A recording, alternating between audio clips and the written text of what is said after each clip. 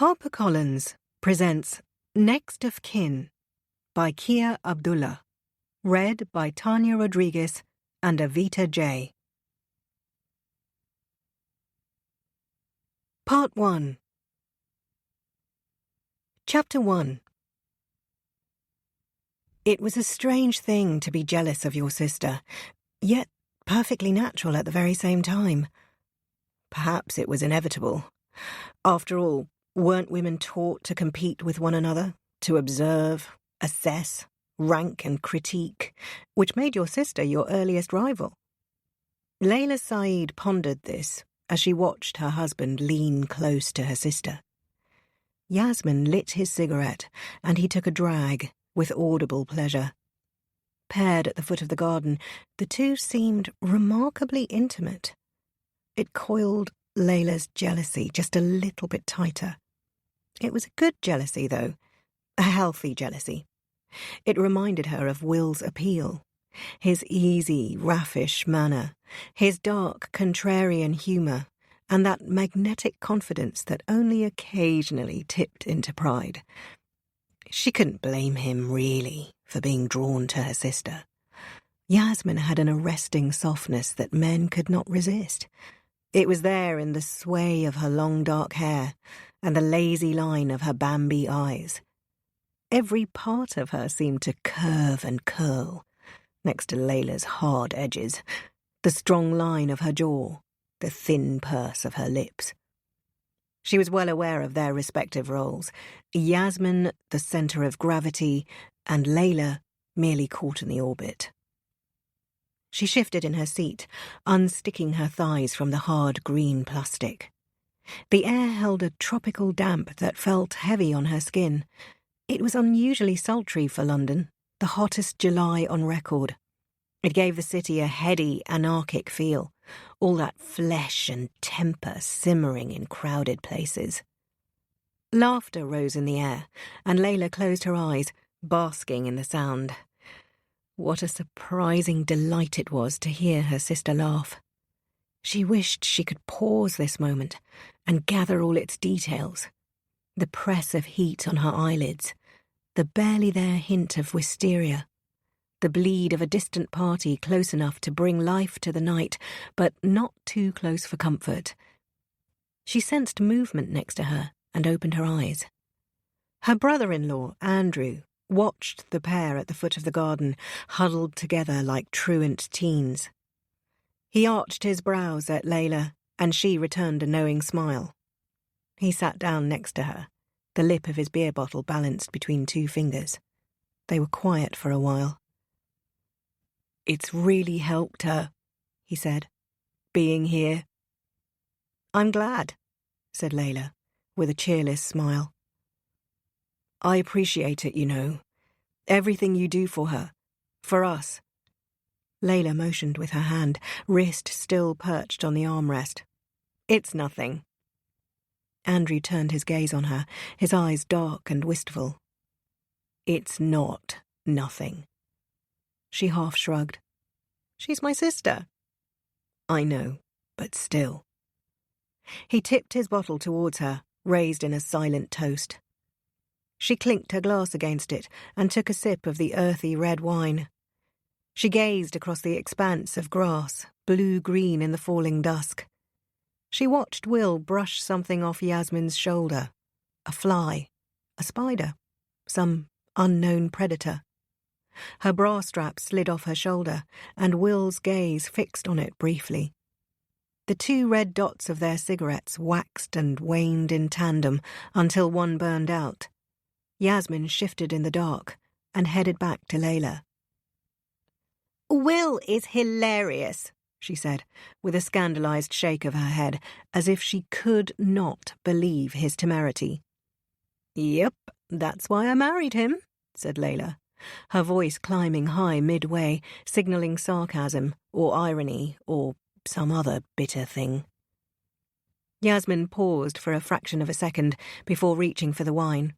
She filled her glass, the liquid sloshing generously, a single red droplet escaping the rim to stain the crisp white tablecloth. She didn't offer Layla a top-up. Rather than irk her, however, the casual act of selfishness reassured Layla. It meant that Yasmin felt secure here, unguarded and relaxed. It meant that Layla had succeeded in her task. When their mother died 2 decades ago, just a year after their father, Layla, who was nearly 18, did everything to shield her sister, then only 10. She gave up her place at St Andrews for a London polytechnic. She worked evenings at Marks and Spencer and weekends at a greasy spoon, stitching together pounds and pennies to eke out a meagre living. Her greatest success, she thought, was that Yasmin had grown into a happy, secure, well-adjusted adult.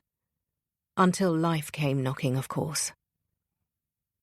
"It's so nice here," said Yasmin, stretching her arms in a languorous yawn. She gestured at the conservatory. "God, I wish we could get one of those." "We could, if you want," said Andrew, his face pinched in a frown. Yasmin swatted the words away. "You know we can't afford it," she said, a little sharply. Andrew bristled, but didn't respond. Instead he stood and headed over to Will. The two husbands had never quite gelled, but they made a valiant effort. Layla glanced sideways at Yasmin. "You know, you can always come and work for me. I could use a PA like you." Yasmin rolled her eyes. "I've told you before, I'm not going to come and be your secretary, Layla. You've always been too proud." "It's not pride, it's—" Her shoulders rose defensively. "I don't want to be beholden to you." "You wouldn't be beholden to me.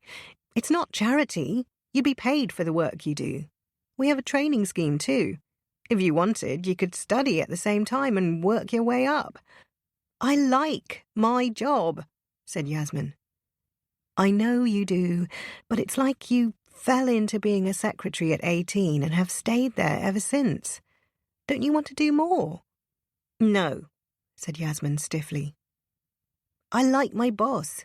I like my colleagues. I like coming home and spending time with Max. I don't need status like you do." Layla gestured with her glass. "You were just saying you wish you could afford more." "That's your problem, Layla. You take everything literally. I don't actually want your conservatory. I don't want your life." Layla fell silent. Will and Andrew were laughing, but the sound was forced and formal, the laughter of acquaintances. Yasmin sighed. "I'm sorry," she said, with a hint of petulance. When Layla didn't react, she poked her in the arm. When still there was no reaction, she leaned over and threw her arms around her. Then she began to sing Father and Son, her voice laden with mock gravity. She chose the deeper register of the father who lectures his son on life. Layla tried to pull away, but a traitorous smile played on her lips. Yasmin always sang this song when Layla was overbearing. "Okay, I get it." She pressed a palm against Yasmin's lips, but she shrugged away and carried on singing. "You're an arsehole," said Layla, but she was laughing now, unable to resist her sister's cheer. Yasmin stopped singing. "No, I'm not," she said, matter-of-factly. Layla's smile lingered on her lips. She reached over and neatened a strand of her sister's hair. "No, you're not," she said tenderly. They settled into companionable silence, and Layla made a mental note to get a quote for a conservatory. Last year, she had lent Andrew some money so that he and Yasmin could move to the area. Perhaps she could lend him a little bit more. If Yasmin had more space, perhaps she would do more of the things she used to enjoy. Make those silly giant collages with pages ripped from Vogue and Vanity Fair. She'd even managed to sell a couple. Will stubbed out his cigarette and walked back up the length of the garden. Andrew followed and made a show of checking his watch, prompting Yasmin to stand. "We better get going," she said. "I have an early start tomorrow and Max will get cranky. He grizzled for hours last night." They drifted back into the house, the air inside still humid, despite the garden doors slung open. Layla watched as Yasmin and Andrew moved in a domestic rush, she scooping up a sleeping Max, her shoulder hung low with the weight of her bag, while Andrew gathered all the books and toys needed to occupy a 3-year-old. More than once in the past, Yasmin had lamented that Max didn't have a cousin to play with. Layla always laughed politely and said, "Not yet," as if it were a choice she'd made. "Thanks for dinner," said Yasmin, scanning the room over Layla's shoulder to make sure that she'd packed everything.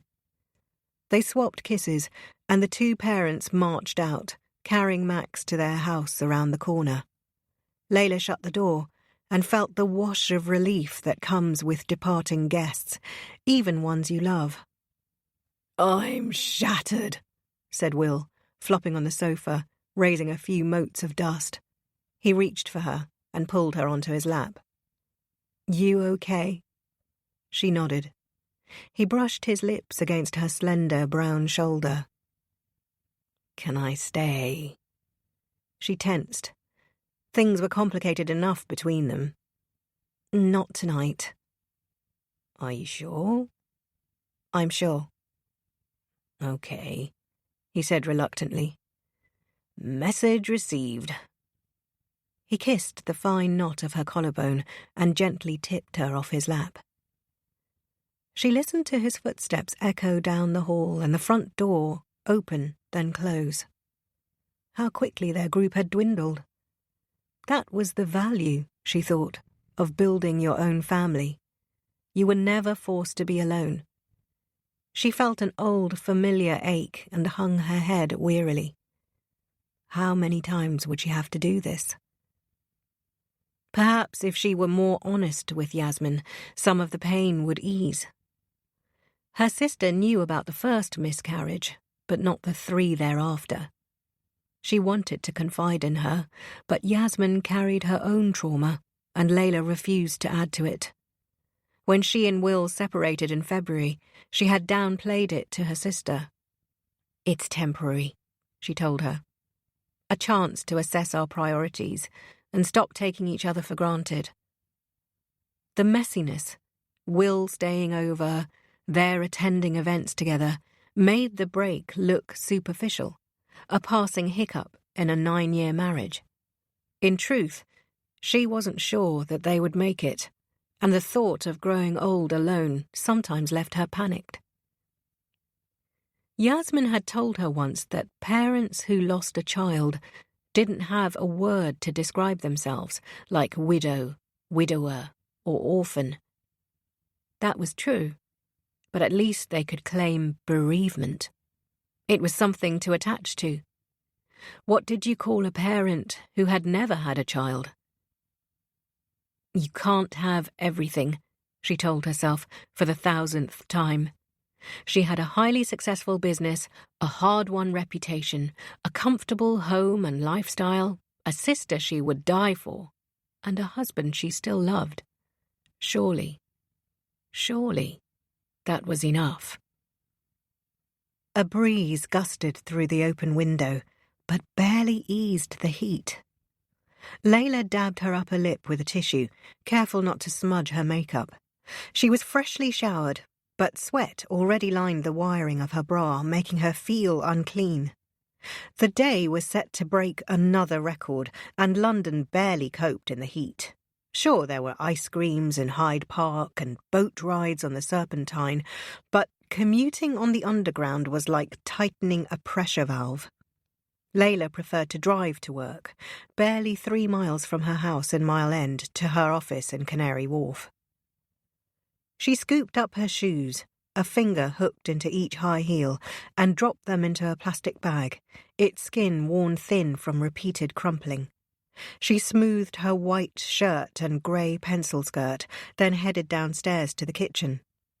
This was her favourite room in her 4-storey Georgian home, large and airy, with raw brick and exposed beams dating back to 1730. She moved efficiently through her morning routine, A glass of freshly squeezed orange juice and a quick glance at her email, followed by a mental vow to finally start Headspace, the mindfulness app that languished on her home screen. Layla ran an architecture firm, and though she prided herself on discipline, time often seemed to swallow itself, a whole day gone in one glance at the clock. Today would be one of those days, she knew. Her partner at the firm, Robert Gardner, was pitching for a major project that would propel them into the big leagues. Layla had worked so hard for so long, and this was her reward: financial security and lifelong protection from the shame of poverty. The thought of those early years left a hardness in her stomach. Sometimes a memory would rise unbidden and wind her for a moment. Layla crouched in a campus bathroom, stuffing her underwear with wads of tissue so that she could afford tampons for Yasmin, or keeping her bras meticulously clean so Yasmin would never know they were used.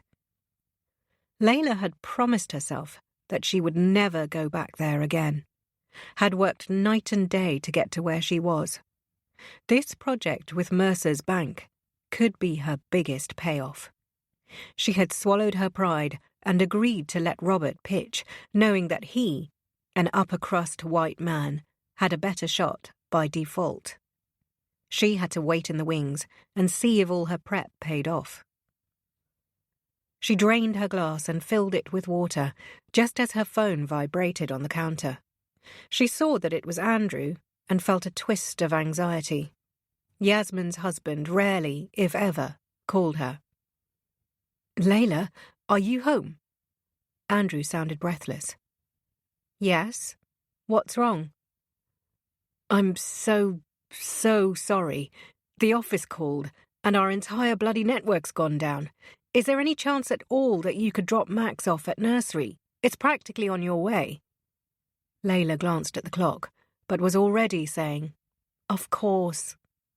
"You can say no," he added, but the strain was clear in his voice. His employer, a web hosting company, was already struggling for profit. This latest outage could be catastrophic. "I'll be over in 5 minutes," she told him. "I'm sorry," he apologized again. "I know we've been a pain since we got here."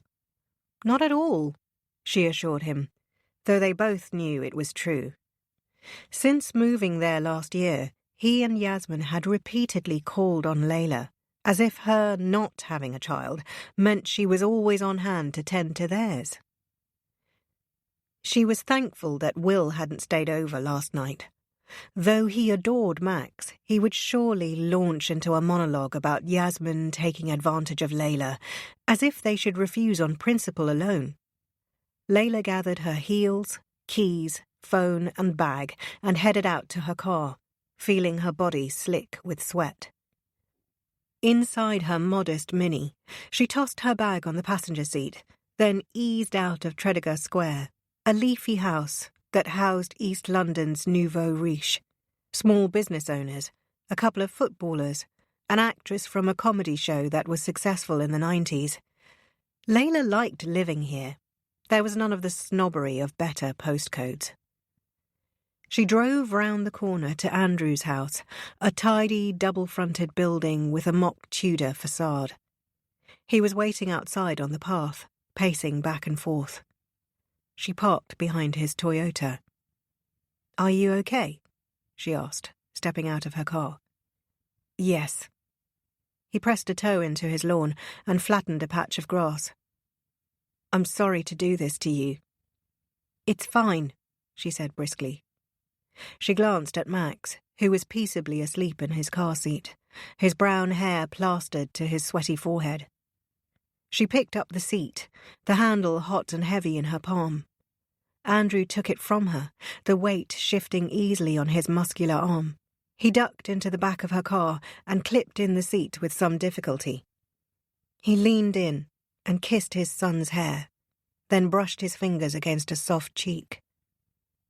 "It's really hot today." "I know," said Layla. "He'll be okay." Andrew stepped back with a grimace. He'll be fine, Andrew. Now go to work. Layla, he started. I know. You're sorry. She tapped him on the arm. Go to work. Thank you, he said. She nodded bluntly, then got in her car and moved off, sensing no urgency in Andrew's movements as he watched her go. She headed south towards her dockside office in Canary Wharf and switched on the aircon. As she sped down Burdett Road, her in-car phone began to ring. She answered it with a quick flick, careful to watch the road, though she had driven the route 1,000 times. Layla? It was Suki, her assistant at Said and Gardner. We have a problem. What is it? It's Robert. He has to leave for the Mercers' meeting, but he's misplaced the blueprints. What do you mean he's misplaced them? Layla asked sharply. Did he take them home? No, he swears they were on his desk, but he can't find them. Then they must be in the office somewhere. We've looked everywhere, said Suki. Layla glanced at the clock on her dashboard. It was 8:08 a.m., and if Robert didn't leave immediately, there was a good chance he'd be late. Okay, well, I have proof versions in my office. They're not perfect, but they'll have to do. Suki's voice held a note of panic. But your office is locked, and no one can find the spare key. Have you asked maintenance? Layla asked calmly. We're waiting for them to send someone, but if they don't get here soon, we'll run out of time. Could you run across the road to the printers? They open at 9. Layla cursed. She rechecked the time and did a mental calculation. Okay, I'll be there in 10 minutes, which gives Robert half an hour to get there. Make sure he has a car waiting and that he's ready to leave ASAP. Okay, thank you. Suki was audibly relieved.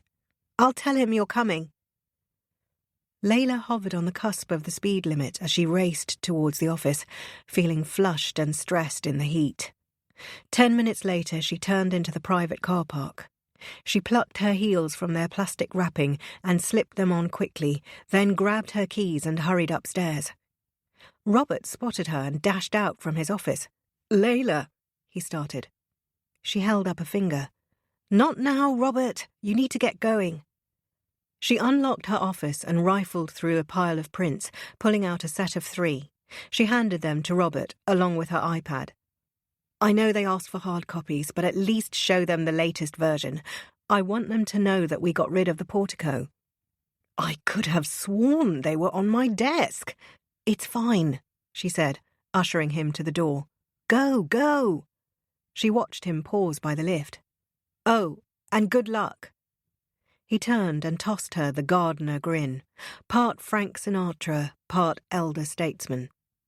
Go, she said, as the doors pinged open.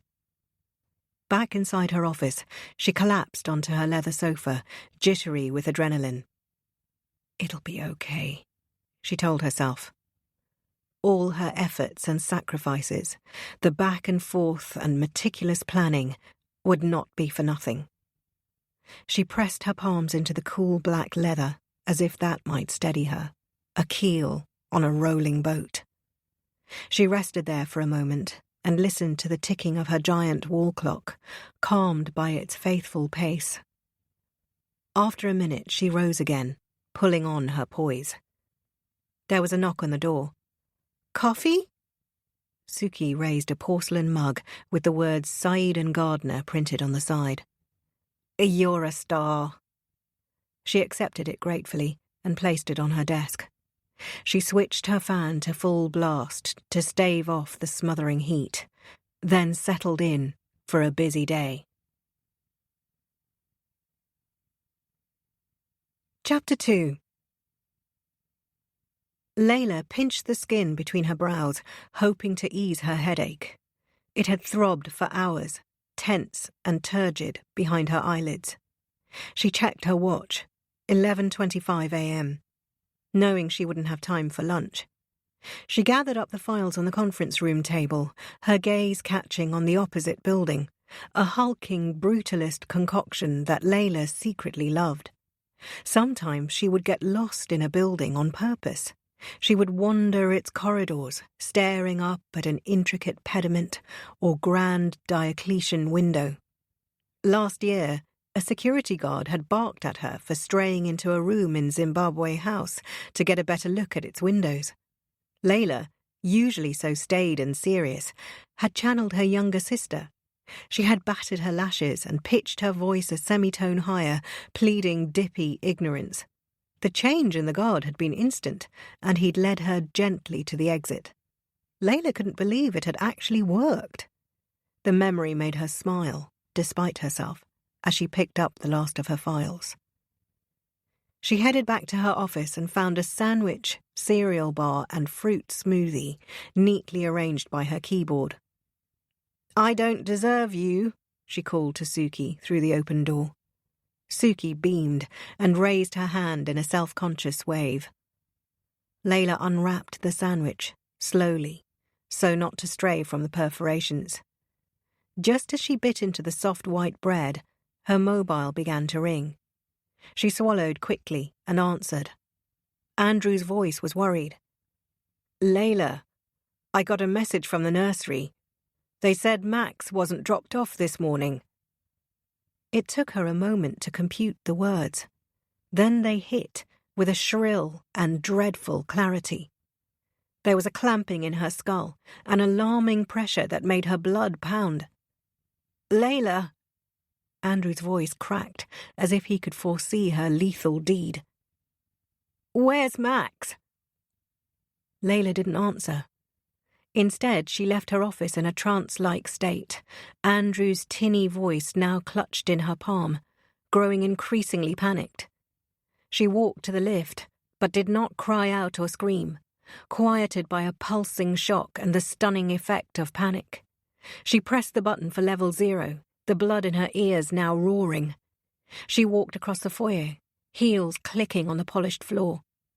It was only when she saw her car roasting in the silent square that she finally made a sound, a low whine of terror, for she could see the corner of a pale blue blanket reaching up the back seat as if it were asking for alms.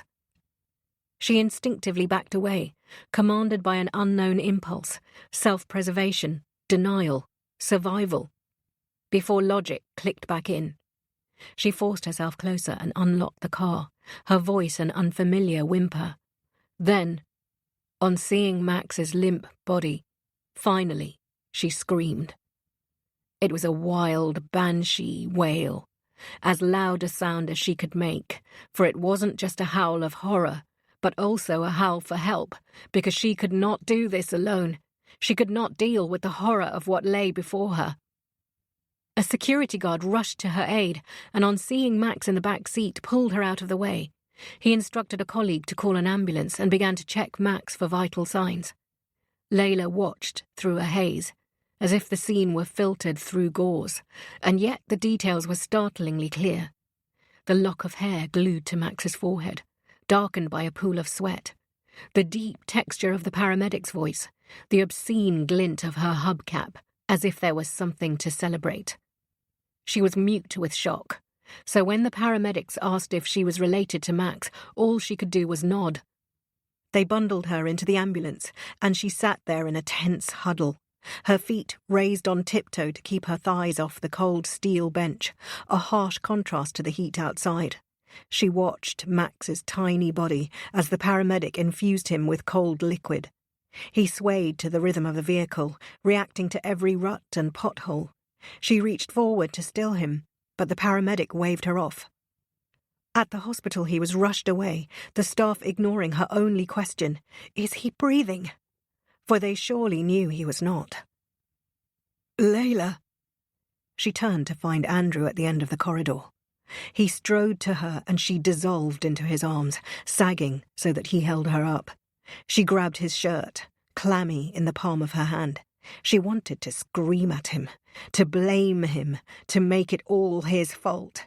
If he hadn't asked this of her, she wouldn't have had Max in her car. She wouldn't have slipped straight into her turn-off with Max silent behind her. She wouldn't have left him to roast for 3 full hours. Andrew held her wrist and tightened his grip until she released the fabric. He didn't shake her off, however, only trembled as she sobbed. "Shh," he soothed her. "Shh." But in his hand was a fistful of her hair, gripped so tight she could feel the tension carry up the length of his bicep. She wished that he would hit her.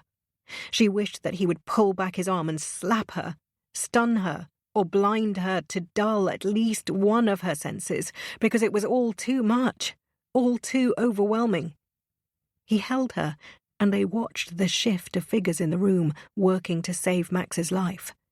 It wasn't the heft and rush of action that left Layla shell-shocked, but its sudden ceasing, the quieting inside the room, because that's when she knew there was nothing to save. A doctor emerged and corralled them to a corner. "I'm sorry," he said, his soft voice morphing into a blare. They had tried to resuscitate him for an hour, he said, an illogical thing to claim, for Layla could swear it was only an instant. They had infused him with cold fluids, packed him with ice, and chilled him with fans to bring his temperature down, all to no avail. Max could not be saved. Andrew stared, unblinking, as if the words had ruptured the circuitry in his brain. "There'll be chances to say goodbye," said the doctor gently. "But you can see him now if you'd like to. If you wait just a moment, a nurse will take you through." He retreated soundlessly, leaving them with their grief. Andrew turned and pressed his forehead against the wall. For a moment he didn't move. Layla watched the insistent dip of his throat as he tried not to cry. He bared his teeth, trying to force his pain into more manageable rage. But then his resolve gave way, and he collapsed against the wall. His body shook, but his sobs remained soundless, teetering on the edge of a great gulf of grief. Finally he made a sound, a dreadful drawing of breath that made Layla flinch. She reached out to comfort him, but he jerked away from her touch. They remained like that, Andrew slumped against the wall, Layla close but separate, until the nurse arrived to take them to Max's room. Inside, there was a ringing in the air, like the silence after a loud sound. Layla approached Max tentatively. She took in the soft, round set of his jaw, the inky lashes against his cheek, the splay of his sun-lightened hair. She wanted to kiss him, to stroke a finger against his skin, to hold him to her chest and weep. She reached out to touch him, but Andrew stopped her. "No," he said, his grip tight on her forearm. In that harsh syllable, Layla heard all the things he would not say. "You left Max. You killed him. You killed my son." The crushing weight of that truth squeezed the air from her lungs. She closed her eyes, unable to confront his pain, for then she would have to face what else was about to break. She couldn't think what this would do to Yasmin, or bear the thought of her anguish. She knelt over, elbows on her knees, to stop herself from retching. Andrew next to her offered no comfort. Instead, he watched his son, both of them as still as a photograph. Yasmin sighed contentedly as she slipped her feet out of her heels. She kneaded the arch of her foot, wishing that she hadn't worn tights today. "I can do that for you," said Jason, his tone so neutral it barely seemed suggestive. For a mad moment, Yasmin considered letting him. She imagined stretching out her slender leg, resting her heel on his knee, and letting his strong hands massage her skin. Instead, she rolled her eyes. "Thank you for your generosity," she said pointedly. He broke into a wide grin and she noticed the upward quirk of his mouth. "You've done really well," he said. "This morning went so smoothly." Yasmin leaned back, exposing her neck to him. She pressed languorously against one shoulder. "Thanks. It certainly took a bit of conjuring." He looked at her as if she was something to eat, and, for a moment, Yasmin let herself revel in the feeling. She liked to pretend that his attention was unwanted. In truth, he helped her remember who she used to be, before marriage, before motherhood, before endless discussions about postcodes and preschools. She felt guilty thinking it, and she knew what people thought of women who cheated. But the slow creep suffocation of domestic life surely wasn't unique. "Do you want to get a drink tonight?" he asked. She held his gaze. Jason represented everything that her life with Andrew lacked. How nice it would be to slip out after work and join him for a drink, the perfect way to counter this infernal summer heat. She was on the cusp of accepting, but felt her conscience prick. It was Andrew's day to pick up Max, but she couldn't just leave him to it. Bedtimes had become increasingly fraught, and his day job was already stressful. She smiled instinctively as she thought of Max in his fireman pajamas. How stupid she was to be tempted by Jason. "Sorry," she said breezily. "I can't." She stood and slipped her feet back into her heels. "I'm going to grab some lunch before the afternoon rush." She walked out, holding herself tall, knowing that he was watching her go. Outside, she checked her phone and frowned when she saw the missed calls from Andrew. She called him back immediately, but it rang through to voicemail. She wondered if Max was sick. He'd been poorly once or twice recently, and of course it was always she who had to take a day off work. She headed towards Pret and paused outside to try again. This time, Andrew answered. "Everything okay?" she asked. She stuffed her cardigan into her bag. God knows why she had packed it. She paused. "Andrew?" "Yasmin." His voice was strangely gruff. "Can you meet me at the Royal London?" She balked. "Why? Is it Max?" There was an audible intake of breath. "I'll explain when you get here." Yasmin felt a jab of panic. "What's wrong? Is he okay?" "It's okay. Just come to the hospital and text me when you get here." "But I've got to go. Sorry," he said, and hung up. Yasmin told herself to stay calm, for mothers did this to themselves all the time, talked themselves into panic, a knock on the head recast as concussion, a scratch becoming septic, rushing to A&E against their better judgment. Andrew was logical and reliable, so if he said that all was fine, then surely it was true. Yasmin texted her boss a rushed apology and headed to the station. She gripped the phone all the way to the hospital, tethered by its bulk in her palm. The hum of the fluorescent lights and distant scuff of rubber-soled shoes made Layla briefly wonder if they were in a psych ward. It had the same hermetic air, the same sterile decor, but the sign above the door clearly read A&E. Layla gripped her skirt in her clammy palms, as if it might serve as an anchor. Her every vein felt engorged with guilt, pulsing and pulsing unforgivingly. A wild corner of her mind replayed the scenes again and again in a grisly reel. Max slumped in her car. Her horrific banshee scream. The searing cut of sirens. This day, these indelible hours, had raised a tar-black feeling somewhere deep inside her, a feeling she may never escape. As she sat there next to Andrew, she felt an urgent, childlike need for Will. She hadn't yet called to tell him. It was the logical thing to do, but she couldn't bear the thought of breaking the news. Will adored Max more than anything.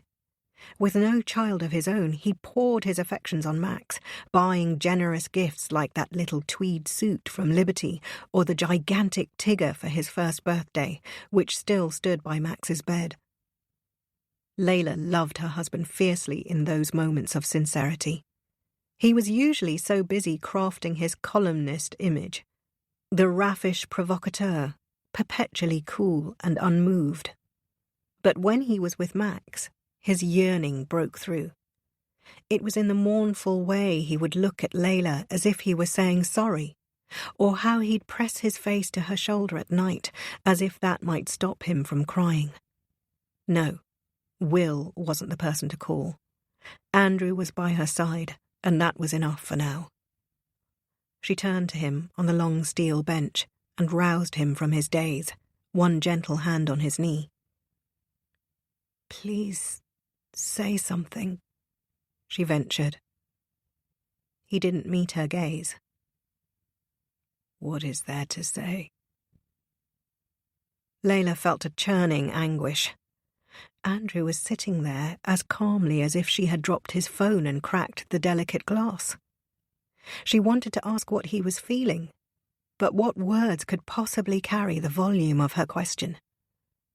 "Are you okay?" How futile and insipid. Andrew tipped back his head and pressed it to the wall, splaying fine strands of blonde hair against the bright white plaster.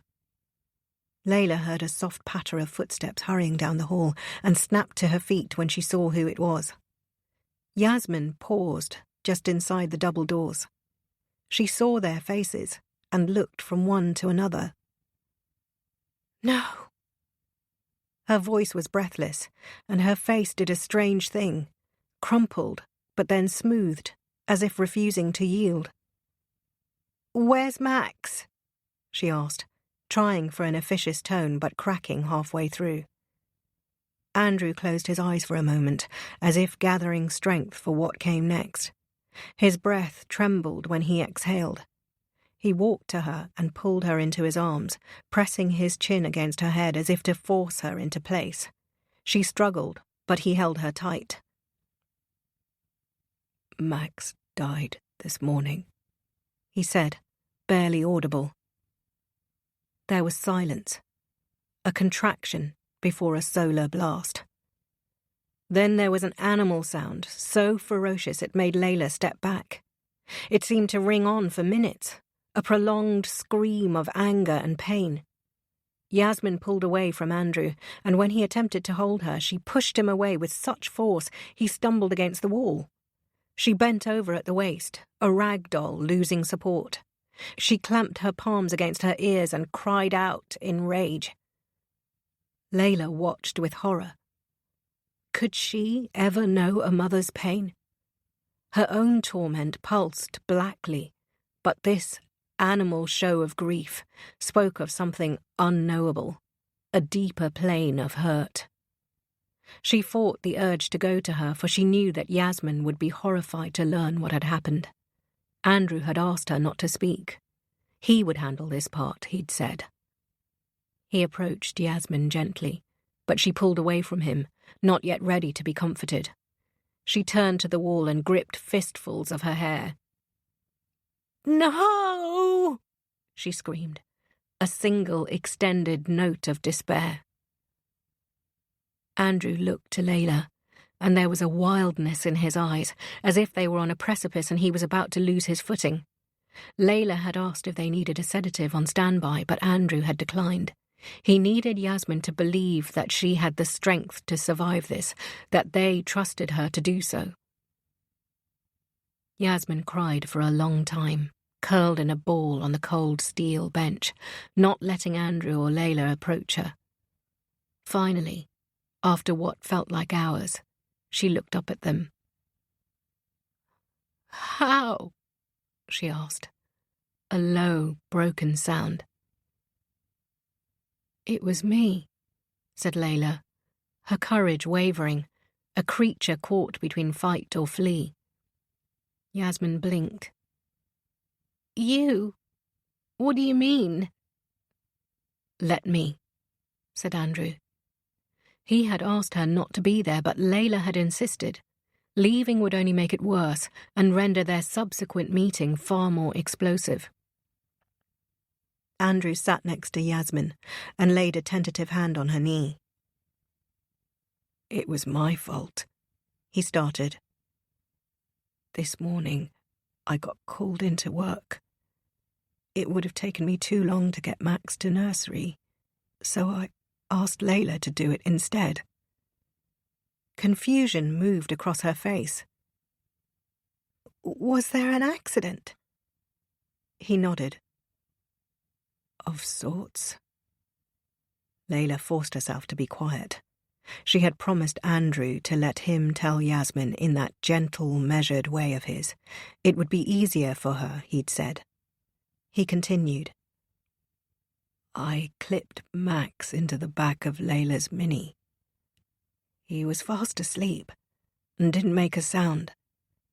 He paused. "Layla drives that route every day. If it was a different route, then she would have remembered. But she drives it every day." The colour drained from Yasmin's face. "What happened?" "Max was asleep. He didn't make a sound. And Layla..." Andrew reached out and gripped her hand. "Layla forgot he was there." "Forgot?" she asked in a whisper. "I'm sorry," Layla cut in, unable to bear the silence. "He was so quiet. I couldn't see him in the mirror. I forgot he was there." Yasmin stared at her. "You forgot?" Her lips moved silently, unable to find more words. "But you don't forget anything." Layla flushed with anguish.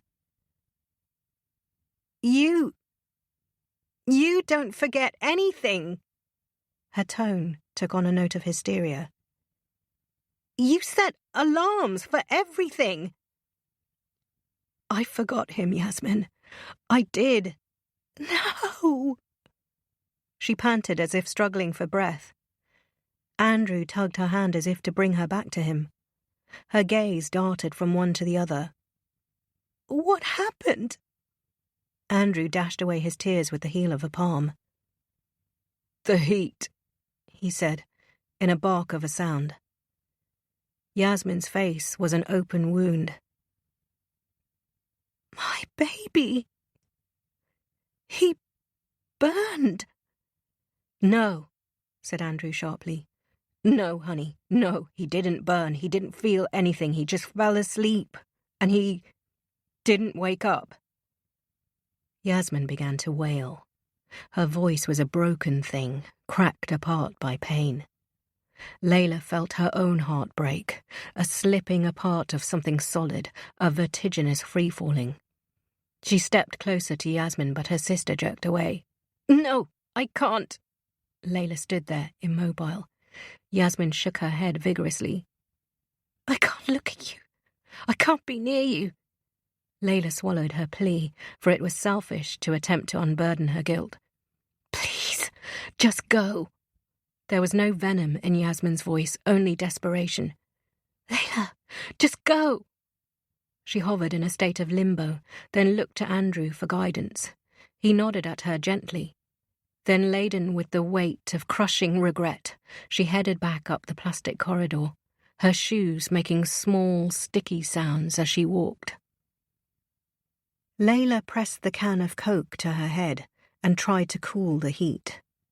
It was 1 p.m. and the air in the ward was stifling, even with the fans on full blast.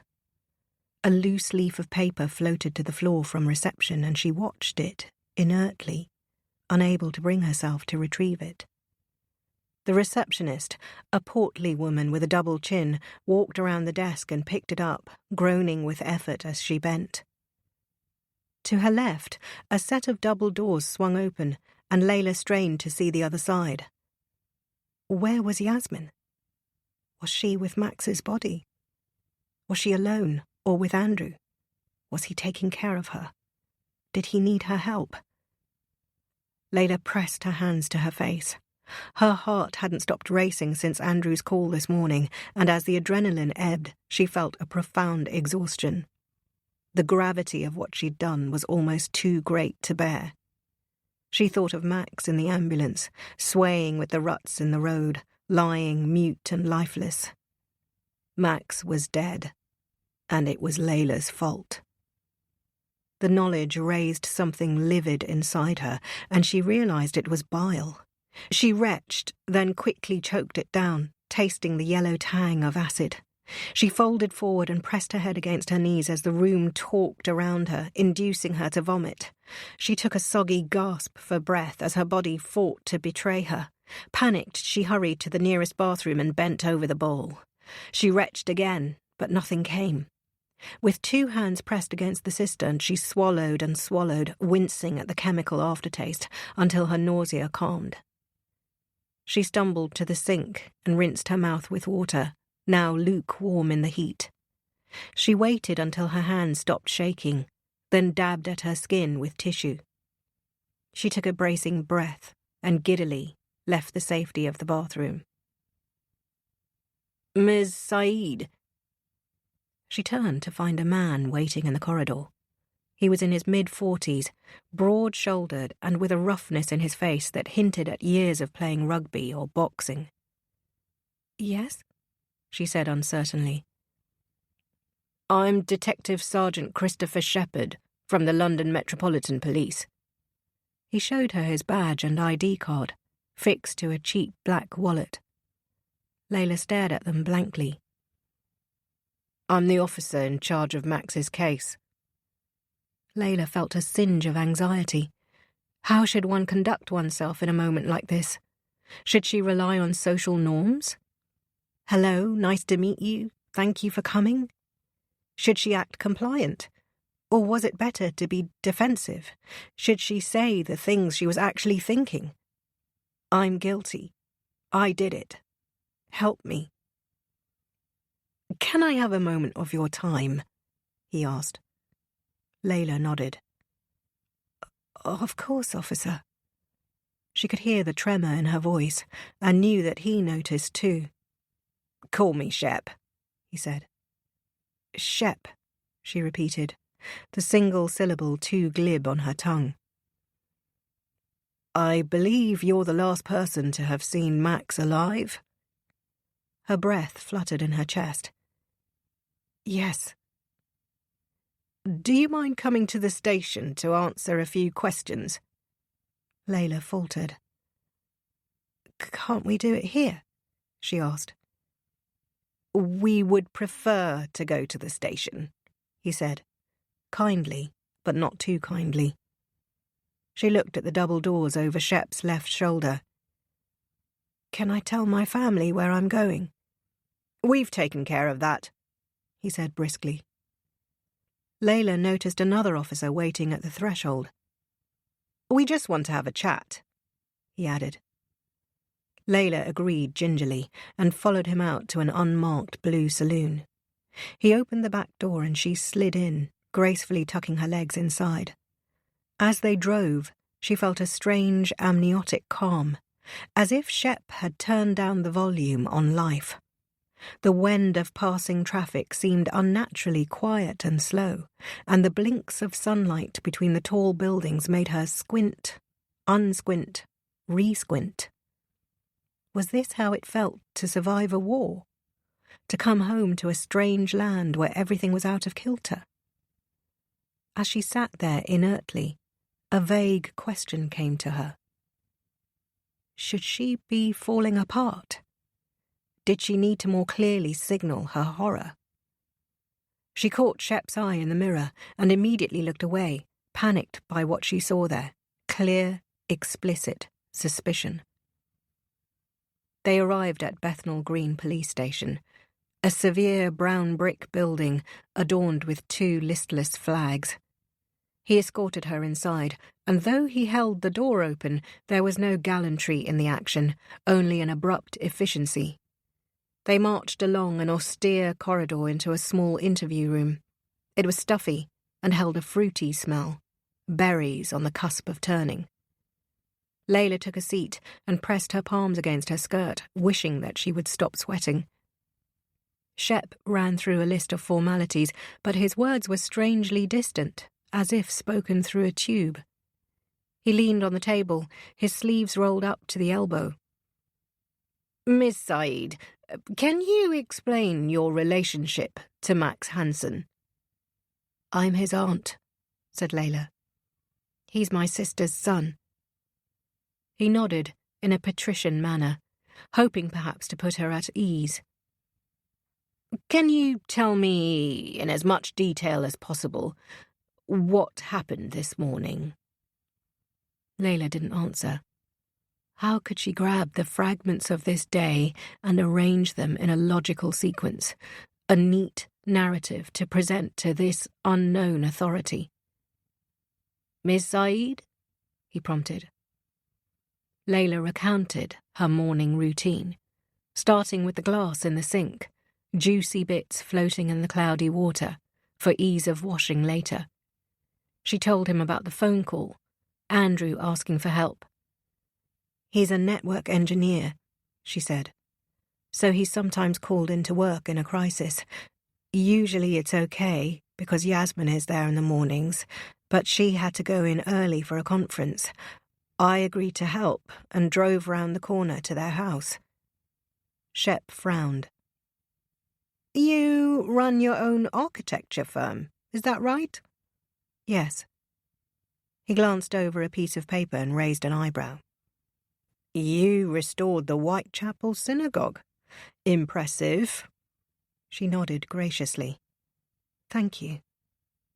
"It must be hard work." "It is." "Long hours?" "Sometimes." "Arguably busier than a network engineer." "Sometimes." "How did you feel about being asked to collect Max when you yourself have just as busy a job as the father?" Layla watched him, a creeping unease rising in her bones. "It was fine. I was glad to help." "You were?"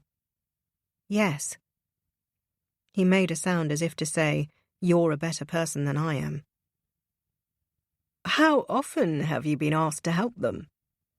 Layla loosened her grip on the edge of her seat. "Once a week or so." "That's a lot." "I'm happy to do it." He angled his head.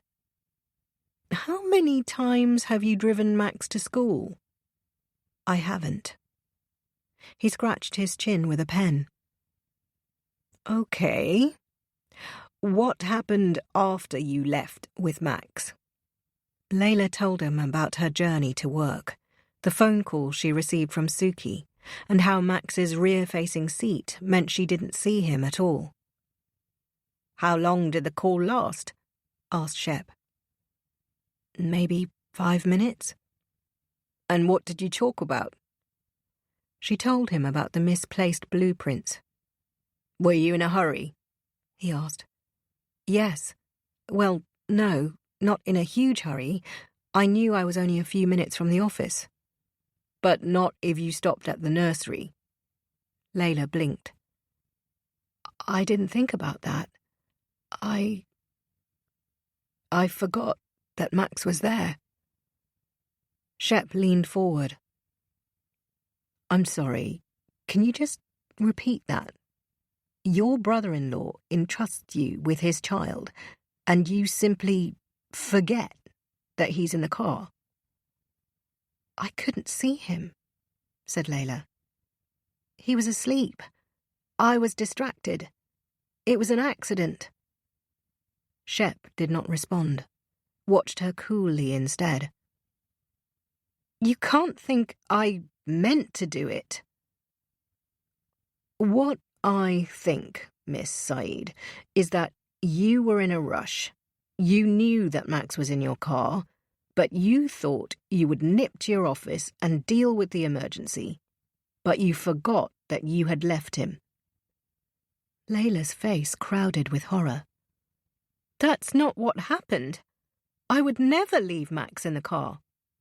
But you did, he said coldly. Layla faltered. Not intentionally. I've never left him alone on purpose. Not anywhere. Not even for a second. The nursery. It's not actually on your way, is it, Miss Saeed? It's actually 5 minutes further. She shook her head. It's practically on the way, but not really. So isn't it true that if there was an emergency, it would be easier to park up, run in, deal with the emergency, and come back out? That's not what happened.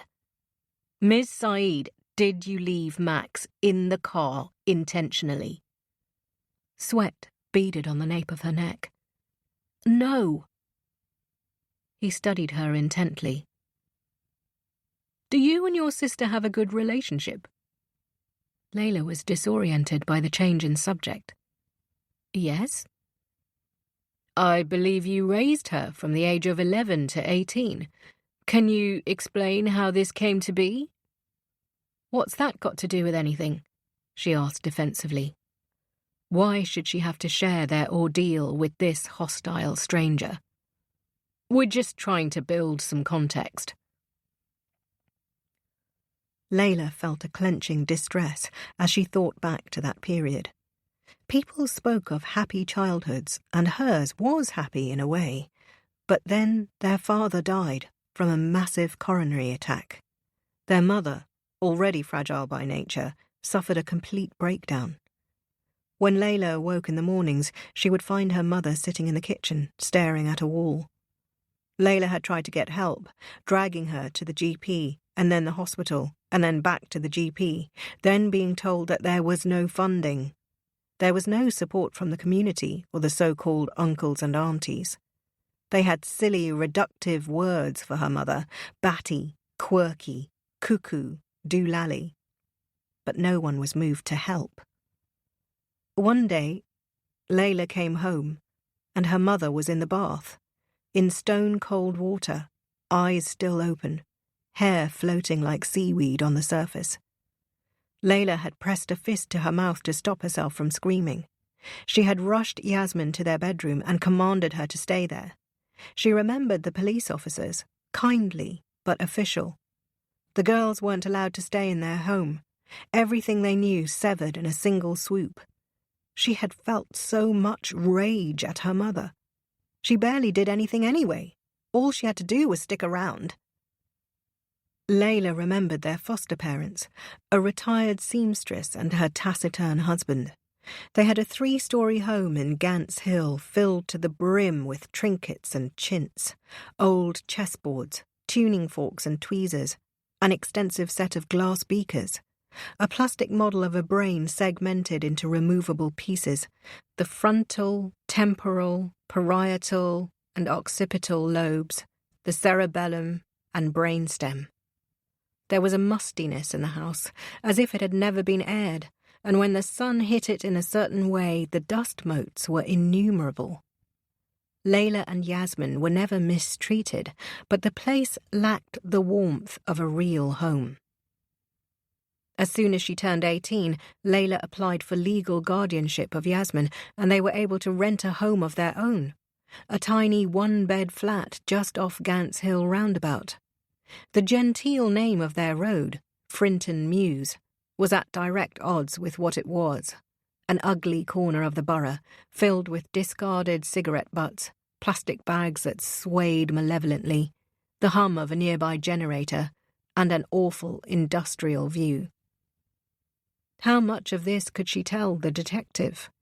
How much of the stress, the sick feeling of hitting her overdraft limit, the relentless pressure and the grind of poverty would he understand as he watched her now, dressed in her expensive shirt, reinvented as successful? My parents died, she said simply. I didn't want my sister to remain in care, so I gained legal guardianship. So you lost out on some of your best years, is that right? You could say that. Was it galling that after raising your sister, you had to raise your sister's son? Layla glared at him. Not one bit. I love that child more than anything, and my sister will tell you the same. Shep watched her for a moment. Is that so? That's so, she replied tartly. In that instant, her mobile pinged with a message, and she instinctively read the preview. Have you called a lawyer? Read the text from Andrew. The words dropped a weight in her stomach, breaking the illusion that this interview was merely informational. Calling a lawyer meant that Layla had something to answer for. Something important? Said Shep. Layla met his gaze. After a moment she spoke. I'd like to speak to a lawyer, please. He smiled as if he had won a bet. I thought you might, he said. Please don't go anywhere. He stood and left the room, leaving Layla to stew. Yasmin sat in her cocoon chair and smoothed its lilac cushion, her hand moving against the grain to leave a dark column in the velvet. She had spent far too much on it, but it was so Instagram-ready, she knew she had to have it. It wasn't particularly comfortable, the rattan material too hard and knobbly, but she forced herself to use it to justify the cost. She chose it now because it was the only thing in the room with a back. She wasn't entirely sure that she could sit up on her own, feared that her body might fold to the floor. Nothing in here knew of Max's death, not the soft yellow bumblebee with the dozy eyes, Humble they had called him, or the pot-bellied rabbit that lay in the corner, ears still cocked expectantly. Yasmin brought the news to them like a pox, infecting them one by one. Who knew that absence could feel so solid? It wasn't an emptiness, but a presence, a hard ball of something tumid. It felt like a cosmic slap that this night should be so pretty. Moonlight streaming through the window, painting the room in a silvery glow. The far wall was dotted with a child's handprints. First, the delicate palm of a newborn, then a red print from his first birthday, smudged by his moving hand, followed by Anita, age 2, and then 3. That there would be no others struck her as absurd. There was a knock on the door, and it made her shrink in physical pain. She only wanted to be left alone. Andrew looked in. I brought you some tea, he said, stepping inside tentatively. He had checked on her throughout the evening, eyes darting nervously, clearly not sure why she wasn't raging. She couldn't allow it all in yet, was busy with the scaffolding that would keep her mind from caving in. If she could just hold strong for a little while longer, then she could face her pain and let it wash away this narcotic state. Andrew placed the mug next to her. It was black and glassy, she noticed, not the shivery Paddington bear from the pair she shared with Max. The small kindness raised a swell of emotion, and she dug her nails into her thighs to forcibly bite it back. Thank you, she said, her gaze drifting to the handprints. She picked up the mug, blew on it briefly, then set it back down. Do you need anything? Andrew spoke gently, as if talking to a child.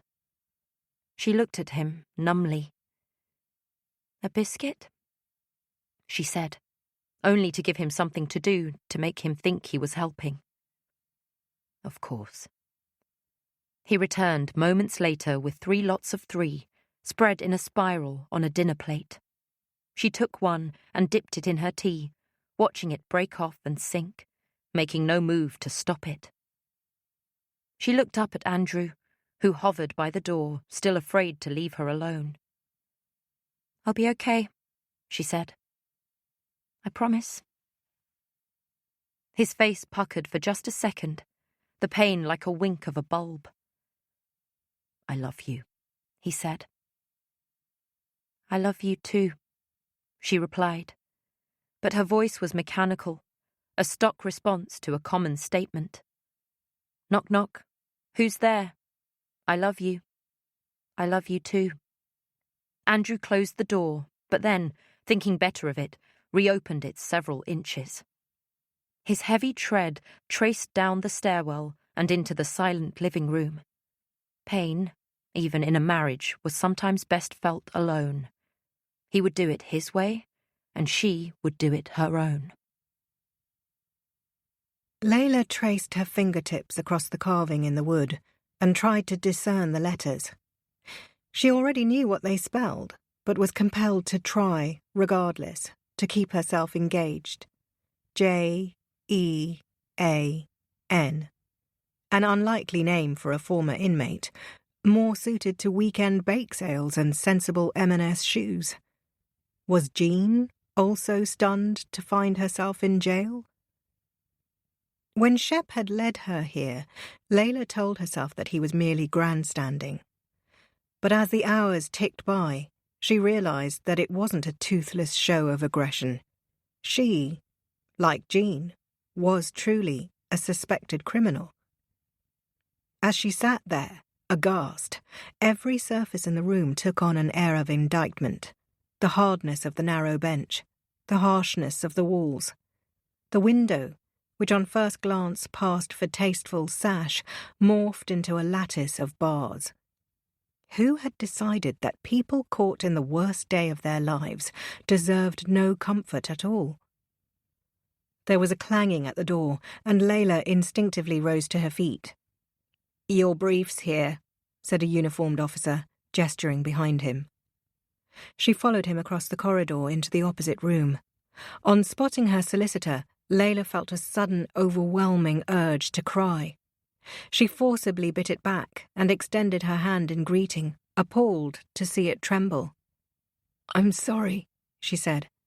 "I didn't know who else to call." Clara Pearson shook her hand. The elegant waif of a woman was a criminal solicitor and higher court advocate. She and Layla had met at a conference last year and stayed loosely in touch ever since. "We have to talk," said Clara, briskly, taking a seat. Layla felt the churn of nerves, for she recognized her tone. An official imparting unwanted news. "Sorry, but you have no recourse to public funds. Sorry, you're not eligible. Sorry, it's incurable." Clara steepled her fingers. "The CPS have reviewed your case." Layla's throat felt razor dry. "And?" "They're charging you with manslaughter." Layla heard the rush of blood in her ears, blotting out all other sound. "Manslaughter? They think I meant to harm him." Clara splayed her fingers on the table. "They don't think you meant to kill him, but they do think you're responsible for his death. I know it's a lot to take in, so it's helpful to think about it in smaller parts." She drew an imaginary circle on the table. "The charge is gross negligence manslaughter, which means the prosecution will try to prove 4 things. She drew a stem from the circle. 1, that you had a duty of care towards Max, and that you breached that duty. She drew another stem. 2, that the breach of duty was so grossly negligent as to be worthy of criminal sanction. 3, that leaving Max in your car led to his death. She drew a 4th and final stem. 4, that it was obvious to you that there was a reasonable chance your actions would lead to Max's death. She tapped the first stem. I don't think we can deny that you had a duty of care towards Max, but everything else we can fight. And this, she tapped stem 2, will be key. If the jury believes that you intentionally left Max in the car, then the case could be made that your actions were grossly negligent. If, however, they can be convinced that you genuinely forgot him, then was that action criminal? I don't think so. Layla's own voice seemed distant when she spoke. So it all depends on whether I'm meant to leave him. That's an important part, yes. Layla was quiet for a moment. I would never leave him on purpose. I know. Clara tried for tenderness, but there was a clipped, efficient note in her tone that suggested they move on. You're going to be officially charged now and released on conditional bail. You will be expected to attend a magistrate's hearing within 28 days, but don't worry, I will be there with you. Layla listened as Clara spoke. First magistrates, plea and trial preparation hearing, but couldn't order the words into logical thought. Layla had known, surely she had known, that this was on the cards, but that it had happened so swiftly, so confidently, left her reeling in shock. Was this the default setting of the law? To assume the worst of everyone? To decide in a single day to tar an entire life?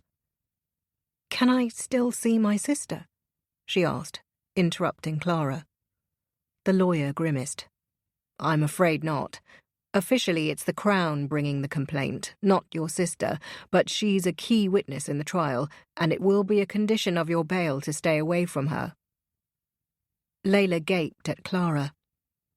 There was not a single possibility of her not talking to Yasmin. How could she commit such a heinous act and not beg for her sister's forgiveness? What will happen if I do talk to her? If you're seen, you could be taken into custody. Is that likely? Clara angled her head. As your counsel, I have to advise that you keep your distance from your sister. Layla understood the subtext. She had to be discreet. Do you have any other questions? Asked Clara. Layla searched for something to ask her, if only to delay what was coming. No, she said eventually. Very well. Clara checked her watch. I'll let them know you're ready. Layla listened to the clang of the door. She exhaled as if she was slipping out of costume and able to breathe again. There were no tears, and she struggled to put a name to this feeling. Guilt? Fear? Regret? It was a sensation of free-falling, a plunging to unknown depths, but instead of feeling scared, she somehow felt content in knowing there was no end.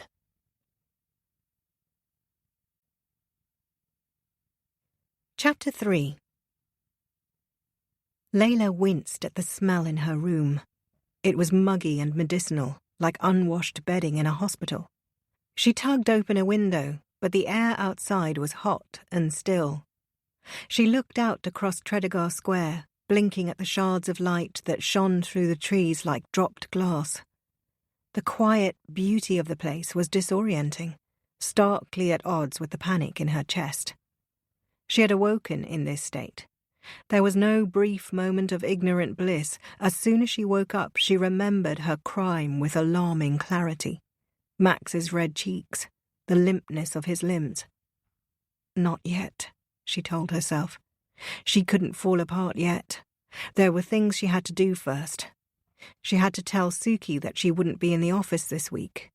She had to speak to Will, who would be arriving any minute. And she had to reach out to Yasmin. Only then could she let herself break.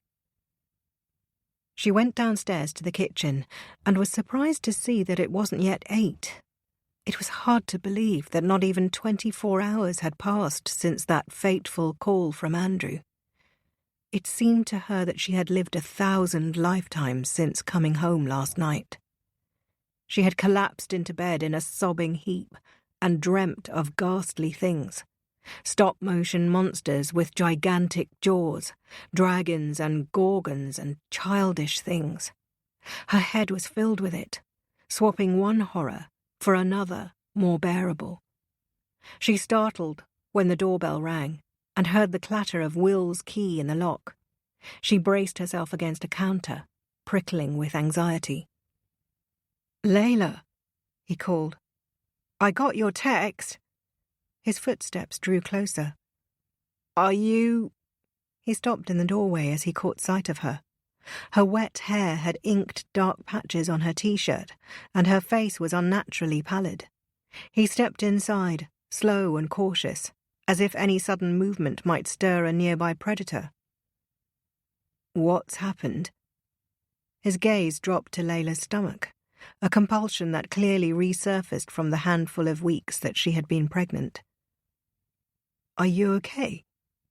He faltered briefly as his body remembered that, this time, there was no baby to check on. "Something happened to Max." There was a lull in his eyes, a preemptive guess at her news. "What is it?" "An accident." "Is he okay?" "No." Layla's voice broke. "He's not okay." Will crossed the kitchen in 2 long strides and grabbed her shoulders. "Layla, what's happened?" "Max is dead." Will stared at her, mute and uncomprehending. "Max is dead?" he echoed, the words flat and tinny. "Max is dead?" His gaze darted around the room, searching for a tool that could handle the news. "That's absurd," he said, picking denial first. "It's my fault." Layla spoke in a breathless rush, desperate to confess. She told him about the heart-stopping call from Andrew, her panicked race to the car, and the horror of the furnace inside. But she only got halfway before Will turned his back on her. He pressed a fist to his mouth but made no sound, the slight displacement of air the only sign that he was crying. Layla watched him helplessly. She had known that Will would take it badly, but not how this would manifest. The heartbreak of their first miscarriage, the wall-punching rage of their second, the wretched inertia of their third, or the stoic acceptance of their fourth and final. It broke her to see him like this, silent and rigid like a frightened beetle. "How could this happen?" he asked, still facing the wall. "To us, to our family." Layla wrapped her arms around him and pressed herself to the small of his back, but he squirmed away aggressively. He turned to face her again. "Why didn't you call me?" he asked, his grief turning into something sour. "I couldn't face it, Will. I had to get through the day." "But none of you thought to call me. Not you, or Andrew, or Yasmin." His voice was harsh with disbelief. "You know what he meant to me." "I know, and I'm sorry," she said in a plea. "But I was in shock. I wasn't thinking logically." "You still should have called me, Layla. Please, Will, don't make this about you." He gaped at her in disbelief. "That's a fucking low blow, Layla." She took a moment to compose herself. Will was the only person in the world who could stir her temper, and she was wary of saying something that she would later regret. What she really wanted to tell him was that as much as he loved Max, his grief was secondary. "I'm not trying to make this about me." Will cleared the choke in his throat. "But Layla, he's the only child I've ever loved." It took her a moment to speak. "I would have called you, Will, but there's more." Haltingly, she recounted the rest of yesterday, her arrest, the long and exhausting interview, the official charge and subsequent bail. "The trial starts in December," she finished. Will didn't speak for a minute, but she saw the way his body tensed, literally toughening up, setting aside his own pain to deal with this greater threat. "I'll stay with you today," he said. "You shouldn't be alone." "Thank you," she whispered, surprised by the force of her own relief.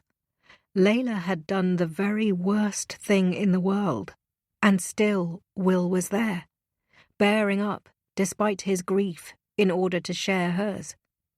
He reached for her, and in receiving this act of loyalty, she wished more than ever before that they could have built a family. Yasmin cut around the green velvet boots and clipped them from her copy of Vogue. The last grain of paper still clung to the page, and she tugged to gently detach it, leaving a speck of white on one heel. She placed the cutout on the floor next to dozens of others fanned around her like a peacock's plume. A single gust from the open door would send them all scattering, but Yasmin didn't care. The narrow utility room was her space, and she felt safe in its cocoon. There was a washing machine at one end with an ironing board wedged beside it, but she had done her best with the rest of it. The wall above her desk was layered with her favourite collage, an ironic ode to motherhood. It was a garish barrage of pink booties and cardigans, frilly ribbons and pastel bibs. In one corner stood a snide-looking woman with a megaphone. A famous quote spilled out of it: "There is no more sombre enemy of good art than the pram in the hall." Yasmin had felt so smug pasting that onto the wall, her baby stationed outside the door, burbling away happily. Look at me, she'd thought, doing it all. She studied the collage now, hoping it would somehow stir her. With tears, anger, despair, anything but this bilious shock. It throbbed inside the walls of her gut, making her weak and nauseous. She imagined ripping the pictures from the wall in a fit of hysteria, but even the thought was exhausting. There was movement behind her, and Yasmin glanced up to find Andrew in the doorway. His face was shadowed with stubble, and his eyes had a look so mournful that she had to turn away. "Yasmin," he said softly. He rubbed small circles at his temple, as if he were soothing an ache. He waited, and when she didn't speak, he came in and crouched beside her. "Your sister texted. She tried to call you, but couldn't get through." He took the scissors from her hand and waited for her to look at him. "They've charged her with manslaughter." Yasmin blanched with shock. "They... what?" He laid the scissors down. "They say she left Max on purpose." Yasmin stared at him. "But that's crazy." "I know, but that's what they think."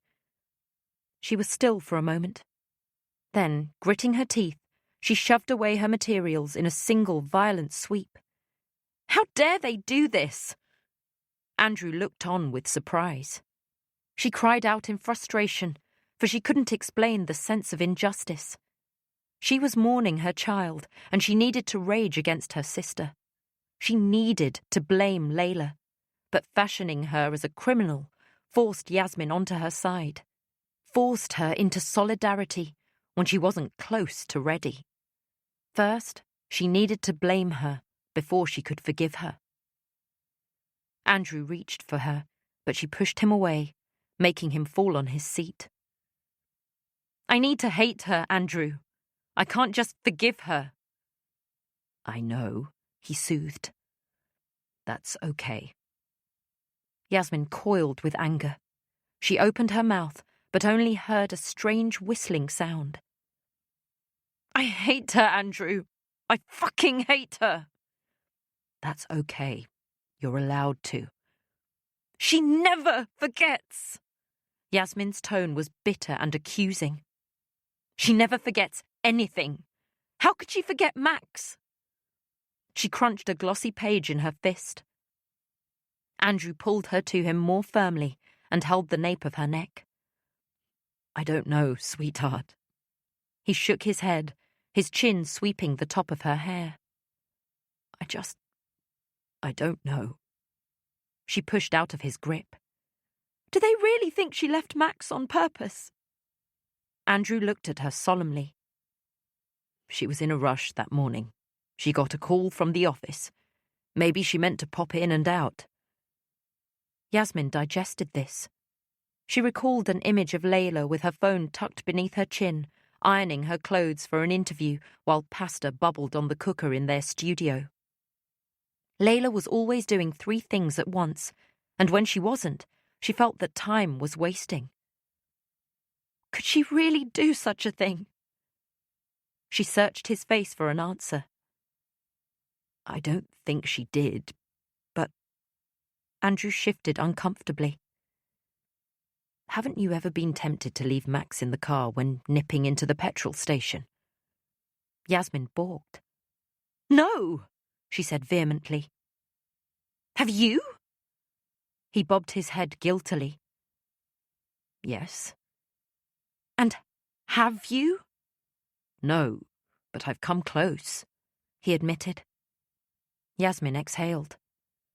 Close isn't the same as doing it. He was quiet for a moment. I don't think Layla left him on purpose. She looked at him forlornly. Where is she now? I don't know. In jail? No, they charged her last night and let her go. Yasmin felt a clench of anxiety. Layla had been charged with manslaughter. She pictured her sister in a prison cell, stripped of all her dignity. The thought made her feel giddy. How could she reconcile these 2 feelings, a beating pity with the strobe of fury? Is this really happening? Her fingers grasped Andrew's sleeve, catching some of his skin. How could it be happening to us? Andrew started to speak, but the words broke off in his throat. He pulled her into his arms again, and they sat in a tangled heap, packed tight with horror and grief. DS Chris Shepherd felt the moisture seep into his shirt. He spread out his arms, feeling the queasy unsticking of his skin. It was hot. Hotter than he remembered in his 16 years on the force. The stifling heat in the station felt like breathing in jet fumes. He crouched over his notebook, as if that might block out the sounds around him. The puttering of the coffee pot, the creaking effort of the printer, the clacking of a dozen keyboards. Shep worked best in silence, but there was no budget for private offices. This corner of the Criminal Investigation Department was all open plan. Spindly grey desks crammed cheek by jowl, slipshod fittings and dying pot plants. Shep preferred to work at home, huddled in his cosy study, where, if he chose to, he could take out the wall clock's battery if the ticking got too loud. Time mattered less when you lived by yourself. He stared at his scrawl on the notepad, tracing a thumb down the spiral spine. He preferred working with the space of an A4 pad. The other detectives laughed when he stuffed it into his man bag and told him to switch to a tablet and stop being a Luddite. He reviewed the rough timeline he'd sketched on the page. At 7:58 a.m. yesterday, Andrew Hansen placed a call to Layla Saeed. The call lasted 2 minutes. At 8 a.m., Layla stopped at Andrew's home, at which point he strapped Max into the back seat. Layla said that Max was asleep. Shep added a question next to this.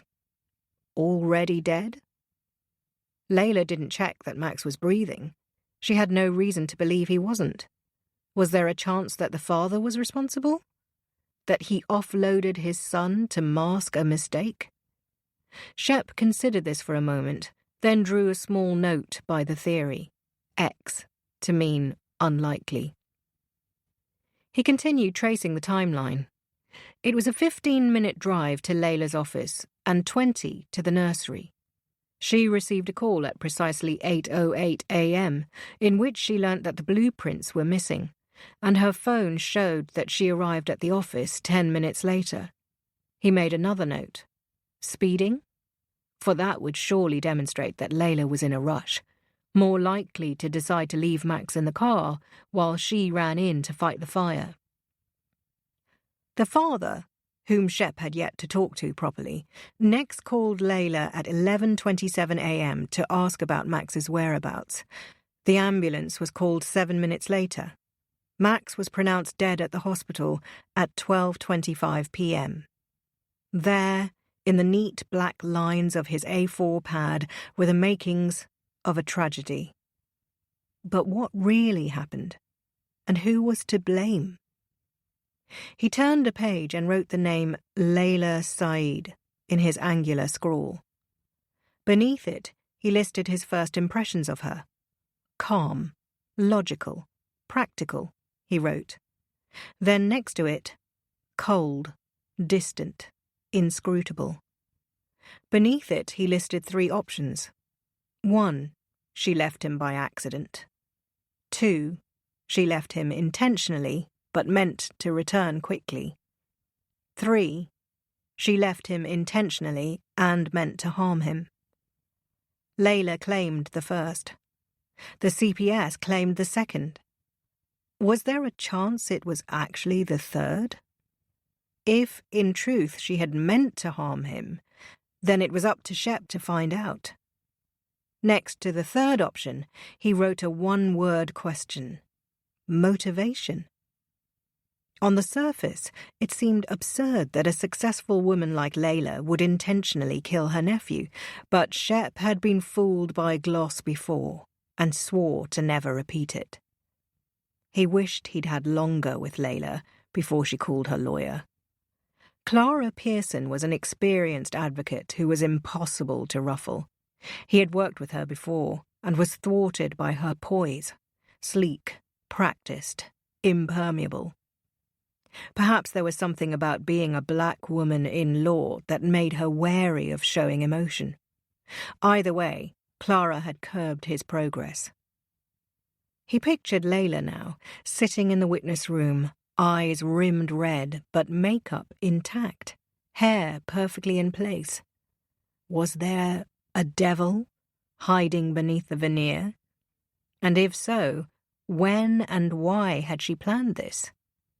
Shep flipped back a page and glanced at the X by the father's name. Maybe he could offer some answers. Shep checked his watch. The parents hadn't even grieved for 24 hours, but he needed to see them. After the briefest hesitation, he grabbed his keys and left. Shep drove up Tredegar Terrace, a picturesque strip of double-fronted houses set back from the road. Each had large bay windows with the occasional Tudor beam, original or mock, he couldn't be sure. He parked outside the Hansons' house and studied it for a moment. It had a sweep of decorative gravel and a tall line of hedges that shielded it from its neighbours. The house itself was well kept, with only a few signs of disrepair. The slight chipping of a window frame, the speckling of the brass doorknob, the box plants that had outgrown their shape. Mostly it was like any other home. He noted that the unsightly recycling bins were kept in neat wooden housing. Was this Andrew Hanson's doing? He didn't strike Shep as the DIY type, all glasses and angles, and the traits of an intellectual, the opposite of Shep, whose jug ears and deviated septum gave him the air of a reformed brute, even when suited and booted. He approached the house, tapping a toe against a stray piece of gravel to nudge it into place. He rang the bell and stood back, knowing that his 6-foot height would otherwise crowd the frame. Andrew Hanson opened the door, blinking, as if the sunlight was painful. Shep could tell that he couldn't place him. "Mr. Hanson, I'm Detective Sergeant Christopher Shepherd. We spoke briefly at the hospital yesterday." Andrew's eyes grew clear, a lens slipping to focus. "Yes," he said absently. "Of course." He opened the door wider. Inside, the home was warm and chaotic, paintings nailed up at jaunty angles, a footstool crowded with clothes, a pair of tiny Wellington boots stuffed into a corner, one leg skewed against the other, as if leaning in for support. The sight made something tug in his chest, and he cleared his throat before speaking. Mr. Hanson, I was hoping to have a few minutes of your time. Please, call me Andrew. He led Shep into the kitchen and gestured at the dining table. It looked out onto a garden carpeted with grass that was approaching unruly. Andrew traced his gaze. Please excuse the state of things. We only finished the lawn in June and it's already a jungle. Shep batted away the apology. Andrew hovered by a cupboard. Would you like some tea? Only if you're having one, said Shep. The tactic never failed. A witness with a cup of tea was always more responsive, and this was his way to force them to have one. After all, no one ever refused. He watched Andrew move about the kitchen and waited until they were both seated. I'm very sorry for your loss, he started. I know that this is an incredibly difficult time for you. Over the years, Shep had tried different permutations of these words, but found that bland and insipid worked just as well as any other. Andrew nodded briskly, the condolence being filed. Shep gently pushed his tea to one side. I'd like to get a clearer picture of what happened yesterday morning. He stooped in his chair, feigning a casual manner, but actually watching Andrew closely. Can you tell me what happened in your own words? Don't I need to come to the station? Asked Andrew. Shep noted this with interest. Parents were usually fazed by the prospect of going to the station, yet Andrew Hanson was volunteering. At this stage, we're just piecing together a picture. If we need more details, then, of course, we would appreciate a trip to the station. I see. Andrew smoothed his shirt self-consciously. Okay, well, I was called into work with an emergency. I didn't have time to drop Max off, and my wife was already at work, so I called Layla, my sister-in-law, and asked her if she could do it. The nursery is practically on the way, so I thought it would be easy. Can we back up a little? Shep pulled out his notepad and flicked to his timeline. You were called into work for an emergency. Can I ask who called you? It's not a physical call. It's an automated alarm that comes to my phone. From who? From our server system. If a server goes down, I receive an automatic text. So it's a text, not an alarm. Andrew fiddled with his mug. Yes, we call it a page. Can I see it? It might help me understand. Andrew hesitated. Well, yes, He dug into his pocket, flicked through his phone and passed it to Shep. Here you go. Shep squinted at the screen, more for effect than anything. He wrote down the timestamp of 7:54 a.m. What happens if you ignore this? I'd get sacked. He caught the look on Shep's face. I know that sounds glib, but it's true. Every hour our server is down costs our customers around £20,000. He explained the mechanics of this, and though he spoke fluently, there was a practiced quality to it. What happened after you received the page? Andrew shifted forward. Well, I felt a little panicked. It was 20 minutes to Max's nursery, then 20 minutes back, so that's £13,000 just to drop off my son. Shep arched a brow. I wouldn't have thought of it like that. In my job, you learn to... Andrew fixed his gaze on the table, giving the effect of literally hanging his head. Sometimes you forget the important things. Shep gave him a moment before pressing him onto Layla's arrival. Was Max asleep when you put him in a car? Yes. Shep poised his pen above his pad, wanting him to be as precise as possible. Is that normal for that time of morning?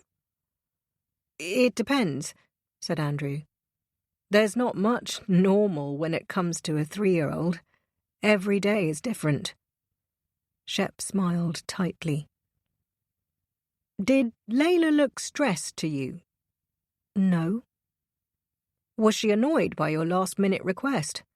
No. She seemed happy to do it. How would you describe her behaviour that morning? Andrew thought this over. She seemed normal. Not stressed or in a hurry, just normal. Okay, so after Layla left, you rushed off to work. When did you realise that Max wasn't where he was supposed to be? Andrew motioned at his phone. Just before 11:30, when I checked my voicemail. I know because I was running a tracer program on the server, and it was the first moment I caught my breath. Shep made a note. What did the voicemail say? It was the receptionist from the nursery, Gina. She said that Max wasn't dropped off that morning. I started to panic and called Layla immediately. Shep murmured with surprise. You were panicked at that stage. Why? Did you not trust Layla? I defy any parent not to panic when their child isn't where he's meant to be. Shep held his gaze, wondering how to ask this next question. Can you think of any reason why Layla might want to hurt your son? Andrew's eyes rounded into discs. No. Layla loved Max. This was all a... He shook his head, struggling to capture the magnitude. This was all a tragic mistake. He cleared his throat to mask the choke in his voice. Shep pretended to focus on his notes and continued only when he sensed that Andrew was composed. Can we back up just a little? You said you listened to the voicemail just before 11:30 a.m. Weren't you keen to know that he had arrived at nursery okay? Andrew looked at him blankly, mouth open a notch. He was with Layla. I didn't think there was a reason to worry. And what about your wife? Did the nursery call her? They usually only call one parent. I'm listed first, Hanson above Saeed, so they generally tend to call me. Did your wife contact you at all in the morning to check that Max got to school okay? Andrew bristled. Why would she? How many fathers check on their children during the working day? Shep bobbed his head. I take your point, he said evenly. A brief silence settled between them. Shep glanced at the clock. May I speak with your wife? Andrew hesitated. I'd rather she rest if that's okay. Shep grimaced in a show of sympathy perfected by years on the force. I'm sure she's very fragile at the moment, and of course I can come back when it's more convenient. He paused, allowing Andrew a moment. If she is able to answer some questions, however, it would really help our investigation. She knows her sister better than anyone else. Andrew considered this, and Shep knew that he would crack. I'll check, he said finally. Shep watched as he left the room. Andrew Hanson was clearly protective of his wife. Could it be that she, or the two of them, somehow harmed Max and pinned it on the sister? It was far-fetched, but Shep had seen worse in his time. He made a note to check the preliminary pathology report for any red flags, unexplained symptoms, or a wonky time of death.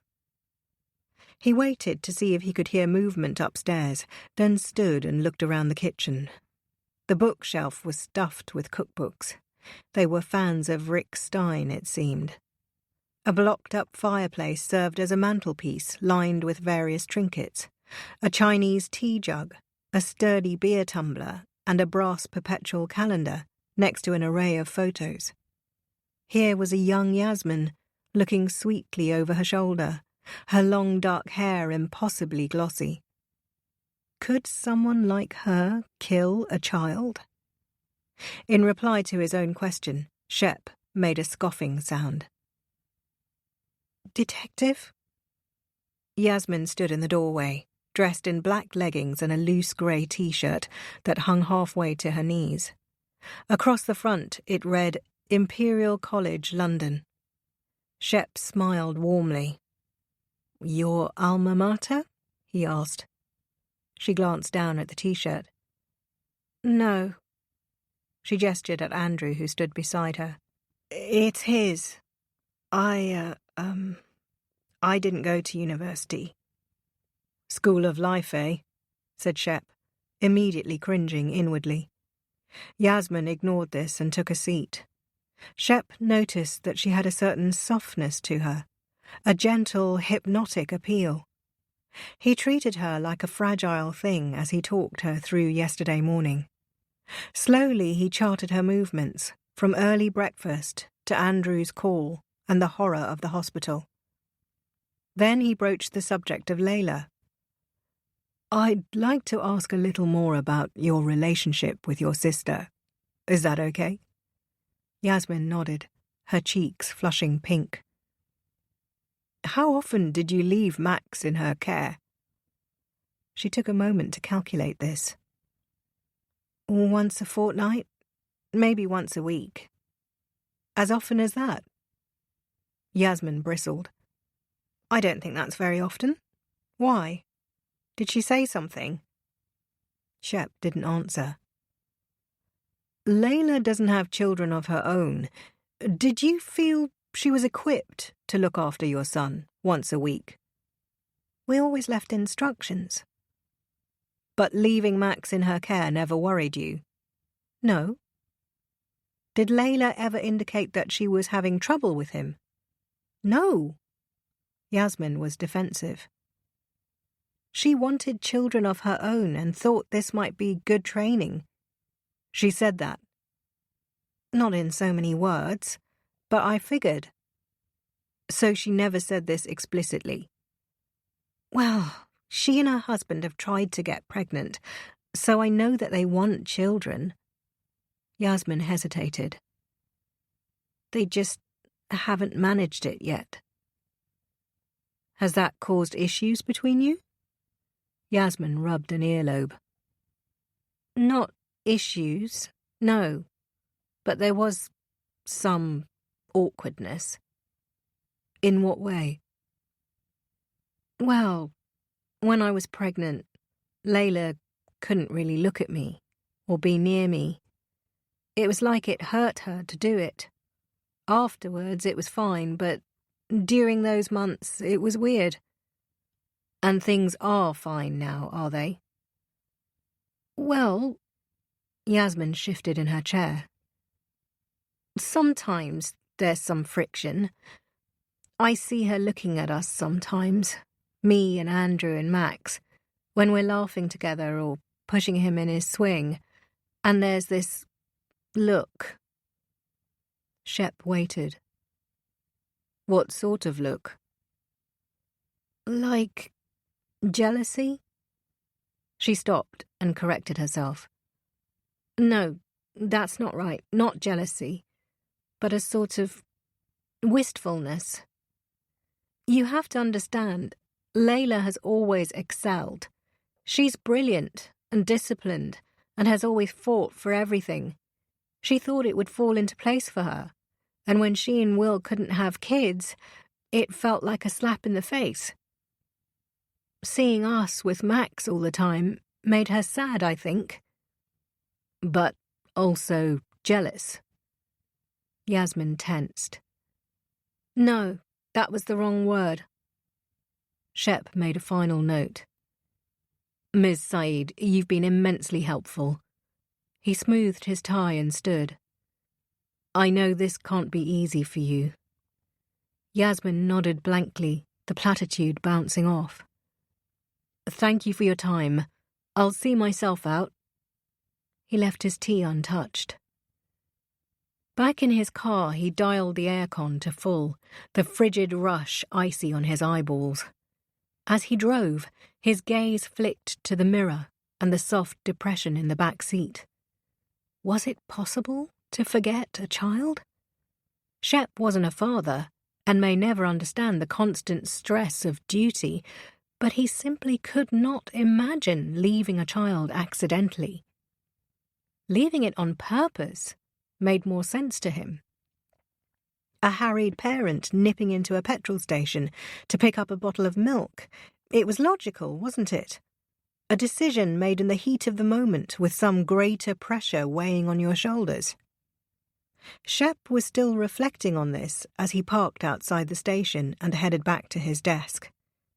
There he found a slim black-and-white document, the pathologist's preliminary report. He snatched it up and scanned the text.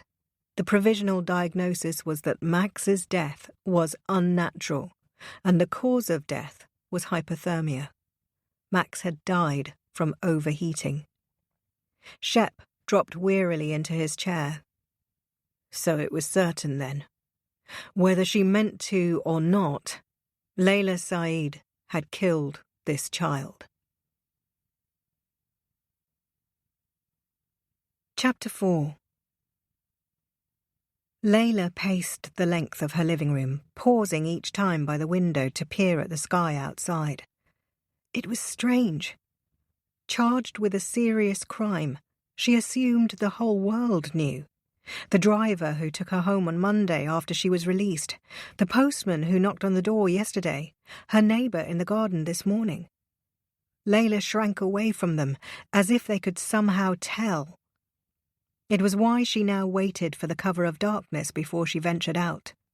She scanned the length of the street, feeling the waltz of nerves in her stomach. She knew what she was risking by daring to visit Yasmin, but she could not see another option. She needed to speak to her, if only to receive her punishment. She waited for the sweep of a headlight to disappear down the street, then hurried around the corner.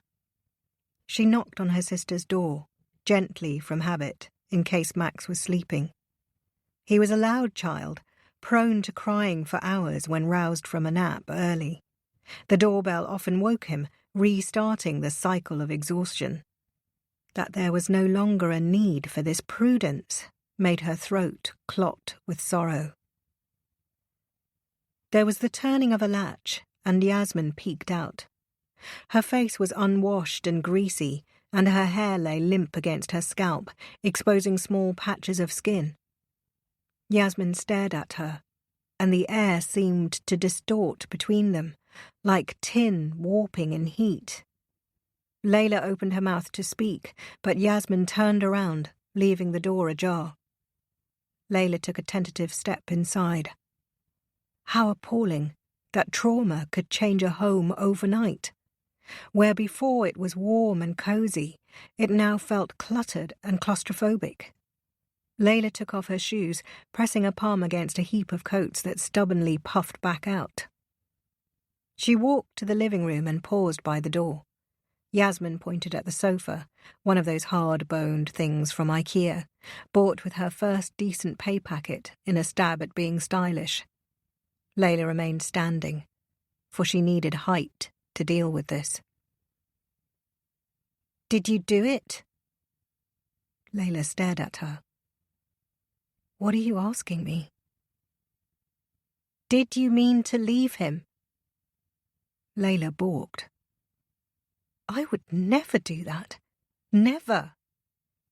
Yasmin's jaw was rigid. "I know you didn't mean to hurt him, but did you mean to leave him? For just a moment?" "No, of course I didn't." Yasmin stepped closer to her. "Were you on the phone?" Layla blinked, and it took her a moment to answer. "Yes." Yasmin drew a breath.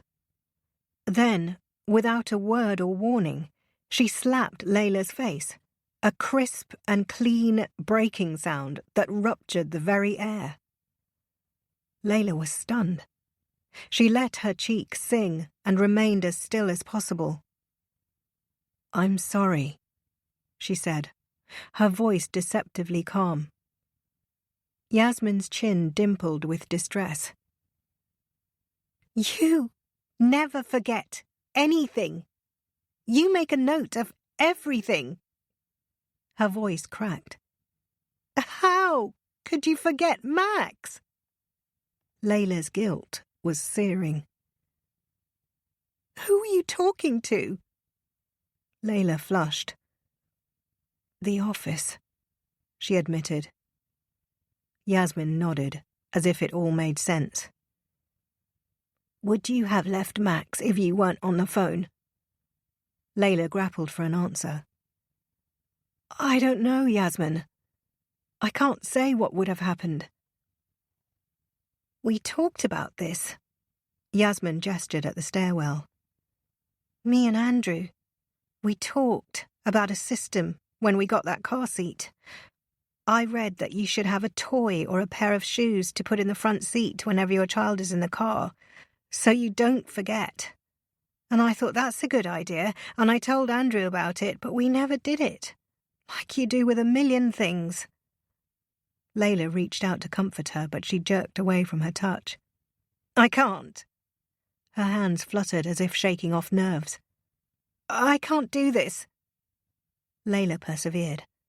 Yasmin, I need you to know that I didn't mean to do it. You have to believe that. Yasmin made a small bark of laughter. Don't you do that. Don't you tell me what I have to do. She pointed at Layla. All my life you've told me what to do, prodding me like a fucking piece of cattle. And then you go and do this. The worst fuck-up anyone ever did. And it affects me. It affects my child. Yasmin, please, I didn't do it on purpose. Didn't you? She cried. Ms. CEO, always rushing here and there, always on the run. I know that you resented looking after Max. Don't you think I know that telephone voice of yours when you're trying to be polite? I know how much you value your time. How you think that I, a lowly secretary, should be looking after my own child and not expecting you, high-flying CEO, to do it for me. Layla winced. She knew. Of course she did. Her sister, ever the empath, perceived Layla's true feelings. Yasmin's voice grew low and deadly. I'll ask you again, Layla. I know you didn't mean to hurt him, but did you mean to leave him for a moment?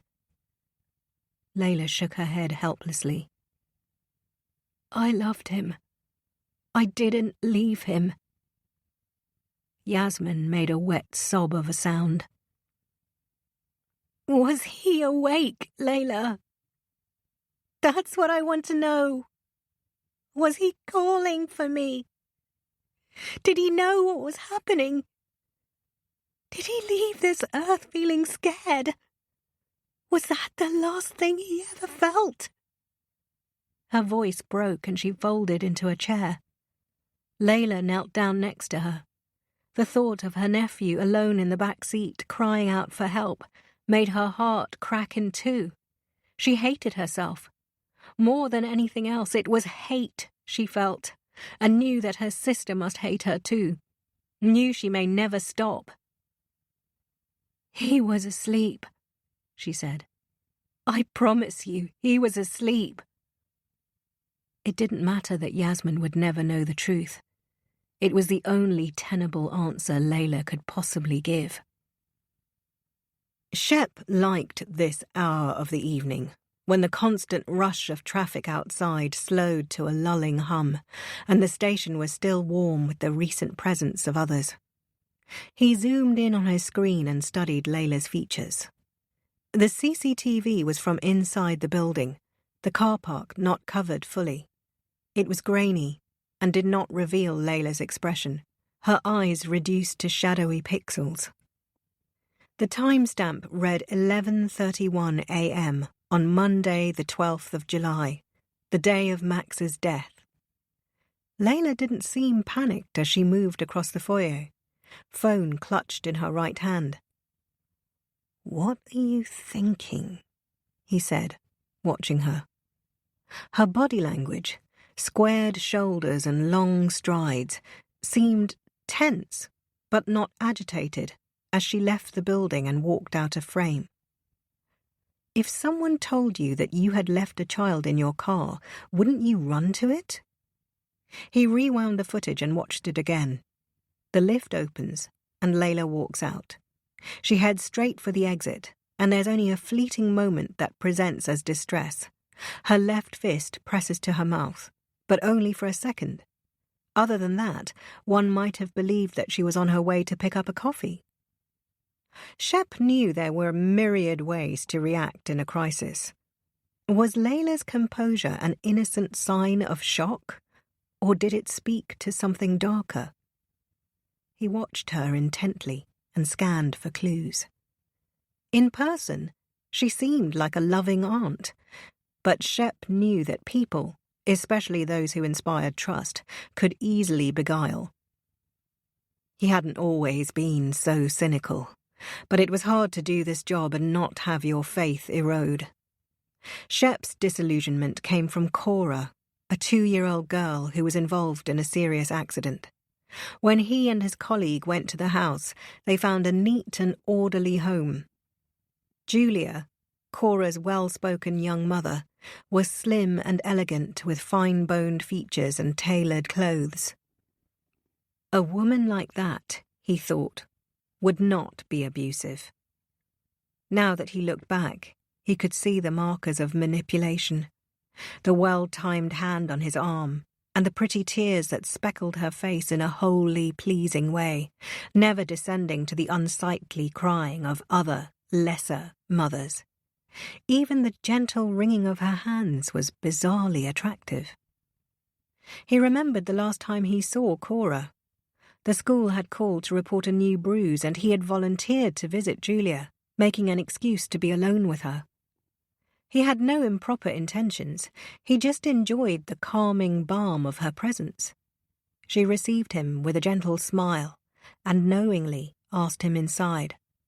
She stood too close to him, and he remembered the heat rising beneath his collar, knowing that this was unethical to allow himself so close to her. He remembered her perfume, a warm, sensual scent, and how desperately he wanted to reach down and kiss her. He hadn't, though he knew she wouldn't complain. Instead, he had stepped away and backed into a cupboard. Julia didn't laugh, only gave him another sweet smile. He was entranced by her, blinded to the school's report.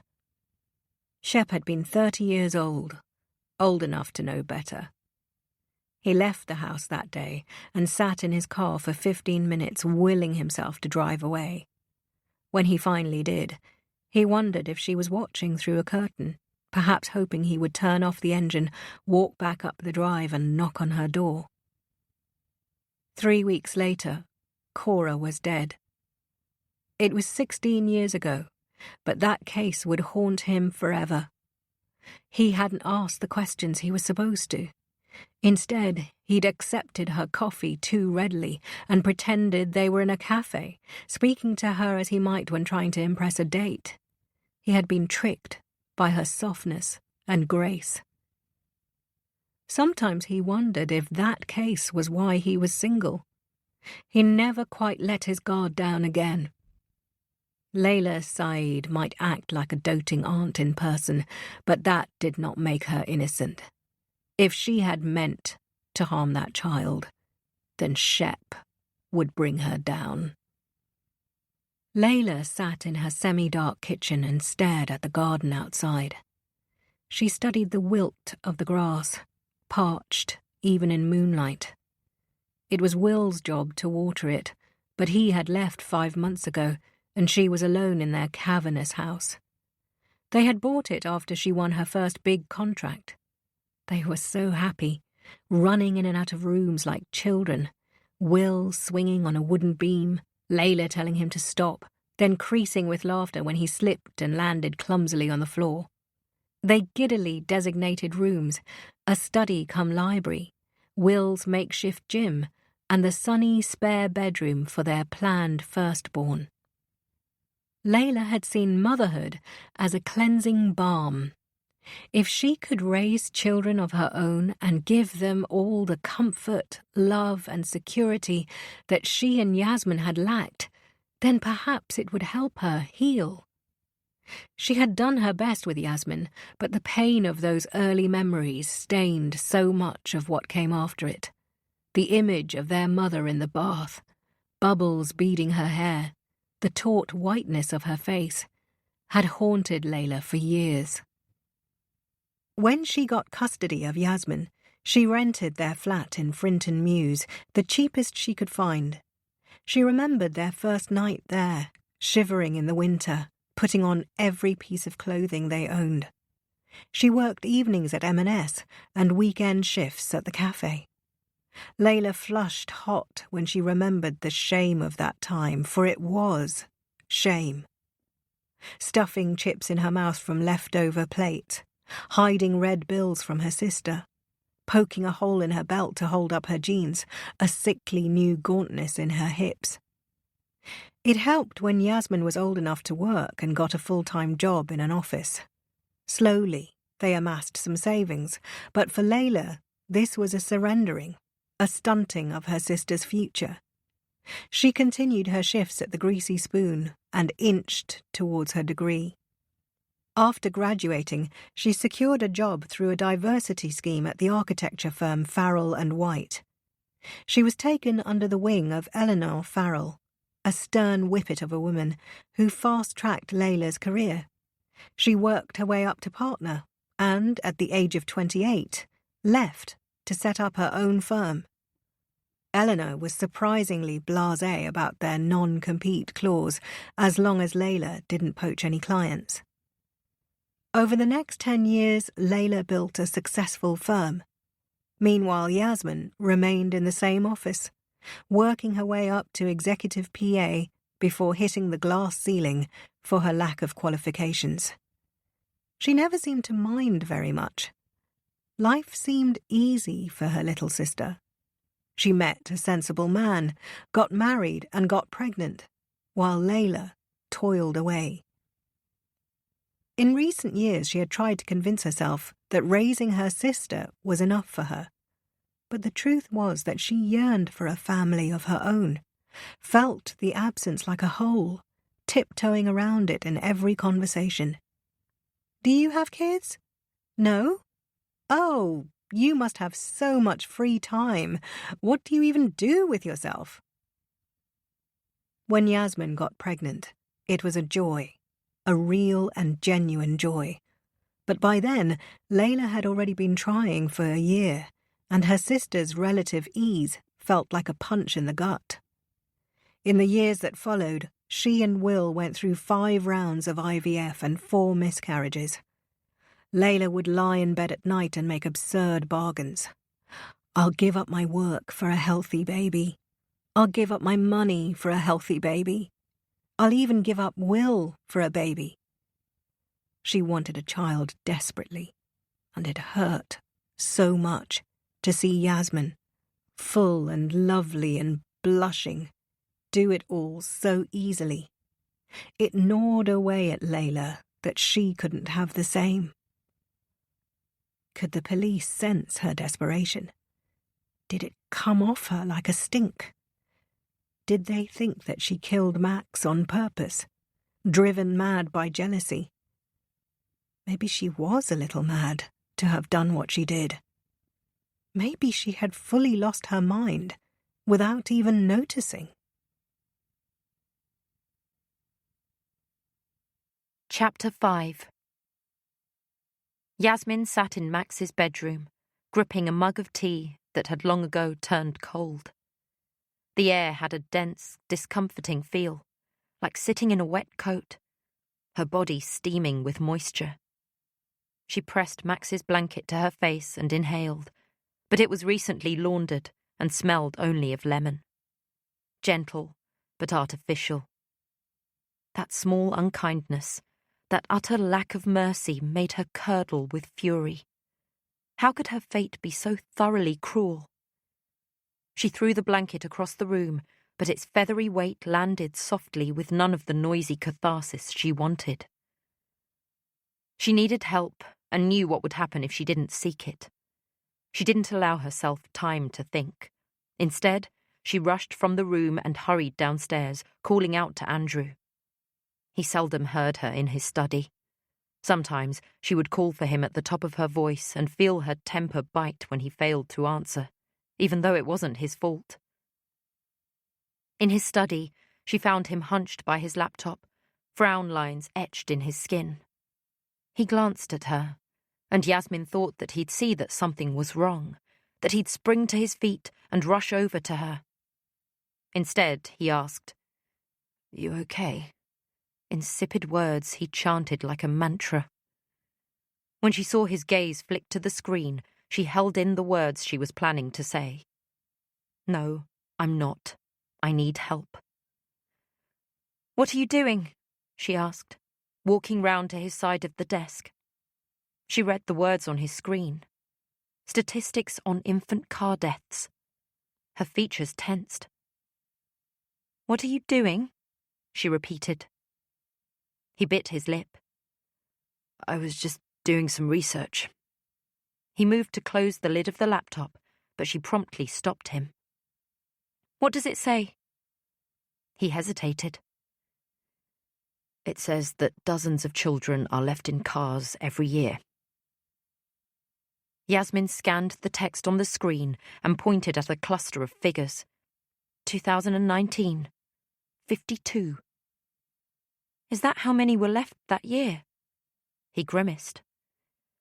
"No, that's how many died. In the US alone." Yasmin pressed her knuckles to her lips, her skin growing cold. The horror of that fact seemed too great to comprehend. All those broken families, all those dazzling futures whited out by a mindless act. "I thought it would help her," said Andrew. "Her?" He scrolled down the page. "It says that 54% are left by accident. If it's that common, then maybe it will help Layla's case." Yasmin stepped back. "You're doing this for Layla?" He looked up at her. "Well, yes. His face changed as he registered her anger. "Should I not be?" Yasmin made a sharp, plosive sound. "Andrew, Layla killed our son." "She was doing me a favour, Yaz," he said gently. "I should have been the one driving him to nursery." She felt a flare of frustration. "What does that matter? It doesn't matter if you were or were not meant to be driving him. She was the one doing it. She should have been paying attention. She was on the phone, Andrew. She was on the fucking phone." "Hun, we call each other from the car all the time." She shook her head vehemently. "Not when Max is in the car." "Hun," he said, a chiding in his tone.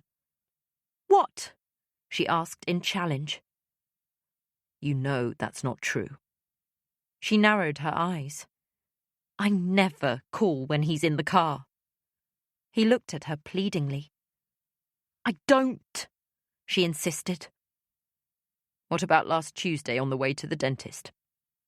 The question landed like a slap. Yasmin faltered, and the frustration of losing her argument flared inside like a rash. She shoved the laptop so hard that it skidded to the edge of the desk, then tipped over to the floor. Andrew sprang up as if he'd been shot. "What the hell are you doing?" "You're a fucking arsehole!" Yasmin wanted to strike him. "How dare you say that I put our son in danger?" Andrew flexed his fingers. "That's not what I said. I was saying we've both used the phone in the car and it isn't putting Max in danger." "It is!" she cried. "Andrew, it is!" He drew back as if preparing to shout at her, but then swallowed his anger instead. "How dare you say that to me?" She pointed at the window in the direction of Layla's house. "How dare you defend her over me?" "That's not what I was doing." "It is!" Her voice grew shrill. "You're saying she isn't to blame." "I'm not," Andrew pleaded. "That's not what I'm saying. I just..." He paused and clenched his jaw. Max was supposed to be with me. I was supposed to be looking after him, and I palmed him off on her, and... He gestured powerlessly. If I really wanted to, genuinely wanted to, I could have told the office no. I could have said, I have my son with me, and sorry I can't come in yet, but instead I called Layla because it was easy, and it's not fair to blame her. Not entirely. Yasmin felt the anger spark inside her. You don't get to do this, she said. Neither of you get to do this. My son is dead, and don't you dare plead mercy from me. If you're both to blame, then as far as I'm concerned, you can both go to hell. Andrew flinched, and Yasmin took a perverse satisfaction from seeing him hurt. But in the moment immediately after, her pleasure burst into sorrow. She bent forwards at the waist and folded to the floor as Andrew stood agog, inert from the impact of what she had said. She pressed her head against a table leg, gripping it with both hands to keep herself braced. There, wrapped around the wood, she began to wail. Deep, animal sounds that rang with anger and torment. When Andrew came to comfort her, she batted him back, not speaking but screaming, because she didn't know how to contain her grief, didn't know that pain could feel like this. Shep shifted in his chair and tried to adjust the backrest. He turned and scanned the room, then called out to Melanie, the team assistant. "Who's been sitting at my desk again?" He scowled when no one answered and continued to fight with the lever. He was in a bad mood. He hadn't been able to sleep all weekend, partly due to the neighbour's dog who barked all the way to dawn, but also because there was something on his mind, but he couldn't pinpoint what. He gnawed the end of a pencil, enjoying the woody taste in his mouth. He stopped when he felt the cold tang of lead on his tongue and set the pencil down. He had been on the force long enough to know that this spelled trouble. When they had already charged a suspect and packaged it up with a motive, it was a bad idea to go sniffing elsewhere. But something about the parents bothered him. He thought about his visit to their house last week and tried to recall what it was. When he finally fixed his chair, he leaned back and closed his eyes and pictured walking through the corridor. His colleagues laughed when he did this, teased him about going into his mind palace, like a poor man's Sherlock Holmes. But it helped him to remember things with clarity and see what he'd initially missed. He had walked through the crowded corridor into the well-lit kitchen-cum-dining room. He had glanced at the garden outside, a neat little cat flap in the bottom right corner of the door. He tried to recall if he had seen anything else that pointed to a cat. A scratching post, water bowl, or litter tray? Perhaps they no longer had one. Then what? He had looked at the mantelpiece and its mementos and photos, all of a happy family. He had seen one of Max cradled in his mother's arms. Shep didn't have children, but had worked with enough families to know that the boy was about 2 years old. It must have been taken last year. Shep frowned, and his eyes flickered open. In the photograph, Yasmin had a bob cut, a sleek, shiny halo that fell about her chin. When he met her last week, it was down to her waist. Was it possible for a woman's hair to grow 15 inches in a year? His fingers flew over the keyboard, a lightning-quick query to the Google gods. The answer was clear. A woman's hair grew on average 6 inches a year. There's no way that picture was taken last year, but why hadn't Max grown? A thought occurred to him, and he felt the cold clench of premonition. He gripped his mouse and opened the general register, a database of all the births, deaths and marriages in England and Wales. He typed in the mother's name and date of birth. He scrolled down the screen, hoping there was a mistake, but then he saw it. For Christ's sake. He scanned the record, stomach dropping like lead. Monday morning, and it was already shaping up to be a bad week. The CPS wouldn't thank him for this, but now that he knew it, he couldn't ignore it. He rubbed a hand across his face, then grabbed his bag with a frustrated grunt. "I'll be back later," he called to Melanie, then headed out to his car. Layla walked to the office from the bus stop, her Mini still with the police. Her feet felt sweaty in her ballet flats, the fabric of them wilting with heat. Her white shirt had a speckling of dirt along a cuff, and she stared at it for a moment, remembering how filthy London buses could be. She felt it on her skin, like a coat of grease, thickening in the heat. Inside the building, she marched to the lift without pausing and changed into her heels discreetly. When it pinged open on the 5th floor, she held her head high and walked. A hush befell her colleagues as she strode to her corner office. A few valiantly tried to continue, but their chatter was stilted and unnatural. At her desk, she pressed the button that closed the blinds, muting the glare of attention. She fell into her chair and placed her head in her hands, careful not to smudge her makeup. It had taken so long today, getting it all right, her hand slipping with the mascara wand and leaving a splotch on her right cheek, the lipstick bleeding from her Cupid's bow, her hair curling stubbornly into a cowlick. She had planned to arrive before everyone else, but had to take it all off and start again. She switched on her computer. Suki usually logged in for her, but had clearly assumed that she wouldn't come in. She called her now and asked for a cup of coffee, then scanned the headlines as she waited. First the Architectural Review and Metropolis, before switching to The Guardian. A story in the sidebar caught her eye. London architect charged with killing nephew. She felt her breath grow shallow. The words were so blunt, so lacking in nuance. She stared, reading them over and over until they bled all meaning. Finally, hand trembling, she reached out and clicked the link. The details were sparse, but mentioned the scorching shadow of a glass building in the middle of a searing summer. The words churned a well of yellow nausea in the pit of Layla's stomach.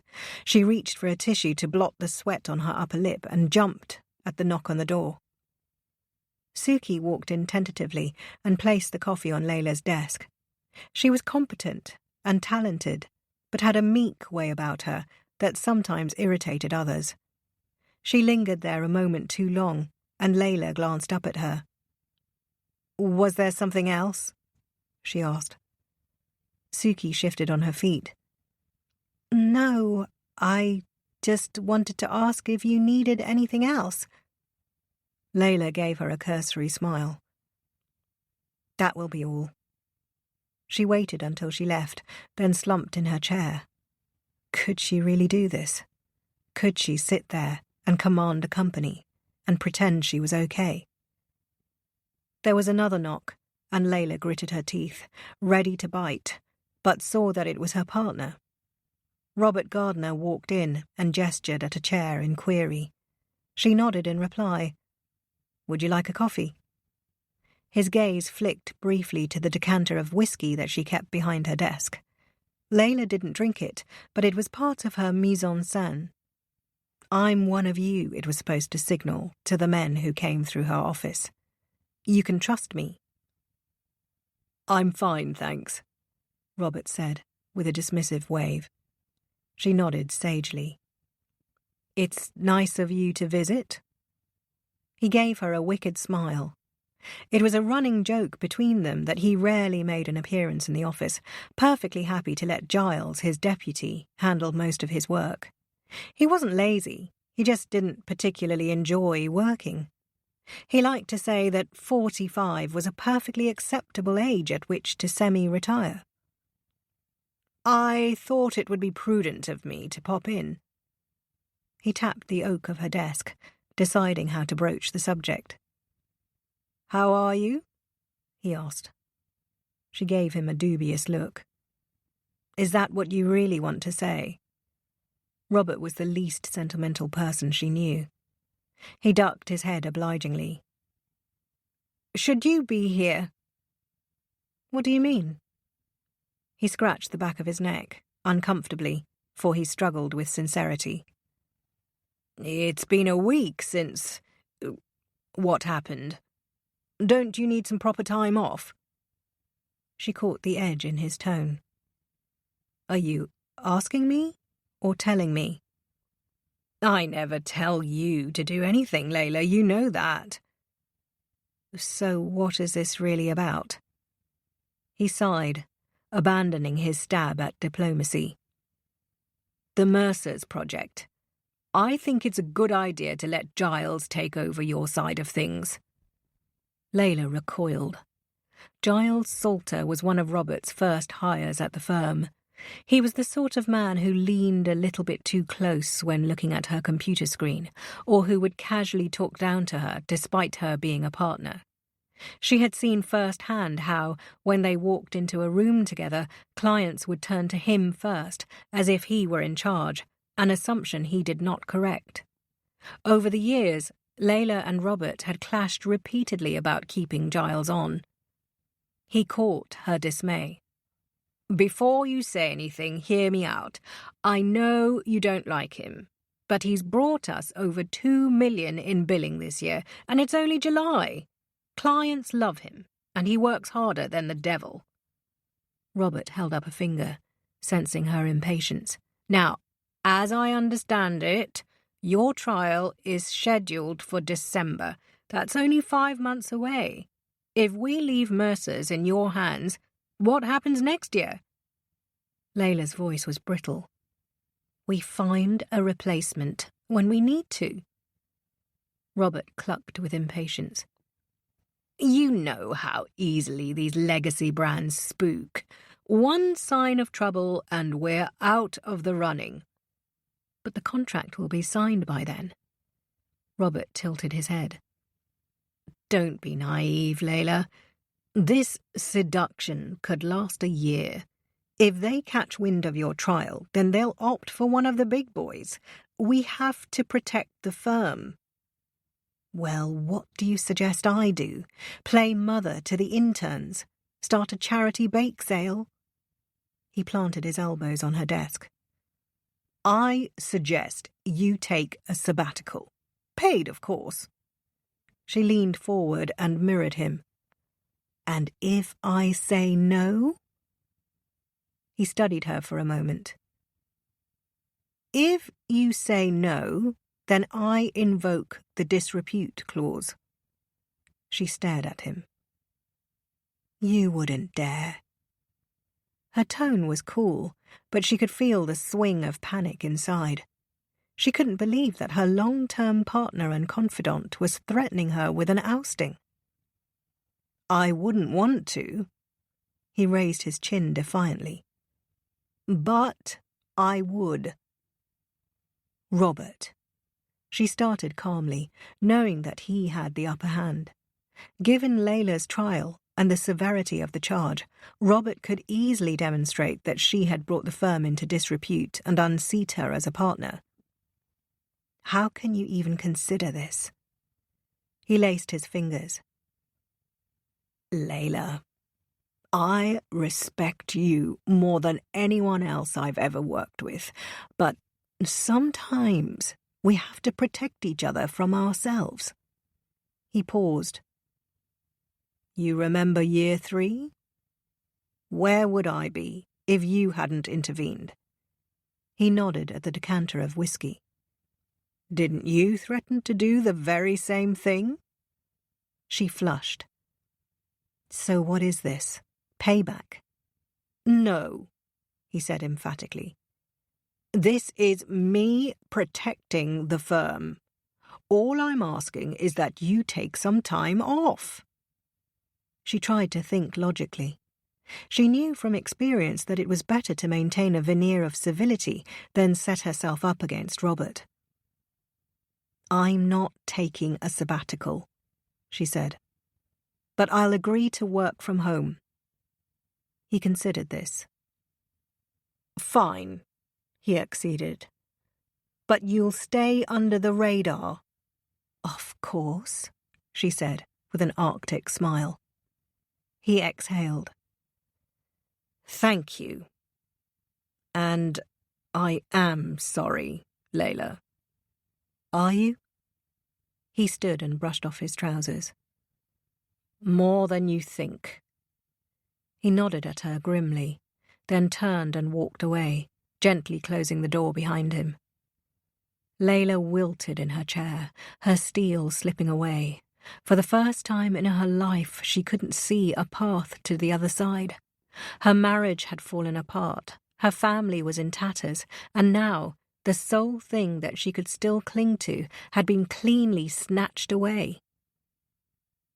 Shep knocked on the door and fixed on a sorrowful smile. He listened for movements, and after a minute heard footsteps in the corridor, sharp and efficient. Andrew Hansen opened the door, and Shep caught the shiver of annoyance beneath his cordial mask. "Detective?" His tone was polite, but with a deliberate note of confusion to convey his bemusement. "Mr. Hansen." Shep reached out his hand. "Andrew," he corrected himself. "I'm so sorry to drop in on you like this. May I have a few minutes of your time?" Andrew glanced over his shoulder. "What do you need?" Shep gestured towards the hall. "I just need to ask you and Ms. Saeed, Yasmin, some clarification questions." He waited, not wanting to spook him. Shep wanted both parents present so that he could study their reaction. Andrew pulled the door ajar. "Of course." Shep stepped in, and without invitation, headed to the kitchen table, knowing that that was where the picture would be. Yasmin stood against the kitchen counter in black leggings and an oversized grey jumper. He noticed that she was the better-looking sister, but lacked the cool, inscrutable quality that made Layla so intriguing. He waited for the pair to sit, shoulder to shoulder, as if heading to battle. He took his place opposite. Then he twisted and pointed at a picture behind him. "May I?" Yasmin nodded, a light frown creasing her pretty features. He plucked it from its place, leaving behind a clean strip in the dust. He set it on the table, to one side, so that all three of them could see it. He pointed at the boy. "Who's that?" A shadow passed over Yasmin's face. She drew her arms across her chest as if to hold herself in. Andrew stared at the picture, and he swallowed once, then twice, his features in a strange contortion. Shep watched and waited, letting the silence hang, far beyond what was comfortable. Finally, Andrew cleared his throat. "That's our son, Toby." Shep felt a thrum in his chest, the thrill of a hunch gone right. "What happened to him?" Andrew took a soundless breath. "He died." Shep paused to even his tone, masking his suspicion. "When?" 4 years ago. "How old was he?" Andrew shifted in his chair. 3. "The same age as Max?" "Yes." Shep looked across to Yasmin. Her gaze was fixed on the hardwood tabletop, as if she were sitting alone. "What happened to him?" A vein tensed in Andrew's temple. "It's all in his medical records." Shep winced as if his intrusion pained him. "I know, but I'd really appreciate hearing it from you." Yasmin didn't move. There was a glazed, faraway look in her eyes as if she hadn't even heard him speak. Andrew picked up an empty crystal glass and pressed it hard against his palms as if he were trying to break it. "Toby was born in 2014. He was our first child, and we were so unbelievably happy. His lips twisted in a bittersweet smile. Broke, but happy. We were in this drafty flat in Leighton, where we had the electric heater on all the time. You could hear traffic at all hours of the day, but we were happy. Toby was such a beautiful child. I know all parents think that, but he really was. Everyone said so. Our first few days were weirdly easy. He glanced at his wife. Yasmin loved being a mother. She just glowed. But then we noticed strange things. Patches on Toby's skin, where they rubbed against his clothes. They began to blister, and we found out that he had EB, epidermolysis bullosa. Andrew moved a hand across his face. It's a severe skin disease. You can look it up. I can't. He shook his head, unable to relay the details. He died from sepsis at the age of 3, so that's what happened to Toby. Shep watched him carefully and felt a strange hollowing. He had hoped for a sign of guilt, but found only innocent grief. Andrew continued, unbidden. When my wife fell pregnant again, the doctor said there was a 1 in 4 chance that our baby would have EB, because Yasmin and I both carry the gene. We were terrified, but Max was perfect. There was a catch in his throat. Yasmin didn't react, only sat with her hands in her lap, silent and unmoved. I'm so sorry to have brought up these memories, said Shep. He tried to find a delicate way to pose his next question. I wondered why you hadn't said anything about him. Andrew tensed. Were we supposed to? His eyes darted to his wife and back. It's all in his records. Shep recognized the note of angst in his tone. It wasn't that of a criminal, but an innocent man who worried that he'd somehow broken a rule. No, it's okay, said Shep. Would you be willing to give us access to Toby's medical records? Andrew nodded and wordlessly signed the release forms. I'll give you fair warning, Detective. There is a hell of a lot there, and most of it is... He searched for the right word. Horrific. I understand, Shep said gently. I just need to confirm the details. There was a lull in the conversation, and he saw that he had overstayed his welcome. He gathered the forms and patted them into shape. Please forgive my intrusion. I'll let you get on with your day. Andrew stood and led him down the hallway. At the front door, Shep paused and gestured towards the kitchen. Is your wife okay? She's fine, Andrew answered a tad too quickly. He opened the door and waited for Shep to step out. Goodbye, Detective, he said, with a note of finality. Shep returned to his car, wincing at the heat. He tugged at his damp neckline to loosen the noose of his tie.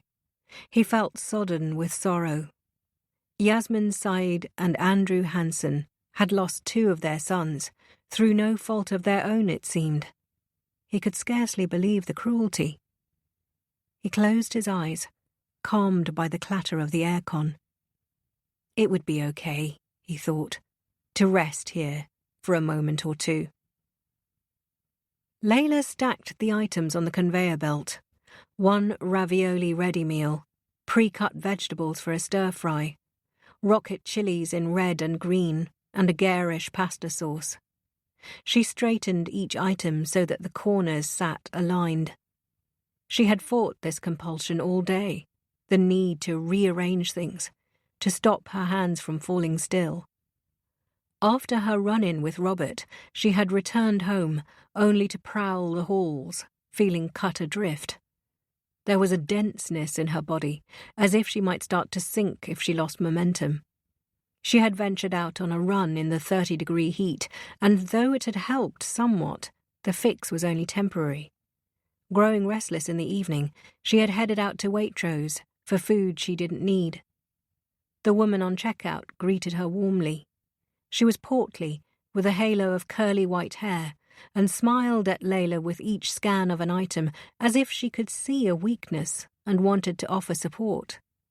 The gentleness in her manner undid something in Layla. She felt her skin flush, and then it came. Quiet, discreet tears that rolled soundlessly down her face. The woman stopped scanning and stared. "Oh dear." She looked around for assistance. Layla held up a palm, mortified by this slip of composure. "What is it, love?" she asked. "Do you need help?" Her motherly tone only made Layla cry harder. She brushed a finger along her lash line, skimming away her tears. "I'm sorry," she managed, hurriedly collecting her items. "I'm fine." "Shall I call someone?" "No, please." Layla gestured at the last 2 items on the belt, and the woman scanned them fluidly. "It will pass, love," she said. "I promise you." Layla paid quickly and fled. Outside, she searched the concourse for somewhere to hide, but it was a large open space, flat in every direction. In the end, she turned to face a wall and broke down in sobs. She tried to be discreet, but couldn't stop her shoulders from shaking. In that moment, she wished desperately that she had a mother or an aunt to call, but there was no elder presence in the family, just her and Yasmin. This woman's kindness, fleeting as it was, had brought this to the fore. "Layla?" said a voice behind her. She turned to find Will on the edge of the curb, his trainers half on and half off. He saw her tears and came to her instinctively. "Oh, honey." He wrapped his arms around her. She burrowed into him and tried to quiet her sobs. "What are you doing here?" she asked, hoarse with tears. She felt the roll of his shoulder as he motioned at the entrance. "I was coming to see you. I was going to grab something." "Where have you been?" She realized that she was upset with him. She knew that she no longer had demands on his time, but after their talk last week, had expected him to be around. Instead, he'd just sent a few cursory texts. He tightened his arms around her. "I'm sorry. I kept meaning to, but work has been non-stop." "Will you come over now?" Her voice cracked with need. He kissed her hair, catching the curve of her ear. "Of course I will." She leaned into him as they walked, her fingers wrapped around his cuff, as if he might wander off. He stroked her waist and spoke soft words in her ear until they reached Tredegar Square. Layla gazed at the end of her street, to the corner that connected her house with Yasmin's. "They're so close. It feels like I can't get away from it." "I know, sweetheart," he soothed as he led her inside and through to the kitchen. He set down her sole bag of groceries. "I'm sorry I haven't been round. My editor, he..." Will caught the expression on Layla's face, then waved a hand dismissively. "It doesn't matter. I'm here now, and that's what matters." He drew her back into his arms, and they stood there in that strange space of couples that hadn't yet parted properly. She pulled back a little. "I was crying in the supermarket just before you came." "Oh, honey." He plucked a tissue from a silver dispenser, still holding her with one arm. She gripped it in her fist. "I I've been walking around as if this is something I know how to handle, and then I walked in there and this woman was nice to me, and it just made me cave.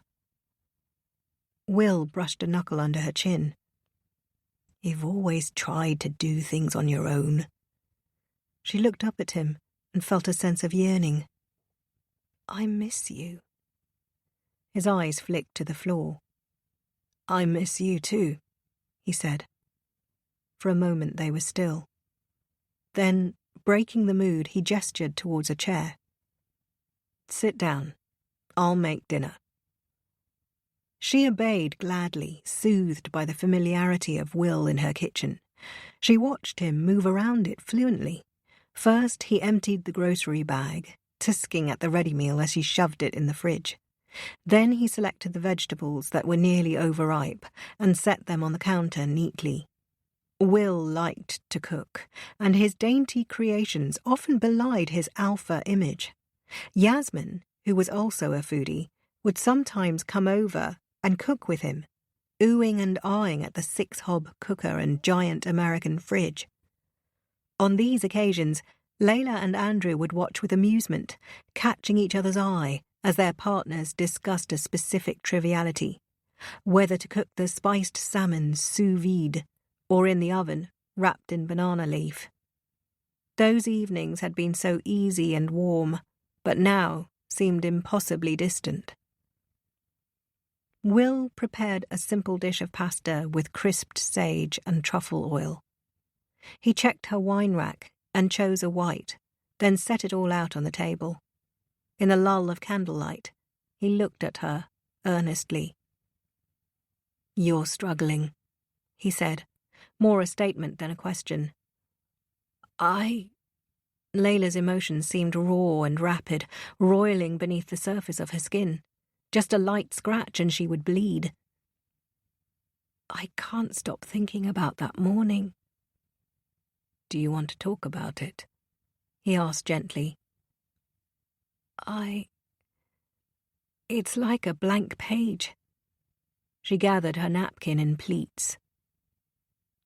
I keep rifling through each moment, and it wasn't even the call from the office. As soon as he was in the car, it was like a light switching off. I completely forgot about him. I was thinking all sorts of things. The blueprint, the meeting, if I had time for a run that evening. Not once did I think about dropping him off. I just blanked. Will took a sip of wine, studying her all the while.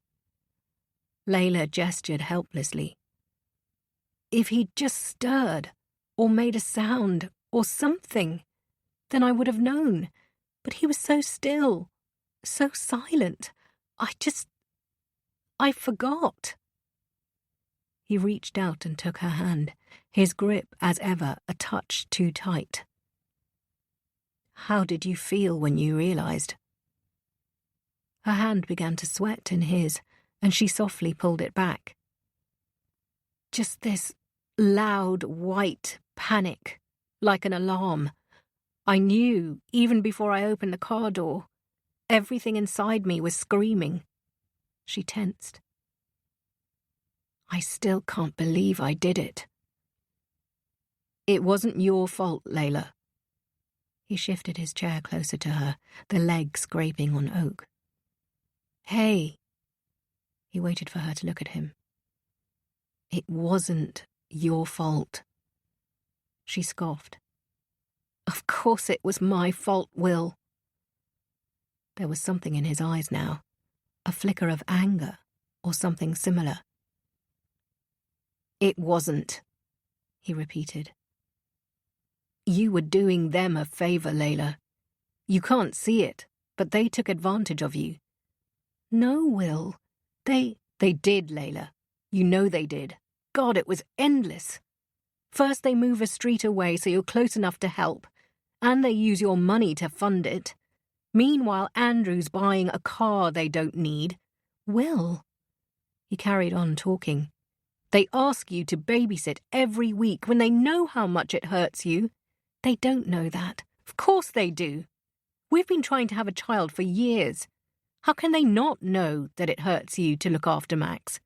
To see him cry out for his mother, to love her more than anything else in the world, to know that you will never be enough. Don't, Layla cut in. She didn't want to hear it, though she knew that he was right.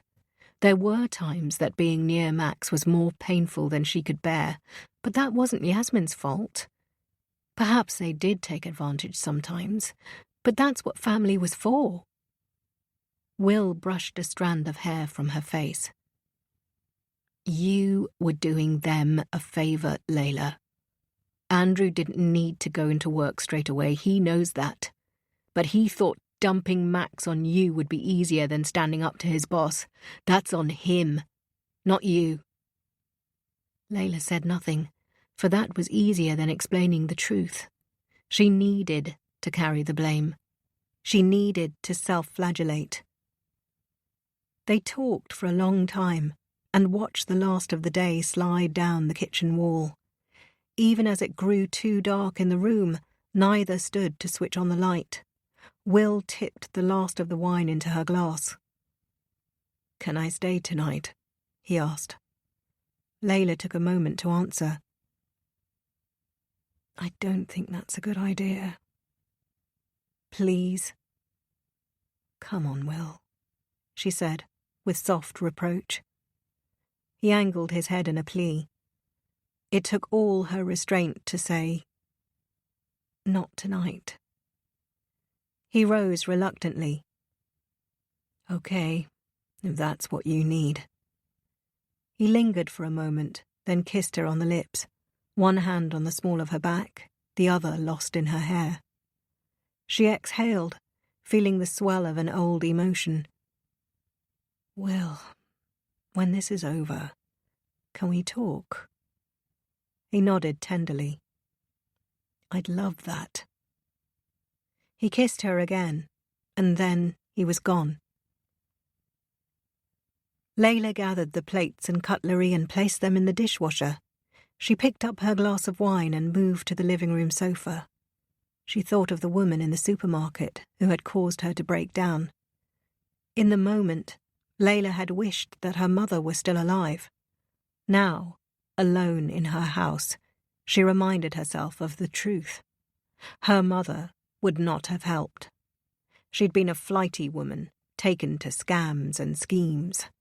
When Layla was 12 years old, her mother told her that next year they would fly to Canada. First class, she promised. Too young to doubt it, she and a 5-year-old Yasmin spent months deciding what they would see and do. Polar bears, sledging, skiing. They didn't know that she had signed up for a work-from-home opportunity, a front for a pyramid scheme. When she received a mere £3 in the post, she spiralled to a low.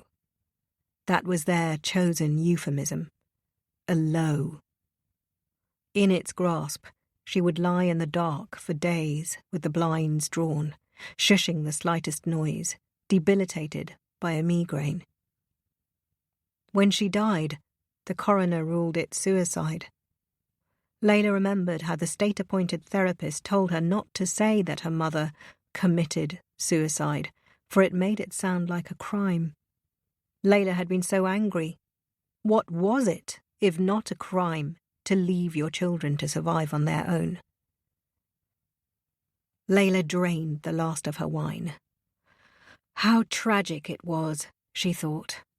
They were children without a mother, and now they were mothers without children.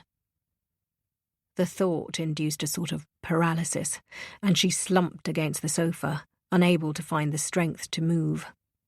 After a few minutes, or maybe a few hours, she unclipped her skirt, pulled it off, and folded it over the arm of the sofa. She pulled the decorative throw around her shoulders and sank into semi-consciousness. Tomorrow she would book a therapist for Yasmin. She knew some good ones who could help. She would help her get through this. Her sister would be okay. Yasmin looked at the prints on the wall, the delicate press of a newborn's palm, the red smudge of his first birthday, followed by ages 2 and 3. It was the only sign of Toby that remained in the room. When she and Andrew had repainted the nursery before Max was born, it was the only thing of Toby's she couldn't bear to lose. She stared at it now, as she had done for hours, ever since that detective left. She had heard him whisper in the hall and knew what he was really asking. Is your wife okay, or is your wife a nutcase? She knew that this blank glaze of a state was unnerving, but there were moments when you had to set down the burden of social expectation and reroute your strength to yourself. How easy it was for that man to sit there and ask questions that put her entire world on a tilt. He, so strong and broad and sturdy that it was impossible for anything to move him, couldn't possibly understand. Andrew was better at it than she, packaging vast tragedy into a few neat sentences, leaning on the passive tense until it bowed beneath the weight of his pain. It was announced that. It was stated that. In the crush of all her memories, Yasmin didn't know which son to grieve. Toby's life had been short and painful, almost inconceivably so. She remembered how the doctor who diagnosed him told them not to look up the symptoms. The urgency of his tone had filled her with a pulsing dread. At home, she had gorged on information, desperate to find the worst of it. But nothing, not the pamphlets or pictures, the forums or charities, prepared her for the truth. Toby's skin was so fragile, it blistered at the slightest touch. Even the seams of his underwear left him with open wounds. Yasmin would bandage him for hours, closing her eyes when his screams were too much. He couldn't eat normally, for the merciless disease was internal, too, causing his throat to blister. The corneal tears were the worst, blinding him for days so that he lay in his dark room, unseeing and untouched, unable to process his terror, never understanding why his mother couldn't comfort him. Those years were a waking nightmare, and the horror was only tolerable because it became their new normal. It outlasted Toby's death, only really ceasing when Max was born healthy. To have him taken too, and by a vagary of fate. She didn't know how to cope with it, succumbing instead to this sedative state. Outside, Andrew was hovering, betrayed by a telltale creak. She knew why he was frightened. After Toby died, Yasmin had taken some pills before her Sunday bath. When he found her, she was unconscious in the stone-cold water. She remembered the next moments in snatches, the milky colour of the bathwater the very same shade as when they found their mother. Andrew clumsily blow-drying her hair, bawling over the noise. Yasmin's own pain that came from a place so raw, she just wanted it to stop. She awoke in a hospital bed and saw the hunted look in his eyes. "I didn't mean to," she shouted. "I didn't mean to." But Andrew didn't believe her. He gripped her hand so hard and urgently begged her not to do it again. And then he broke apart, crying into her abdomen like a chastised child. She wanted to scream, for she had no space for his pain, and even as she reached out and dug her fingers into his hair, there was a rigidity in her body, a note of blame that he was collapsing too. She was the mother. She had carried Toby in her body. She had ventured to that frozen ledge where life drops into death and returned with their son victoriously. It was her right to fall apart. It was her right to feel this pain. After that, she began to resent him for the tremble and wobble of his lips.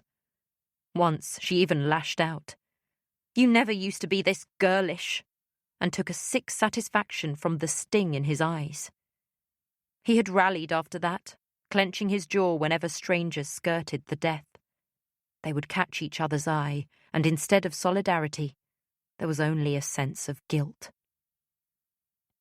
Yasmin, naturally vivacious and happy, became cold and dismissive, and their marriage threatened to implode. But then, joy, and also fear, with the news of her second pregnancy. Relief when their son was healthy, and slowly, a process of healing.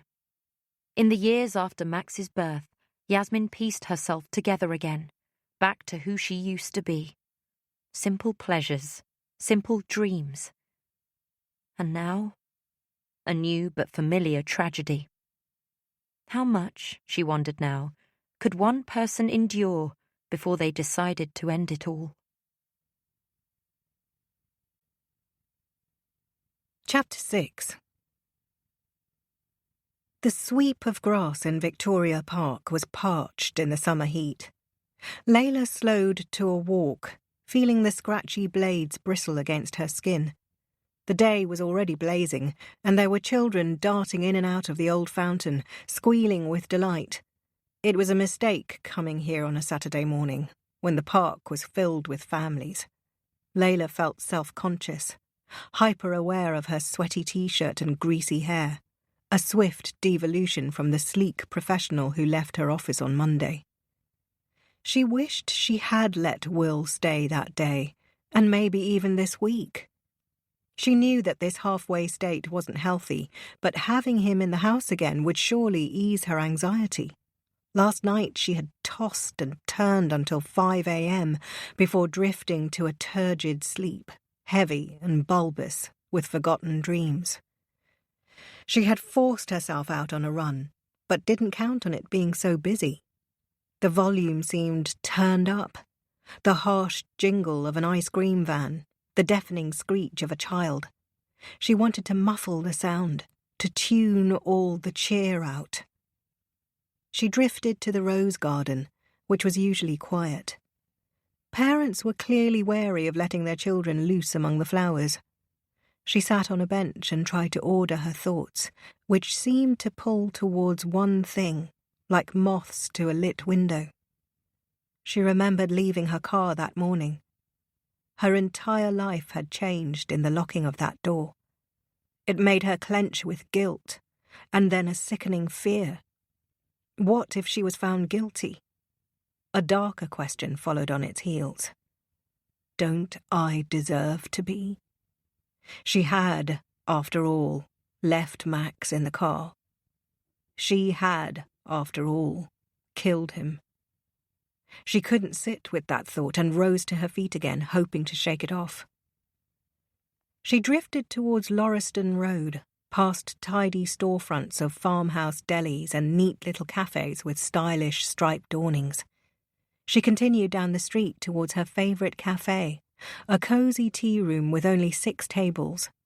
She paused in front and studied her reflection in the window, between the yellow-gold lettering, the L of copper kettle, bisecting her face neatly. She shifted to the right to check that she was presentable enough to venture inside. She stilled as a movement caught her eye. The corner table, a small bench strewn with cushions, was occupied by a couple, her brother-in-law, Andrew, with a woman. She was petite, like Yasmin, and had the same style of hair and softness of gaze, but was white, slimmer, and more toned, a good few years younger as well. She was dressed smartly in a rose-gold blouse and grey skirt, and had a hand on Andrew's arm, touching it in a long, slow stroke, almost sensual in its motion. Andrew was visibly upset and drew away from her. The woman gripped his hand and squeezed it, her lips stretching in a joyless smile.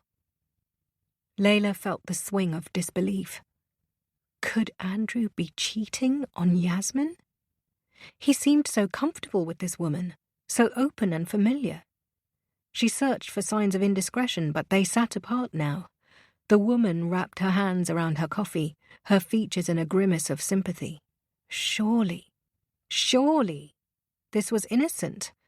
The cafe was a mile away from their house, and Andrew knew that Layla frequented it. In fact, she was the one who introduced him to it. There was no chance he would bring a mistress here. She hovered in indecision, but when she sensed his gaze sweep towards the window, she spun around to avoid him. She retreated quickly, back to her corner in the rose garden. He couldn't be. He couldn't. Andrew knew what Yasmin had been through. Layla recalled the endless, helpless days, Yasmin silently weeping as she wrapped Toby's wounds. He would scream with rage, not yet comprehending why his body felt this way, only reacting to a deep and carnal pain. Yasmin never grew used to it.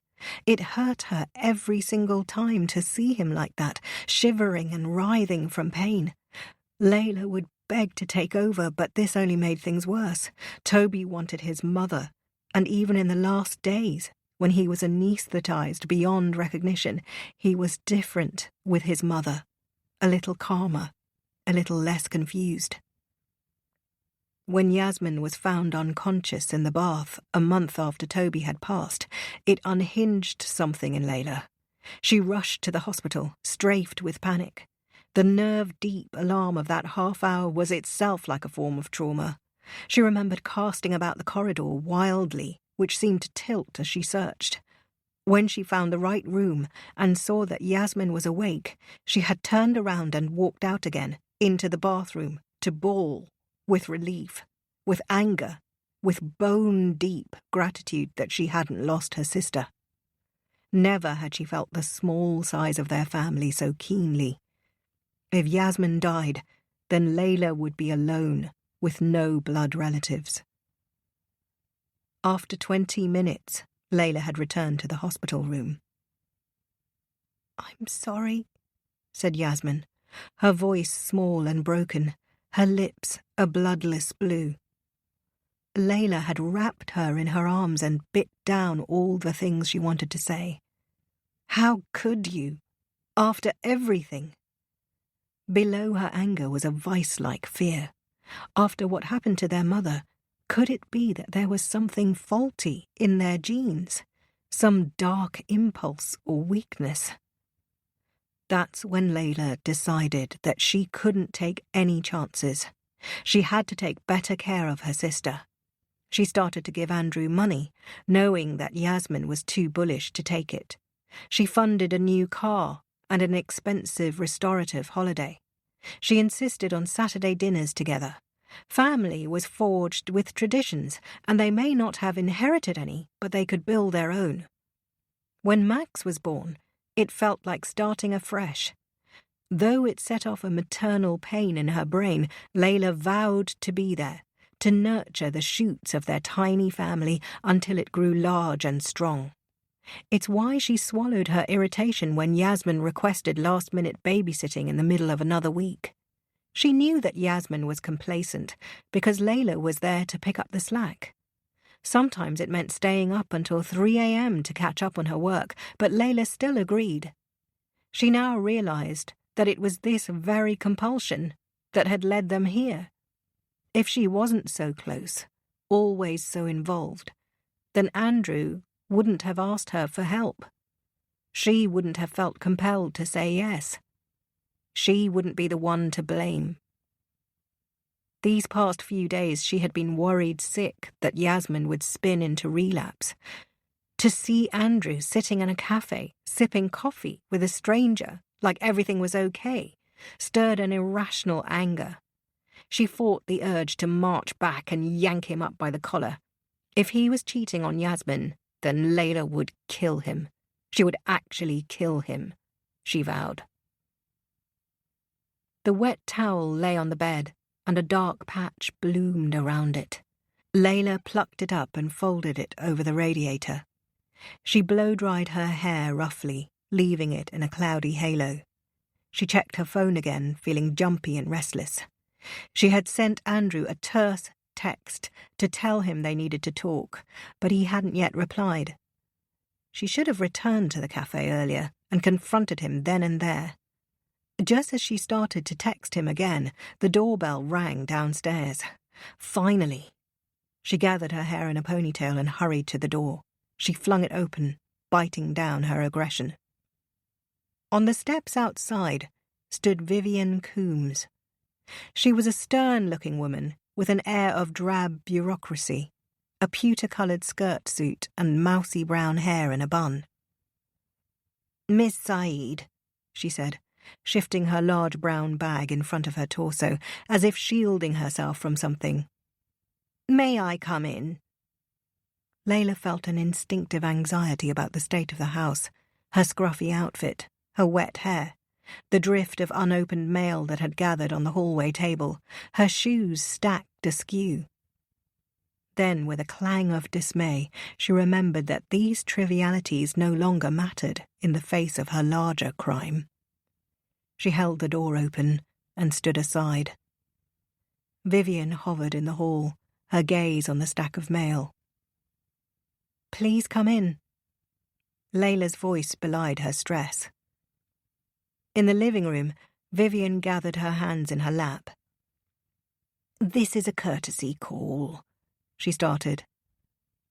"I received an alert, and I didn't just want to send you an email, which is why I'm here, on a Saturday." She twisted her lips in a show of sympathy.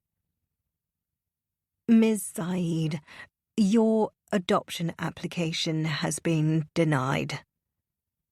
Layla felt the swing of the sky outside and the weaving of her body with it.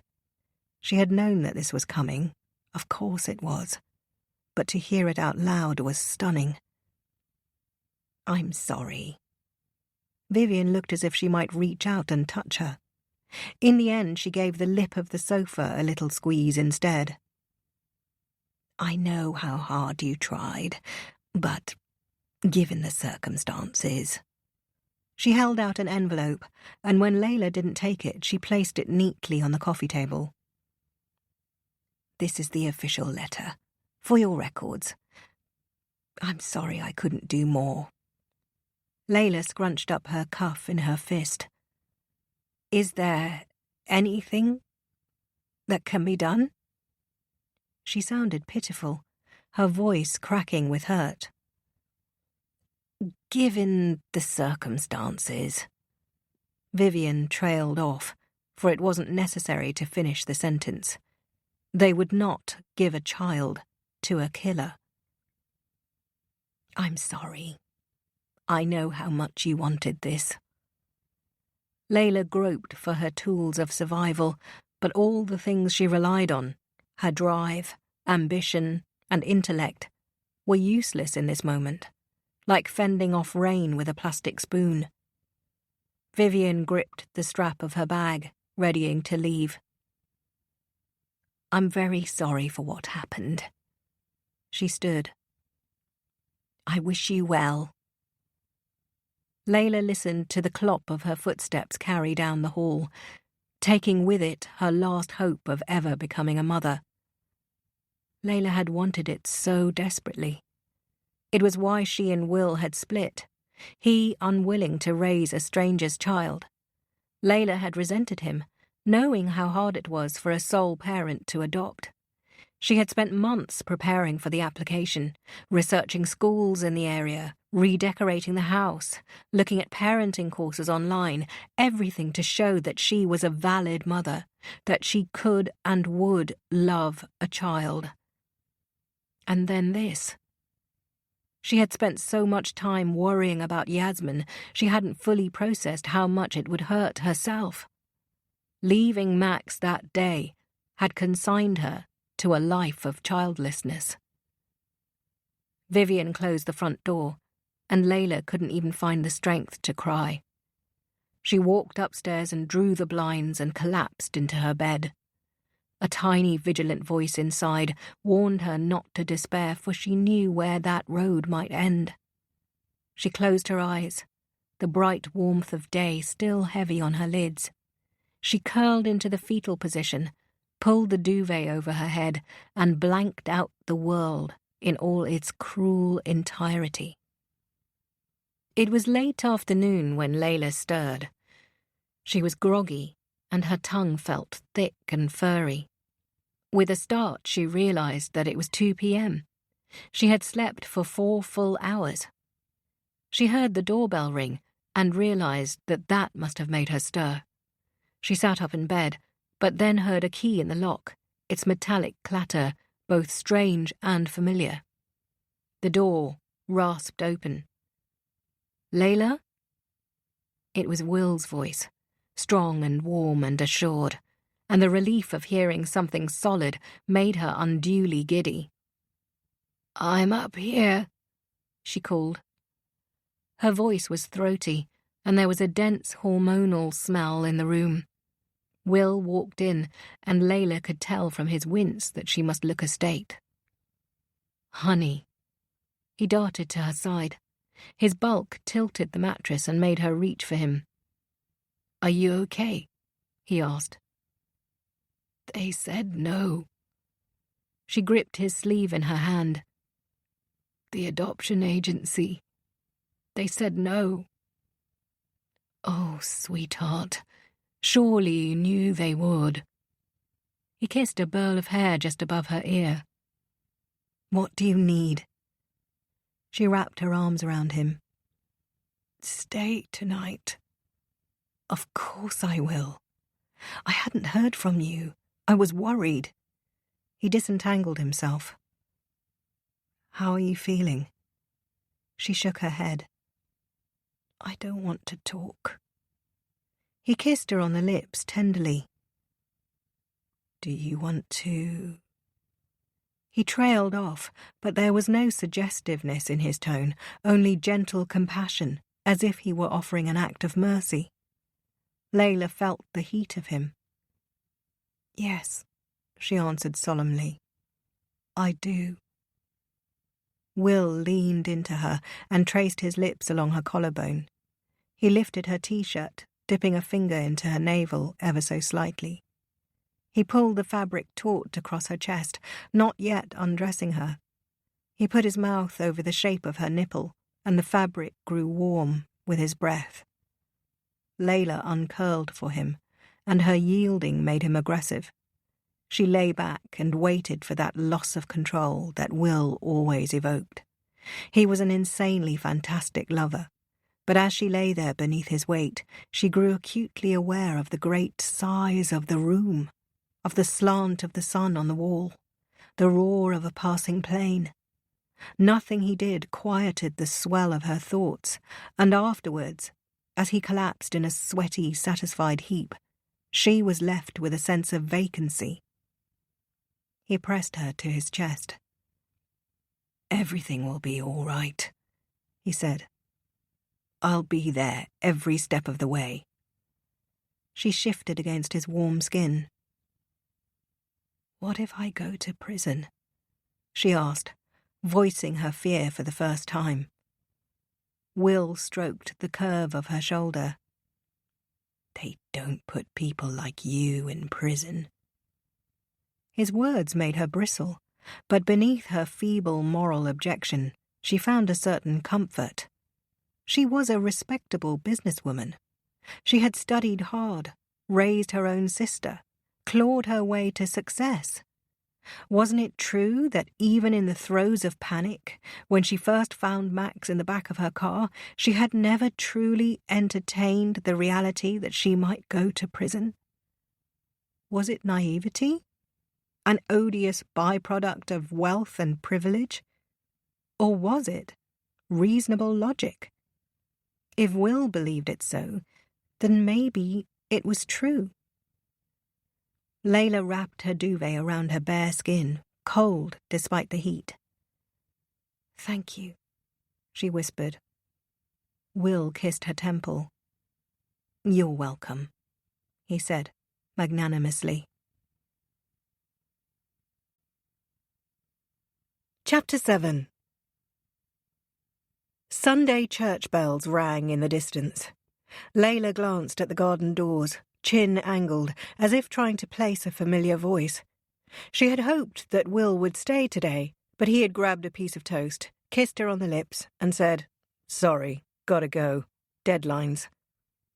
It was a wonder, she thought, that the two of them had wound up together. All her life she had craved stability, and yet married a man who was always rocking one boat or another. He often liked to say, "If you're a journalist and you never regret anything you write, then you're not trying hard enough to be interesting. Perhaps that's what piqued her interest in the first place. They had met at a stuffy party at a high-profile conference in Switzerland. She was there on business, and he was there to write a hit piece on how pointless it all was. He had smoothly snatched a martini off a passing tray and rolled his eyes insouciantly. "Do you buy it?" was the first thing he said to her. She tilted her head in query, and he leaned in close, waving his drink at the room. "Do you buy it? All this bullshit?" She could see it was a conceit, a well-crafted gambit to catch her attention. Everyone there, including Layla, was professional and straight-laced, and he clearly revelled in being subversive. She laughed, but in a polite, restrained manner, letting him know that she wouldn't be seduced by this act. "Ah," he said, "you're one of those." "One of what?" A smile tugged at his lips. "One of those women who sits in her ivory tower and stares down at us mere mortals, not allowing us to—" He traced the pad of his finger along the crease of her elbow. "Touch you," he finished. The move should have raised her feminist hackles, but instead she felt a thrilling sense of momentum. His approach felt adversarial, a cynical battle of wits to see who could outlast whom. Layla played along, distant and aloof, but as they talked, everyone else faded away, leaving only the two of them, lit as if in spotlight, sparring with each other, a zinger here and a zinger back. It was utterly intoxicating. She didn't even notice how much she was drinking, and when he asked her to go back with him, she said yes, like it was the easiest thing in the world. He held her hand, lacing his fingers with hers, and led her out of the room. He kissed her as soon as the lift doors closed, and for the first time in her life, her breathless desire was more than a mere performance acted out for a lover. She slipped her hands beneath his blazer to feel the heft of his body, and it made her ache for him. That night, she behaved in ways she never had before, thinking she would never see him again. The next morning he asked for her number, and she gave it to him, with an exaggerated roll of her eye, signalling that she knew this was all a charade. She didn't expect him to call, but he did. For the next few months they had an intense romance, and the way he made her feel, light, carefree, even a little reckless, was addictive. So when he asked her to marry him only 7 months after they met, she said yes. Everyone around her was shocked, not least of all Yasmin, who had never known Layla to be impulsive. Of course, Layla was secretly smug that she had landed such a catch, and in a manner so unlike her. She took pleasure in laughing airily when friends remarked that it had happened so fast. "When you know, she would say, enjoying their bemusement. She threw a lavish party to celebrate the engagement, a public declaration that, yes, she was sure about Will. Robert Gardner offered to host it at his townhouse in Chelsea, and Layla accepted graciously.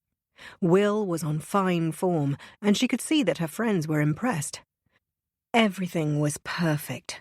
The tasteful lights in the manicured trees, the crispness of the Riesling, the unobtrusive breeze, which was why she was annoyed when Yasmin did what she did that evening. With the guests settled and comfortable, the two sisters walked to the edge of the garden. They sat on a log-carved bench and watched the pleated surface of a pond. Layla nudged Yasmin's shoulder. "Who'd have thought we'd end up here? Champagne and caviar and this ridiculous ring." She splayed her fingers and admired the solitaire, an heirloom from Will's family. Yasmin was quiet, and Layla sensed that something was wrong. "Are you okay?" she asked. Yasmin puckered her lips, as if trying to decide whether to talk. "Can I say something?" Layla withdrew her hand. "What?" Yasmin shifted uncomfortably. Are you sure you want to do this so quickly? Layla laughed. I've never been more sure of anything in my life. But it's so unlike you. Will is so unlike you. So? The humour in her voice faltered. Look, I trust your judgment, but Will is... he's a bit spoilt, isn't he? Layla startled. Spoilt? What an ugly way to describe him.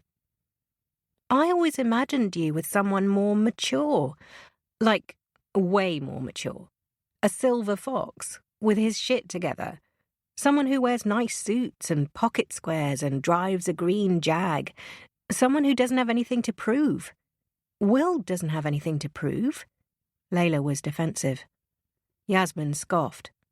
Yeah, okay, she said sarcastically. Why are you being an arsehole? Yasmin flinched, realising that her words had landed poorly. Don't be angry, Layla. You've spent your life taking care of me, and I want someone to take care of you, and I just don't know if Will is that person. You don't have to know. I know, snapped Layla. Jesus, Yasmin, it's my engagement party, and you use it to bitch about Will?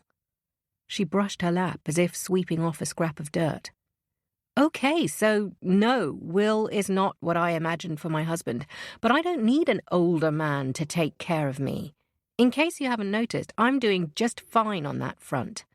What I need is someone who makes me forget this. She motioned between her and Yasmin. Will makes me forget what we went through. He makes me live in the here and now, not 10 years in the past when we were still hoarding coppers, not 10 years in the future, like I've been doing my entire life. But is that enough for a marriage? Said Yasmin. You can't just live in the here and now. You've got to spend the next 40 or 50 years together. He makes me feel good, Yasmin. Layla's voice softened then. And I felt bad for such a long time. Yasmin fell silent, and the two of them listened to the hum of the party. She hunched against the breeze, a long curl of hair sliding off her bare shoulder. Fuck, she said under her breath. What? Asked Layla tensely. Now I know why you do it. Do what? Yasmin smiled a little and began to sing Father and Son in the deep register of the father who lectures his son on life. Layla shook her head. And now I know why you hate it, she said. Yasmin carried on singing, coaxing Layla back into good humour. She slung an arm around her and kissed her shoulder. You love him? She asked solemnly. I really do. Then I will love him too, said Yasmin. Come on. She stood and pulled Layla to her feet. Let's do this thing. 6 months after that, Layla and Will were married. Their first few years were fun as they sought to find a rhythm. Layla wasn't the sort of woman who would try to tame a man like Will. She knew he needed space, and so she allowed him on his all-nighters and raucous boys' holidays, knowing that they were important to his sense of identity. It was only when they started trying for children that he truly matured. Layla was surprised by how receptive he was, thinking she would have to cajole and persuade him, as so many of her friends had done with partners. Instead, he looked up baby names and sent them to her in a neat little list. Layla could still reel them off now. Amelia, Isabella, Sophia, Olivia, Aisha, Hannah, Safa, Rayla. Most men wanted a son, but Will was convinced they would have a daughter. The first months passed without worry, but as the spring drew on, they wondered if something was wrong. At 6 months, they went to see a doctor, and so began the years of trying. It was an assault on her body, a years-long stress position, but she never lost hope. She had achieved everything she had set out to, and this would be no different. After the 4th miscarriage, however, she couldn't do it anymore. That's when she mentioned adoption, and Will had blankly refused. She had begged him, and when that failed, pelted him with blame. "How can you be so cruel? How can you deny me this?" But it did nothing to move him, and eventually, after nearly 10 years together, Layla and Will split. She had been numbed to the pain of separation by her quest to become a mother. Now that it was no longer possible, she felt doubly robbed. He had asked her once if he could write about their miscarriages, and she had roundly refused. Will mined their personal lives sometimes for his weekly column, but this was far too raw. He argued that writing about trauma was akin to therapy, and then sulked for weeks when she still refused. They clashed sometimes, but their affection for each other never waned. As she sat at home alone now, the thought of him moving on, remarrying, maybe even having children, made her sick with preemptive jealousy. She tried to shake it off and found herself stalking the house, opening and closing drawers and cupboards as if they might offer diversion. Finally, she decided to go for a run. Outside, the air was dry and rasped against the back of her throat. The tower block in the distance seemed to warp in the heat, waves rising off it. Layla tightened her ponytail and was putting in her earbuds when she spotted a familiar figure. He was walking away from her, and she jogged lightly to catch him. "Andrew," she called. He spun and registered her guiltily. "Oh, Layla." He reached for something else to say. "Sorry. I got your text yesterday and meant to reply, but..." He gestured vaguely. "Time got away from me." "Can I talk to you?" she asked curtly. He shifted his weight from right foot to left. "About what?" Layla gestured in the direction of her house. "Can we go inside?" He looked at his watch. "Actually, I don't have very long." "I saw you yesterday," she said. "At the Copper Kettle." He looked at her blankly. "Oh, sorry, I didn't see you. Who were you with?" He tensed. "What were you doing? Following me?" "Fuck you, Andrew," she said, with more acid than intended. She saw the flash of hurt on his face and groaned with frustration. "Please tell me you're not cheating." He balked. "How can you ask me that?" He turned away from her and stared at the horizon. "You don't get to do that, Layla. You don't get to accuse me of something like that." She waited for him to look at her. "You know what it would do to her." "Worse than what you did to her?" His words landed like a slap. Layla stared at him, unable to process the shock. "How can you say that?" Her voice was a hoarse whisper. He thrust his face close to hers, menacingly close. "It's not nice, is it, to be accused of something so shitty?" She fought the urge to push him. "I just want to know who she is." "It's none of your fucking business. So it's true then?" "No, it's not fucking true." He took a ragged breath, and then another. "If you must fucking know, she's a therapist." "Therapists don't stroke their clients." He looked at her as if she might be an alien. "How long were you watching for?" "I saw all of it," she bluffed. "Don't be an asshole, Layla." When she didn't respond, he threw up his hands. "You remember our wedding in Denmark?" Layla frowned. Andrew and Yasmin's wedding was 8 years ago now. "Yes?" "You remember Anna?" Layla was hit with a bolt of recognition. The delicate cheekbones and slender neck. "It was your sister." "Yes, it was my fucking sister in the cafe. She flew straight here when she heard. Now back off, Layla. Stop being so fucking controlling. She flinched. It was the same accusation that Yasmin often made. Andrew using it now, after everything she'd done to help, filled her with resentment. She reached out a hand to bridge their distance, but Andrew battered it away. "Don't," he said sharply. "Just leave us alone for a while." He backed away and turned, leaving her mute in the middle of the street. Yasmin looked on silently, masked by the bulk of a curbside tree outside Layla's house. Her heart raced as she watched her sister and husband on the street. Layla was gesticulating wildly, which was jarring on its own. Usually, when she was angry, she descended into a sulk like the martyr she liked to be. She reached for Andrew, and he batted her away. Yasmin made a low gasp of a sound. She had never seen him so spirited. She watched them remonstrate before Andrew turned away.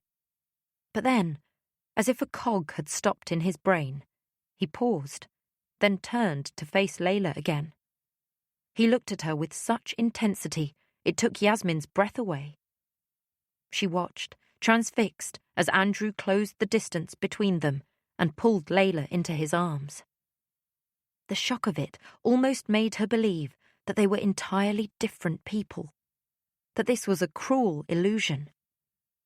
But no, that was her husband, and in his arms was Layla, her head tucked against his chest and her hand gripping his shirt.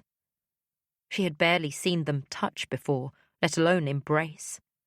To see them clinched together like this seemed like an obscenity. Their energy wasn't sexual, but the sheer intensity was undeniable. Yasmin continued to gawk, physically unable to move.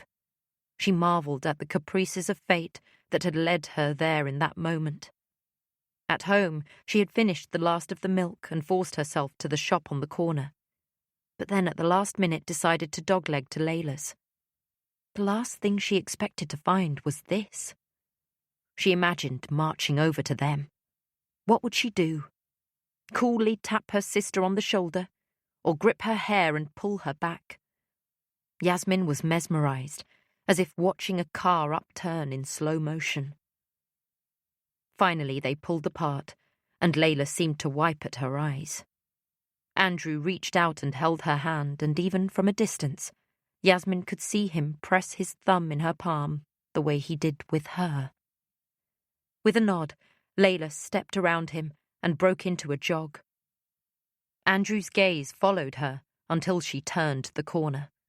He glanced over his shoulder, and the look on his face was clear. Guilt. Yasmin gripped the spikes of the iron gate that fringed the small park in the square. Her thoughts clamoured, and she tried to sort through the chords of them to work out what she'd seen. There was no single incriminating act, no kiss on the lips, no squeeze of the flesh, but the intimacy was unmistakable. Yasmin looked at the gleaming facade of Layla's house. She had half a mind to pick up a rock and hurl it through the window. Perfect Layla with her perfect fucking life. Yasmin would never admit it, not even to her therapist, but a small delinquent part of her had been smug about Layla's breakup. Marriage and motherhood were the only things that Yasmin had over Layla. That she had taken Max felt like an act of vengeance. Yasmin knew it couldn't be true, but she needed someone to blame. Seeing Layla with Andrew gave her all the more reason. Yasmin marched up the steps and plucked the spare key from a secret compartment in the ceramic plant pot. She let herself in and entered the alarm key code, knowing that the digits 8093 had no significance at all, typical of Layla. Yasmin walked in and was angered to see zero signs of disarray. In the living room, she pushed over a pile of New Yorkers, letting the top two slip to the floor. She paused by the garden door and flexed her fingers, wanting to put her fist through the glass. She drank a glass of orange juice and left it on the counter. She wandered upstairs and was only gratified when she reached the master bedroom and saw that the blinds were drawn and the bed was still unmade. She stepped into the bathroom, and her gaze was drawn to the freestanding tub, its sublime lines shiny and white. How shocked would Layla be if she came home to find Yasmin in that bath? She was tempted to do it from spite. She sat on the lip and swung her legs inside, then slid down to the base, feeling the cold enamel on her calves. In that white cocoon, the memories came rushing back. When Toby was diagnosed, Yasmin had sworn that she would bear it, that she wouldn't crumble like Layla expected. But the challenge was so hard, so vast, that no sane person could withstand it. On the worst nights, when Toby's crying escalated to a sort of bleating, she thought she would lose her mind, that it would shatter apart and burst through the room like remnants of stars. But no, she was expected to keep on. When he died, Yasmin had cried for days, and when, after a month, the pain didn't fade, all she wanted was for it to end. To lose Max too, after all of that, left her feeling numb, as if she had spent all her sadness and sorrow and had nothing left to give. She leaned her head on the hard ridge of the bath. She felt so tired, so overcome. She closed her eyes and, against the coolness and white, let herself drift off to sleep. Layla kicked her front gate shut, flinching when it clanged against the latch. She secured it with her little finger and walked into the house. She set down the scant groceries, loose for want of a bag, and caught the 2 ripe peaches that rolled to the edge of the counter. As she put them in a bowl, she noticed a glass by the sink, speckled with the pulp of oranges. She frowned. Had she left it there before her run? She invariably filled hers with water to make it easier to wash. She inspected it, as if it might offer an answer, then set it down and checked her phone. Had Will popped by without telling her? She saw that she had no messages. Perhaps she'd just forgotten. She washed the glass, then headed to the bathroom upstairs. She stripped off her yellow tank top and turned to toss it in the laundry basket. That's when she caught the shock of black hair strewn across the bath. She screeched in horror, a concussive howl of a sound. Yasmin shot up in the bath, and Layla's screams snuffed out, replaced by the vinegar jump of shock. The 2 sisters locked eyes, an electric rupture in the air. Yasmin winced as if caught in the sweep of torchlight. And then Layla was on the floor, folding sideways like a domino, knocked clean off her feet. She made a strange burbling sound, and she wasn't sure if the words coming from her mouth were pleas or expletives. She trembled, and the words took shape in the panting of her breath. "How could you? How could you? How could you?" "Yasmin, what are you doing here?" she cried. "How did you get here?" She noticed the glazed look in her eye. "Oh, God! Did you take something?" She vaulted up and pelted to her side. She unfurled Yasmin's fingers, then searched the base of the bath. "Did you take something? What did you take?" She cupped her cheek with a palm. "Yasmin, what did you take?" "No." Her voice was hazy and disoriented. "No, I didn't. Tell me the truth." Yasmin shoved her hand away. "I didn't take anything." Layla studied her, looking for signs of narcosis. "I didn't take anything." Layla slumped against the panel of the bath. "Then what are you doing here?" She reached for her, but Yasmin jerked away. Layla exhaled, then leaned back on her heels. "Yasmin," she said softly, "please get out of there." Her lips twitched defiantly, but she clambered up and out. She sat on the lip of the bath and sneered at the lines of Layla's abs. Layla noticed and pulled her top back over her sports bra, wincing as the damp fabric pasted to her skin. "What the hell is going on?" "You tell me. You're the one who's been out and about." Layla studied her. Was there something chemical in the slur of her words? "So go on," said Yasmin tartly. "Tell me then. What's been going on?" She rose to her feet. "Are you fucking my husband?" Layla balked. "What?" "I saw you," she said acidly. "I saw you both together." Layla's mouth moved but made no sound. "I saw you all over him." "When?" Yasmin stared at her. "When do you think?" Layla groped for a way to placate her. "So? Are you? Fucking my husband? Is this house and your business and your fancy car and your fat bank account not enough for you? You have to take my husband too." "Don't do this." "Do what?" "Pit us against each other. I've always been on your side." "Oh, fuck off, Layla."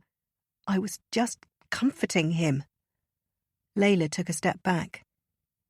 "Do you really believe I'd do anything with Andrew?" The air grew taut in the room, stretching and stretching until it seemed that something would break. "You might as well," spat Yasmin. "Everything you have, everything you do is perfect. Flying to New York for business meetings, champagne breakfasts, being courted by millionaires, your career, your success, even your fucking body," she said disgustedly. "Everything is so fucking perfect." Her voice broke. "Max is the one thing I had that mattered." "Yasmin, you are so much more than me." "Don't fucking patronize me," she snarled. "I know you want a child, Layla, but you have everything else. I had one thing, and now that's gone. So what am I meant to do?" Layla watched her, and her heartbreak was so acute she had to look away. "I'm sorry," she said to the wall, her own voice freighted with tears. "Tell me one thing, Layla. Just tell me this one thing. Did you mean to leave him?" Layla exhaled sharply, a deliberate show of disbelief. "I know you didn't mean for him to die, but did you leave him on purpose and go to the office?" Caught in the blare of the question, Layla tried to find the best answer, the one that offered most comfort. "No, Yasmin," she said, her voice low and earnest. "I didn't mean to leave him." Something hard flashed in her eyes. "I don't believe you." "I would never." "But you would," snapped Yasmin. "You left me." "That was different. You were older. You could take care of yourself. I was 11. "I know, but..." Layla smarted. "I was stuck." "And you weren't stuck when a multi-million deal at Said and Gardner was at risk? You didn't think you had to go and deal with it?" "That's not what happened." "Just tell me the truth." "I promise you." Layla's voice was forceful, verging on the cusp of anger. "That's the truth." Yasmin looked at her coolly. "I don't believe you."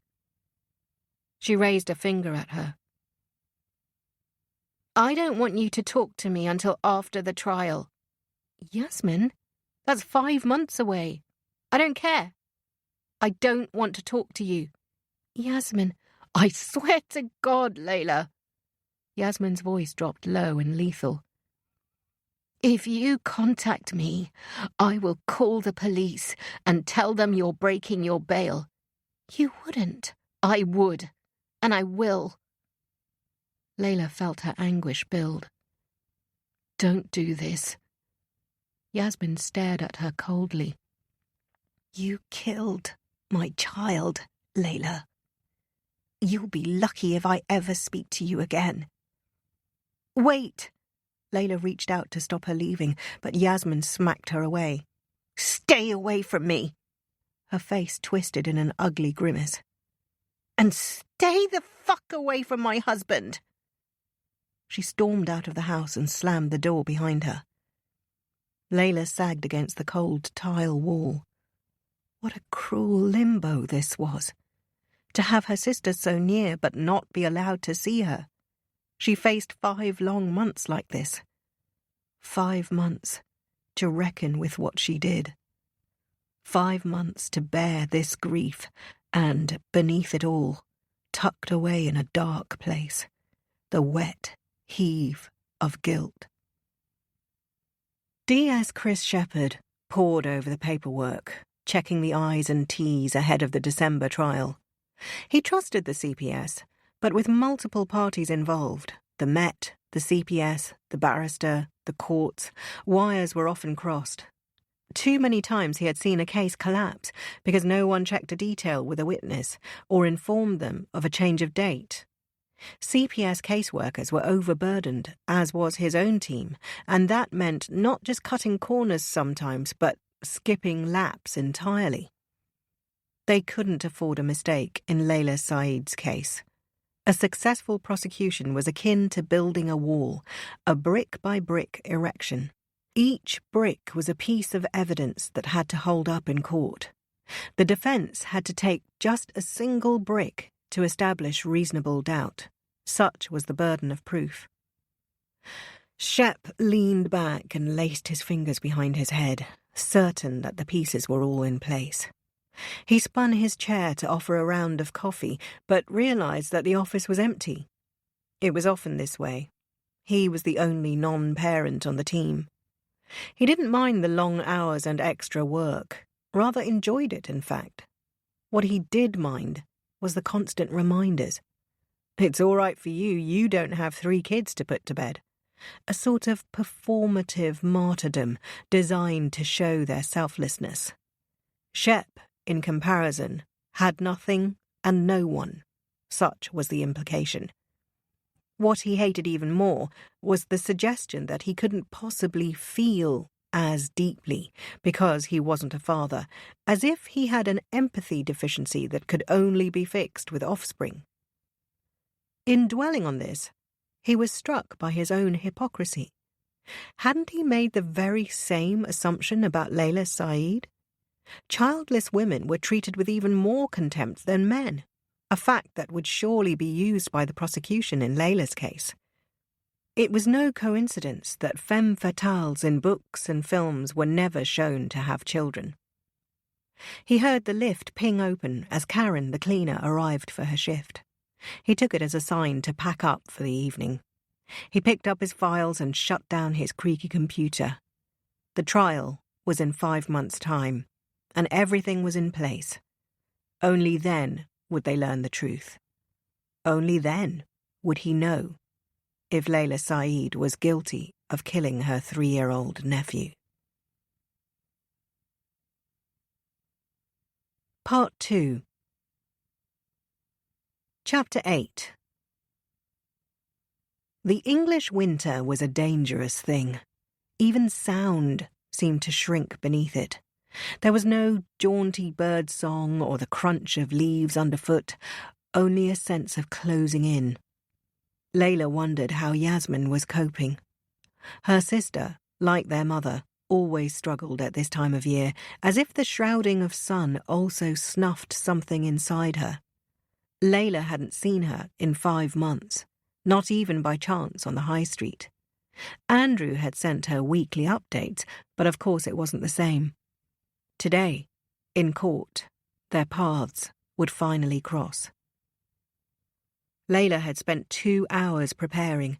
She wore a navy blue trouser suit that tapered at the ankles, giving her a neat silhouette. As she paced her room, however, the suit felt stiff and unyielding, cinching her in all the wrong places. She had worked from home for the last 5 months, with occasional weekends at the office. The sudden switch to business wear felt unwieldy and oppressive. She considered changing into something more casual, but knew it would tip her from being early to being just on time, and she couldn't risk being late. Besides, she needed to present the best version of herself. In the cab en route to court, she felt a loping in her stomach, the old familiar ache of dealing with authority. All her life it had been something to battle, something to defeat. She remembered standing up in family court and applying to adopt Yasmin. The way she was treated, the shifting court dates, being told to go to Manchester at a moment's notice and then being sent back, the round robin of the justice system making her feel sick and helpless. And now it would decide her fate. This creaky, unsteady system would decide if she would go to prison or be presumed innocent. She arrived at Inner London Crown Court and passed through security. It was a building of 2 parts. The front was grand and imposing, with airy corridors, high ceilings, and huge Diocletian windows that enchanted Layla. She wished she could get close to them, perhaps even sketch them. The rear was grey and plastic, with austere schoolhouse stairs. It was there that she sat and waited, breathing slowly and deliberately to keep herself from shaking. The usher approached and nodded, a grave signal that it was now time.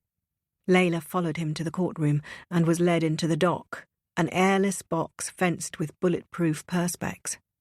On seeing the judge's bench at the opposite end, Layla fought the urge to cry. She had imagined this many times, but it was impossible to know how small she would feel when the moment arrived. She glanced around the room and built a mental blueprint. The witness box stood to her right, and the jury box to her left, the 2 facing each other. In the middle were rows of benches for the barristers and solicitors. Layla's lawyer, Clara Pearson, sat closest to the jury box, calmly browsing a file. Above Layla, hidden from her view, was the public gallery. She wondered if Yasmin was up there, watching. "All rise," called the usher. Judge Warren entered the room. He was a fine-boned man with thin lips that were almost the same shade as his skin. His slate-grey eyes were beady and framed by thin-rimmed glasses. When he spoke, his deep, commanding voice seemed incongruous, like he might have borrowed it from someone else. He called for the jury, who filed in solemnly. Layla instinctively scanned the women, looking for those who might have children and be predisposed against her. Sometimes she felt awkward in front of mothers and their talk of an entire world to which she wasn't privy.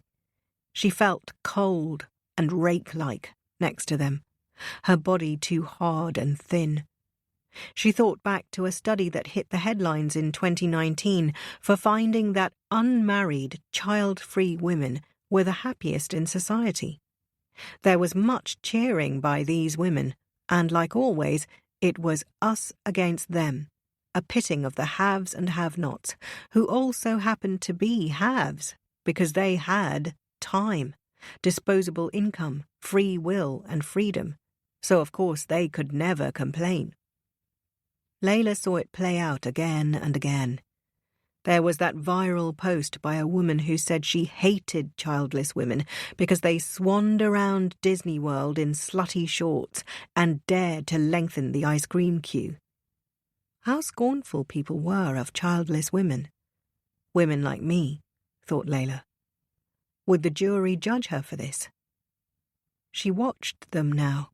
12 jurors, 5 men and 7 women, with a balance of ethnicities. All the women were in their late 30s or 40s, with the exception of one girl, possibly in her late 20s. She had pale, cat-like eyes and a cool demeanour that set her apart from the others. Might she be Layla's saviour? Courts preferred unanimous decisions, but, at a push, would accept a majority of 10-2.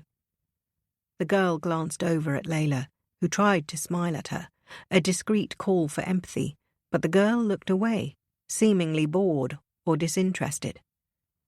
How awful it was to sit here at the mercy of strangers. They knew nothing of her and her life.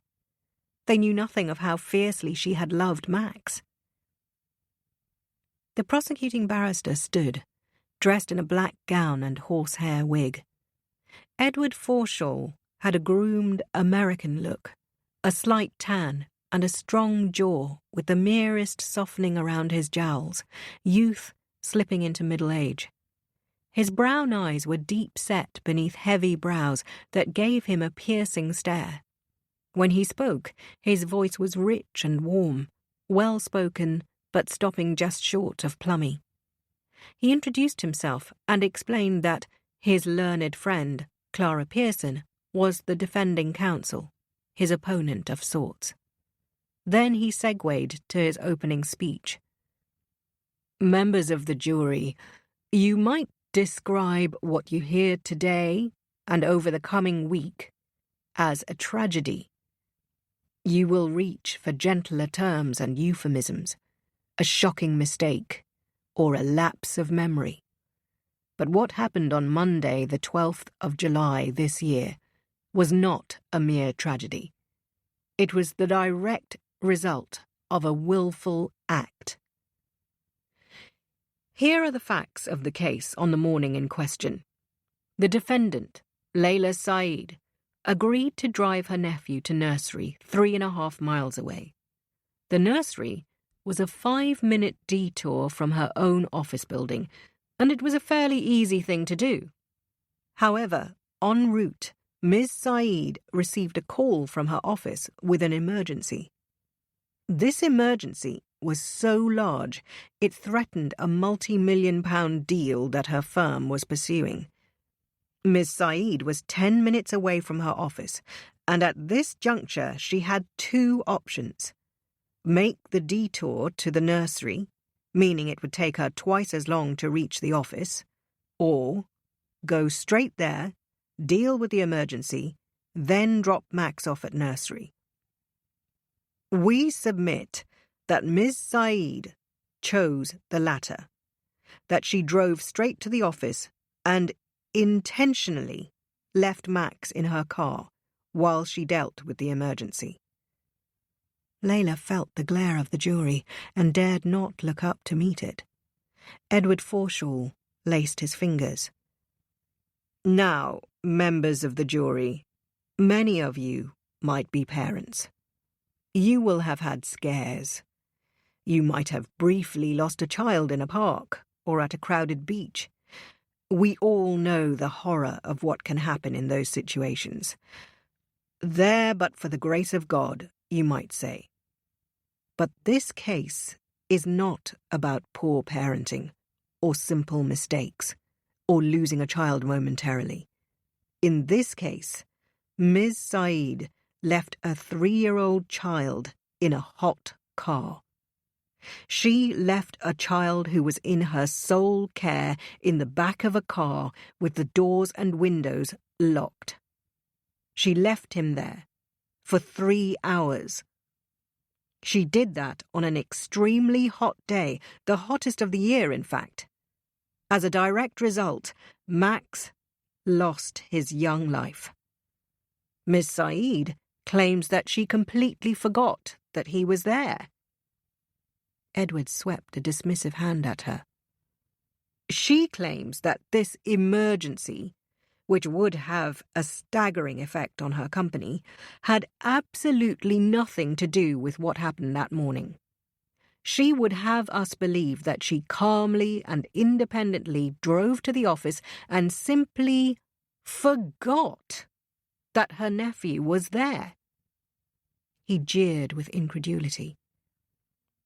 Ms. Saeed claims that she has never driven her nephew to school before by way of explaining why she forgot, but you will hear evidence otherwise. She claims that she was perfectly willing to look after Max, but you will hear evidence that directly contradicts this from Ms. Saeed's own acquaintances. He pressed his palms together. Ms. Saeed left Max in the car by her own admission. She claims she did it by mistake, but there was no mistake that day. There was a conscious, deliberate decision to leave Max in the car while she attended to her company. The act of leaving him on such a hot day was lethal and directly led to his death. Taken together, it is clear. Layla Saeed is guilty of manslaughter. He paused and looked at the jury gravely. I'm sure you will take no pleasure in reaching such a conclusion, but those are the facts of the case. And based on the facts, Ms. Saeed is guilty. Guilty is the verdict we ask you to return. He ducked his head in a humble flourish. Layla's skin bristled as she listened. How appalling it was to be painted this way. How convenient to adopt the trope of a career woman in thrall to ambition. None of it was true. When Andrew had asked her for help, Layla had agreed because she always put Yasmin first. That act had cost her so much, and to sit and watch them brand her as callous felt like a public flogging. Edward Forshaw called the first witness for the prosecution, and Layla balked when she saw that it was Yasmin. She had expected Andrew, for it had all started with him. She watched the jury watch Yasmin and understood in an instant. For maximum emotional impact, you start with the mother. Of course, you start with the mother. Yasmin wore a pale pink shift dress, so light it was almost white. Her hair was in a chignon, and she wore minimal makeup. Her large eyes had the finest slick of eyeliner, and her lips were a pale plum colour. She looked like a receptionist at a high-end law firm, or something equally inoffensive. A dark part of Layla was annoyed by this muting of Yasmin's beauty. Had she swapped out the red lipstick strategically to present herself more palatably? Yasmin, in full glory, raised the hackles of other women, something she found amusing. This makeup and outfit showed a different woman. Layla strained to catch her eye, but was studiously avoided. She wished now that she had made one last attempt to talk to Yasmin and find out what she was thinking. Was she seething with vengeance? Would she seal Layla's fate today? Ms. Saeed, Edward started, his tone loaded with gravity. What kind of aunt was Layla Saeed? Layla craned her neck, waiting for Yasmin to look at her, but she only stared ahead, her gaze fixed on a point by the jury. She was a good aunt, said Yasmin in a monotone. Loving? Yes, I would say so. Edward angled his head. Forgive me, but I detect some hesitation. Yasmin smoothed her dress. Well, she wasn't affectionate, if that's what you mean. She sensed the shift of the jurors and backpedaled quickly. I don't mean that she wasn't affectionate as in she didn't feel affection, more that she didn't show it. She wasn't tactile or touchy-feely. Layla felt a knot of anxiety. Yasmin wasn't wrong, but how could the jury know that every time she held Max, it made her yearn for her own? The heft of him in her lap, his baby soft palm on her cheek, his determined, clumsy kisses, unlocked fresh pain in some deep-down cavity. Would you say she was cold with him? Yasmin frowned. No, she was very invested. She bought him lots of toys and books and always checked on how he was doing. You moved home in 2020 to be closer to her. Did you rely on her for babysitting? Yasmin gripped the wooden rail of the witness box. Yes. How often? Roughly once a fortnight. Layla bristled. It was more like once a week. How did Layla react to this? Yasmin tensed for a second.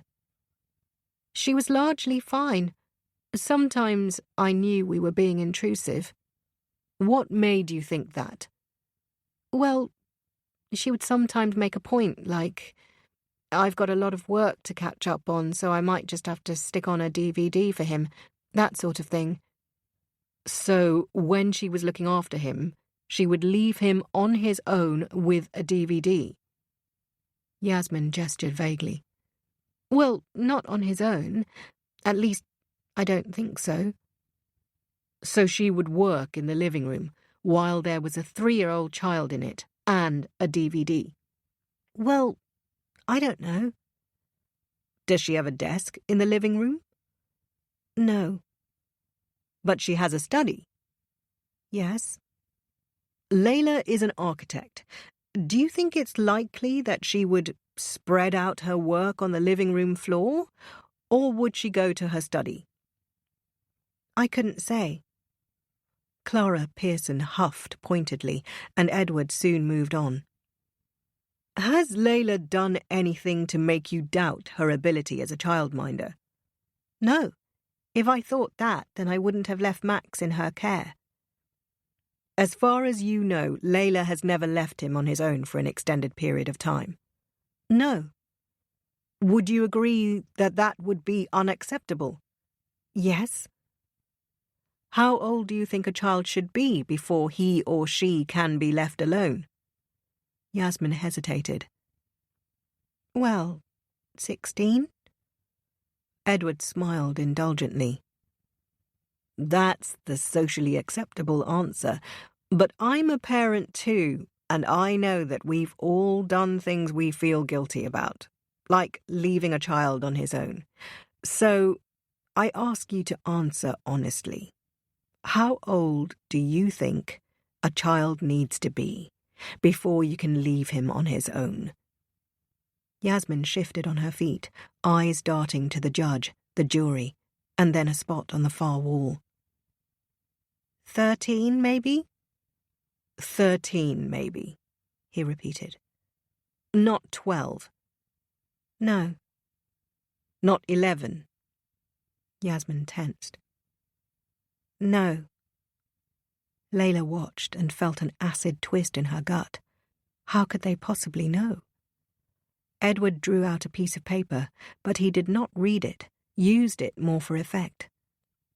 Yasmin, is it true that you were in your sister's care from the age of 11 to 18? Yes. Do you remember what happened in January of 2002? Yasmin kneaded one hand with the other. Ms. Saeed, will you share this with the court? Now Yasmin did look at Layla, but only for a second. We were living in a flat in Gants Hill. Layla got an evening job and had to go away for training. Where did she go? To the Cotswolds.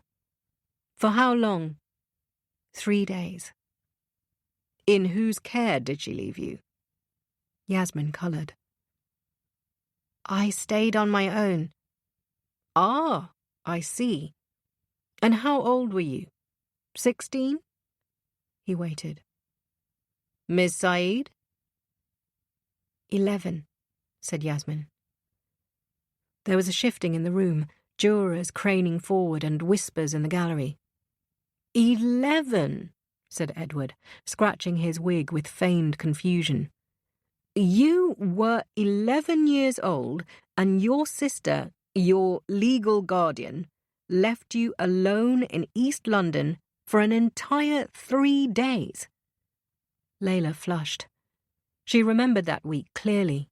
She had asked her new employers if there was access to childcare.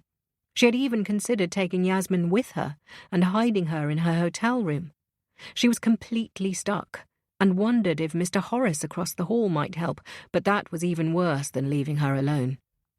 Finally, she had stocked up on groceries and left Yasmin with strict instructions not to go out at all. The 3 days passed in a blur of worry, and she returned in a state of mania, convinced that she would unlock the door and find Yasmin gutted on the floor. When she saw her curled on the futon, their duvet heaped around her shoulders, butter-kissed popcorn trailing to the floor, Layla almost cried with relief. Not wanting to scare her sister, she greeted her casually, then went into the bathroom and wept. Later they had a blazing row when Layla spotted the chicken shop box in the bin. She had shouted at Yasmin, half angry, half crying. "What if something had happened to you?" Tragedy could so easily have befallen then. Instead, it had lain in wait, striking 2 decades later. "Miss Saeed." Edward's voice grew gentle, as if breaking bad news. "Does that sound like the actions of a responsible adult?" Yasmin's lips creased in a grimace. "We were both young." "But it demonstrates something, doesn't it? About Layla Saeed and her willingness to take risks." Yasmin shifted but didn't say anything or come to Layla's defense, realizing perhaps that Edward was correct. It took a certain kind of person to do what she did, to take such a risk with the safety of someone she loved. "Ms. Saeed," said Edward softly, "as a mother, do you think that was a warranted risk?" Yasmin didn't speak until Edward pressed her again. Then she answered honestly, "No." Layla dug her fingers into her knees and pressed to the point of pain. "I'm sorry," she wanted to cry. "I'm sorry, Yasmin, for everything I've put you through." "I want to turn to the morning of 12th July, said Edward. "Your husband asked your sister to drive Max to school. Was this unusual?" "Yes. We try not to bother Layla in the mornings." "Oh? Why is that?" Yasmin hesitated. "Well, she's usually happy to look after Max, but the last time I asked her to come over in the morning, she snapped at me." "Why?" "Well, she packs her mornings so that the afternoons are free for thinking time. She schedules everything. It's called time boxing." "So you were reluctant to ask for help in the morning. Did it surprise you to learn that your husband had called her?" "Yes, I've told him not to." "You have specifically told him not to contact your sister in the mornings?" "Yes." "Because she's exceedingly busy?" "Yes." Layla could remember the morning that Yasmin referred to. It was 5 months before Max's death, a cold February morning. Layla had a meeting with a law firm who wanted her to bid for their Holborn office. It was a lucrative project, but also good for her portfolio. The old boys' network of law firms was a difficult one to break into, and she had used all her powers of persuasion to get a seat at the table. "But you're your own boss. You have flexibility where I don't," Yasmin had whined. "He's not my child," Layla had snapped. She remembered the tense silence in the moments after. "Sorry I asked. I won't again." Yasmin had huffed and hung up. And she was true to her words. In the ensuing months, Layla was never asked to help in the mornings. Yasmin was nothing if not stubborn. Neither sister brought it up again, and the next time Yasmin asked for help, on a Saturday evening, Layla readily agreed, and that was that. She hadn't known that Andrew was under instruction not to approach her for help. "So here are the things we know so far," said Edward. "Layla explicitly told you that, on occasion, she would leave Max to his own devices with a DVD. We know that she left you on your own for 3 whole days when you were 11 years old. And we know that she categorically did not like to look after Max in the mornings when she was most busy." Yasmin fiddled with a button on her dress. "Do you think it's possible that your sister intentionally left Max in the car to attend to her emergency?" Yasmin took a moment to answer. "I don't know." In that moment, Layla saw that Yasmin truly doubted her. She truly thought it was possible that Layla had risked Max's life for a business deal. She shook her head in a stagey way to show the jury that she was appalled. Edward probed further. Yasmin, I know this is painful, but you need to answer truthfully. Knowing what you know, knowing that your sister has left a child alone before, do you think it's possible that she left Max intentionally? Yasmin didn't speak for a moment. Then quietly, she admitted. Yes. A little louder, if you will. Yasmin cleared her throat. Yes, it's possible. Layla felt the yielding of strength inside her, a breaking of a dam. Her own sister had just condemned her. She fixated on this vital fact as the rest of Edward's questions played out on a distant stage. Yasmin didn't believe her. And if Yasmin didn't, what hope did she have with the jury? After lunch, it was Clara's turn to examine Yasmin. She started with condolences, but issued them in a clipped, efficient manner that suggested she wouldn't coddle the witness. Layla felt concerned for her sister. Usually when Yasmin sparred with someone smarter, Layla intervened to smooth the sharp edge of debate. Yasmin would get caught in arguments about Palestine or gun control, of which she knew nearly nothing, and it was up to Layla to stop her from making a fool of herself. Here, pitched against a lawyer, Yasmin would surely struggle, a fact that worried Layla. She wanted Clara to be kind, but needed her to be harsh. Ms. Said, on the occasions when you left Max with Layla, and she warned you that she may have to occupy him with a DVD, did you object to this? Yasmin considered this. No. Why not? I didn't think there was anything wrong with it. I sometimes did it myself. And did your husband ever leave your son with a DVD? Yes. I mean, not for a long period of time, but he might leave the DVD on and do some gardening, as any parent might do. Yes. Isn't it true that Layla looked after you from the ages of 11 to 18, when she herself was aged 18 to 25? Yes. We've heard that at the very beginning of this period, Layla supplied you with a full kitchen's worth of groceries and strict instructions to stay at home while she fulfilled an important work obligation in the Cotswolds. Is that correct? Yes. Why didn't she leave you with another adult? Because there was no one else to help. Clara clucked with surprise. You mean to say there was no one at all? No parents, no aunts, no uncles, no adults? No. It's always been just me and her. Clara angled her head. So Layla was truly stuck, but if she didn't take that job, she wouldn't be able to provide food for you. Edward Forshaw sighed and directed something at Clara. A trace of a smile tugged at her lips. That's right, answered Yasmin. Did she ever leave you again after that occasion? No. 20 years have passed since then. Is it fair to say that Layla developed as a guardian after that? Yes. Enough for you to entrust her with your son? Yes. Claire nodded, meditatively.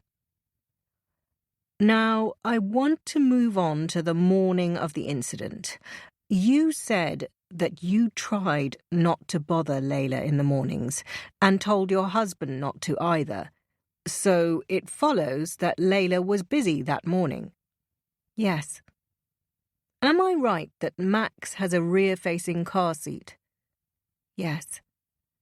Is it also true that you told Layla that you once considered establishing a system, like a shoe or toy on the passenger seat, to remind yourself that your son was in the car? Yes. Did you ever use this system? No. Did you ever tell Layla to do this? No.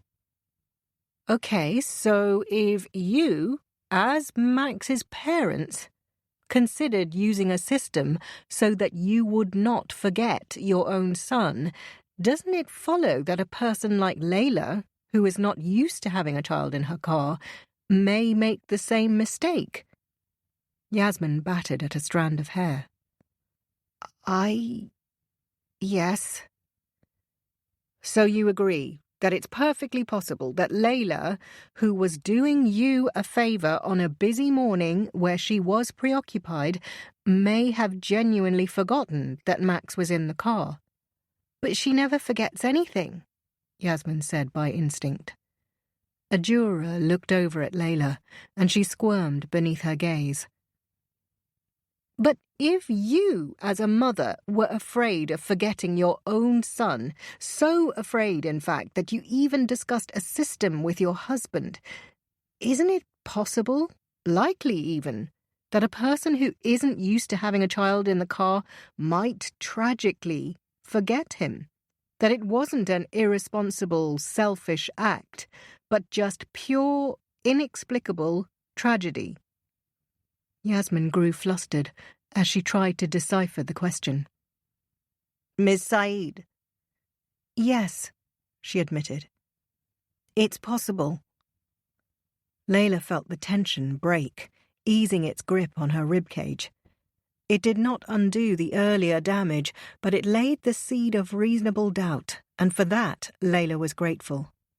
She tried to catch Yasmin's eye to acknowledge this small reprieve, but her sister did not look at her, then or at any other point during the rest of the afternoon. As soon as the light waned outside, Judge Warren adjourned for the day. Layla watched the courtroom empty, feeling jumpy and wired, her nerves loud and jangly. She was grateful when Will met her outside and steered her through the courthouse, holding her elbow possessively as he guided her to his car. At home, she collapsed on the sofa, caught in the white aftershock that follows funerals and natural disasters. She had survived her first day in court. Will poured her a glass of wine and placed it on a stool beside her. "How are you feeling?" he asked. "Okay," she answered by rote. Gently, he brushed her chin with a knuckle. "Hey." He waited for her to look at him. "Come on. How are you really feeling?" She smiled weakly. "Like I've been hit by a train." "You're doing great." Layla found his concern reassuring. Will usually silver-lined all her problems and peppered her with solutions instead of actively listening. She liked this more solicitous version. He pressed the wineglass into her hand. "Are you upset with Yasmin?" "I don't really want to talk about it," she said, with a note of apology. "Come on, sweetheart. Tell me what you're thinking. It can't have been easy hearing the things she said today." Layla lifted a shoulder weakly. "Don't you think she should have defended you better?" "I don't know, Will." "You're not angry at her?" Layla motioned with her glass, and the wine came dangerously close to spilling. "I don't have the right to be angry with her." "That's not the point, though." He waited for a beat. "Are you angry at her?" "I just want to get through the trial before I figure out what I'm feeling." He angled his head in doubt. "It'll be easier if you talk about it." She set down her glass. "I will. In time." He studied her for a moment, then tucked the panel of her hair to one side. "Of course," he said finally. Layla felt herself relax. "We don't need to talk. Just stay here a while." "Of course," he repeated. Layla leaned against him and closed her eyes, feeling her mind quieten for one merciful moment. Chapter 9. Andrew Hansen stood in the witness box. He was cleanly shaven, and his short blonde hair had a wet sheen, teased into shape by gel or hairspray. He wore a pale blue shirt with a black suit, and looked handsome, in a sombre, contemplative way. Layla watched him, noting the signs of clear unease, the smoothing of his tie, the pocketing of his left hand, the twiddling of a button. How strange it was to see him, a comrade of sorts, harnessed by those who sought to imprison her. The two of them locked eyes, and Andrew gave her a small, sympathetic smile. Layla flushed with gratitude, for it confirmed that he didn't want to be there, speaking against her, when she had done so much for him. Edward Forshaw began. Mr. Hansen, in your police interview, you said that you didn't want to ask your sister-in-law for help. Why was this? Andrew cleared his throat. Because I didn't want to impose on her. Because she's exceedingly busy in the mornings, likes to time-box her day. Andrew frowned. Well, she already does a lot for us, so I didn't want to take advantage. Was she hesitant on the phone when you called? No. Edward glanced up swiftly, as if he was expecting a different answer. Not even a little? Well, no. I mean, No, she was fine. Layla bristled. Why was he dithering? She had been perfectly willing to help. Okay. When she arrived at your home, how did she seem to you? She was fine. Not stressed. Not any more than usual. So she's usually stressed. Andrew was at a loss. No, I just mean that she didn't seem any more or less stressed than she usually would. Edward nodded slowly, as if he had learnt a secret. Mr. Hansen, how would you describe your sister-in-law? Andrew considered the question, clearly keen to get it right. She's a strong person. Formidable, actually. She's loyal and incredibly hard-working. She's achieved a lot in her life. She's really impressive.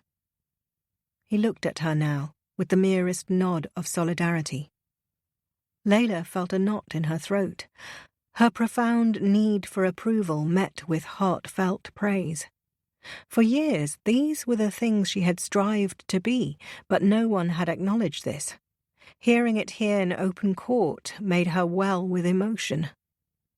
Edward made a curious expression. Would you say she's scatterbrained, or forgetful, or disorganized? No. Has Layla ever harmed Max? No. Andrew's voice was sharp and surprised. She would never do that.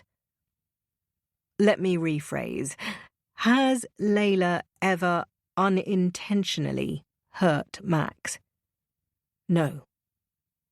Has she ever hidden from you an accident or incident where Max was harmed? No, Andrew repeated.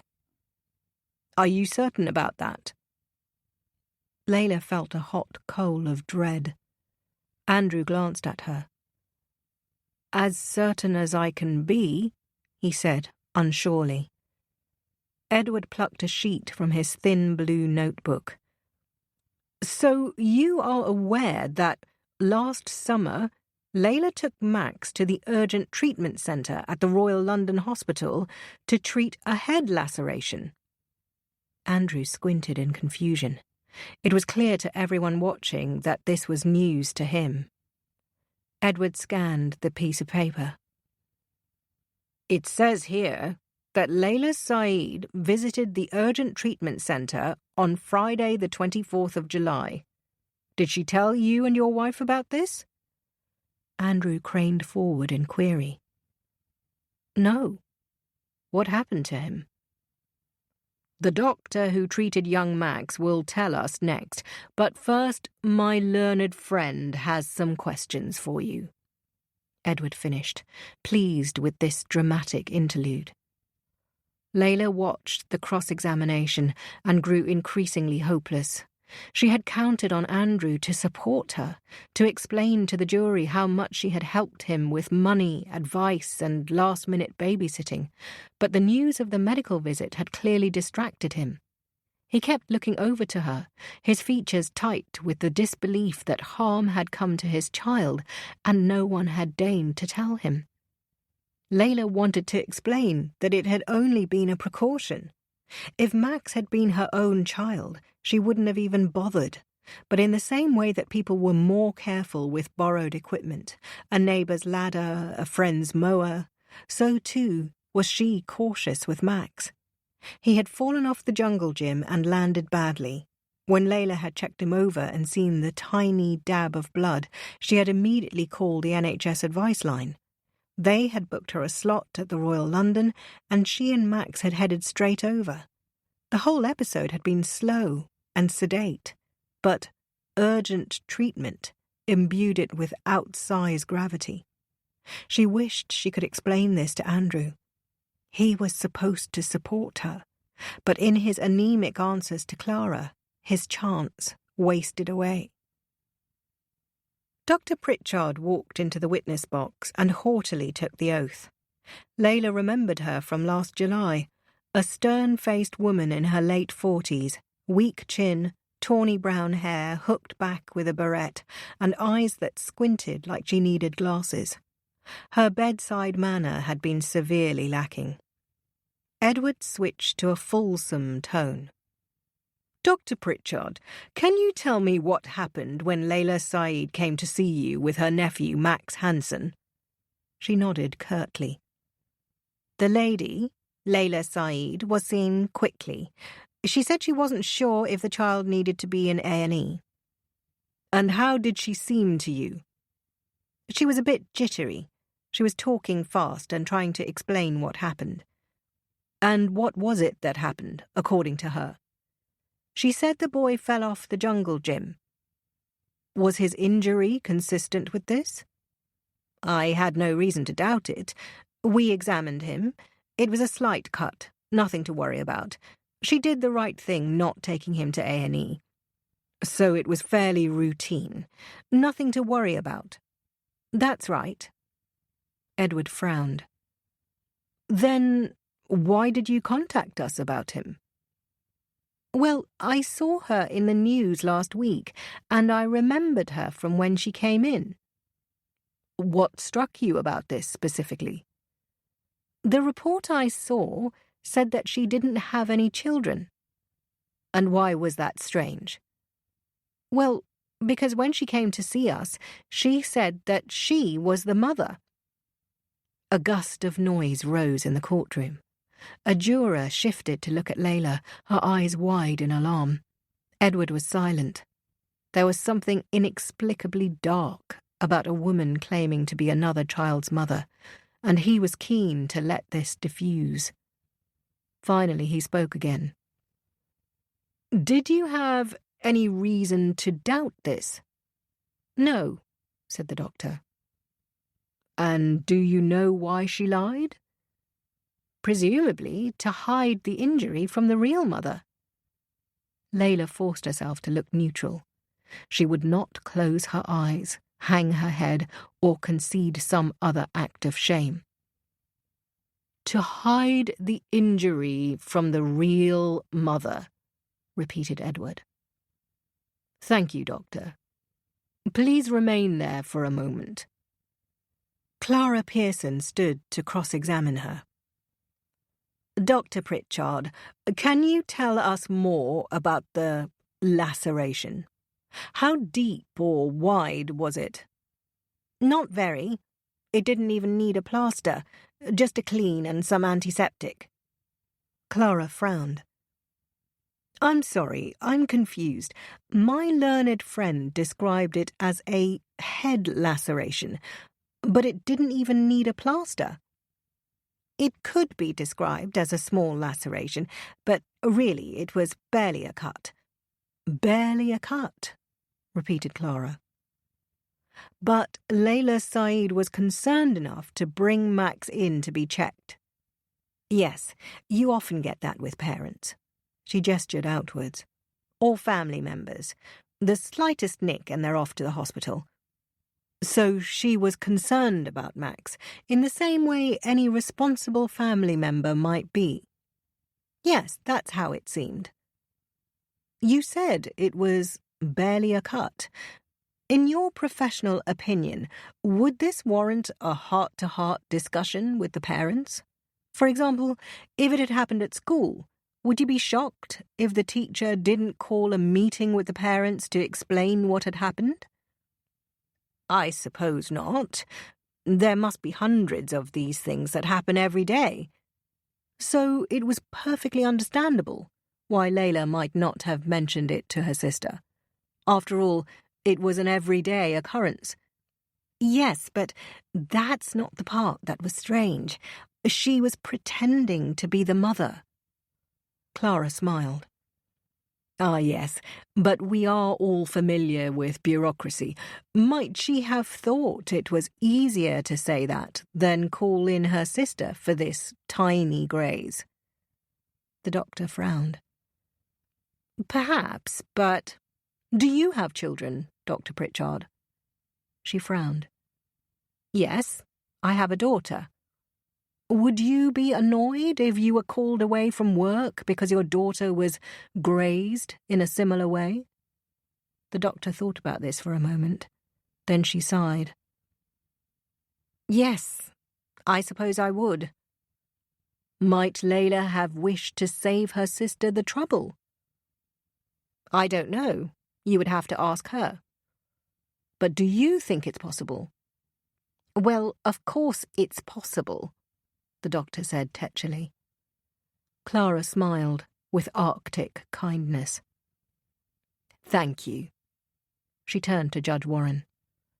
Your Honour, I have no more questions for this witness. Layla realised that she was holding her breath and let it out slowly. She was utterly exhausted and wilted with relief when the day finally ended. She caught Clara Pearson as the courtroom emptied. Did you know they were going to bring this up? Layla asked in a stressed whisper. It was in the unused material. The document said that Max had seen a doctor, but not that you were with him, she said with reproof. Or that you pretended to be his mother. Layla started to explain, but Clara glanced at her watch. I'm sorry, Layla, I have to go. Don't worry about what happened today. Try and get some rest. Layla watched her go, laden with all the things she needed to say, but no one to whom to say them. She felt antsy and restless, in need of something to cut the tension. It sounded disturbing now, as if she had taken her sister's identity or claimed a piece of her life, but her intentions had been innocent. She had wanted to avoid the bureaucracy of having to call Yasmin and wait, when really it was just a little nick. When she had returned Max at the end of the day, he was bright and happy, and Layla didn't want to worry Yasmin. After they lost Toby, every scratch or rash on Max would send Yasmin into a tailspin. Layla never imagined that her actions would be used in this way, to imply something wholly darker. She spotted Yasmin in the foyer, heading towards the exit with Andrew. It soothed her to see them together. In the past, she had worried that her sister would end up with a volatile lowlife. For years, Yasmin had judged Layla's boyfriends for being too establishment. When she first met Will, she had rolled her eyes and called him bourgeois with his Oxford education and media career. When she met Andrew, however, she latched on to his fatherly appeal, and Layla was relieved. Sometimes she wondered if her sister was jealous that she had the more interesting partner. Yasmin would never admit it, of course, would only needle Layla about the boring middle-class media parties that she was asked to attend. Perhaps the two of them were too close. Perhaps they were all too close. Will and Yasmin with their flirtations, Layla and Andrew with their solemn observations. The tension, the competition, and the chemistry between the opposite pairs. Had some strange concoction led them to this moment, an unnatural entanglement of their 4 lives? Maybe they all needed some distance.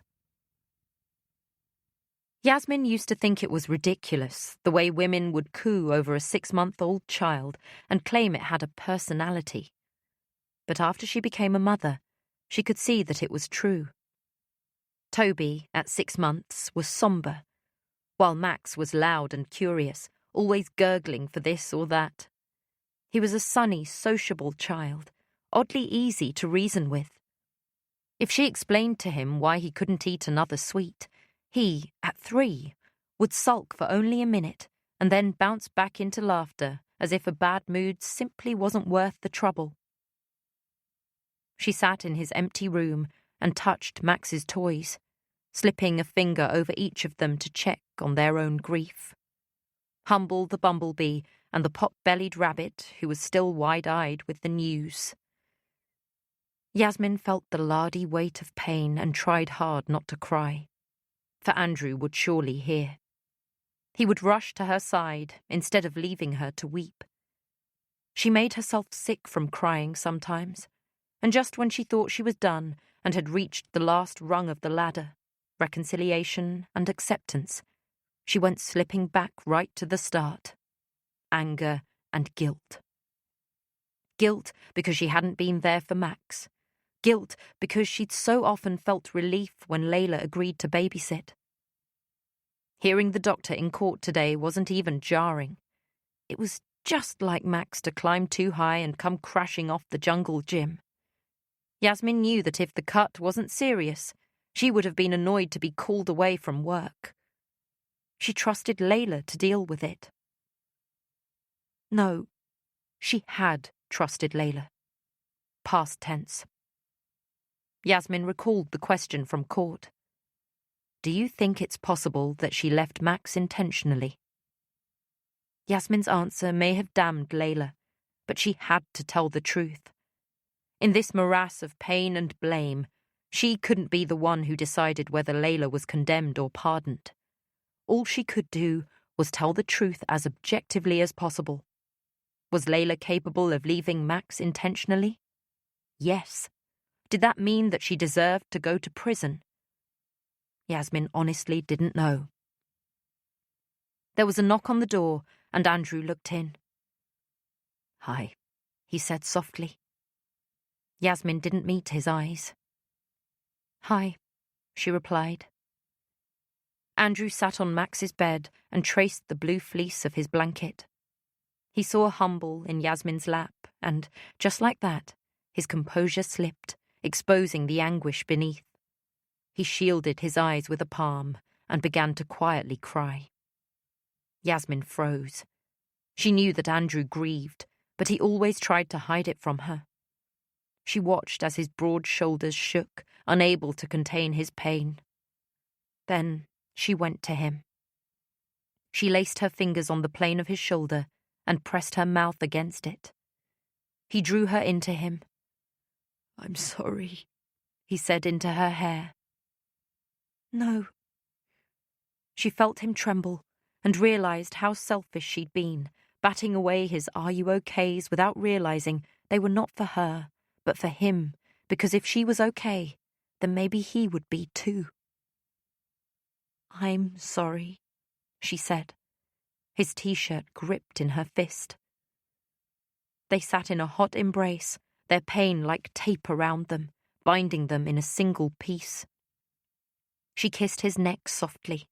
He closed his eyes and his body relaxed, the crush of tension easing. She continued to kiss him, gentle and soothing at first, but then growing amorous. He opened his eyes in surprise as she pulled at his t-shirt.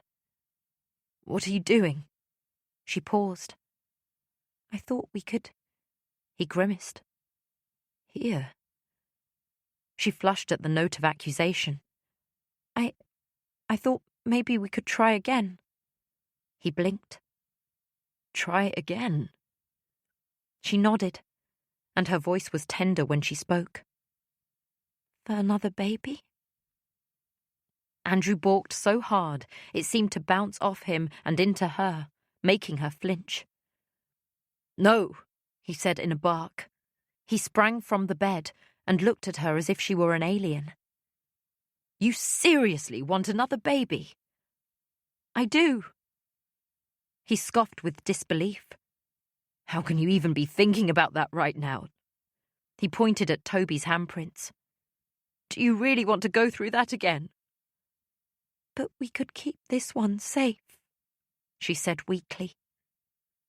Could we? He snapped. Could we really, Yasmin? After what happened to Toby, how can you say that for sure? How can you even consider it? He clasped his palms together. Maybe this is a sign. Maybe you and I just shouldn't be parents. Yasmin was stung. You don't mean that. I do. Yasmin was at a loss. She had always had an idea of her life, a husband, 2 children, a townhouse. She had had so many options when she was younger. The millionaire banker, the talented chef, the semi-famous comedy writer. She had chosen Andrew for his sedate, responsible manner and the way he never let her down. She had thought that money didn't matter in the face of his love and adoration. But then they began to struggle. She was okay giving up the townhouse. It was material anyway. But then the car began to leak, and the drive couldn't get fixed. It had worn her down, but she still had joy in her life. Max was like a panacea, a healing for all her hurt. With him gone, she had nothing left. So how could Andrew deny her this? She was owed something for all that she gave up for him. I want another child, she insisted. No way, Yasmin. There is absolutely no way I'm doing all this again. I'm done. Don't say that, please. Andrew knelt down beside her. Yasmin, my love, I will do anything and everything to make you happy. I will walk to the ends of the earth for you, but I can't do this. We can't have another child. His voice crackled with hurt, like the shift of weight on leather. But we can still have a happy life. I promise you that. How? She pulled away from him. How can we possibly fix this? We don't. We remember him and we feel the break in our hearts and we get up anyway and we live our lives together. He reached for her, but she pulled away. No, Andrew, you don't get to just decide this. She saw the defiant look on his face and felt her frustration build. You don't get to say no. Actually, I do, he said evenly. Her anger flashed like neon. Then go. Yasmin, please. Just go, Andrew. When he didn't move, she shouted, Go! She watched him scrabble to his feet, angered even further by his meek obedience. That was the thing about grief. Once the tears ceased, you were left with a hatred of everything. Layla answered the door and was surprised to find Andrew outside. Her gaze darted behind him, scanning the street for witnesses. Quickly she ushered him in. What are you doing here? She demanded. I'm sorry to drop in. I wanted to see how you are. You could have called. What if Yasmin saw you? He motioned dismissively. She wouldn't. She's doing what she does. Still holing up in Max's room. Andrew rubbed the furrow between his brows. Every night. Layla grew subdued. Listen, Andrew. I'm sorry I didn't tell you about Max that day. It was a tiny cut, and I'm the one who should apologize, Layla. I was meant to do better in court, and I let myself get distracted. Layla let out a long, slow breath. I was counting on you, she said. He ducked guiltily. I'm sorry. I messed up. She flexed her fingers. Well, there's nothing we can do now. She gestured towards the hallway. Come on, I'll make you a cup of tea. Andrew sat at the kitchen table and cradled his head in his hands. I made a mistake, he said gruffly. Layla ignored him and busied herself with the tea. I shouldn't have asked you to help, Layla. You wouldn't be in this position. For God's sake, Andrew, she snapped. I've got my own guilt to deal with. I can't bear yours too. The hurt on his face only irked her more. Look, I chose to help you that day. I could have skipped off to work, but I came over. You didn't make me take him. You didn't make me do anything. It's not your fault, so don't ask me to play your therapist. I can't do that too. Andrew brought his palms together in a plea. What if she can't get through this? She's doing better, isn't she? Than last time. Layla couldn't keep the bite from her voice. It wasn't lost on her that Andrew had come to check on her, but had swiftly switched to Yasmin. He gave her a sad, awful smile. She wants another baby. Layla reared. You cannot be serious. He shrugged, but it wasn't a casual motion, more a shrinking into himself. Layla abandoned the tea and darted to the table. She gripped his arm hard. Andrew, you're not considering it. No, of course I'm not. She noted his lack of conviction. Andrew, for God's sake, tell me you put her right. Yasmin was fragile and clearly reaching for a quick solution. She needed time to heal and focus on herself. I love her so much, and I wish I could just... He made what looked like a strangling motion. Fix her. He dropped his hands. Do you remember what you said to me when you took me aside at our wedding? I do. You told me that if I ever hurt her, you would destroy me. The way you said it, I really believed you. But now, it feels like, between us, we ended up destroying her. Is that what you believe? That she won't come through this? I honestly don't know. Layla squared her shoulders. Look, she's already doing better than last time, isn't she? She's dressing herself, feeding herself, talking in sentences.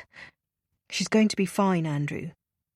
Do you really think so? Yes, I do. Layla had to believe it. After everything she had done for Yasmin, to have her fall apart now would be catastrophic. Andrew, she said softly, trying to hide her shrillness. Are you really considering having another baby? He rubbed a hand across his face, the soft skin beneath his eyes stretched with the motion. I'm going to have a vasectomy. Layla sagged with relief. It was absolutely the right thing to do. Are you going to tell her? No, he said, unequivocally. She squeezed his arm. I think that's the right decision. She stood and returned to the tea, mentally filing away this latest secret to be kept from Yasmin. Chapter 10. Suki Taylor stood in the witness box and fiddled with the button on her white silk shirt. It was stylishly dishevelled, with one tail tucked in and the other trailing over her wide-legged navy trousers. She glanced over at Layla, lips curling in a joyless smile. She looked young standing there, blinking off her blunt fringe. She arranged her hands like a fig leaf, as if she had something to hide.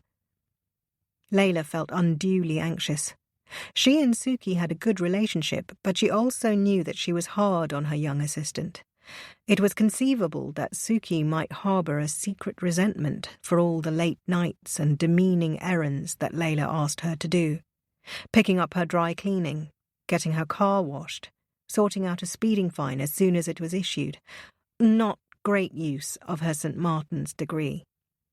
But it was also true that while she expected a lot of Suki, she also stoked her ambition. She invited her to client meetings and made space for her to speak. Layla acted as an informal mentor and pushed Suki to succeed. But was their rapport mere window dressing?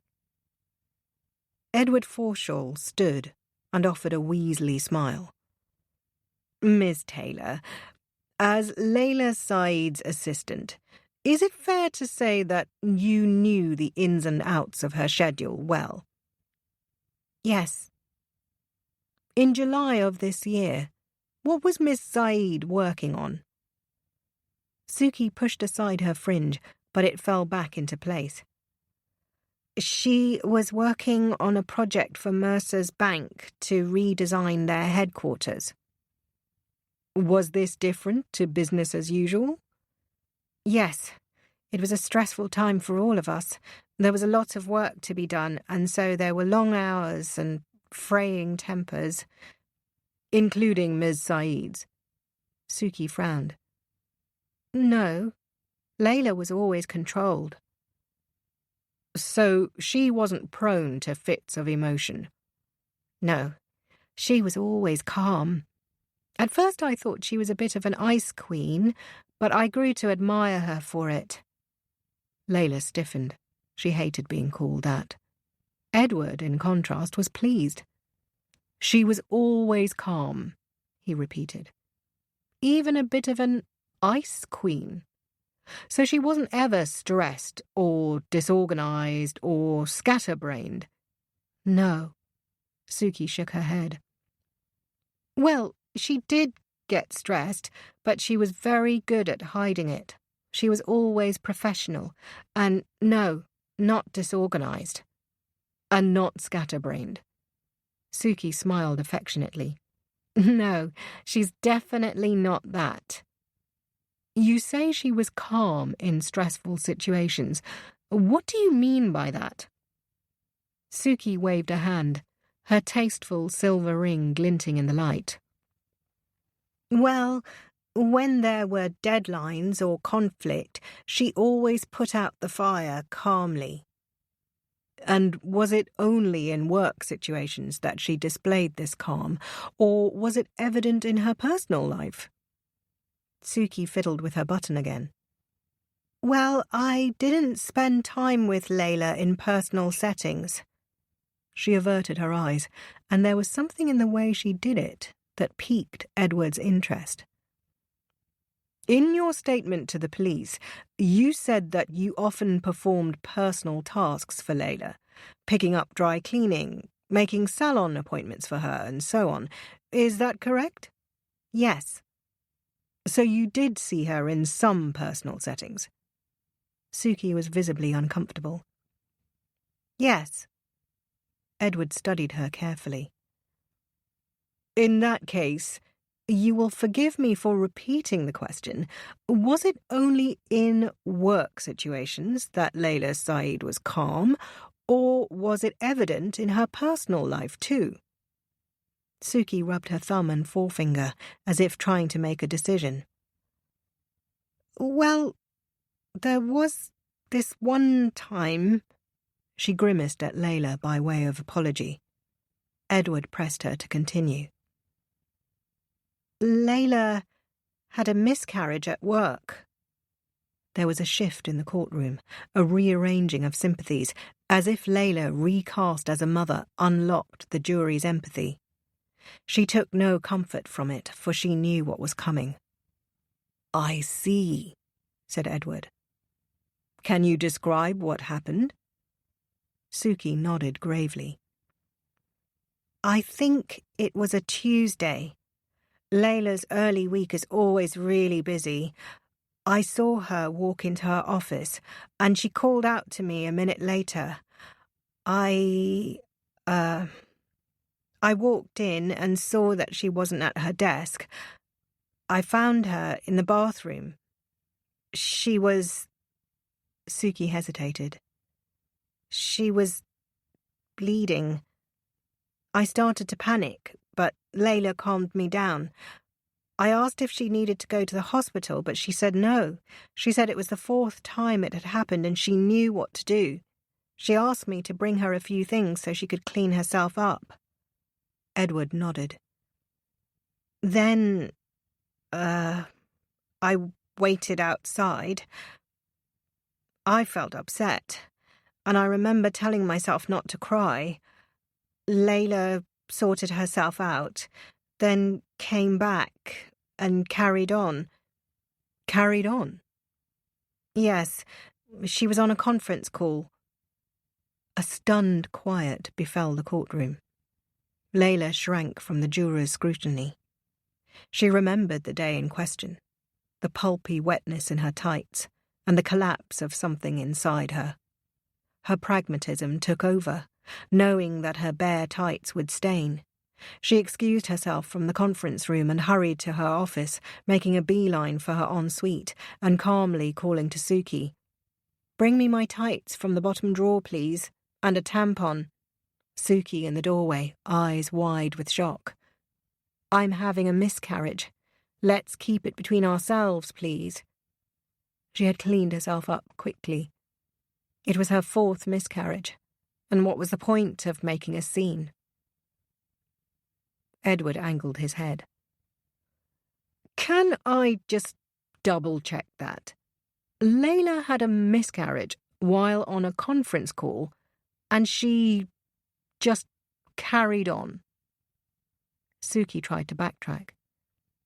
"I mean, it was clear that she was upset, but the call was really important and more important than tending to a dead child." A gust of surprise swept across the court. Clara Pearson leaned towards Edward and blasted him in a savage whisper. "Please dial down the tone, Mr. Edward," said Judge Warren. He bowed his head. "Of course, Your Honour, I apologise." To Suki, he said, "Layla Saeed had just experienced a monumental event, but she continued with her phone call." Suki swallowed. "Yes." "Is it fair to say that her work was extremely important to her, and that when she had to choose between a personal matter and work, she chose work?" "I don't know if that's fair, but on this occasion it was true." He raised his voice over hers. "Yes." Edward nodded bluntly. "I'd like to move on to the morning of Monday, the 12th of July. You placed a call to Layla Saeed at 8:08 a.m. Can you tell us what that call was about?" "Yes.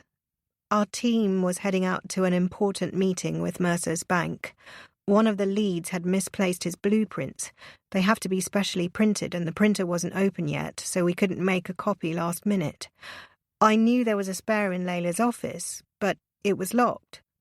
"And who has the key?" "Layla. No one else." Suki grimaced. "In theory, yes, but the reserve is rarely where it's supposed to be. Layla had to come in, or we'd have to present the pitch without blueprints, which," she shrugged, "would be ridiculous.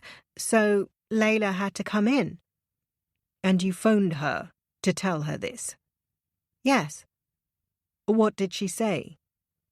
"She said she was coming straight to the office." Edward's eyes narrowed. "She said, 'I'm coming straight to the office.'" "Maybe not exactly, but something along those lines." "But she understood the urgency of coming straight to the office?" "Yes." Edward tapped his lips in a show of contemplation. Given that Layla Saeed is the sort of woman who has a miscarriage one minute and is straight back on a conference call the next, would it surprise you if she decided to leave her nephew in her car for a few minutes while she popped into the office to put out a fire? Suki shifted on her feet. You're under oath, Ms. Taylor. Edward waited. I'll ask you again. Would you be surprised to learn that Layla Saeed left her nephew in the car on purpose to deal with an emergency? The silence grew tense, and Suki looked like she might cry. No, she said, a short pop of a sound that resounded like a gunshot. Layla felt the pressure bloat in her chest. She did not look at Suki or reveal what she was thinking. The truth was that she didn't blame her assistant, because even she would have answered the same. Layla could make difficult decisions that others were loath to do. Suki had worked with her long enough to know this. Thank you for your honesty, Edward said indulgently. Please remain there for a minute. Clara Pearson stood to cross-examine Suki. Miss Taylor, I have just a couple of questions. How long have you worked for Layla Saeed? 3 years. Can you describe her working pattern? Does she work long hours? Suki shook her head.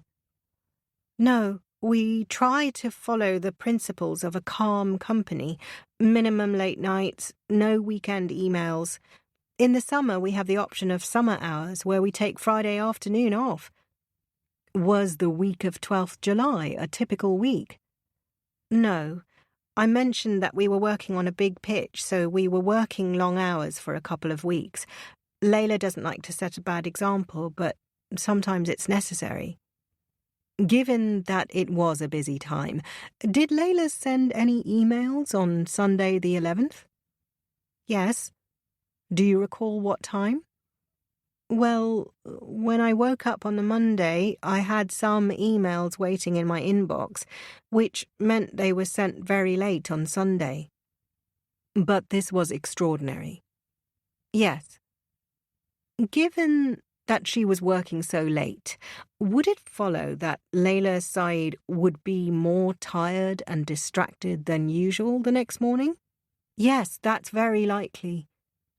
So tired, in fact, that she might have suffered a lapse of memory, uncharacteristic as that may be. Suki nodded emphatically. Yes, exactly. Thank you. Clara turned to Judge Warren. I have no more questions, Your Honour. To Layla's dismay, Edward stood to re-examine Suki. Ms. Taylor, you said that it's extraordinary for Layla Saeed to send emails on a Sunday. How rare was this? Suki lifted a shoulder. It's hard to say. Maybe once a month? Not more often. I don't think so. No. Edward nodded at the usher, who handed Suki a sheaf of paper. Miss Taylor, what you have there is a list of emails sent by Layla Saeed in the 6 months preceding the incident in question. How many separate Sundays can you count? Suki regarded the pile in her hands. After a brief hesitation, she silently began to count.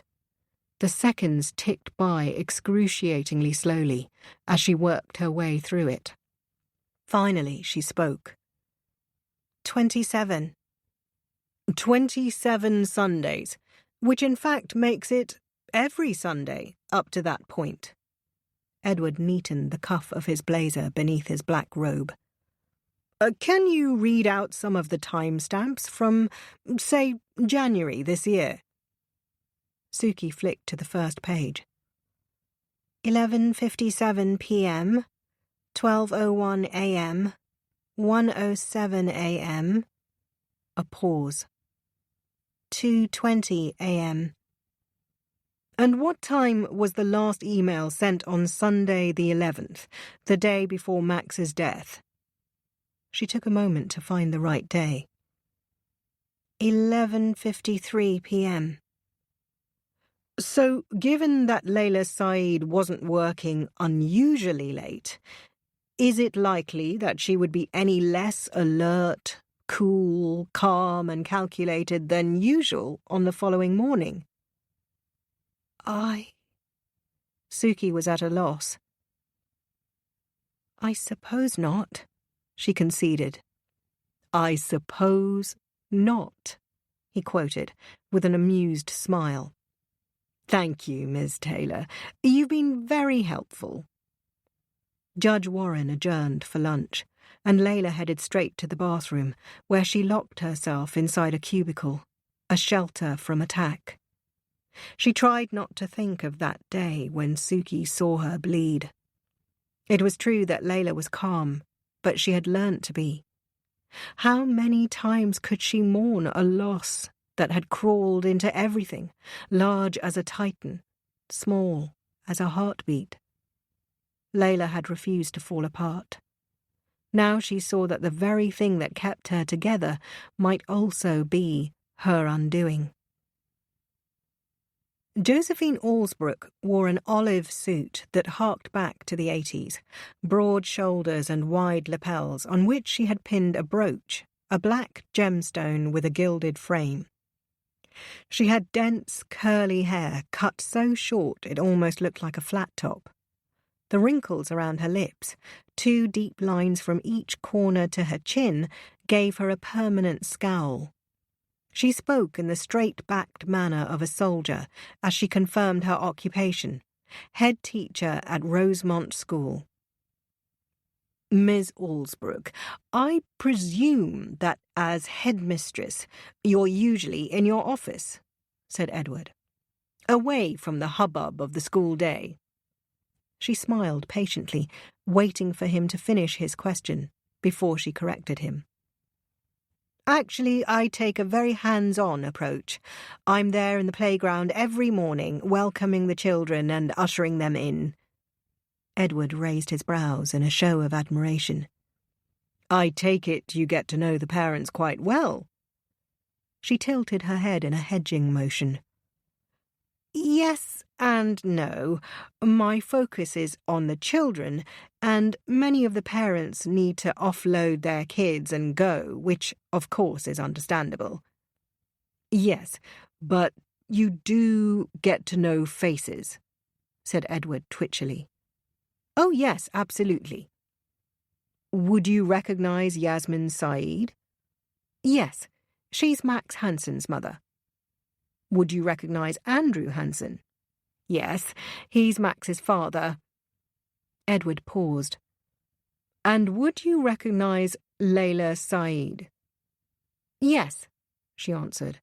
That would be Max's aunt. Oh, but how is it that you would recognize her? Not having heard the preceding evidence, she answered without hesitation. She's dropped Max off several times. The jury stilled. This wasn't what they had heard before. Edward frowned in a performative manner. Are you sure about this? Yes. But how can you be certain? Well, as you said, you get to know faces. I remember thinking that she was very well put together, like a businesswoman in an advert. So you even noticed what she was wearing? Well, I couldn't say exactly, but it was very stylish. As I say, she was very well put together. Edward nodded encouragingly. And how many times would you say Layla Saeed has dropped him off? The lines deepened around her mouth. I couldn't say. More than once? Oh, yes. At least 2 or 3 times. 2 or 3 times, he repeated.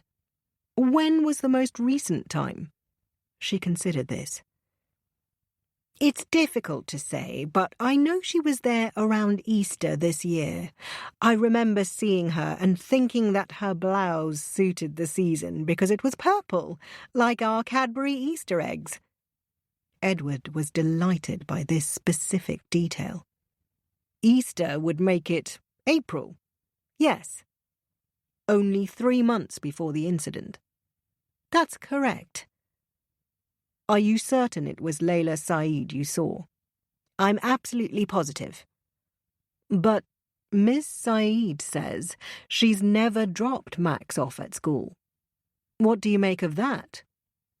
The teacher frowned. Well, that would be inaccurate. That would be inaccurate. Edward's voice echoed across the open space. Thank you, Miss Allsbrook. You've been exceedingly helpful. He inclined his head in a show of respect. Clara stood now to cross-examine the witness. She spoke in a muted tone, knowing perhaps that women like Josephine Allsbrook did not respond to browbeating. Mrs. Allsbrook, when you say that you thought Layla Saeed was very well put together, was it because she was dressed differently to the other mums? No, I wasn't comparing her with others. She was well turned out in her own right. Can you picture her standing next to other mums? The teacher hesitated. No, but people come in and out at different times. But you can picture her at the school gates, handing Max over. Well, I don't know if she literally handed him over, but yes. Is there a chance you might have seen Layla Saeed elsewhere and passed this on to the school gates? A parents' evening, or a school event, maybe even a birthday party? Her lips puckered in thought. I'm fairly sure about that. I don't attend personal events, and if she had visited the school for a parents' evening or event, her name would be on our system, which it's not. I see, said Clara meditatively. Miss Allsbrook, you said earlier that you remember seeing Layla Saeed in April because of her purple shirt. Clara gestured at a television screen which blinked to life with a picture of Layla. Was it this one? The picture was cropped close, but her outfit was clear. A light grey skirt paired with a blouse the colour of Cadbury purple. The teacher nodded confidently. That's it, exactly. Clara continued, leaving the picture on screen. Can I ask, what ages does Rosemont School cater to? We take children aged 3 to 11. And then they leave. Well, we are attached to a secondary school, so you could say that we are an all-through school. Where is the secondary school? A 5-minute walk away.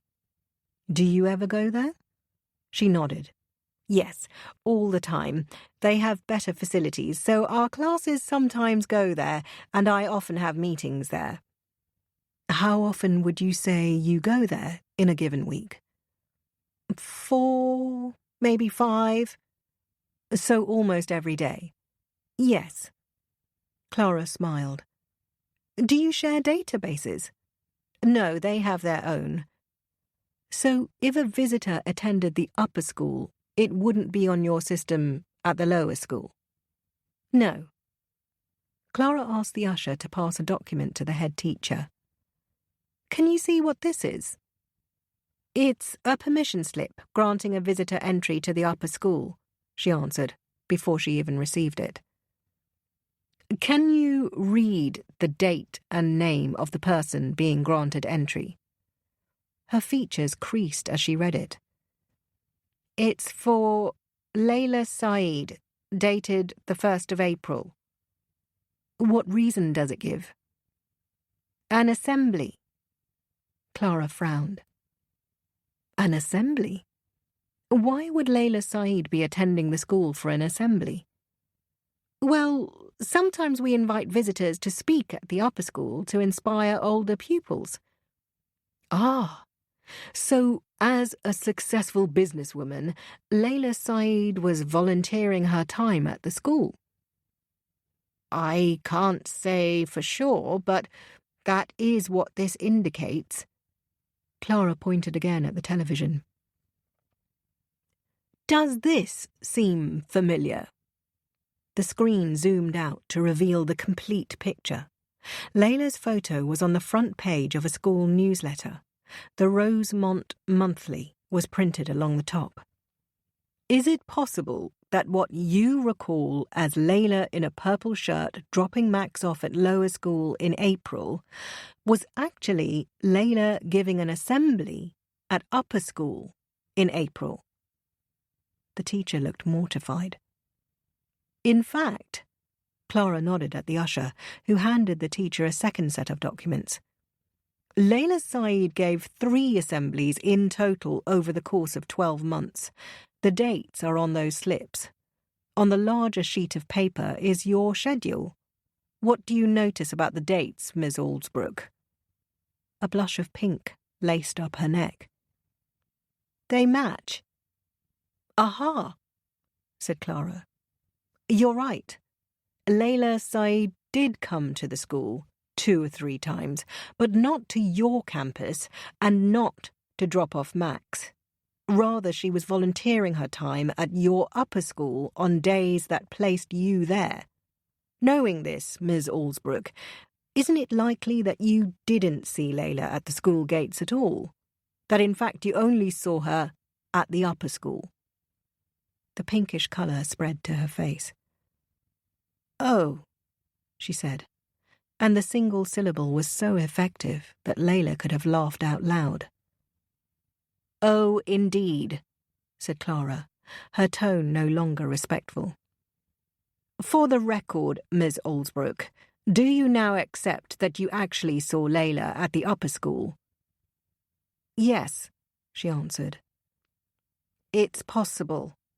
No, likely, that that's correct. So your earlier assertion that Layla definitely dropped off Max isn't right at all, is it? No, I fear not. Clara smiled coolly.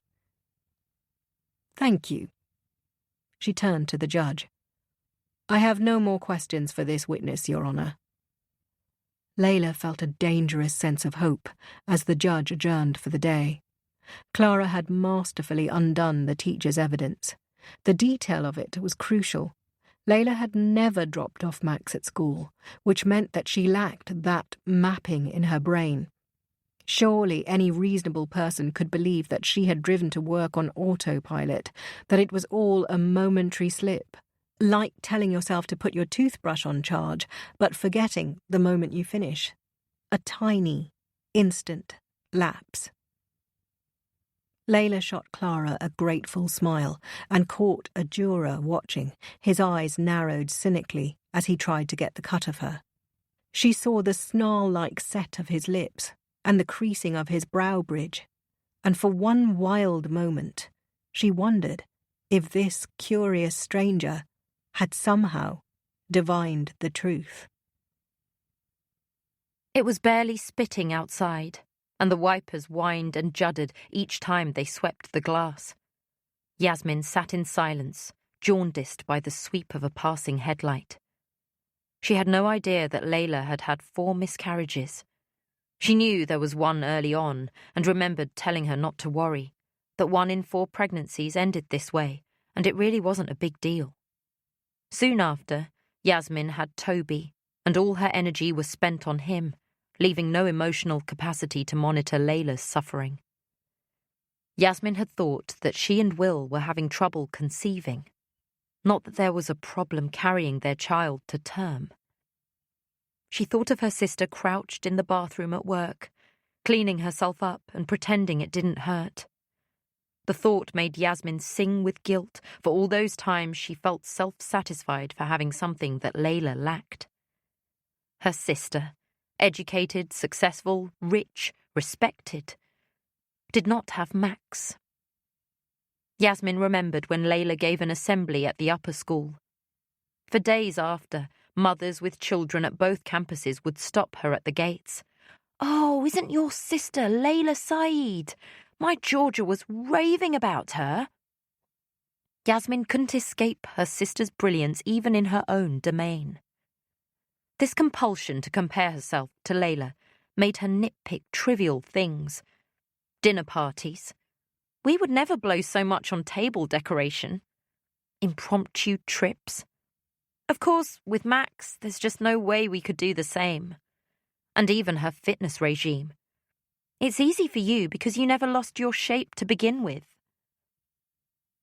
There's an emptiness, isn't there? She had once remarked to Andrew as they left a dinner at Layla's. And it was true.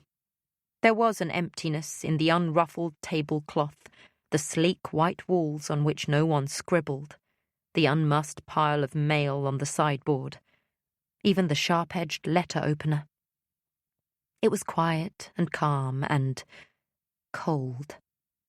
And hadn't Yasmin felt superior? Look at my busy, full, peopled life and accept that yours is empty.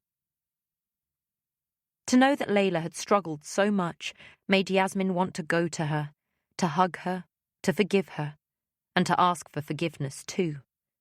But first she had to know the truth. She needed the jury to tell her. Did Layla leave Max on purpose? She could forgive her sister if it was truly an accident. After all, how many parents, nay, people, suffered near misses every day? The driver who drank just a little too much with his dinner one night.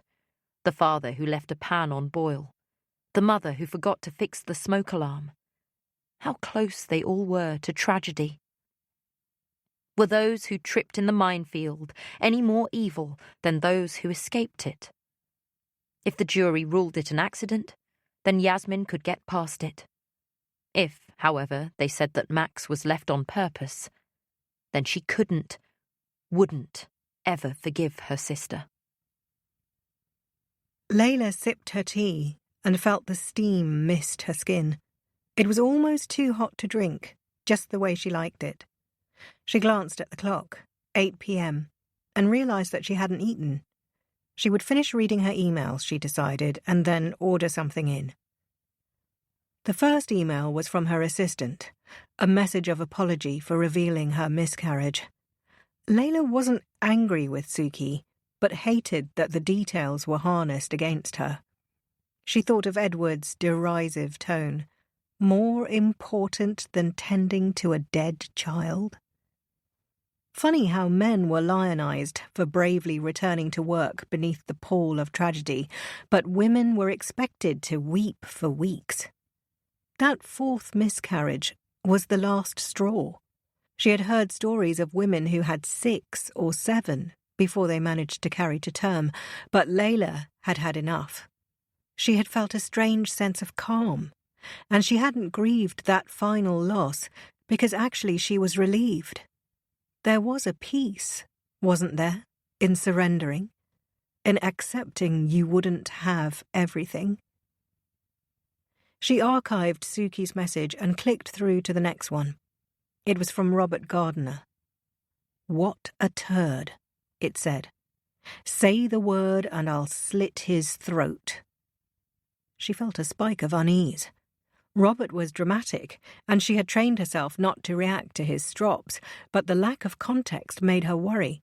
She reached for her phone and immediately dialed him. "I'm going to gut that little prick," he said, not bothering with hello. "Robert," she said breathlessly, "what's going on?" She could tell from his tone that he'd had a few drinks. There was a beat of silence. "You haven't seen it?" He tutted. "Your frog prick of a husband." A pause. "He's written about you." Layla felt the strum of her chest. "How bad is it?" "It's bad." He tutted again. "Fuck. I'm sorry, Layla." The mere fact of his apology filled her with dread. She and Robert had a comradely relationship that never quite swayed to intimate. Instead, they traded in jokes and provocations, good-natured barbs and insults. His tone, serious, sympathetic, made her skin feel clammy. "In his column?" she asked. "Yes." Will's column was read by tens of thousands of people a week. She exhaled slowly, and with the phone tucked beneath her chin, navigated to the website, then down to the list of columnists to Will Carmichael. There, she froze. The headline was a punch in the gut. The day my wife was charged with killing a 3-year-old child.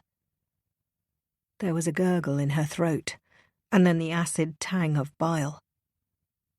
"Layla?" Robert was asking. "I'm sorry you married such a wanker." She felt the beat of blood in her ears.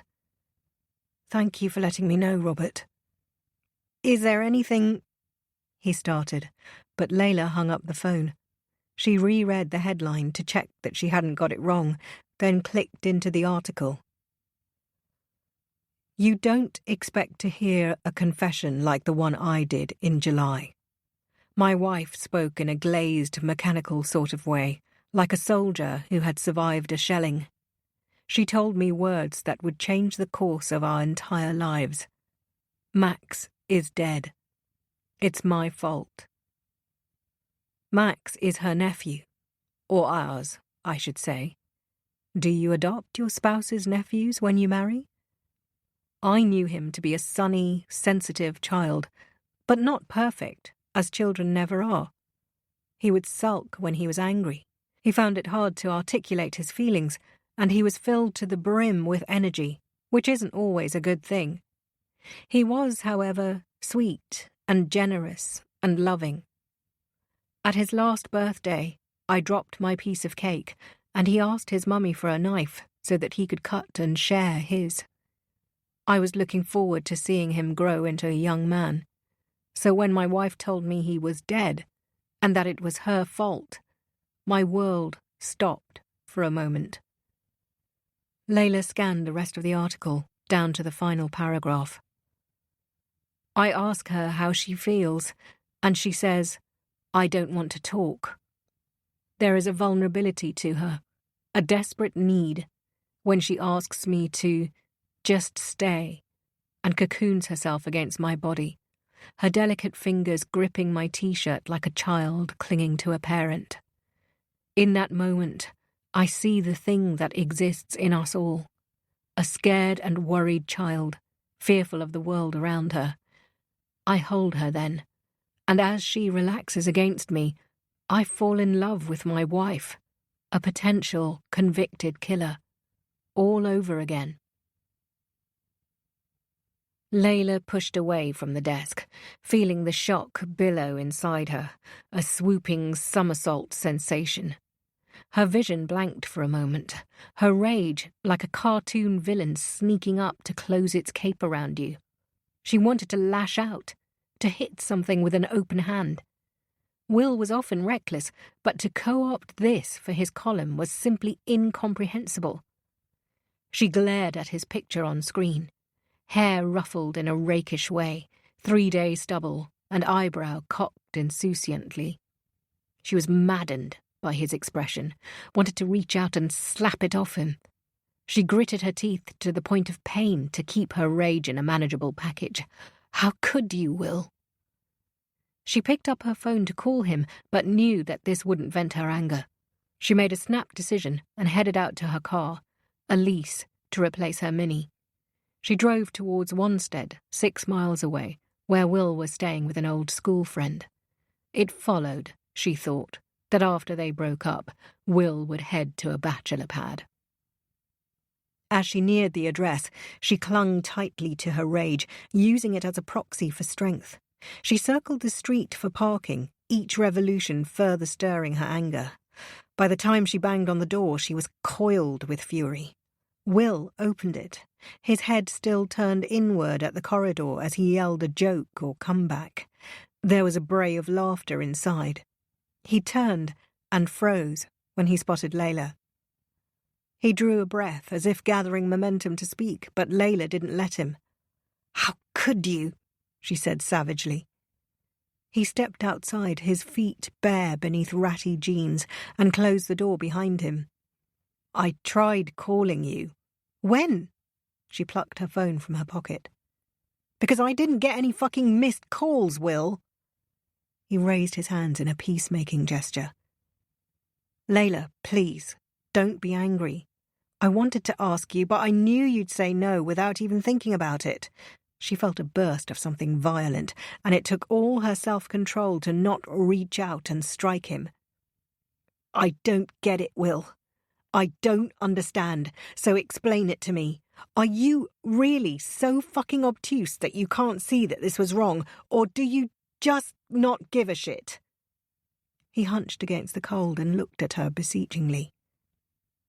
I needed to do this, he said quietly. For me. She scoffed. I knew you were selfish, Will, but I never knew you were so fucking cruel. He was chastened, but only for a fleeting moment. You always say that I don't deal with what I'm feeling. This was my way of doing that, Layla.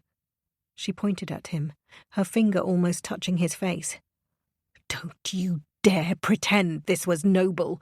You used me. You wrote down my fucking words, Will. She remembered his persistence. Come on, sweetheart. Tell me what you're thinking. And was humiliated that she mistook it for sympathy. Look, she cut him off. That's not even the worst of it. You used Max. He's not yours to write about. Will stiffened, a cold drain in his eyes. He was my family too. No, he wasn't.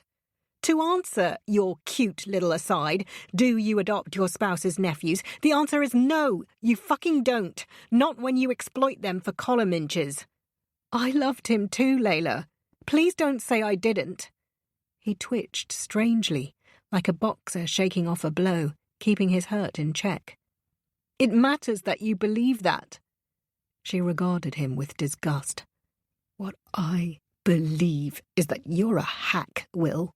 A cheap, unoriginal hack. She took a step back. Whatever this was, it's over. You don't talk to me again. You don't call me. You don't text me. You just collect your records and your fucking guitar, and then I don't ever want to see you again. Layla, can we talk about this properly? You're angry right now. And you're a spineless weasel who's made a career of being a prick. Well, congratulations, Will. I hope that column gets you a fucking award, since you haven't managed one so far. His face flickered with hurt, and Layla almost laughed at how that insult seemed to pain him more than her own anguish. Oh, and one more thing. If you ever mention Max's name in public, I will sue you.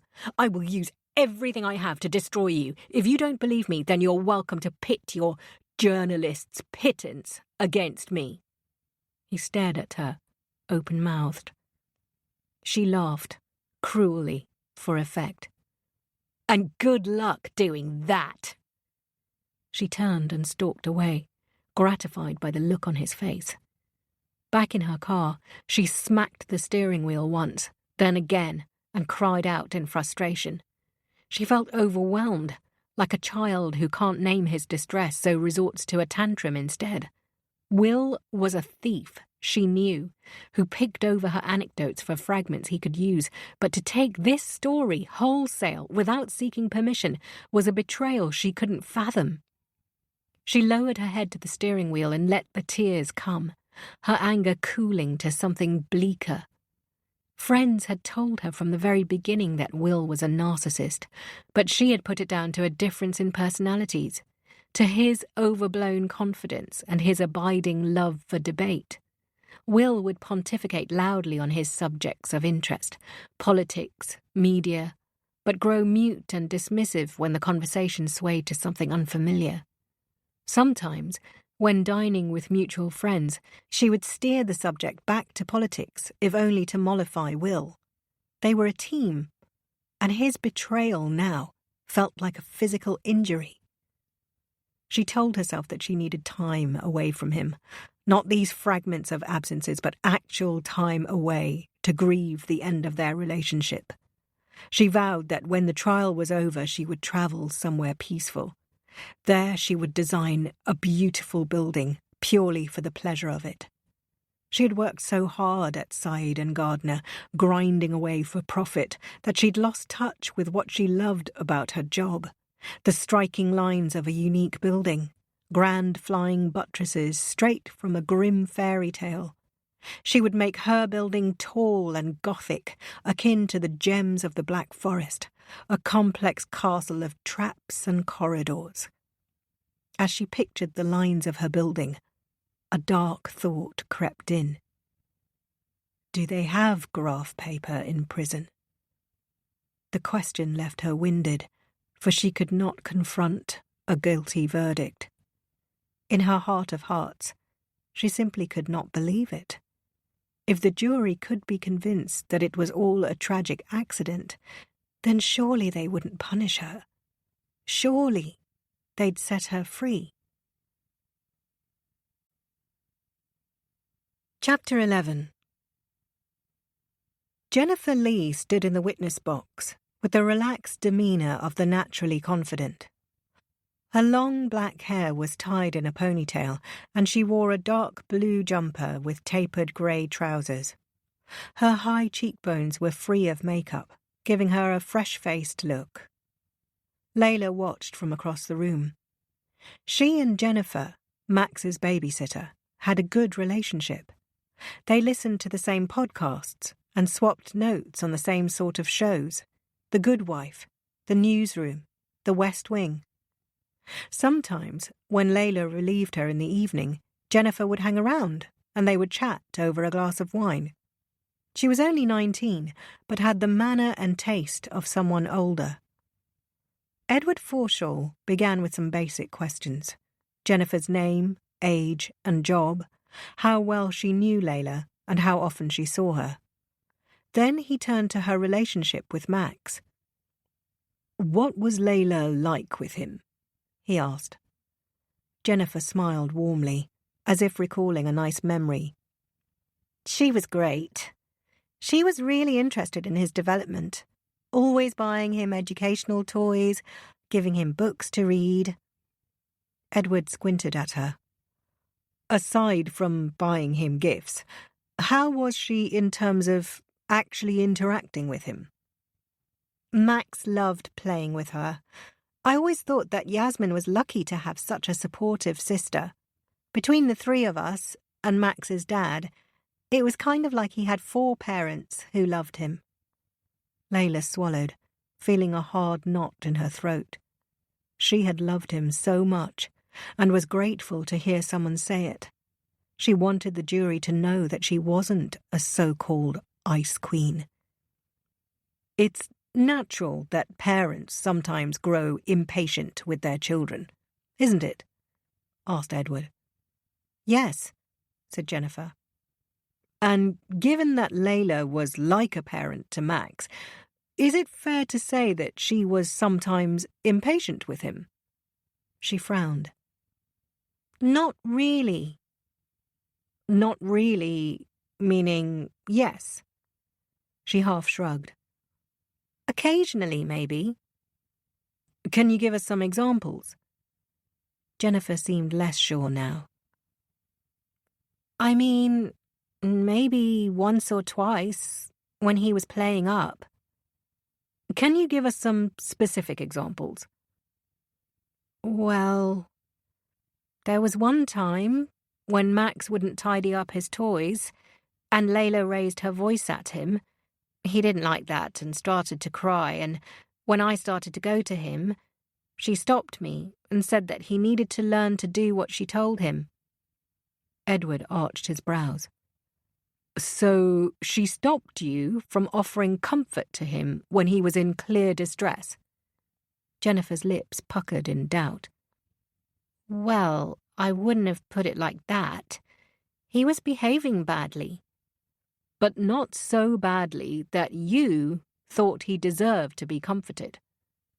Well, as a babysitter, you sometimes feel that you have to be more forgiving with a child than a parent might. As Max's aunt, Layla acted more like a parent would. I see. Edward nodded contemplatively. Ms. Lee, has Layla ever threatened to hurt Max? No, of course not. You're sure about that? Yes. Edward directed the usher to hand Jennifer a piece of paper. Ms. Lee, that is a transcript of your interview with the police. In it, did you say that Layla once told you that she could throttle Max? Jennifer blinked. It was just a figure of speech, she said, stumbling over her words, as Layla looked on in horror. Edward made a small scoffing sound. Layla saying the words, "I could throttle him," was just a figure of speech. She didn't mean it. I was trying to explain that she never threatened Max, only made a throwaway comment, like any parent might. Max was a bit grisly at night recently, and that was frustrating for everyone. Layla watched with mounting dismay. She remembered the occasion clearly. Max had been acting up, running about the house on a sugar high, barreling into the room when she was on a conference call. Perhaps she had been a little impatient when she forced him outside, but she was doing Yasmin a last-minute favour, and did it really matter if she was a little harsh with him? He had played up all day, and when Jennifer came to pick him up, Layla had been frazzled. When she heard something break upstairs, she groaned and said, "I could throttle him." Jennifer had kindly headed up to try and diffuse his mood. It was just an offhand comment, a way to let off steam. Layla couldn't have known that it would be recalled in the cold light of court to imply something sinister. Edward continued. Ms. Lee, did Ms. Saeed ever complain about her sister, Yasmin? Layla squirmed, knowing that Jennifer was under oath and legally bound to tell the truth. Yes, all sisters moan about each other, she answered. What specifically did she complain about? Jennifer's gaze slid up to the public gallery, where Yasmin was presumably watching. Well, sometimes she felt that Yasmin didn't realize how important her job was. What do you mean by that? Jennifer shifted, now visibly uncomfortable. Well, Layla runs her own company, and Yasmin is just... She caught herself in time.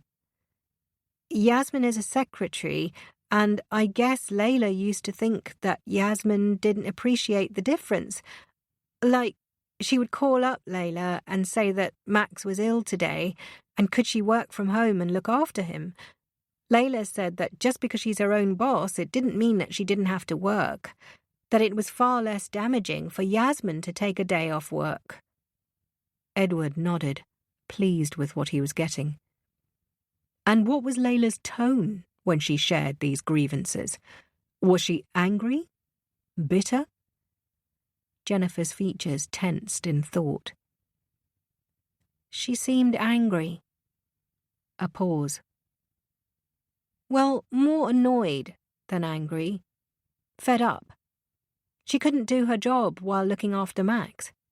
She couldn't do her job while looking after Max, he repeated. And her job was her priority. Generally speaking, yes. I see, he said, with a satisfied smile. Thank you, Ms. Lee. Clara Pearson stood to cross-examine Jennifer. Ms. Lee, you mentioned that Layla would buy Max educational toys and books. How often did this happen? Oh, all the time. Fortnightly, if not weekly. What sort of things? A mini chemistry set, puzzles and brain teasers, mazes and other strategy games, basically anything that would make him think. So she was interested in his long-term development and seeing him grow into a happy, healthy child? Yes. Did they ever play with these toys together? Jennifer smiled. Yes. He loved the science experiments, would cackle with delight every time they tried something new. He would always involve her, too. Normally children want to dominate and be in charge of the experiments, but he made sure that Layla got her turn. Her smile broke into sorrow. He was a really happy child. Clara moved swiftly on. I want to rewind a little to your conversation with my learned friend. You said that any parent might have made that comment. Have you ever heard Max's mother, Yasmin Saeed, threaten to harm him? Jennifer stilled. Well, yes, but again it was a figure of speech. What did she say? Jennifer shrugged, as if it was trivial. Things like, I'm going to kill him, but... She trailed off, noting the jurors' expressions. Not in a serious way. And what about Andrew Hansen, Max's father? Did you ever hear him saying anything like this? Sometimes. Like? Well, the same sort of thing. To be honest, I've heard all the parents I work for say things like this, and worse. How many parents have you worked for? About 15 families, so 30 or so in total. And how many of those have you heard say things like that? All of them. Have you ever feared that these parents would actually cause harm to their children? No. So this is just a normal, healthy expression of frustration. Yes, absolutely. Clara nodded meditatively. You mentioned that, generally speaking, Layla's priority was her work. Does that mean, in specific situations, she had other priorities? Yes. Like when she was looking after Max? Yes. In that instance, Max was her priority? Yes. Thank you, Clara finished. Layla could see that Clara was satisfied, but she herself was deflated as the judge adjourned for lunch. She felt as hopeless as she ever had since that day in July. It was an intangible anxiety, not born of a specific thing. It was broader and deeper than what she had done or the looming threat of prison. It was a dark, unsettling feeling that made her skin itch. There was a dryness in it, and she felt a sudden compulsion to take off her jacket, roll up her sleeves and rub something soothing like lotion or cream into it. Everything seemed to fit her poorly and chafe in the wrong places. Outside she retreated to a solitary corner. Clara often checked on her at lunch, but Layla didn't want to talk to her or anyone. She bit into her sandwich and chewed the soggy pellet in her mouth. All the things that Edward was trying to prove, that Layla valued her job more than Max, that she was cold and inscrutable, that she had threatened to throttle a child, was just lurid theatre. These strangers didn't know her. They didn't know how much she loved Max, or how deeply she felt his loss. In this state of desultory angst, she slowly picked through her lunch, flinching a little each time she heard the approach of footsteps. Before court resumed, she nipped to the bathroom to wash her hands. She wished she could splash her face, but was wary of wrecking her makeup. A door behind her opened, and Yasmin froze in the cubicle. Their eyes met in the mirror, and all sound seemed to magnify. The rush of the dryer next door, the plink of water from the dodgy tap, the clanking of an ancient radiator. Layla turned to face her. She seemed thinner, and her skin had an unhealthy pallor. "Hey," she said gently. "How are you?" Yasmin hung there, as if trying to decide what to do. For a second, it looked like she might spit something angry, but instead she nodded softly. "Fine." Her mouth twisted, but she smoothed it down, forcing herself not to cry. "You?" "Oh, you know," she said, trying to keep her voice from breaking. "It's good to see you."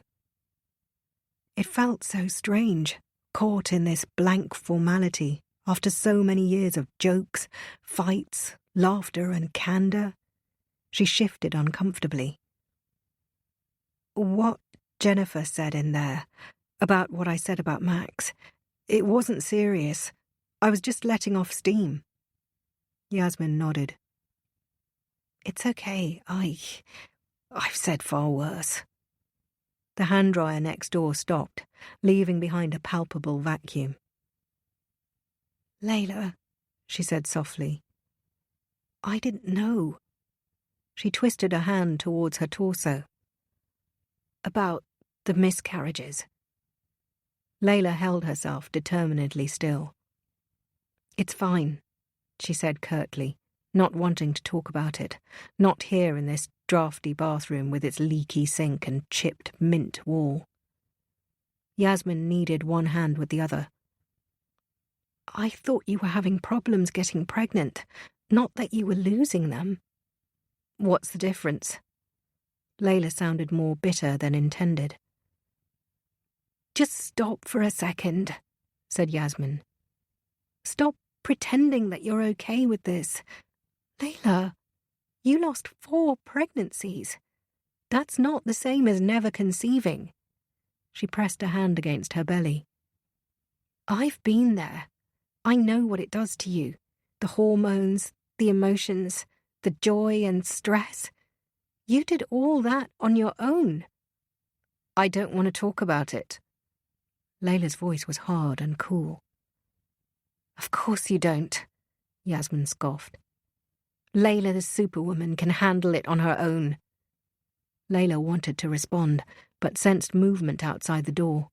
She turned to face the mirror, wary of being caught with her sister. She smoothed her blazer and tucked a stray hair behind her ear.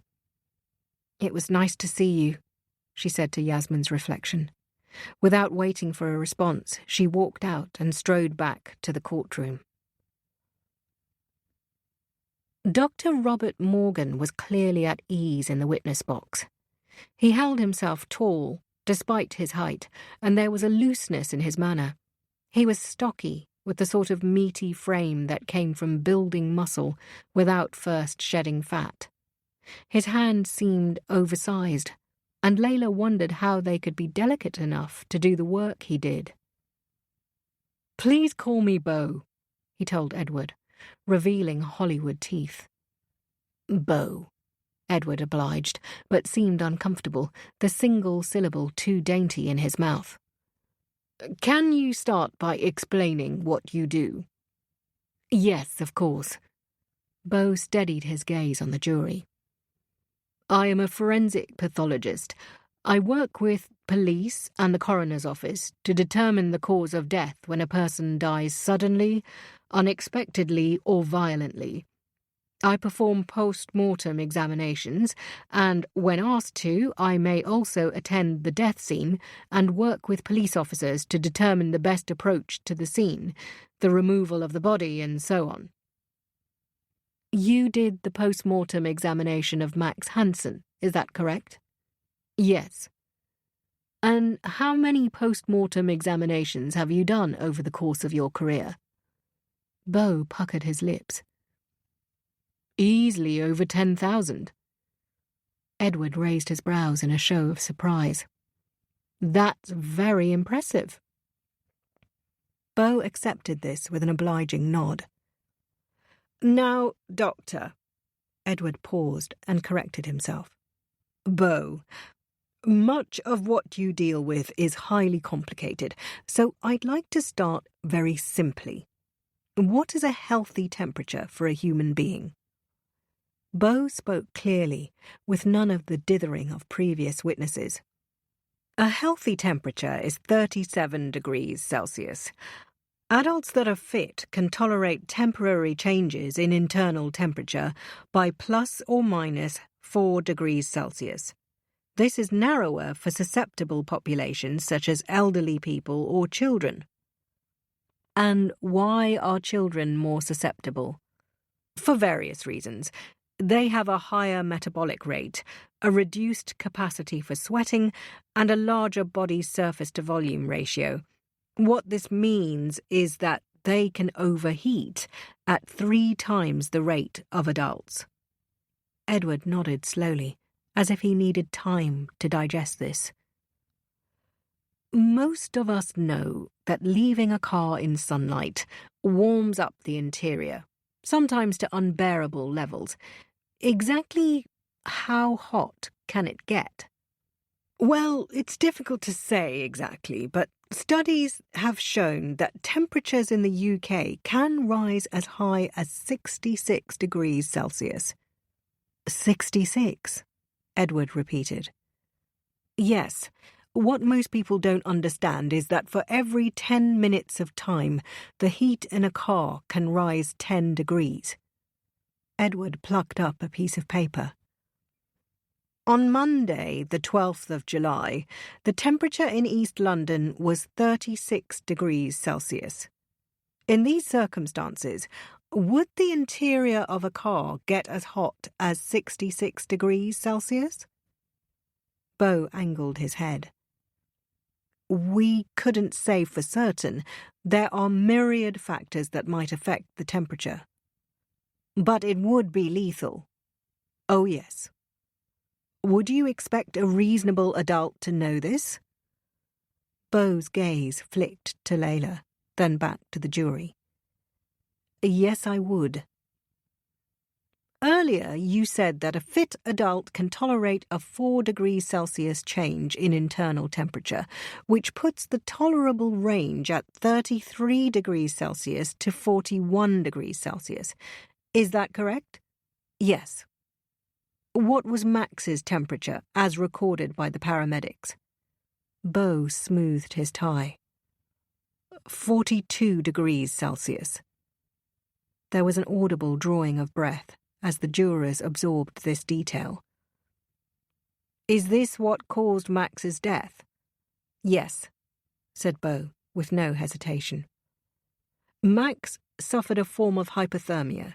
His heat regulation system became overwhelmed, causing his internal temperature to rise, eventually leading to organ failure. How can you be sure that hypothermia was the cause, and not an underlying illness? Beau dipped his head, conceding that this was a reasonable question. Well, firstly, his temperature was 42 degrees Celsius, which is well within the high-risk hypothermic range. Secondly, our blood samples showed that he was severely dehydrated.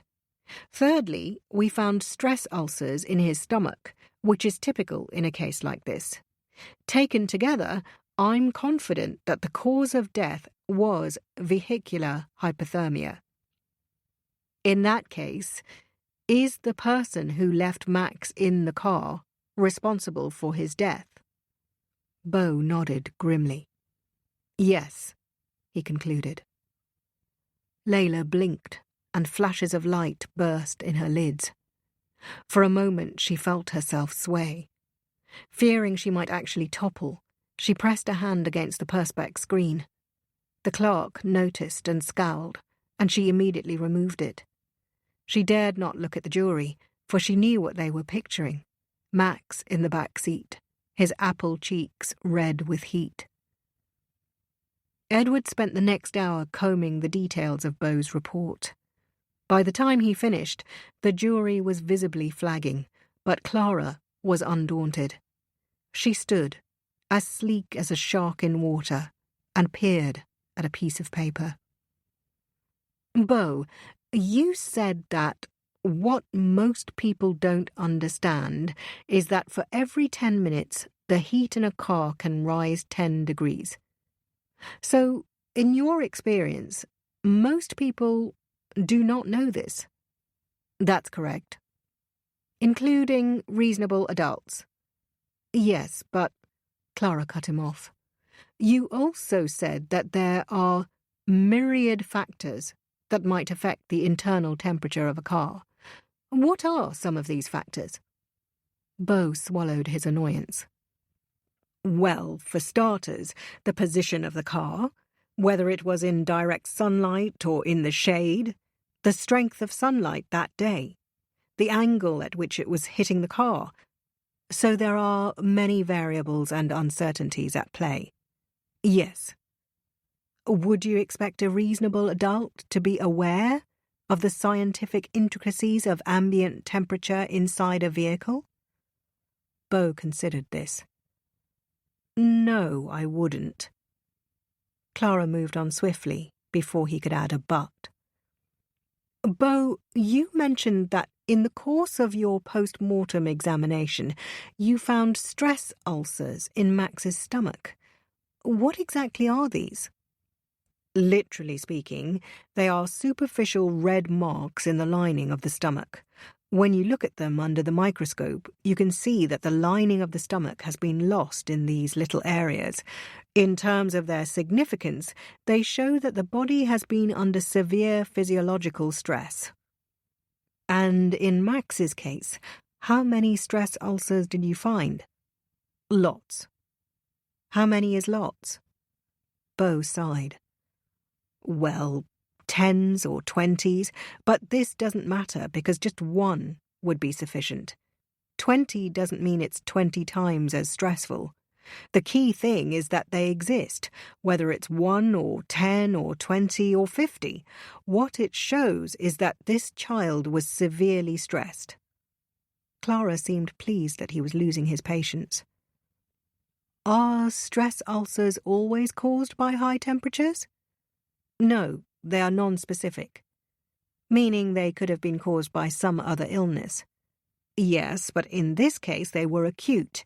They weren't caused the day before or the week before, but on the day itself. But how do we know that Max wasn't suffering from another illness that stressed his body? Beau huffed impatiently. We have a standard battery of tests for children that looks for infections and other disease processes. We do blood tests, bacteriology tests on urine and sputum, and microscopic examinations. None of our tests showed any evidence of a pre-existing illness. Clara picked up a piece of paper.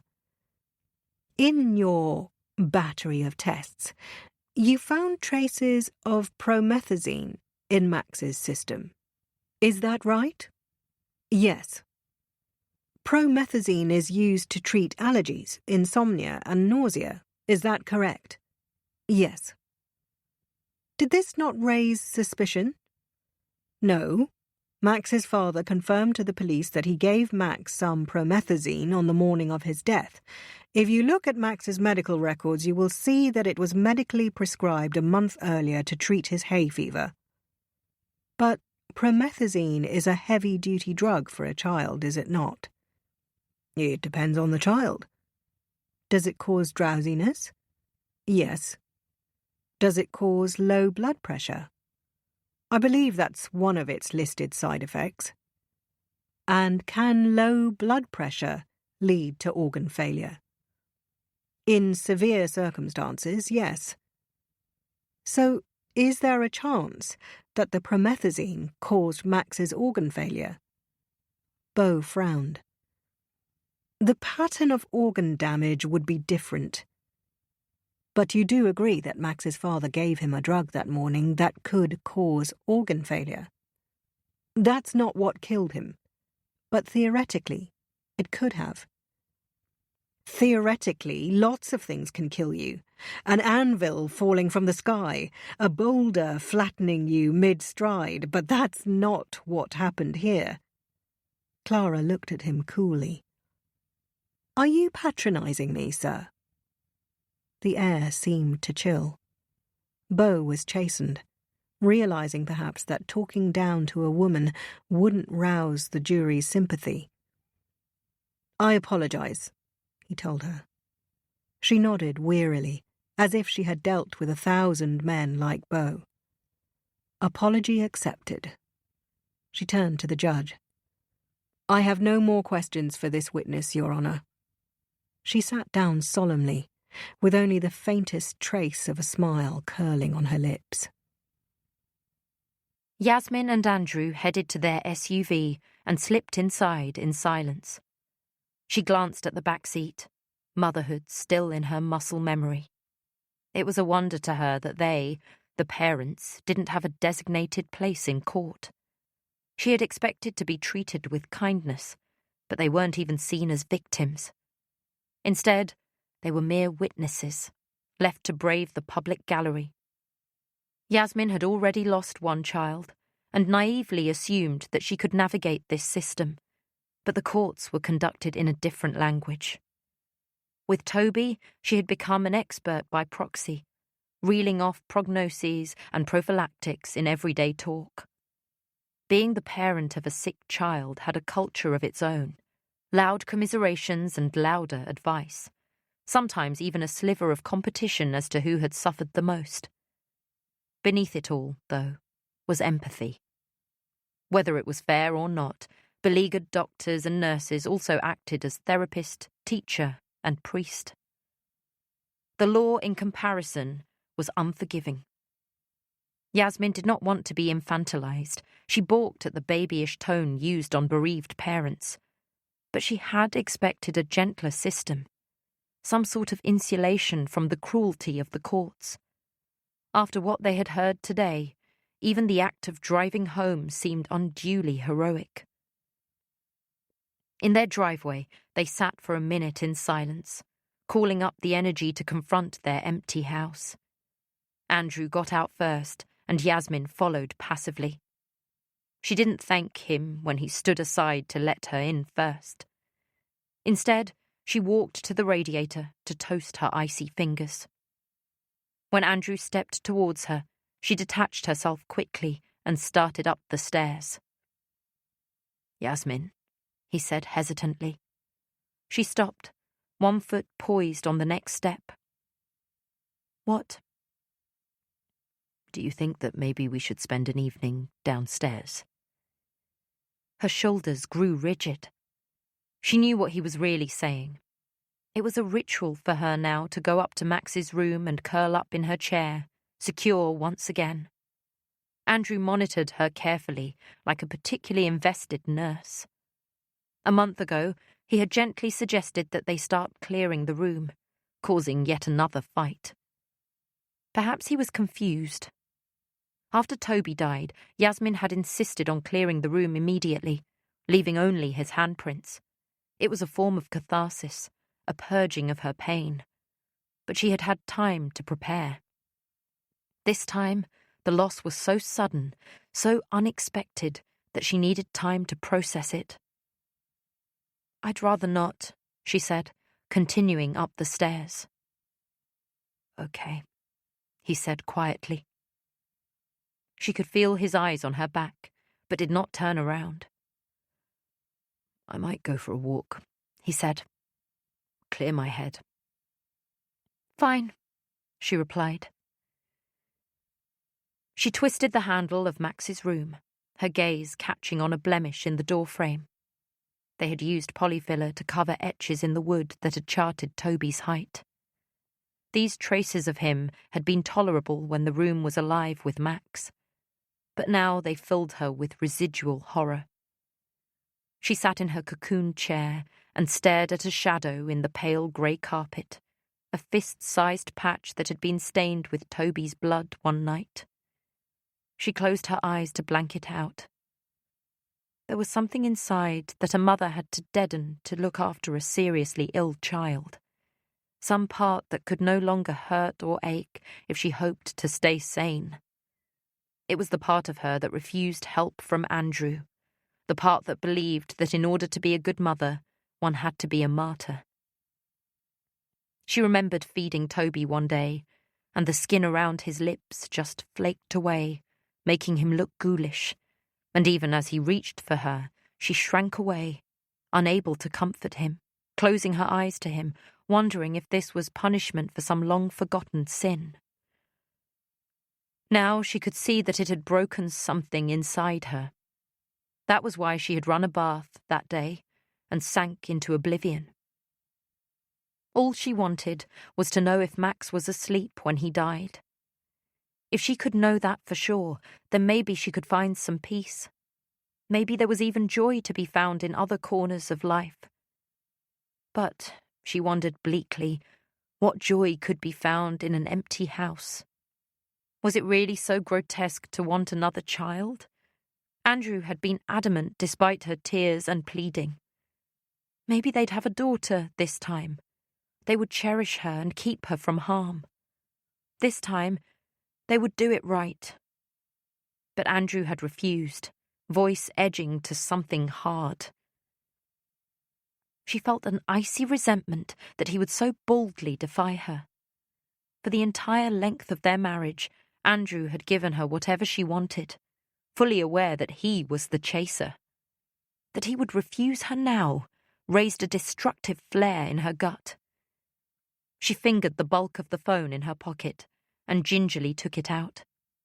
She scrolled down the chats in her WhatsApp and opened the one with her colleague, Jason. Their flirty exchanges were infrequent, but went back years. What if? The suggestion unfurled deliciously in her mind. She thought of him and all their near misses, the brush of his hand on the small of her back, his warm breath on her neck, the time she was pressed against his chest on that packed lift in Covent Garden. And then there was that office party when they both got blind drunk. If Andrew wouldn't give her another child, maybe Jason would. She could seduce him. It would be easy. A late evening at work, a few drinks, a pre-booked hotel. The prospect grew solid in her mind, tipping from fantasy to the realm of reality. She twirled it around, toying with it like a criminal mastermind. The possibility made her calm, a heavy weight finally lifting. It was possible that she would never act on it, but knowing it was an option, a last resort if Andrew refused, made her feel light. She heard the front door slam shut, and somehow it felt like a sign. Layla heard the doorbell and recognised the one long note followed by a short, sharp trill. It was how Will used to ring the bell on the nights he forgot his key. She considered ignoring it, but knew he would only let himself in. Sure enough, she heard the door whine open, followed by his tread in the hall. She crumpled up her take-out bag, wincing at the smell of stale grease mixed with the chilly whiff of the fridge. She threw it in the kitchen bin, not wanting to give him the satisfaction of seeing her like this, surrounded by disposable plastic. He appeared at the threshold, the dark circles beneath his eyes aging him 5 years. "I take it you've come to collect your records?" she asked tartly. "When you're done, leave the key on the counter." She moved to sweep past him, but he stepped into her path. "Do you remember the day we took Max to the museum?" Layla met his eyes. "Don't you dare." Her voice was cool and hard. "Don't you fucking dare, Will. You think I was just pretending? You think it was all for column inches?" His hand curled in a half claw. "You don't remember how it fucked me up for days?"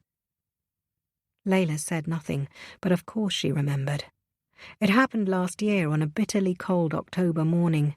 They had agreed to watch Max while Andrew and Yasmin attended a wedding. They wrapped him up in his dark blue duffel coat and red mittens on a string and traipsed to the Natural History Museum on the other side of London. While they were standing in the queue, something caught Max's attention, and he absently grabbed Will. "Daddy, look!" he cried with glee. Will and Layla locked eyes, an electric pain passing between them, a reminder of the life that they wanted so badly. Will crouched down next to Max and spoke to him brightly, but later, at night, he clung to Layla in bed, his chest quaking funnily. Layla tried to turn to face him, but he held her so tightly she couldn't move. She lay there in his arms in the dark and let him weep in semi-private. The next day she suggested adoption for the first time, but Will staunchly refused. He wanted a child of his own, he said, and raising someone else's would never be enough. Layla couldn't accept this, and so began their months of conflict. In some ways, that moment, Max's mittened hand in Will's, was the beginning of the end for them. "I remember," she told him now. "But then why not be honest? If you're hurt, then be hurt. Why spin it into that snide, cynical tone of your column. Will flinched. I didn't mean to do that. Yes, you did, Will. You did. Because the very worst thing that could happen to you is that you let your image slip for a minute and your media friends see that there's a human underneath. Come on, Layla. Let me ask you this. Knowing what you know, knowing how much it hurt me, would you go back and write that column again? He exhaled slowly. That's impossible to answer. No, it's not, Will, she said acidly. It's actually really simple. And if you can't see that, then what the fuck are you doing here? He clasped his hands in a show of penance. If I knew it meant I could lose you, then of course I wouldn't write it, Layla. Come on. We're a team. We're not a team, Will. Not anymore. She started to move past him, and he reached out and gripped her wrist. That gesture, the casual show of ownership, raised a current of anger. She turned and pushed him away with force. Understand this, Will. This house is not your house anymore. You don't get to walk in any time you want. And I am not your wife anymore. You don't touch me unless you're invited. He held her gaze. I may not live here, Layla, but this is still my house, and you are still my wife. She raised her chin in cool defiance. Then maybe it's time we got a divorce. The words were like a death knell, demanding silence from all those who heard it. You don't mean that, he said, his voice so low it was almost a whisper. Then touch me, Will, and call my bluff. The air crackled with warning. Will stood a single pace from her, and for a dreadful moment, she really believed that he would reach out and touch her. But then his pride gave in, and he backed away resolutely. Don't give up on me, Layla. You know your way out, she said. She sidestepped him and strode upstairs. She felt a buttery satisfaction, but flinched all the same when the door slammed shut, as quick and mean as a hunter's trap. Shep had had a bad feeling all day, a tight somersault sensation in the pit of his gut. It had throbbed through the morning briefing, roiled throughout the day, and dogged him into evening. As daylight ebbed in the windows and the station emptied of staff, he sat at his desk tensely, viewing and reviewing the evidence to make sure that nothing was missed. He took a sip of coffee and absently moved the mug so that it wouldn't stain the photo of Layla. Earlier, a colleague had paused at his desk, drawn there by the photo. Who is she? He'd asked suggestively. She is an offender. Shep had shooed him away. He knew that his colleagues thought him a bore, but he rarely engaged in banter. When he first joined the force, he became aware of an unofficial index, the WILF, or Witness I'd Love to Fuck, that officers discreetly used. Most would share it verbally, a 10 out of 10 on the WILF scale, while a few cavalier officers would scribble it innocuously on official notes. If questioned, they would say it stood for Witness Interview Largely Futile. The force had since undergone a dramatic shift, but officers still crossed the line, looking up a witness on Facebook or casually dropping by to check a trivial fact, as he'd done with Cora's mother all those years ago. He had learnt his lesson and vowed to never trip up again. He picked up Layla's photo and slipped it into the bottom of the folder. All the evidence was in order, but the case was far from open and shut. The prosecution had excavated certain damning facts. Layla had left Yasmin alone for 3 whole days when she was only 11. She had taken Max to the doctor and pretended to be his mother. She had carried on with a conference call straight after her miscarriage. All this was designed to paint her in a certain light, cold, calculated, non-maternal, unnatural. But they'd also seen another side of her, the generous aunt who took an active interest in Max's trajectory. She was a busy, successful businesswoman and still made time for her nephew. Yes, she occasionally left him with a DVD, but this was hardly damning. They needed something more. Shep scoured the interview with the babysitter, Jennifer Lee, for something he could use. They had the reference to throttling, but any parent on the jury would commiserate. They needed something stronger. He spent the next hours looking through transcripts and video evidence. Finally, he picked up the box of unused material and spread the contents on his desk. The prosecuting team would have already been through this, but he knew how overworked they were, though he would never say it to their faces, not as a lowly cop. They were known to occasionally miss things. He sifted through reams of paperwork, Layla's phone bills, the URLs she visited, the emails she sent, the photos she uploaded, hundreds and hundreds of pages of data. He picked up another photo. In this one, she was standing on a stage, her hands raised in a stately gesture, as if she were commanding a country. Everything about her signalled power, from the deep red shade of her dress to her neat hair and trim figure. Shep wondered if she frequented a gym. He flicked through her data and saw that she was a runner. He examined her Fitbit data. Daily workouts stacked on top of each other. 5 minutes of warm-up, 5 minutes of cardio, 30 minutes of HIIT, and 5 minutes of warm-down. She really was an overachiever. He examined the location data and noted the places she visited most often.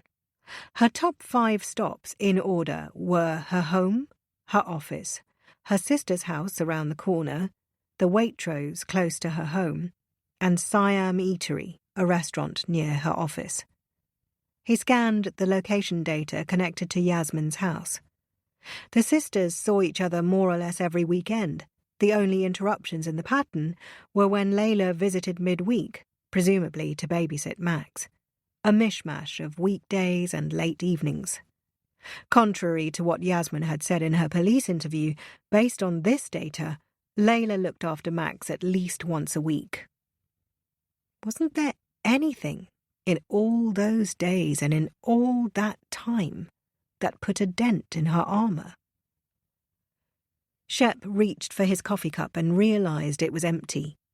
He surveyed the wreck of paperwork strewn across his desk and tried to decide if he should call it a night.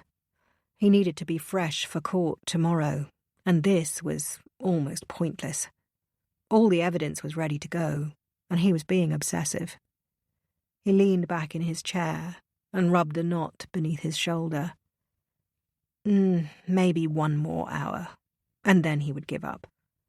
He stood and walked to the grotty kitchen to make himself a coffee, black and bitter, the way he liked it.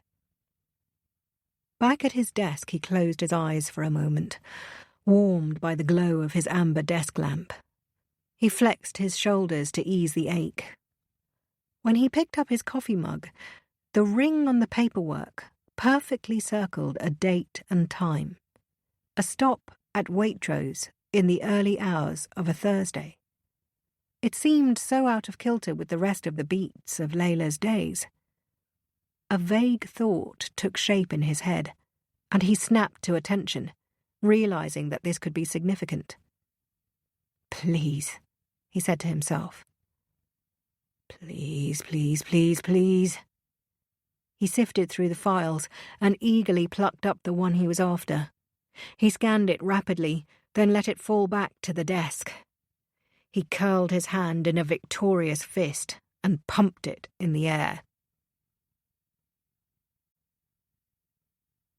Chapter 12.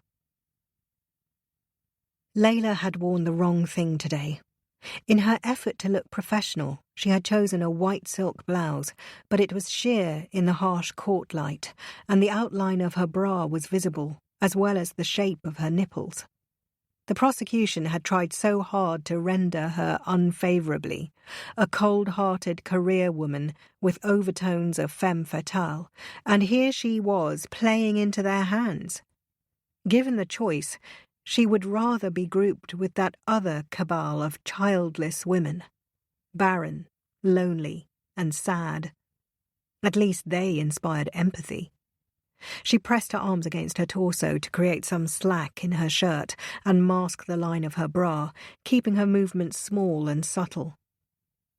Edward Forshaw stood and called his final witness, Detective Sergeant Christopher Shepherd of the London Metropolitan Police. She had met him before, of course, and found him aloof and abrasive, despite his winsome nickname, "Call me Shep." She noted with satisfaction that his ill-fitting suit and tie did little to neutralize his brutish appearance. "D.S. Shepherd, thank you for being here today," Edward started unctuously. "How long have you worked for the Met?" "Coming up to 18 years now." "And how long have you been with the Criminal Investigation Department, or CID?" 14 years.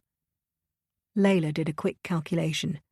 If he was about 45, it meant he had joined the police at 27. She wondered if he had served in the army before that. There was something about the tension in his spine that implied a military background. Edward spent a while establishing Shep's expertise before moving on to his interview with Layla. He picked over parts of the transcript, but there was nothing overly damning other than Layla's fluency, which she now regretted. Perhaps it would have been better if she had channeled a hysterical mother. Edward inched through the timeline of the day, piecing together what had happened. Then he said something that made Layla squirm. "D.S. Shepherd, we've heard evidence that Layla Said was a bit of an ice queen. What is your opinion of this?" Shep hesitated. "I can see why some would think that. The sort of woman that might leave a child alone if it suited her to do so." Clara was on her feet. "Your Honour, my learned friend knows that the witness can't possibly answer that question." The judge sighed. "Mr. Forshaw," he said, as admonishment. Edward ducked his head obsequiously. "Of course, Your Honour." He turned back to the witness box. "Detective Shepherd, did Layla Said say in her statement that she has never intentionally left Max in a house or car alone?" "That's right," Shep confirmed. Edward directed the jury to the relevant page in their bundles. "Detective Shepherd, based on the data you received from Layla Said's phone, are you able to share with us the top 5 places she frequents?" Layla stared at him. How could this be relevant? She knew there was nothing incriminating, a lover's home, a secret addiction. So why was it important? Shep reeled off a number of addresses. Layla's home, her office in Canary Wharf, her sister's house, her local Waitrose, and an eatery near her office. Layla felt a sense of unease, the hairs on her nape bristling. Why had he said the store's name like that, stretching it into 2 syllables? Waitrose, as if he wanted to imprint it on the jury. "And what about infrequent places?" asked Edward. "Well, there were myriad locations. Rich Mix Cinema in Bethnal Green, a restaurant and bank, an actual bank, a printer's near her office, lots of cafes and bars. So a normal urban professional life, one might say." "Yes." Layla shifted in her seat, not knowing where this was going. "You were able to analyse the times she attended these places. Did they tend to follow a pattern?" "Mostly." Edward feigned sudden interest. "Oh? Did you find something unusual?" "Yes. On one evening, the timestamp on her location shows that she was at Waitrose at 1 a.m. 3 screens at the front of the room blinked on, each with a map of Mile End. Layla sensed a frisson in the air, jurors no longer slumping, a rustling in the public gallery.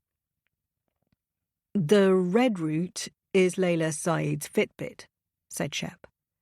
"You can see that, based on the speed, she walked from Tredegar Terrace to Waitrose.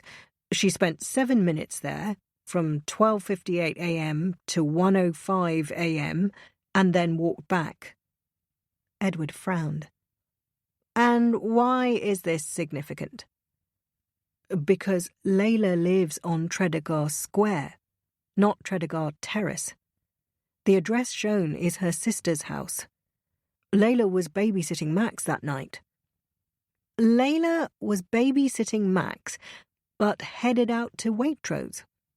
"Yes." "How do you know that Max wasn't with her?" "Because we know that he was at home." Layla took a shallow breath to try and calm herself, to show no visible sign of stress. They couldn't prove anything. It was in February, nearly a year ago now. The store would no longer have CCTV, so how could they know for sure? "How do you know?" Edward echoed her thoughts. "Yasmin Saeed had a nanny cam system installed last year." Layla's mouth parted in shock. Yasmin hadn't told her this. Shep went on. "It's a discreet filming system that's popular with parents who leave their children in others' care. In Max's case, it wasn't on all the time. The parents simply choose which days they will be out, and the nanny cam system records the home.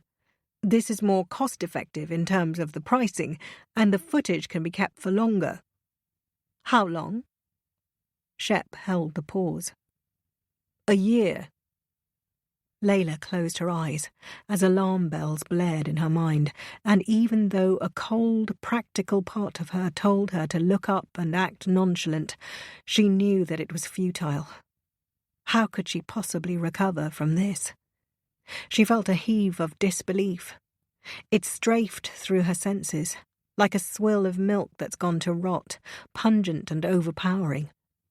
How could Yasmin not have told her this? Layla was her sister, not a stranger to be spied on. "We have the footage from the nanny cam," said Shep. The screen switched to a fuzzy grey image that looked like CCTV. The timestamp at the bottom read 20:02/2021, 01:00:00, sat. Max was asleep in his bed. Juxtaposed with the video was a map which showed Layla's location a quarter of a mile away. The time was circled with a thick red line, 01:00:00. The mood in the room hardened, and Layla knew that the tide had turned. As far as the jury was concerned, Layla had left Max alone while she went out to Waitrose. The frames on the video ticked by, while next to it, the red dot on the map came closer to home. It whirred on like this until 1:10 a.m., when Layla could be seen coming into the room. The red dot on the map now hovered over the home. Layla felt a sinkage in her chest as she watched her double on the screen. She was peeking at Max and carefully fixing the blanket. Then she placed 2 bottles on the dresser next to him. You couldn't see the labels from here, but Layla knew that one read gripe water and the other Aveeno baby calming comfort lotion. She was desperate to explain, to tell them how Max had behaved that evening.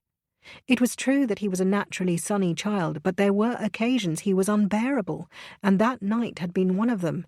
He had screamed and screamed in frustration, and she hadn't known how to help him. She had called Yasmin and got angry that, unlike other mothers, when she went out she was able to switch off completely and ignore her phone. Layla remembered thinking those words, "What sort of mother is she?" completely unironically, judging her sister for something she wasn't faintly equipped to be. Layla had given Max a bath, gripping his hands harshly when he began to smack the water and scratch at a scab on his skin, reopening a wound, then rubbing at it, as if to spite her. She dried him, fed him, swaddled him, took him to the garden for fresh air, and then searched through the cupboards in desperation for something with which to soothe him. She knew that gripe water might work, or a massage with calming lotion, but there was nothing in the cabinets. She tried to find the baby bag that Yasmin kept stuffed with medicine, then grew increasingly frustrated when she couldn't find it. She spent 2 hours soothing him, and when he finally went to sleep, she nearly wept with relief. She remembered Yasmin saying, "If in doubt, give him gripe water. It works a treat." So she did another sweep of the house. She found a few droplets at the bottom of a bottle. She knew from past experience that Max wouldn't sleep through the night, and so she made a snap decision. She could run to the shop nearby. It would only take 10 minutes. She would lock all the doors and set the alarm so if something went wrong, the neighbours would immediately know. It was completely low risk. What was the alternative? Go through a night of war while Yasmin blithely enjoyed her birthday weekend? Layla locked up and left before she could change her mind. What was the worst that could happen? That Max would wake immediately and bawl for a full 10 minutes? That hardly made a difference. It will be okay, she told herself. And of course it was. She returned minutes later and Max was mercifully still asleep. He woke an hour later, fussing and crying, and she had fed him the water and rubbed some lotion to soothe him, and it had worked a miracle. When Yasmin returned on Sunday night, Layla pretended that it was all fine. She didn't know then that the consequence of that snap decision would one day prove disastrous. Edward Forshaw didn't dwell on the discovery. Instead, he let it sit and steep, knowing he had won the jury. He turned to Judge Warren and ducked his head submissively. "I am finished with this witness, Your Honour." "Thank you, Mr. Forshaw," said the judge. "This might be a good juncture to break for lunch." Layla was released from the dock into Clara's grasp. The lawyer ushered her outside and into a witness room. She pulled off her wig and sat down opposite Layla. There wasn't anger in her stare, but a chill disapproval. "You have said several times that you have never left Max alone. Was there someone else with him when you went out to Waitrose?" Layla started to speak, but caught the strange expression on Clara's face, a narrowing of her eyes, almost like a warning. She trailed off. "Did you ask a neighbour to pop over? Or call your husband? Wasn't he only 5 minutes away?" Layla's lips parted, but she didn't speak. It was in February, and she and Will had already separated. Layla was mute with confusion. In that moment she felt an acute desire to break down and cry, to tell Clara that she deserved to go to prison, that she wanted to change her plea, that she couldn't do this a moment longer. Instead, she tamped down the compulsion and said, "I don't remember." Clara pursed her lips. "Well, think about it," she said pointedly. "You're an intelligent woman, Layla. I'm sure you know how key this is." With that, she stood and stalked out, a cool column of ice. Layla felt the clamp of panic. She needed to fix this as soon as possible, but she hadn't asked a neighbour to help. The only person who could have conceivably been there was Will. Only he could get her out of this. She groped in her bag for her phone and scrolled down to his number. Before she could change her mind, she typed out a message. "Can we talk? Over dinner at 7 tomorrow." To her relief, the reply came almost instantly, split over several messages, as was typical of Will, I'd love to.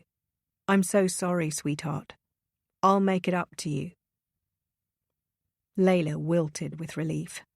She made a mental note to pick up a bottle of Jura, Will's favourite whiskey, on her way home. She had a decision to make. How far was she willing to go to prove that she was innocent? Her fingers hovered above the keypad. I hope so, she typed. Then she deleted it and tried again. I look forward to finding out how. She cringed and deleted that too. Finally, she sent, see you soon. She felt jittery and realised that she hadn't eaten since yesterday evening. She couldn't face the thought of venturing out. The constant scrutiny of the dock had left her feeling paranoid. Timidity was so unlike her, but being accused of a crime had eroded her sense of dignity. In court, she swerved from the paths of others before they got too close and kept her gaze fixed to the floor to avoid drawing contact. Faced with the prospect of being watched, she decided to stay in the room. One missed lunch was easy after the 100 she'd skipped at work. She drew her arms around her to stave off the crypt-like cold and counted down the rest of the hour. Finally, with 5 minutes to go, she headed back to the courtroom and the goldfish bowl of the dock. Detective Shepherd re-entered the witness box. He greeted Clara with a smile, but there was a telltale tension in his shoulders. Layla also noticed a new wetness in his hair, as if he had slicked it with water before coming back in. Detective Shepherd, started Clara, her tone cool and businesslike. You gave evidence earlier that you thought Layla Saeed was an ice queen. Can you explain your thinking behind this? Shep's gaze flicked to Layla in what seemed like an involuntary tick. Well, it's a combination of her body language and what she said. Clara waited for more. Can you elaborate? What do you mean by her body language? She had a cold manner about her. Yes, we understood what you meant by Ice Queen. I'm asking what specifically about her body language made you think that? He shifted uncomfortably. Well, for one, she didn't cry. When we normally question witnesses about the death of a child, they cry, but she was completely composed. What else? She was very still. She would sit with her arms across her chest and, He frowned, trying to find the right word. Superior look on her face. Clara made a contemplative sound, as if his answer had revealed something. She picked up a piece of paper. Detective, is it true that you invited Ms. Saeed to have coffee with you? He balked, clearly surprised by the question. Not in the way you suggest, he said. What is the way I suggest? She asked innocently. It wasn't a romantic thing. A smile tugged at Clara's lips. She seemed pleased with his use of the word romantic. Oh? Then what was it? Is it normal procedure for the officer in a case to ask the prime suspect out for coffee? He squirmed. It was a casual thing, like, if you remember anything else, please let me know and we can discuss over coffee. A casual thing. She spat the word as if it were dirty. So, not professional. No, it was professional, in a professional context, but it was a casual invitation, as in, take it or leave it. Clara angled her head. And she chose to leave it, didn't she? Is that why you think she's an ice queen? Because she rebuffed your casual invitation to coffee? He scowled. You're making it sound like something it wasn't. I don't think I am, she said mildly, as if it were a simple observation. Detective, you have made a meal of this one trip that Layla took to Waitrose. How do you know that she left Max alone? We saw it, plain as day, on the nanny cam. Yes, but how do you know there wasn't another adult in the house? He stalled. Because we didn't see one on the nanny cam. Yes, but that doesn't prove there wasn't another adult in the house. Like who? Layla's husband, perhaps? She's divorced, he said with a smirk.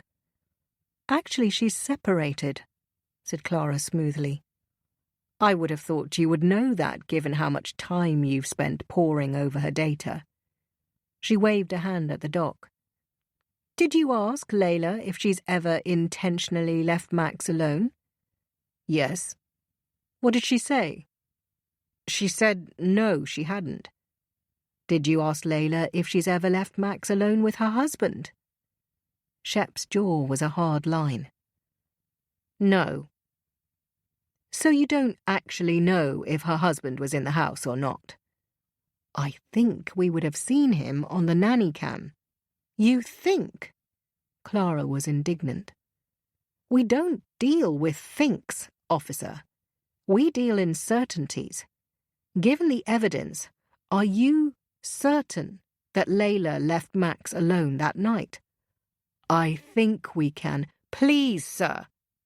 Clara's voice was a bark. I'll ask the question again. Are you certain that Layla left Max alone on the night in question? A cuff of pink wrapped around his neck. No, he admitted.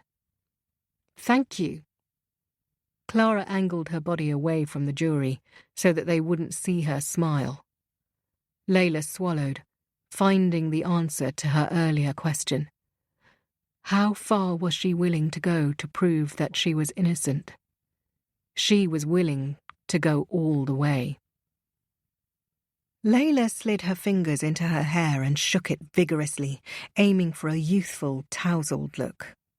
She wiped a tissue around a smudge in her lipstick and frowned when it raised a ruff of dry skin, which she tried to cover with makeup. She undid another button and positioned a lock of hair so that it skimmed her cleavage. She stood back from the mirror and felt a slick of nausea at this attempt at manipulation. It's strange. All your life, you could believe one thing about yourself, but find that you were different when it really mattered. Layla was not a rule breaker. She believed in order, fairness, and justice. She believed that she was the sort of person who would tell the truth under oath. But now that her fate was at stake, she had abandoned her morals. She did not want to go to prison, would do everything she could to escape it. If that meant leading Will to believe that they could be together again, then that's what she would do. She heard the doorbell ring, one long note followed by a short, and headed downstairs to let him in. I thought I had better not use this. Will held up his key sheepishly. He placed his phone on the sideboard, like he always did. You look great, he said. She stood a little awkwardly, never adept at seduction, not like Yasmin, who stopped men in their tracks with a passing glance from beneath her lashes. Layla was all angles and edges. She led him to the kitchen, but didn't offer a seat. Will you be writing about this? She couldn't help but ask. Will flushed. No, of course not. She swallowed her retort, knowing that this needed delicacy. Layla, I fucked up, but this can't be it, can it? He waited. Come on. Divorce. We promised never to say that word unless we really meant it. He braced himself. Did you? She held a palm to her chest. You hurt me, Will. She knew that word would unstick something inside him. He always did like it when she showed vulnerability. Oh, sweetheart, I didn't mean to hurt you. I just needed to work through the tangle in my brain, and this was the way I knew how. I bet all the clicks and shares didn't hurt, she was tempted to say. Instead, she frowned prettily. I'm sorry if I overreacted. He rubbed the nape of his neck. These last few years have been so fucking hard on both of us. I've ignored it for so long, and this was my way of dealing with it, and I tried really, really hard to be sensitive. I mean, did you even read it all? There it was. His insecurity, his neediness beneath the bluster. Of course I did, she said. It was astounding. She let that hang for a moment. But I was too close to it, too raw to see it for what it was. He beamed with pleasure, preening beneath the praise. He leaned on the counter and cupped his chin. It wasn't baggy in the middle? She smiled indulgently. Not at all. You've always said that the writer's job is to make the reader want to read the next sentence. That's what you did in that piece. It was... She shook her head as if struggling to find the word. Special. You really think so? Yes, she said emphatically. He exhaled. That is so good to hear. His relief folded into laughter. But wow, I've never seen you so angry. What you said about the prize and the pittance. He made a woo sound. That was harsh. His voice was breezy, but she saw that he was serious. You deserved it, she said, trying for a playful tone. He smiled impishly. Perhaps. There was a brief lull in the conversation, and Layla laboured to fill it. Do you want a drink? I have some Jura somewhere. She had deliberately tipped out a third of the whiskey to make it look coincidental. She poured him a measure and added a splash of water. When she handed it to him, she let her fingers brush his.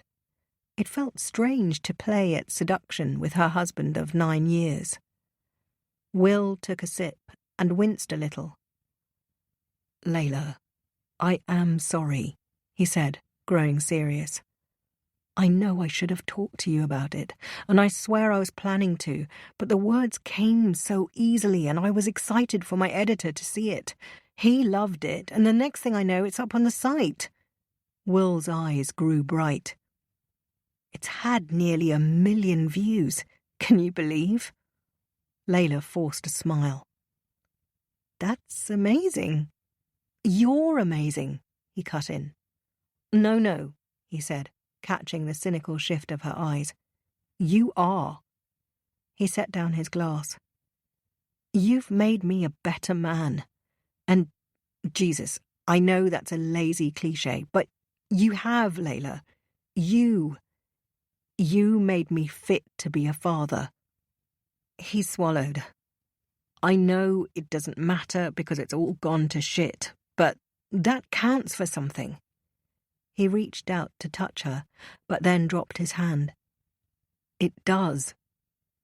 Layla felt a heave of emotion. She took a sharp breath to stave it and pretended she was still pretending. Will noticed her distress and took a tentative step towards her. When she didn't protest, he drew her into his arms. She felt the tension uncoil in her muscles.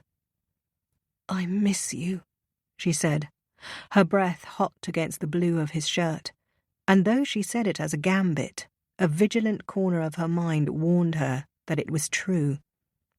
Layla missed her husband's body, the solid mass of it against hers, the beat of his footsteps in the study upstairs, the sound of his voice calling from a strange direction, the attic when he was exploring, or the basement where he stored his files. I miss you too, he said. He pressed his lips in her hair. Do you think we can find our way back? Layla closed her eyes to calm the squall of conflicted feeling. This is just business, she told herself. This is purely transactional. I always thought we would, he said. He tightened his grip, but spoke gently. Now that adoption is off the cards, maybe we could figure things out. There's so much going on right now. Layla spotted her segue. If I'm found guilty, then there won't be a we to go back to. That won't happen, said Will, conviction making him loud. Layla pulled away from him. Something came up in court yesterday. She wrung her hands helplessly. And I can't figure out what night it was. What do you mean? She pressed the glass of whiskey back into his hands and explained what happened in court yesterday, specifically with her trip to Waitrose. You know how we've babysat together sometimes? She didn't wait for his answer. I can't remember if that was a night you were with me. Will frowned. When was it? 20th February. He fished out his phone and scrolled through it. She carried on talking as he searched. We've spent a couple of evenings together since then, and I think that might have been one of them. If I left Max alone, obviously it would stick in my mind, but it doesn't, so you must have been there. He continued scrolling. But 20th Feb was after we... I know, she cut in sharply. He looked up at her, and the change in his face meant he knew what she was suggesting. 20th February was 3 weeks after they broke up, when things were still too raw for their cosy evenings together. But if Will had been with her, then Layla hadn't left Max alone. He blinked, then glanced around the house as if there might be spies. Are you saying we spent that night together? I'm saying we must have, she said, her voice neutral. He ran a hand through his hair. He looked at his phone again, at the calendar, which Layla could see from where she was standing had only one appointment in the late afternoon. I suppose I must have been, he said. Layla watched him carefully. We're married, so they can't ask you to give evidence against me. She gestured at his phone. I just wanted to check that date with you, to make sure I remembered correctly. He nodded, uncertainly at first, but then more conclusively. Yes, you're remembering correctly. Layla felt a shoot of relief. Will knew what game they were playing. You won't write about this? She asked, her eyes sweetly wide. I won't. I promise. Thank you, she said, hoarse with gratitude. With Will on her side, no one could prove that she had left Max. Knowing this, she felt herself relax, ignoring the question posed by her conscience. A grave and confused, "Who are you?" Yasmin took in the overwrought decor of the restaurant and regretted everything about this. It all felt wrong. Her tight black dress, the plump upholstery, the garish green floor lit from beneath. It was jarring, like a song 2 beats behind its music. She checked her reflection in the window and noticed the bags beneath her eyes that she had tried and failed to conceal, and the split ends in her hair. She quickly tied it up, but the hasty arrangement of it exposed her scalp in unsightly places, so she let it down again. She snapped her hands away when she noticed him walk in the door. She stood to greet him and allowed his eyes to wander to her cleavage. They gave each other an awkward kiss hello, and he slid into the booth opposite her. I was surprised to hear from you. His voice was strangely foreign, without its usual note of flirtation. "I thought you might be," she said. She let herself notice how handsome he was. In the office, Jason was always shaved and coiffed with starched collars and polished shoes. Now, with 2 days' stubble, jeans and a casual shirt, he looked uncommonly handsome. She gripped the base of her glass of water, disoriented in his gaze. She was used to holding the power, knowing that if she arranged her body just so, she could keep his attention for as long as she deigned to. Now, she felt frayed and ugly. "How are you?" he asked. She waved a hand, unable to muster an answer. "How are you?" she countered. He fingered the crease of his napkin. "I'm fine." They sat in silence for a moment longer than comfortable. He ordered a bottle of wine, then launched into a monologue, mainly about work. He must have seen her eyes glaze over, because he reached out and took her hand. "Do you want to talk about it?" he asked gently. She shook her head. She wondered what he would say if she came right out and said it. "I want something more." The words fizzed on her tongue, and she willed herself to say them. It would be so easy. They could go to the hotel across the street, pay in cash, and head upstairs. He wouldn't say no. Even with Yasmin in this state, with her hair dull and skin sallow, even caked in the stink of grief, he would gladly take off her clothes and put himself inside her. "So what do you want?" he asked. And there it was, the hint of suggestion, the probing of possibility. He stroked her palm with the pad of a finger. "You don't have to answer that. I think I already know." She held his gaze. "And?" She parted her lips, pulling on seduction like a favourite jacket. "And I don't need to spell it out, do I?" His eyes traced her cleavage.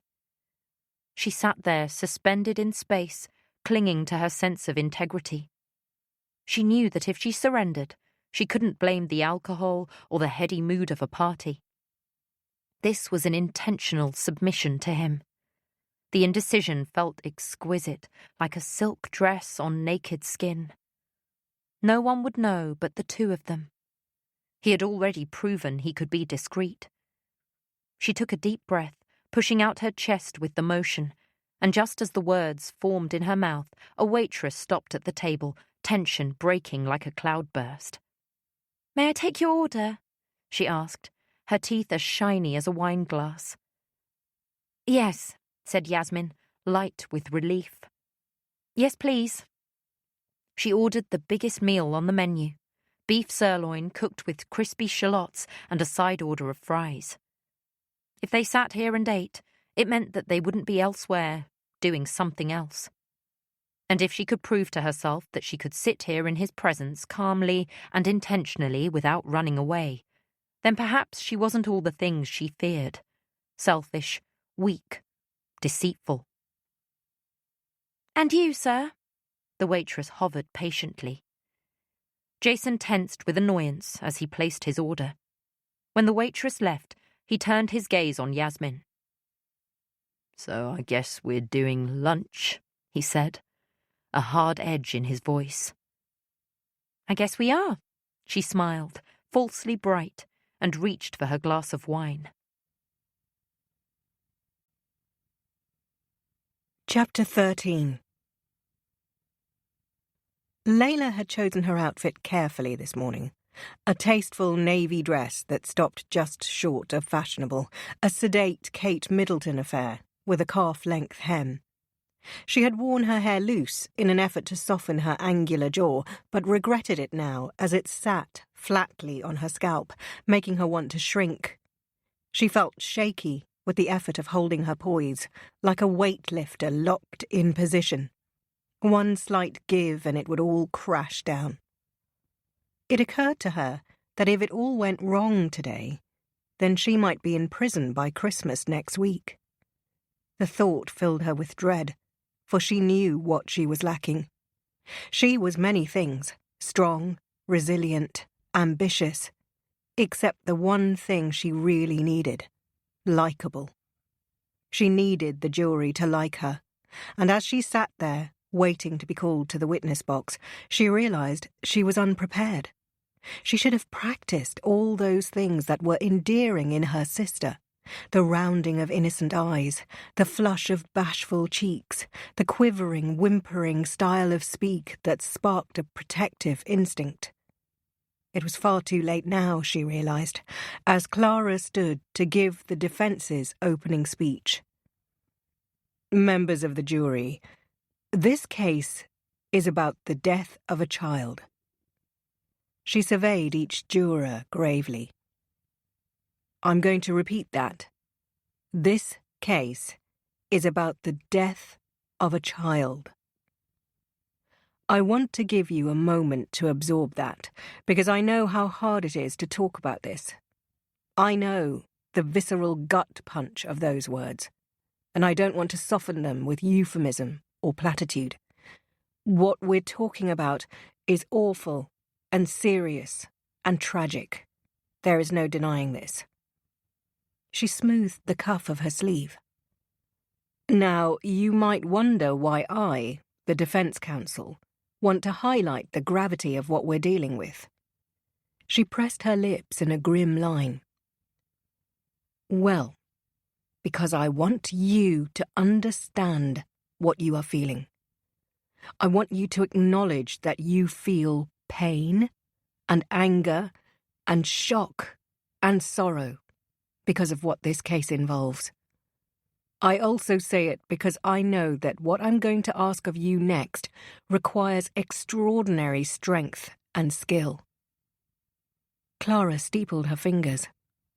I want you to feel that pain and sorrow. And then I want you to set it aside, because what we need from you is clarity of thought. You were chosen because the law believes in your ability to think rationally, to examine the facts with the cool head needed to deal with the matter at hand.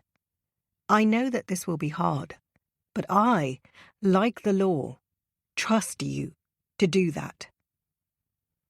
Clara pointed at Layla, who tried not to shrink from the glare. Layla Saeed is a loving aunt and professional businesswoman. She runs her own firm and is a trusted member of the community. She lives close to her sister, Yasmin Saeed, and her brother-in-law, Andrew Hansen. On Monday, the 12th of July, Andrew called Layla and asked if she could drive Max, her nephew, to nursery, as he had an emergency at work. They live close to each other, and Layla is used to stepping in last minute to help with babysitting. We've heard from several witnesses that Layla took an active interest in Max's development and was happy to look after him. On the morning in question, Layla drove to Andrew's house and waited while Max was strapped into the back of her car. It is a rear-facing seat, and Max was asleep, which means that he did not make a peep for the entire journey. Now, had he woken up, the tragedy of what happened that day would have been entirely prevented. Or if the father had had the foresight to place an item in the front seat, as many parents do. Or had the nursery been on the way to Layla's office rather than 5 minutes beyond it. One or all of this could have jogged her memory. Instead, Max remained asleep. And Layla, lulled by her morning routine, switched to autopilot, as so many of us do on our way to work. En route, she fielded a phone call from work, as she often does as the head of the firm. She even has an adapted phone so that she can do this safely. As she drove, she saw her office building, and as she has done 1,000 times, she turned in and parked in her designated spot. She walked into the building, took the lift upstairs, and began her working day.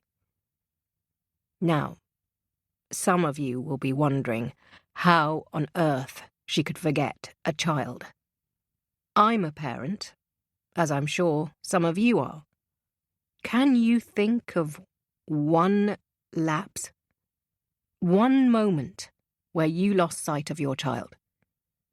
Maybe you were at a picnic and he escaped your periphery, or in a supermarket aisle and he was drawn away, or at the beach when he got too close to the water. All those would-be tragedies averted in the nick of time. There by the grace of God, we say, for we know that their safety was down to serendipity, not some foresight or skill. In Layla Saeed's case, that momentary lapse, that single fleeting moment, bloomed into tragedy. And here we are. All because she agreed to help her brother-in-law who found himself in a bind. That act of decency ultimately led us here, to this juncture. Layla Saeed is not guilty of a crime. She's a loving aunt who has suffered a great tragedy. Please, do not punish her further. Layla listened, her tears just a breath away. Goosebumps pocked her arms, and when she blinked, she felt her lashes dampen. She skimmed a finger along her lash line to dash away her tears, discreetly, for she feared they would seem on cue. She didn't know how to arrange her features to elicit the jury's sympathy, to signal that she wasn't guilty. And then it was too late. Layla was called to the box. She took the oath and marvelled at how such familiar words could also feel wildly foreign. The truth, the whole truth, and nothing but the truth. She felt like a comic actor suddenly tasked with gravity. What was the correct behaviour when you were accused of being a killer? Clara spoke gently, her sharp edges in soft focus. It was a gambit, no doubt, to show that Layla was worthy of sympathy. This is going to be a long day or two, Layla. We have a lot of ground to cover, so if you need a break, please say so. Layla nodded, knowing that she would not. She dared not waste the jury's time. Let's begin on the morning of 12th July. What was your state of mind when your brother-in-law called to ask you to help with Max? Layla thought back to that fateful phone call. My state of mind was fine. It was a normal day. A busy one? Yes. Were you annoyed with him at all? No, Layla lied. Okay. Well, we know from the police transcripts. She paused to direct the jury to the correct page in their bundles. That Max was asleep when you picked him up. Can you describe the car journey? What happened during the drive? Layla remembered how she drove extra carefully, as if it might forestall tragedy. Nothing remarkable. She modulated her voice so that it sounded softer. He stayed asleep, and I drove to work. I received a phone call from the office while driving. Why? A colleague had misplaced some key blueprints for a meeting, and the only other set was in my office. I needed to go and let him in. How did this affect your state of mind? Layla considered this. I was worried, she admitted. Were you dwelling on the missing blueprints? Yes. I was annoyed that he had been careless and lost such an important resource. I was wondering whether the printer across the road might open early for us, or if we could show the blueprints digitally, even though the client asked for printed ones. So there was a lot going through your mind. Yes. What happened next? Layla wiped her palms on her dress, hoping the jurors wouldn't see. I drove to the office, parked in my spot, and hurried upstairs. You hurried upstairs? Were you in a panic? Clara narrowed her eyes. No. I wasn't running, I just wanted to get there quickly. Did you think it would be more efficient if you popped into the office first and dropped Max off afterwards? Clara asked this casually, as if it might be a logical, perfectly acceptable thing to do. Layla squirmed. No, I didn't do that. Her voice held a hairline fracture, and she was grateful for the way it made her sound. Honest, genuine, contrite. Clara continued. Max's headmistress, Josephine Allsbrook, said that she had seen you at the school gate, which we established wasn't likely. But can I double-check? Have you ever dropped off Max at school? Layla shook her head firmly. No, I have not. What worries me, though, Layla, is that Detective Shepard says you have a history of leaving Max. Did you leave him alone to go to Waitrose? Layla had wrestled with this question for days.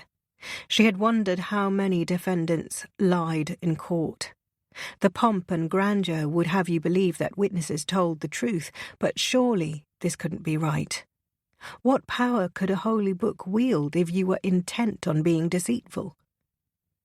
No, said Layla, forcing herself to remain neutral. Clara tilted her head. But you did go to Waitrose at 1 a.m. on the 20th of February. Yes. So where was Max? At home. Layla saw the jurors shift uncomfortably. Alone? No. Layla knew she could not hesitate. He was with my husband, Will Carmichael. She hoped that his familiar name might lend her some second-hand gravitas. And you're sure about that? Yes. Layla desperately hoped that her face wouldn't slip. Standing there, in front of 12 ordinary men and women, it was harder to lie than she had thought possible. Clara nodded.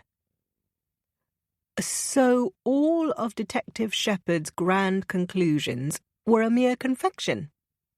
Layla swallowed. Yes. Clara looked at the jury in dismay. So this whole Waitrose business was much of a muchness, it seems. She sighed heavily, then righted her robe with a tug, as if it was time to get serious. Now, Layla, what is true is that your sister was left to look after herself for a few short days in youth. Can you tell us about this? What prompted the decision? Layla didn't speak as she tried to formulate what she wanted to say. Then she forced herself to look at the jury. So often we hear about the hard-working family on TV, in newspapers, and every political speech. Our whole society is built around it, but usually it means a very narrow thing. A mother and a father, 2 children, and grandparents who can help out when needed. This leaves out so many other families. The single parent, the orphaned children, the carer and her partner, the teenager and her younger sister. There were only 2 of us, and I worked hard. Does that mean we're a hard-working family or not? Layla tried not to clench her fist. I did everything I could. And that was one time, when I didn't have a way out. I thought about leaving my sister with neighbours, but they had 3 boys, and I thought she'd be safer at home. Layla flexed her fingers wide. People who have support find it hard to believe that others do not. They think that, of course, there's someone to help, but there isn't. We talk of people falling through the cracks as if they're collateral damage, an acceptable sacrifice in a system that works for the large majority. But when you're the one who's falling, it's so... Layla paused to steady herself. Lonely. She took a quivery breath. I did what I had to do to keep me and Yasmin together. There was silence in the courtroom as Clara let the words settle. She waited a beat before she continued. I'd like to talk a bit more about Max. We've heard about his scrape in the playground and the throwaway comment you made to his babysitter, but I want to get to the heart of your relationship with him. Layla felt herself bristle. She and Clara had disagreed on this vehemently. Layla was keen to expand on Max's injury to try to explain herself, but Clara insisted that they skate right past it. There was no point in dwelling on details, she said. Tell us about Max, she prompted. Layla wrestled with the question. How does one sum up a young child's life? Clara noted her difficulty and swiftly adapted the question. Tell us about a fond memory you have of him. Layla tried to smile, but it cracked into sorrow.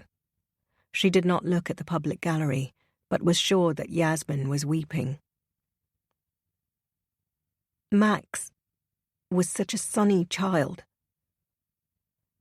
Last year I asked him what he wanted for his birthday, and he thought about it for a while, and then he said that he wanted 5 blue buttons. Layla drew a breath to compose herself. Max looked at me and said, But Auntie, they all have to be different. Her tears spilled over, but she continued speaking. I spent the next week snipping blue buttons from outfits, and of course I bought him some other presents. But when he got those buttons, his face lit up like it was the best thing he ever got. She swallowed. I loved Max. I loved him more than I could possibly say. Clara nodded and segued smoothly to Andrew's phone call. She spent the rest of the morning combing over details, how hot it was in the car, how hot it was outside, whether Layla turned on the aircon, what about the heater, how many layers was she wearing, did she take anything off, was she sweating, did she crack a window? Layla knew what Clara was trying to prove, that even if she had intentionally left Max in the car, she couldn't have reasonably known that it was hot enough to kill him. Layla answered each question with a soft, focused stoicism. Stiff upper lip, but not heartless. Finally, Clara arrived at her final question. Layla, one thing that got lost in all this talk is that you yourself have lost someone you loved. Can you explain how this has felt to you? Layla felt her energy leave her, like the dot in the middle of an old TV just before it blanks. She knew what Clara wanted, a grand show of sorrow. But Layla couldn't lay claim to this grief, for it belonged to Yasmin. She couldn't stand in front of her sister and mourn for Max so brazenly. She couldn't tell the jury that death had altered the weight of gravity so that she was always close to tipping. Her pain was a private, wordless thing, a secret, silent creak that sometimes flowed imperceptibly and sometimes at alarming speed. She couldn't describe the wrenching pain of the day that Max had asked that question. Is there a baby in your house? And knowing that her answer was also now Yasmin's. No. There was no baby in her house, because Layla had killed him. It is the worst thing that's ever happened to me. Layla looked at the jury. Grief is heavy enough. But when you're the one who caused it, then it's overwhelming. Clara nodded solemnly. Thank you for being so honest. She studied Layla for a moment, then nodded decisively, choosing not to push her further. She turned to the judge. I have no more questions, Your Honour. Edward Forshaw stood and fixed his gaze on Layla. She was surprised by his demeanour.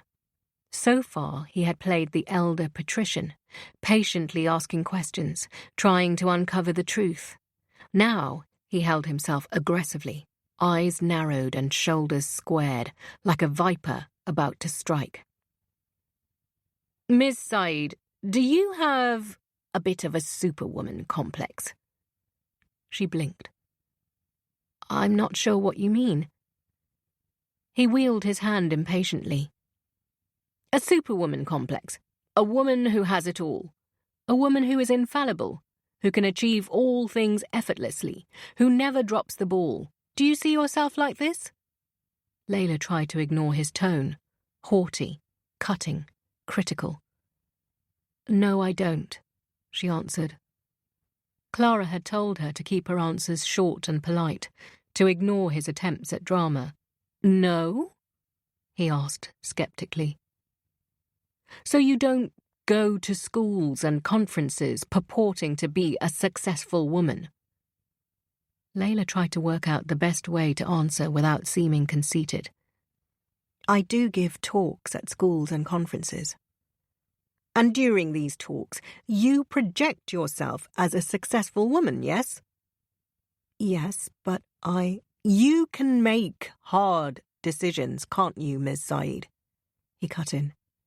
"That's why you left Max alone the day you went to Waitrose." Layla's skin blushed hot, and she prayed they couldn't see it. "I didn't leave him. My husband was with him.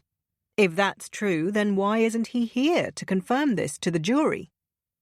Layla swallowed her retort. "Talk to my lawyer." "I'm sorry, I don't know." She had been relieved to learn that if Clara didn't call Will as a witness, the prosecution could not question him, given that she and Will were still married. He had agreed to help her, but he was a showboater and could not be trusted in a forum like this. He would try too hard to hold their attention. Edward raised a doubtful brow. "I guess we shall never know," he said pointedly. Then he changed direction. "Do you have children, Miss Said?"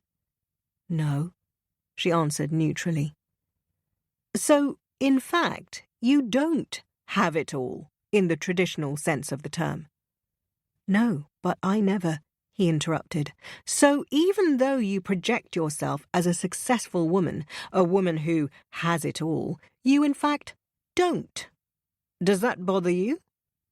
Layla tried to unpick the question. "I don't know if anyone has it all." "Yasmin did," he cut in. "She had a warm and sunny child, a loving husband, a nice house, an interesting career." "She hated her job," said Layla. She immediately regretted the bite in her tone. "Ah," said Edward knowingly. "So there it is. Yasmin had everything except one thing, a job that she loved. And that's one thing you could hold over her, isn't that true?" He didn't wait for Layla to answer. "Your job is the one thing you could use to say, 'Look, I'm better than you.'" "That's not true." "But it is true," he snapped. "Tell me, does your husband live with you?" She blinked. "No." "Why?" "We're separated." "Why?" Layla wanted to tell him it was none of his business, but Clara had specifically told her not to get drawn into conflict. "For various reasons," she said. "Such as?" "We couldn't have children, and that pushed us apart." "Oh," said Edward, as if he didn't already know this. "How long were you trying?" She pushed a fingernail into a cuticle and sawed it back and forth. 7 years. She heard an intake of breath and made eye contact with a juror, a 30-something woman with brittle blonde hair. She saw not empathy, but fear there, as if just being in the same room as Layla might infect her with the same misfortune. "We failed to conceive naturally," she said, "so we tried IVF." "How many rounds?" he asked glibly. 5. So you failed at marriage as well as motherhood. The only success you did have was your career. Is it fair to say that that career was important to you? When Layla didn't speak, he prompted. Ms. Saeed? Yes. Pressure grew in her chest. Edward Forshaw was exposing everything she felt in the dark of night. Despite her spacious house, sleek car, and glossy, glassy office, people clearly perceived the emptiness in her life. You felt inferior as a woman, which is why when it came to your career, you did everything you could to keep the balls in the air. So when it came to a choice, drop Max off at nursery and lose a monumental business deal, or leave him in the car, you chose your business, didn't you? That's not true. It bothered you, didn't it, that Yasmin kept asking you to help when you had so many other responsibilities? No. That's why you chose to prioritize yourself that day. No. Layla felt the sweat pool in the crease of her knees. The fact is clear. You're a woman who can make hard decisions. He swept an arm across the courtroom. We've heard all about them. How you had a miscarriage right there in your office and 5 minutes later you were back on the phone. You left your sister alone when she was a child. You did things you knew were wrong because you needed to get on with work. Isn't that true? You left Max in the car on purpose, didn't you? I didn't. You knew it was burning hot that day and you left him in the car. I didn't. You knew, as any reasonable adult would, that if you left him, there was a chance that he might die, and you left him anyway. No, yes, no, yes, you did, he thundered. Yes, you did. You left Max intentionally, knowing he could die, and he did. That makes you guilty, Ms. Saeed. You are guilty of this crime. Layla blistered in the raw, ruthless exposure of the truth. A primitive part of her mind called on her body to act, to crouch down, raise a shield with her arms, deflect this merciless salvo. Instead, she closed her eyes, blanking out the spotlight, catching the thick sob before it spilled out. No, she said feebly. I forgot. You did not forget, he said cruelly. A woman like you does not forget, Miss Saeed. A woman like you makes a deliberate decision, and that's exactly what you did. You left Max, knowing full well how risky it was.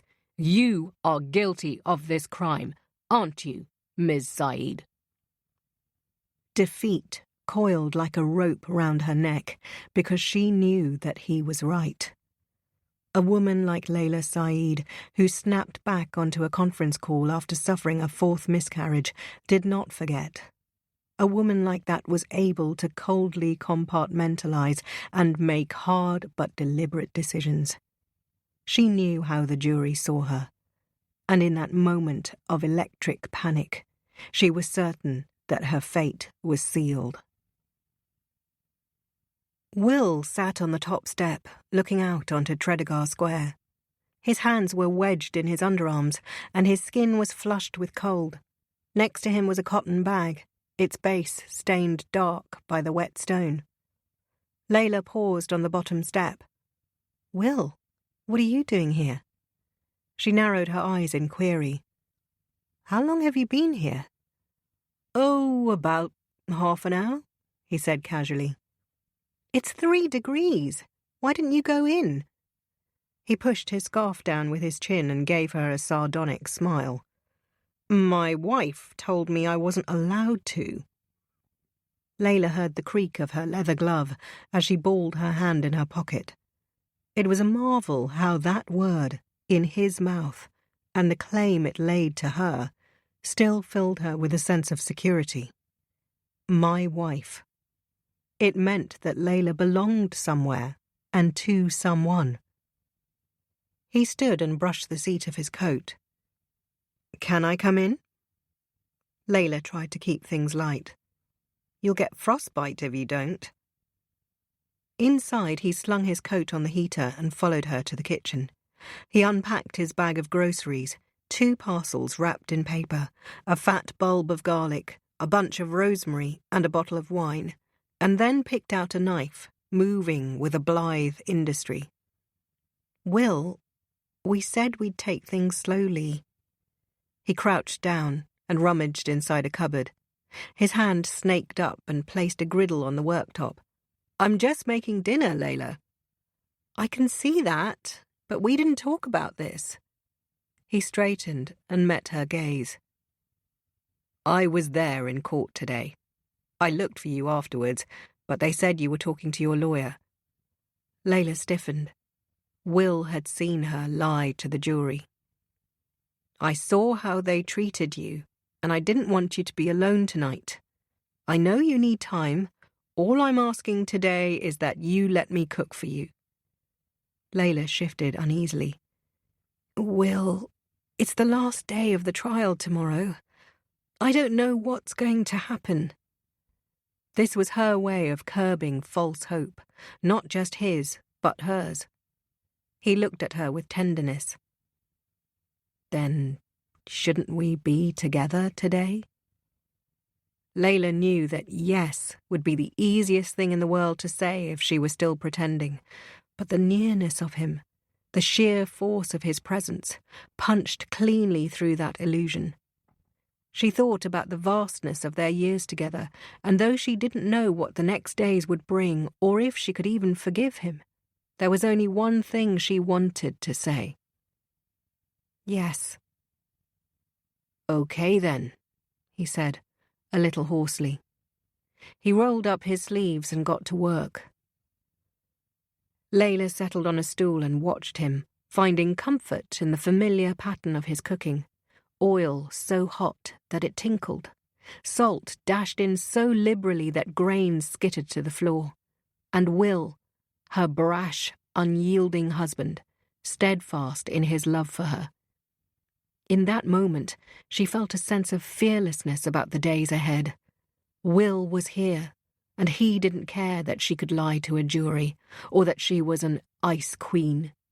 He didn't judge her for rejoining that conference call after her final miscarriage. He didn't care that she could be logical, even in the face of death. Will loved her, regardless. Chapter 14. Dr. Bell was a sinewy man with short grey hair and delicate hands that he used to punctuate his points. He was the final witness of the trial, and though his evidence was necessary, it had the flavour of an afterthought. There were 2 prongs to Layla's defence. First, that she did not intentionally leave Max in the car. This the jury had to take on word. There was no hard evidence to prove that she had done otherwise. Second, that even if she had left Max intentionally, she could not have reasonably believed that this might have killed him. To Layla, this second prong was moot. Surely any reasonably intelligent person knew that you could not safely leave a child in a car, but Clara had told her that she'd be surprised. Still, it seemed too much of a tangent, like a flimsy safety net, as if to say Layla didn't mean to leave Max, but even if she had. If the first were true, why were they concerned with the second? Clara had explained that this might be the thing that saved her, so Layla had acquiesced. Dr. Bell, can you explain in the simplest terms possible what vehicular hypothermia is? In the simplest terms possible, it's when a child suffers from heat stroke when left in a car. How many children die from vehicular hypothermia every year? He pinched his lower lip in thought. It's difficult to say, because the official cause of death may be recorded as dehydration or cardiac arrest or any of the complex interweaving factors that result from hypothermia. I can say that in the US, it's about 37 a year. Clara raised her brows. And how many happen in the UK? The doctor waved a hand in the air. Oh, far, far fewer. How many? 1 or 2 a year? He looked horrified. No, more like 1 or 2 a decade, if that. The Royal Society for the Prevention of Accidents doesn't collect data on hot car deaths because it's so exceedingly rare. Clara exhaled in relief, more for show than anything. So it's not common at all in the UK? No. Is that because parents are more vigilant here? He frowned. No. That's a profound misinterpretation. Parents forget their children by the dozens, but due to the cooler weather in the UK, this rarely leads to death. By the dozens, repeated Clara. Is that an exaggeration? No. He waggled a finger in the air, like a teacher rebuking a child. In fact, these are just the cases reported to the police, usually by a passing stranger who spots the child in the car. There are likely dozens of other cases where the parent returns to the car with no recorded consequence. I see. So parents in the UK commonly forget their children in the car, but this rarely leads to death. Correct. Huh, said Clara, as if surprised. So, in your expert opinion, is it reasonable to believe that a child left in a car for a short period of time in the UK would not die from vehicular hypothermia?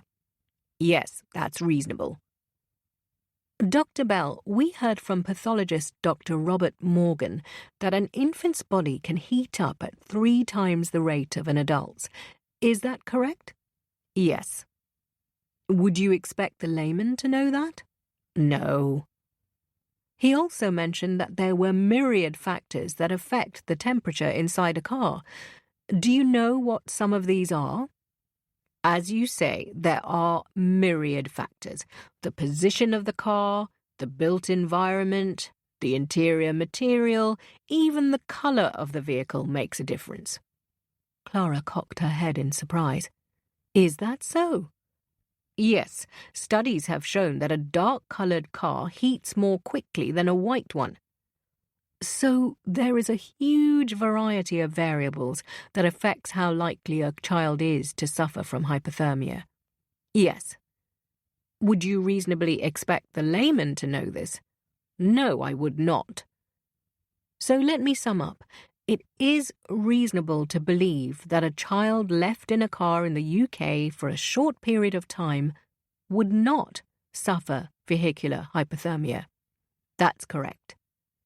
So Layla Saeed may not have reasonably known that leaving Max in her car could lead to his death. Correct. Thank you, Doctor.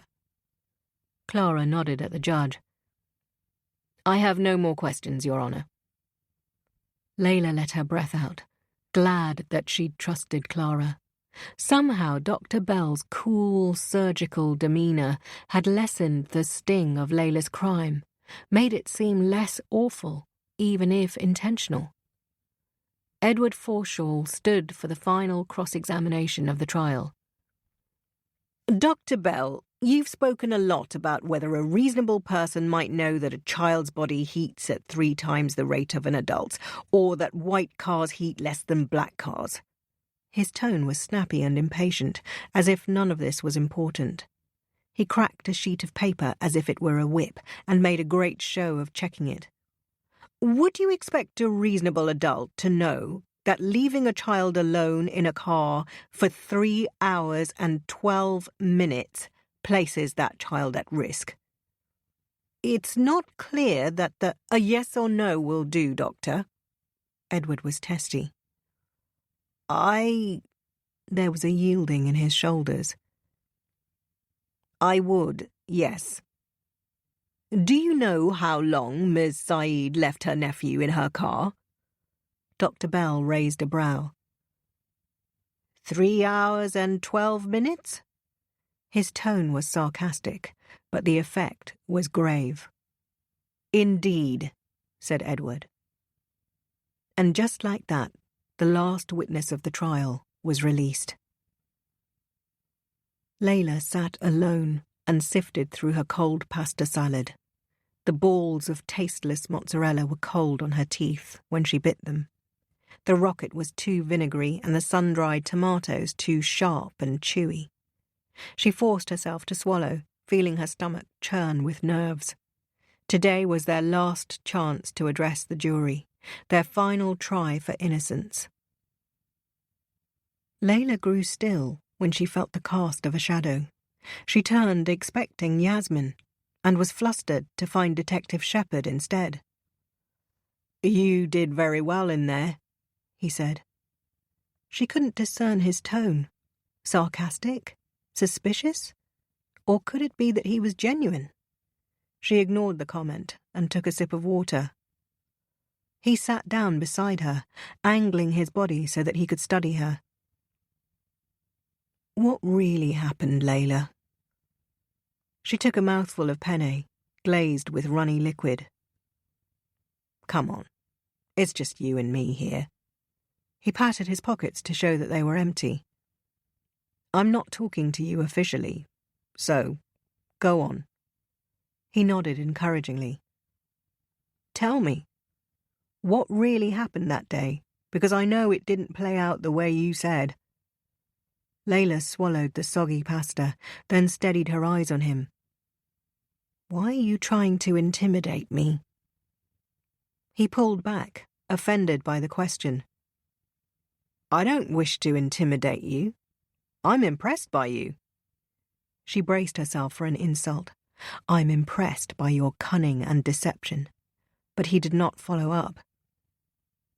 "I think you're an impressive woman, and I can't figure out how something like this could happen." "I'm so tired of hearing that." Her voice was brittle, ready to snap. "People make mistakes. People forget." She pressed a hand against her chest. "Why am I expected to be perfect?" "Because you are," he said. "You don't know that," she spat. "You don't know me." "Which is why I'm trying to."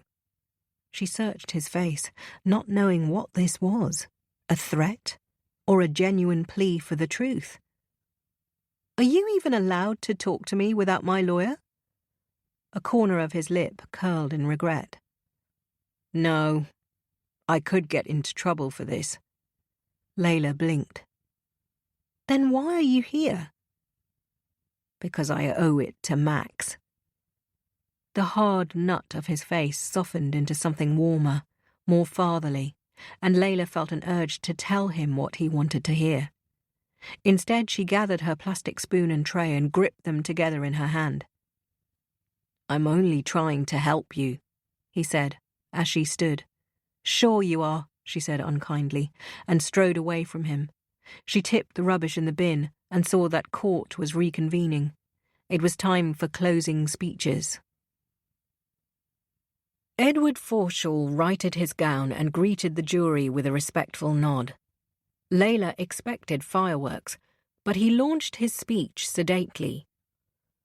"Members of the jury, no one is saying that Layla Saeed did not care for her nephew. Much of what she did for him was commendable." He folded his palms together. "The problem is, good intentions do not and should not excuse a serious act of negligence. In this case, Ms. Saeed's actions had devastating consequences that deserve to be examined carefully. These are the facts of the case. Layla Saeed was meant to be looking after her nephew that day. She had a duty of care towards him, but left him in her car. She does not contest this. 2. Leaving him in her car directly led to his death. We have heard from an expert pathologist that Max's temperature was 42 degrees Celsius, beyond the limit of what most humans can withstand. He was dehydrated and had stress ulcers in his stomach. The cause of death is clear. Vehicular hypothermia. Her counsel has bombarded you with a glut of unnecessary detail.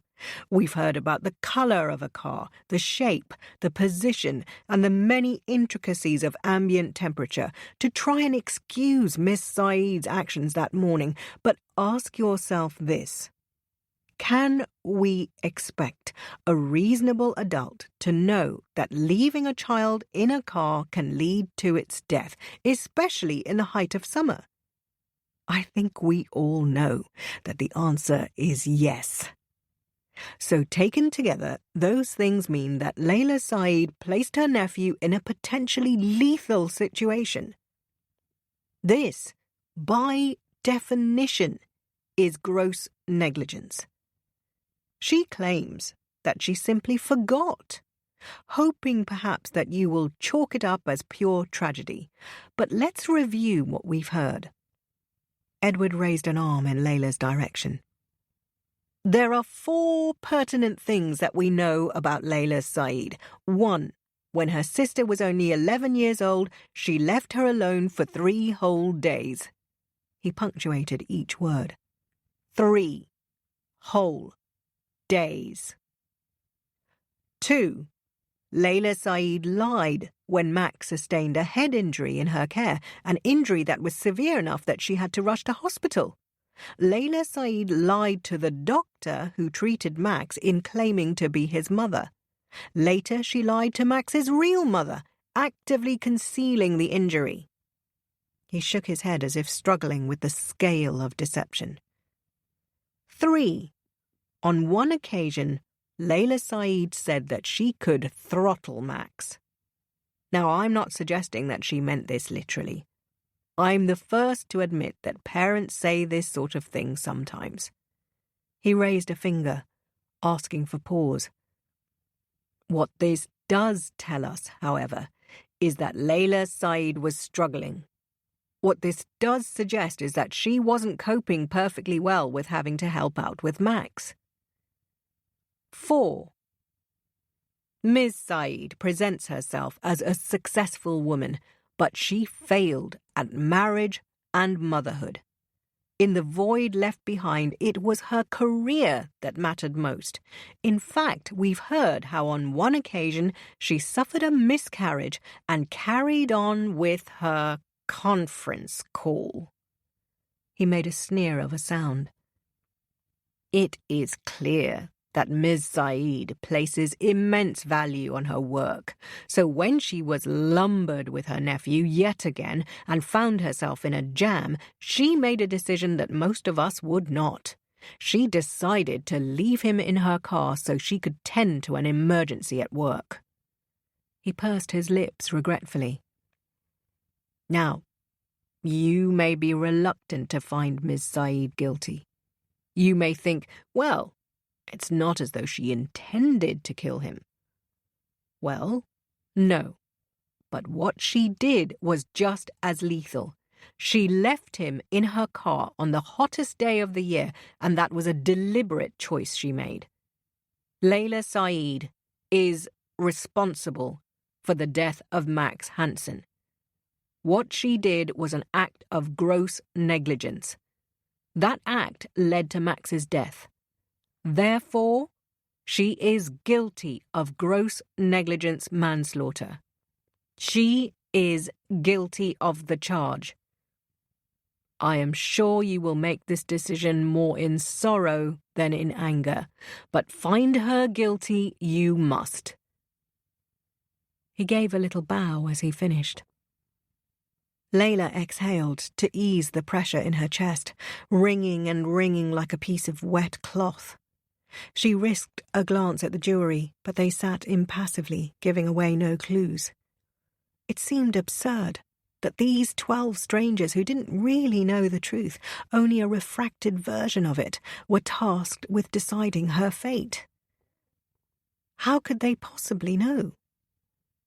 Layla had no time to dwell on this, for Clara Pearson now stood for the final word of the trial.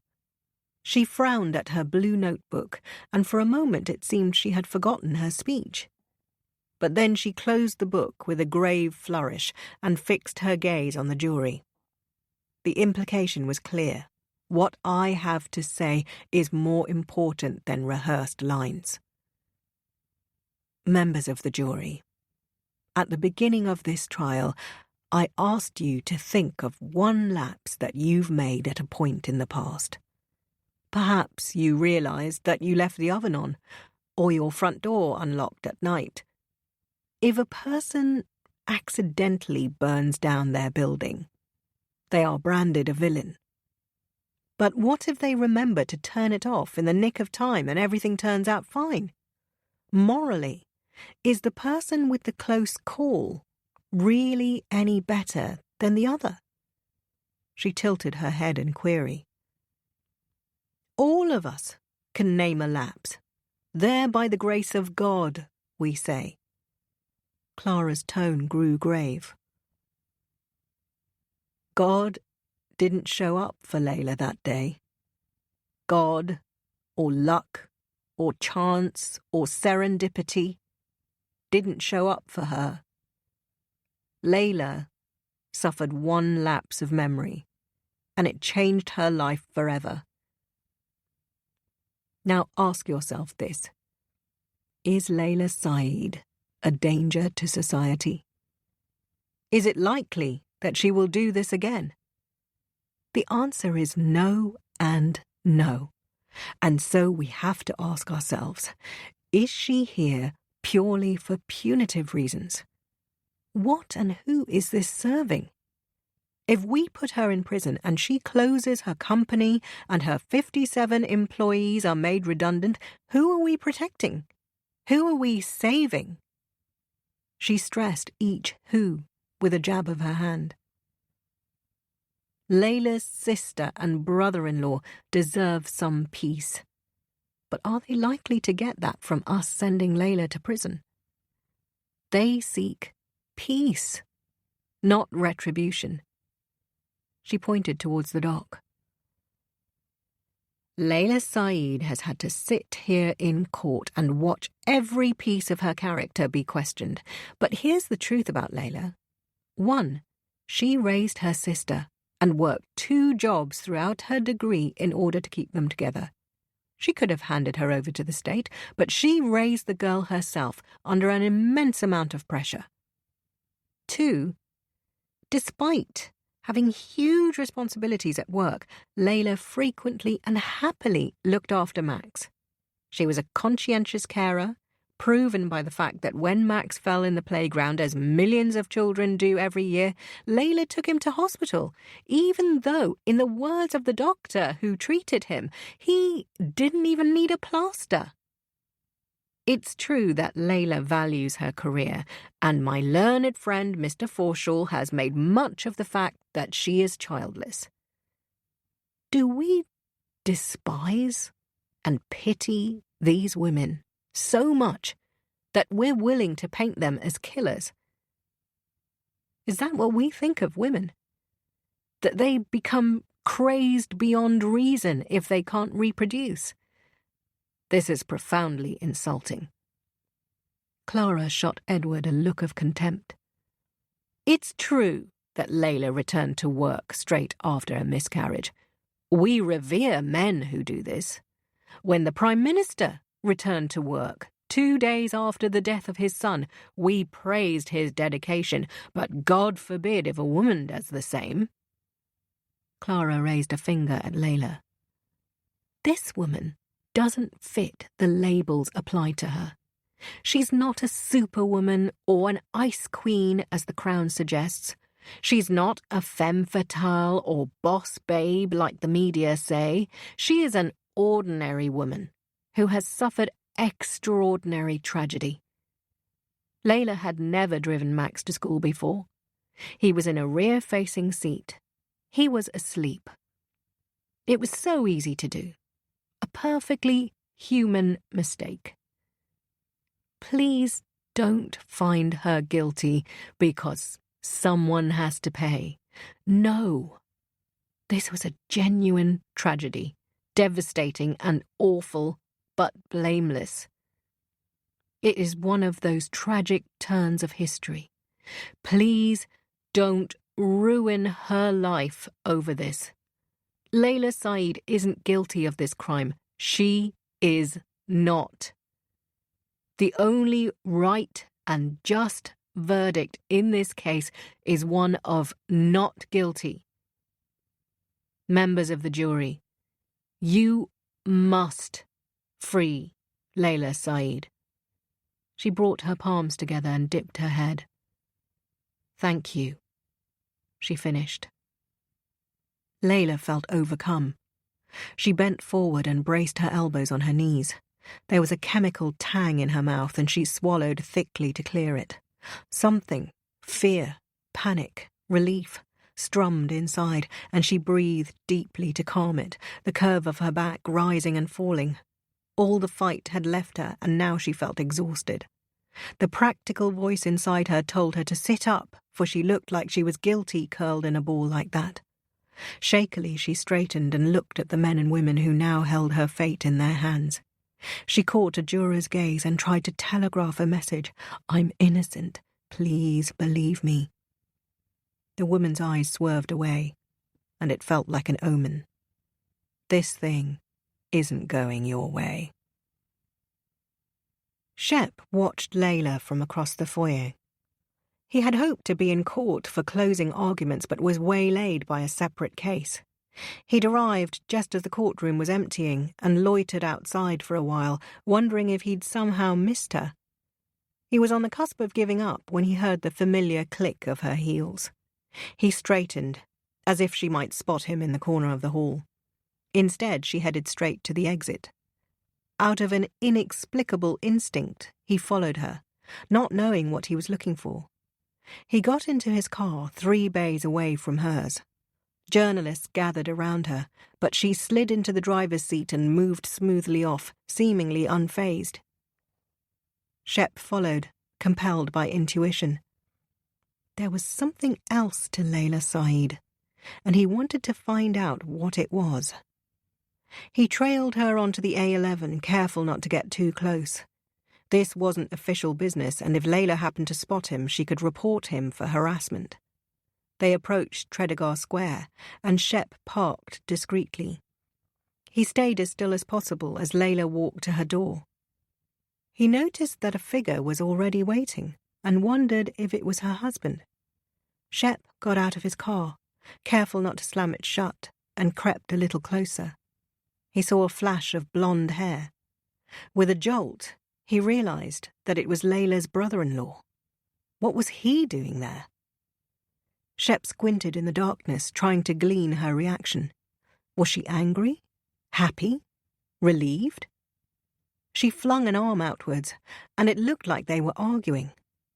After a moment, she unlocked the door and led him inside, their silhouettes framed in a column of light.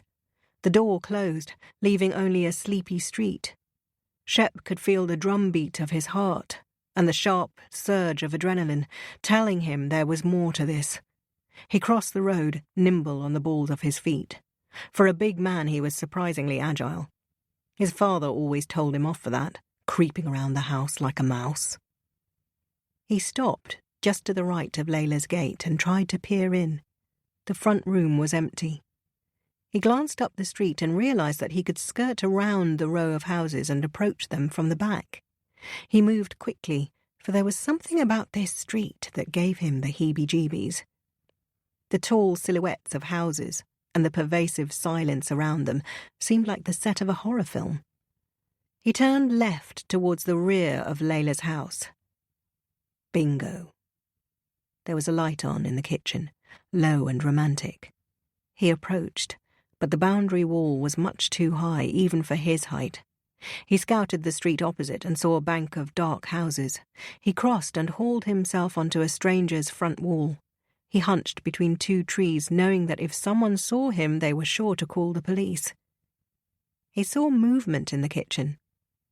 Layla was pushing Andrew away, and he gripped her hands in his.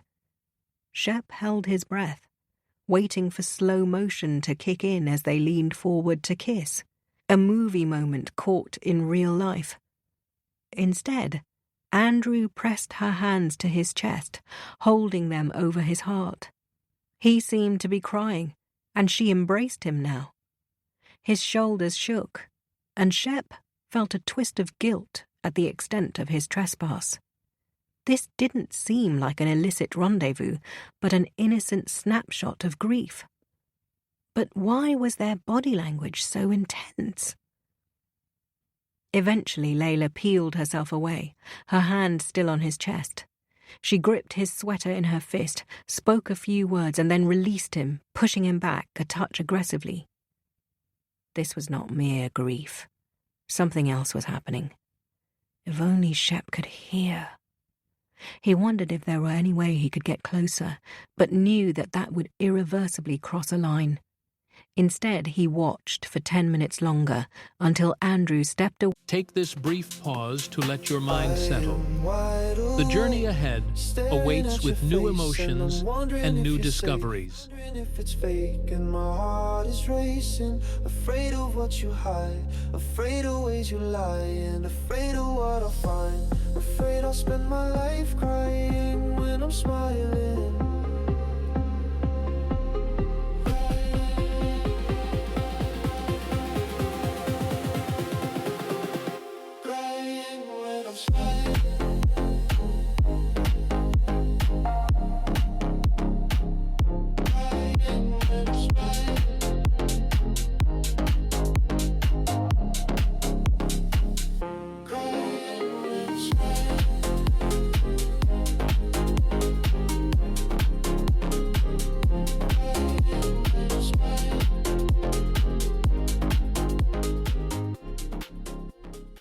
And headed down the hall. Shep waited to see what Layla would do. What could he glean from her moments alone? Instead, the light switched off, and Shep was left perched on a wall in the dark. Layla heard the doorbell and groaned with frustration. She had told Andrew to go home, for she needed some time alone to think. She headed back down the stairs, the buttons on her blouse left half undone. She threw open the door, preparing to reproach him. Instead, she froze. There, on the doorstep, was Yasmin. She had lost half a stone, and it had tipped her into scrawny. She seemed weak, her verve dulled to a dark sobriety. Strangely, she had made an effort with her appearance. Her lips were painted red, and her hair curled into loose swirls. It gave her an eerie look, like a wartime widow still harbouring hope. Yasmin. Is it a bad time? Layla searched the street behind her. Had she seen Andrew leaving? No, she said casually, too casual. She opened the door wider. Come in. Yasmin seemed light on her feet, as if the case had corroded her very being. Together they moved to the kitchen as they had done 1,000 times. Yasmin sat by the fireplace, and Layla made tea. Earl Grey for her, green for Yasmin. She placed a plate of Waitrose shortbread on the table, knowing they were Yasmin's favourite. Then she sat down opposite. Yasmin wrapped her fingers around her mug. I wish you'd talk to me, she said, her voice so soft it was almost a whisper. I'm always here, said Layla. You know that. Last week, you literally ran out of the courtroom toilets when I tried to talk to you. Layla didn't reply. She fixed her gaze on her tea and watched the light refract. You should have told me about the miscarriages, Yasmin said more gently. I didn't want to burden you. Toby was ill, and whatever I was going through seemed trivial. Yasmin looked wounded. You still could have told me, Layla. You should have told me. It's not just that. Then what? Layla wanted to lie, to bluffly bat it aside, but it was time to tell the truth. I didn't want to admit that I wanted it so badly, because it only makes it worse that I failed. You didn't fail, Yasmin said emphatically. I did, countered Layla. It's baked into the very language. Failure to respond to drugs. Incompetent cervix. I did fail, and I didn't want you to see that. But why? You tell me everything. Layla smiled sadly. No, I don't, Yasmin. I don't tell you a lot of things. Like what? She demanded. Layla took a moment to answer. Like how sometimes I look at you and I am overwhelmed by jealousy? Yasmin's mouth was agape. Jealousy? Why? All my life I've tried to make things easy for you, but I've also begrudged you for having it so easy. When you were being bratty, sometimes I wanted to slap you or shake you and make you understand what I went through, even as I shielded you from it. And then you got married and pregnant and everything seemed so easy. But I was always jealous of you, cried Yasmin. You've always been the successful one. Everyone looks up to you. I'm a fucking secretary. Why do you think I always sniped at what you have? I was jealous. She gestured helplessly. You should have told me, Layla. I had no idea what you were going through. Layla took a long sip of tea, buying the time she needed to brace herself for this. The first time it happened, I did tell you, and we agreed it wasn't a worry, just one of a million chemical pregnancies. The second time, I felt embarrassed. I didn't want to say anything until the problem was sorted. By the third, Toby was born and diagnosed, and you were under so much stress. By the fourth, Layla trailed off. When Toby died? No, before. She didn't want to bring them there, to the darkest stretch of Toby's life, the long nights of howling, his skin flaking at the gentlest touch. Yasmin flexed her fingers, splaying them wide to expel her pain. Do you remember that night you came to see me? Layla nodded. How could she forget? Toby had been upstairs screaming, and Layla had wanted to go to him, but Yasmin had tugged at her arm, told her he had to wear himself out. Yasmin had sat on the kitchen floor, hair lank and stringy, collarbone jutting out, and held out a letter, sweaty from multiple reads. It was from the council, passing on complaints from neighbours, even though they knew what she was going through. Do you remember what I said to you? She asked now. You said... Layla paused to swallow the choke in her voice. You said that no one told you that children like Toby still have basic human needs, that they need touch even though it hurts them. And you spoke of the Greenland shark that lives in the darkest ocean. You said that parasites dangle from its eyes, and that similar things were growing inside you. And, pressed Yasmin, her voice edging higher. And you said... Layla drew a fractured breath. Sometimes I wish he would die, finished Yasmin. Her tears spilt mascara on her cheek, and it cut such a straight, dark line it could have been drawn by ink. And you were so calm and so non-judgmental. But you don't know, Layla. You don't know how I meant it. Layla reached across the table. I do know. You don't. Yasmin pulled away from her. You think I meant it in a motherly way, like I wish his suffering would end, that my baby would find peace and go gently into the night. She shook her head bitterly. No, I meant it in a vicious, vindictive way. I wished he would just die and be done with it. I wished he would just shut the fuck up. Yasmin's rage was still there, deep beneath the surface. I don't blame you for saying you could throttle Max. I've said the same a dozen times, but with Toby, I meant it. I meant it, Layla. And what hurts now is that I hated him. On nights like that, I really, truly hated him. Layla shook her head. You didn't hate him, Yasmin. You were going through something no mother, no human, should ever be expected to. She moved to Yasmin's side and drew an arm around her. I deserved it. I deserved to have Max taken. No. Layla kissed Yasmin's hair. No, you were a brilliant mother. I wished my own child dead. It's okay. He's at peace now. They're both at peace. I promise.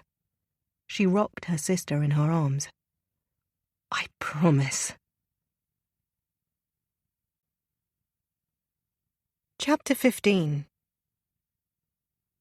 Layla stood up and fastened the button on her blazer in one fluid motion. She had been 26 years old when she had learnt that this was etiquette. Until then, she had always kept it buttoned, even while she sat. A motherly interviewer had whispered it to her as she escorted her onto the street. By the way, if you want to convince them you're one of them, undo your suit button when you sit down and redo it when you stand, she had said with a wink. Layla had burned with shame, taking it as admonishment. She had since learnt that men like Robert Gardner noticed small flourishes like this, using them as markers to identify who was and who wasn't initiated. Layla had fooled him enough so that he overlooked her polytechnic degree and judged her on her work. Now, with her expensive suit and haircut, few could tell the difference. In the hallway, she slipped on her heels and examined herself in the mirror. There was a certain relief in knowing there was nothing else she could do. No more masks to wear, no more lies to tell. Her fate lay with the jury. Will joined her in the hallway. He had shaved and put on a suit, and though he hated to follow convention, he looked uncommonly handsome. He held out his hand and she took it like it was the easiest thing in the world. After their dinner on Monday, he had asked to spend the night, but Layla had refused. She needed time, she'd told him. But when he turned up on her doorstep this morning, she felt a ringing relief. She had no time to analyse the meaning. Whatever they were, whatever they might be, had to wait until after the verdict. Together they walked out onto Tredegar Square and were met by a cluster of photographers. They slipped into her car, Will in the driver's seat, still covered by Layla's insurance. They headed to Inner London Crown Court, and Layla waited until they turned the corner before checking herself in the mirror. She fished out her light berry lipstick and touched up one corner of her lips, keen to do it now before they arrived at court. She didn't want to be photographed touching up her makeup, the act seemingly callous. Will glanced over at her. Nervous? She nodded. You'll be okay. You don't know that.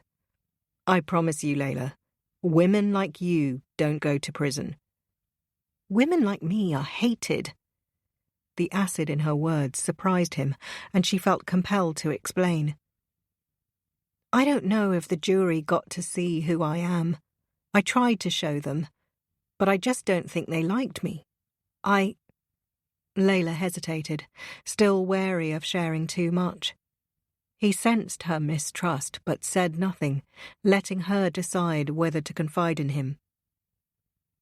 You don't know what it's like, Will, she continued after a beat. I've spent so many years feeling scared. Scared I'd lose Yasmin or have her taken away. Scared that in 10 years' time we would still be struggling. Scared that she might suffer from the same thing our mother did. It felt like a constant clenching, and something inside me just stayed that way, permanently on alert. And that makes it hard to be the things that people admire, warm and funny and carefree. Those things don't come naturally to me, and I just know they didn't like me. Will frowned in doubt. I think you're too hard on yourself, Layla. People are drawn to women like you. Being drawn to someone is not the same as sticking around. She looked across at him. You should know that. He was quiet for a moment. I never wanted to leave. You know that. She watched the road in silence, remembering her cruelty towards the end, the shrill accusation, the scathing blame for daring to want something different from her. Will needed the steering wheel. When you brought up divorce last week, I imagined what that would be like, and there was just this sense of goneness. He cleared his throat. I want us to work things out, Layla. She held out a hand to cut him short. Let's talk about it after, Will. She couldn't contemplate the future right now, wanted to think as little as possible of everything she stood to lose. She turned on the radio and fiddled with the dial, chopping up snatches of song. It did nothing to ease the sense of foreboding as they approached the court. Will pulled into the car park and gently touched her knee. Ready? She gripped his hand to stop her own from shaking. Yes, she said, in a low croak. They left the car to the flash of cameras and walked side by side to the courthouse. Yasmin reread the text from Jason. When can we do it again? She grimaced, then swiftly deleted it. She had ignored his last 2 messages, but he wasn't the sort of man to quit. She placed the phone on her dresser, face down, so that the green flash of new messages wouldn't draw Andrew's attention. She tried again to lace an earring through her lobe and cursed when she couldn't do it. Andrew turned around, his tie half done. Do you need help? She tossed the earring onto the dresser. No, she said, defeated. Her nerves felt unnatural, like a perverse excitement. Today would bring some form of closure, and she had told herself over and over that she would trust the court's decision. If Layla was acquitted, then Yasmin would forgive her. If she was guilty, however, then their relationship would never recover. She checked the time and saw that they were running late.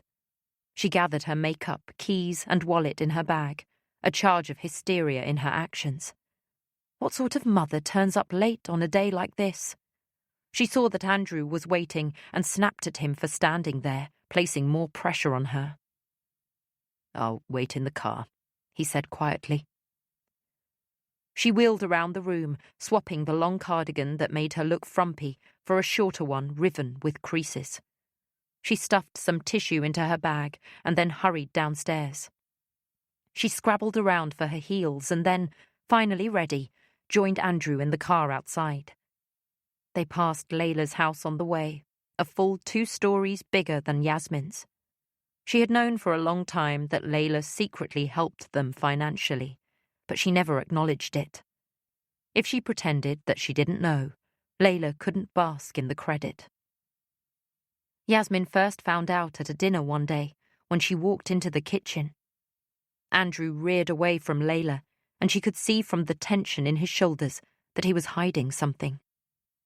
She saw him slip a piece of paper in his trousers, and she smiled at them both, widely and dumbly, despite the pace of her heart. It was only later, when she searched his pockets and found the cheque for £5,000, that she understood what was happening. The only reason they could suddenly afford a nice sofa was because Layla was financing it. She didn't feel guilt or anger. If anything, Layla should share her wealth. She had so much of it. From then, she grew attuned to their clandestine gatherings, the whispering in her direction, and she took a certain satisfaction in knowing they were outwitted. The only thing that had jarred was when she saw them embrace on the street. Layla had claimed it was innocent, a mutual offering of comfort, but something about it still bothered her. Until then, Layla and Andrew had moved around each other as delicately as dancers, only ever touching briefly. On that day, however, there was such intensity it left her feeling breathless. "No, Yasmin, I don't tell you a lot of things." Layla's words rose in her mind, along with a complicated mix of emotion. Yasmin was haunted by the knowledge of her sister's miscarriages. She felt guilty that Layla hadn't felt able to confide in her. Beneath those feelings, however, was something uncharitable. "You don't have to be such a martyr, Layla." They were no longer children, and Yasmin was impatient with all this protection. A horn beeped behind them, and she looked across at Andrew, feeling a resentful flare as he hovered on the edge of the junction. He always drove too timidly. When Max was alive, she appreciated it, but what was the point now? She looked pointedly at her watch. "We're going to be late," she said, her voice snapping on the T. Andrew finally inched forward and joined the swarm of cars heading along the A11. She noticed that he hadn't said a word during the drive. "Are you okay?" she asked curtly. "What do you think?" He bit back. Before his words could settle, he immediately apologized. "I'm just stressed," he said. I'm worried they'll find her guilty." The depth of his concern for Layla compared with Yasmin's own forced her to confront an uncomfortable truth. If Layla was found guilty, a part of her would feel relieved, for it would give her someone to blame. It would mean that there was some sense and system in the weaving of a tragedy. Human error could be prevented, mitigated, corrected. Not so with the whims of fate. If Layla was freed, then where could Yasmin put her pain, and how could she stop it repeating?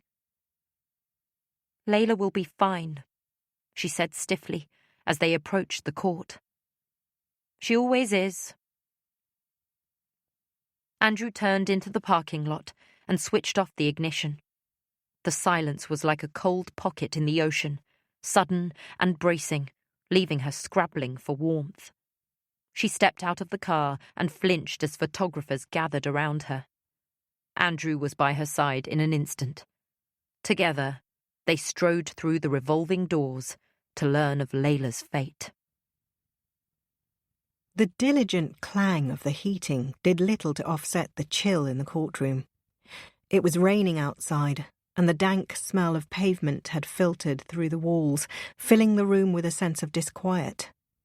Layla shivered as she sat in the dock. She fought the urge to crane towards the public gallery, knowing she couldn't see up there given the angles of the room. Clara Pearson had explained what would happen in the moments after the verdict. If Layla was found guilty, she would be led to a prison that had space for her, a prospect that left her breathless. She had had months to prepare, but the reality of having her liberty stripped was simply incomprehensible.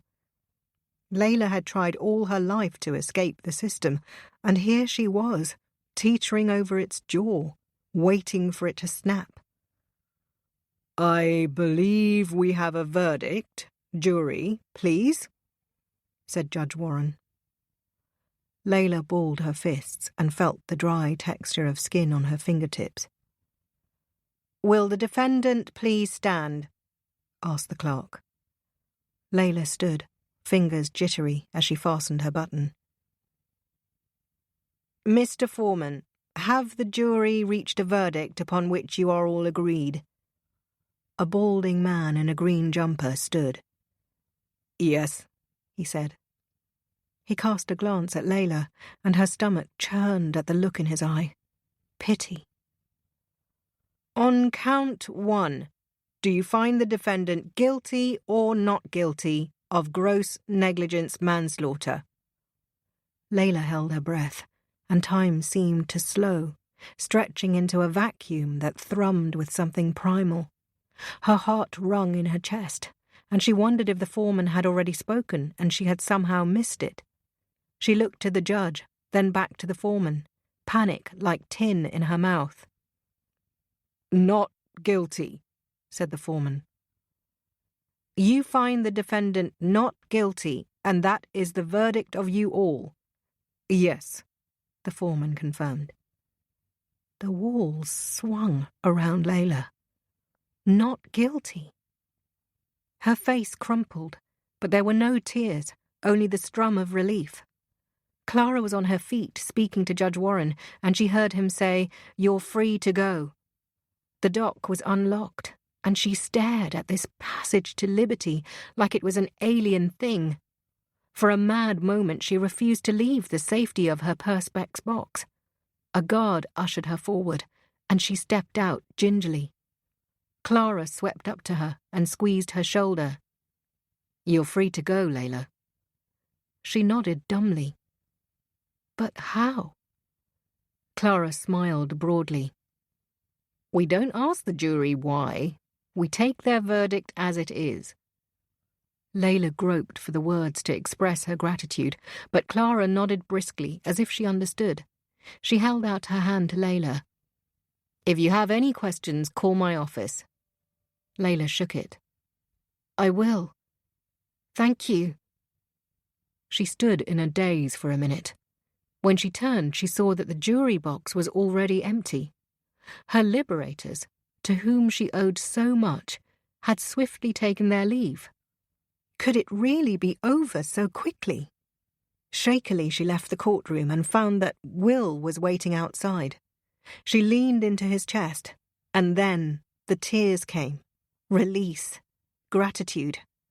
The jury had absolved her of blame. Will stroked her hair, and over his right shoulder she spotted Yasmin watching them from across the hall. Layla had lost her footing in their relationship, no longer elder and wiser. "Yasmin," she mouthed desperately. Her sister held out a palm and shook her head. Layla tried to divine its meaning. No, not now, or no, not ever.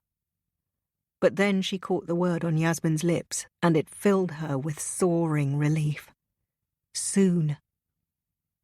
Layla nodded, fresh tears now falling. Yasmin turned and walked through the exit, her hand gripped in Andrew's. So much pain had befallen their family, but now it was time to heal. In time, Yasmin would come to accept that it was all a tragic accident.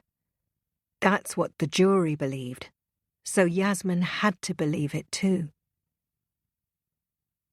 Yasmin peeled off her socks and tucked them into her boots. Next to them stood Max's green Wellingtons, and she stared at them for a moment. She knelt and traced a finger over a speck of dried mud. She remembered when they went out with his yellow Paddington raincoat and he had stamped in the water. A young couple walked by, and Yasmin had apologised. "Sorry, it's his first puddle." And they had bubbled with laughter, thoroughly charmed by the prospect of a child's first encounter. That, she supposed, was the delight in having a child, experiencing everything through his or her eyes. The joy of a tickle, the shock of a pop-up book. Max's life was full of promise, and the knowledge that he would never grow up, never find his friends for life, never fall in love, filled her with torpid grief. What did you call a mother who was twice bereaved? Yasmin picked up the charity sack that she'd cast aside with the junk mail and rubbed one corner of the plastic to separate the slippery film. Carefully, she set the green boots inside.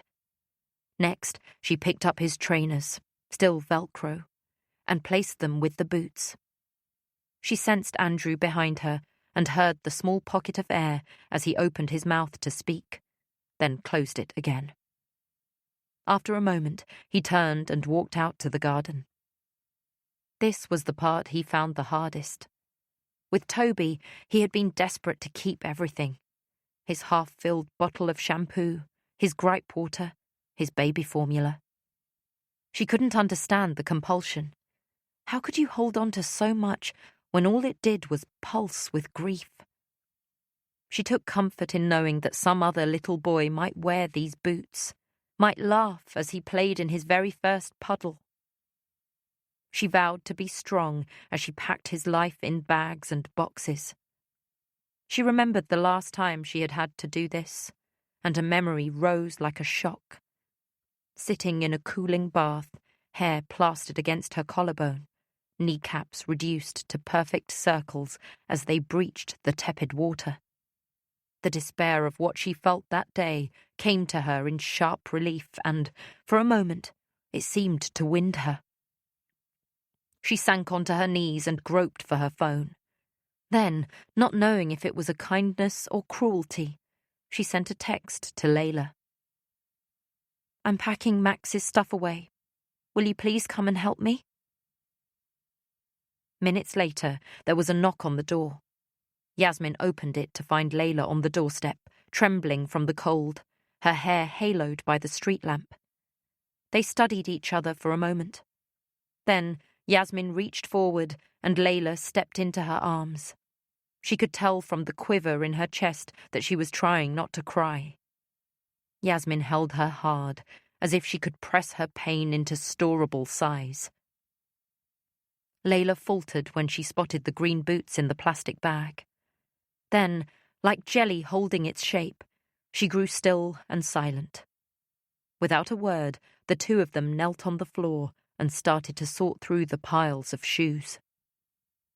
They moved down the hallway, collecting the remnants of Max's young life. A drawing in purple crayon, a stray nub of plasticine, an abandoned square of Lego, a collar and bell from a lint chocolate rabbit. And as they worked, it was a cleansing in more ways than one. It was gone midnight by the time Layla left. Yasmin sat on the deck in the garden, wrapped in a duvet, with a glass of wine resting by her fingertips. She took a sip and winced. It was a day past its best, but the bitter purplish taste felt good. It was a clear night for December, and the delicate dusting of stars seemed designed to stir nostalgia. Layla had taught her as a child that the longer you stared at the sky, the more stars you would see, as if you could magic them into being. What a privilege it was, she thought, to have an older sibling. They were the unsung heroes of childhood. Parents, teachers, and best friends were lauded as most formative, but it was older sisters and brothers who often made the biggest difference. A lazy smile spread on her lips as she teetered on the edge of drunkenness. Andrew padded over and joined her. He pointed at the duvet. She fanned it out to him, and he arranged a corner across his legs. "It's cold tonight," he said, tipping his head to the sky. "A perfect night for a cigarette," she said wryly. He made a conciliatory sound. Yasmin had quit when she fell pregnant with Toby, and only smoked occasionally. He placed a hand on top of hers. "How are you feeling?" She set down her wine. "Strangely relieved," she said. "I thought I wanted to hate her, but She waved as if batting off a fly.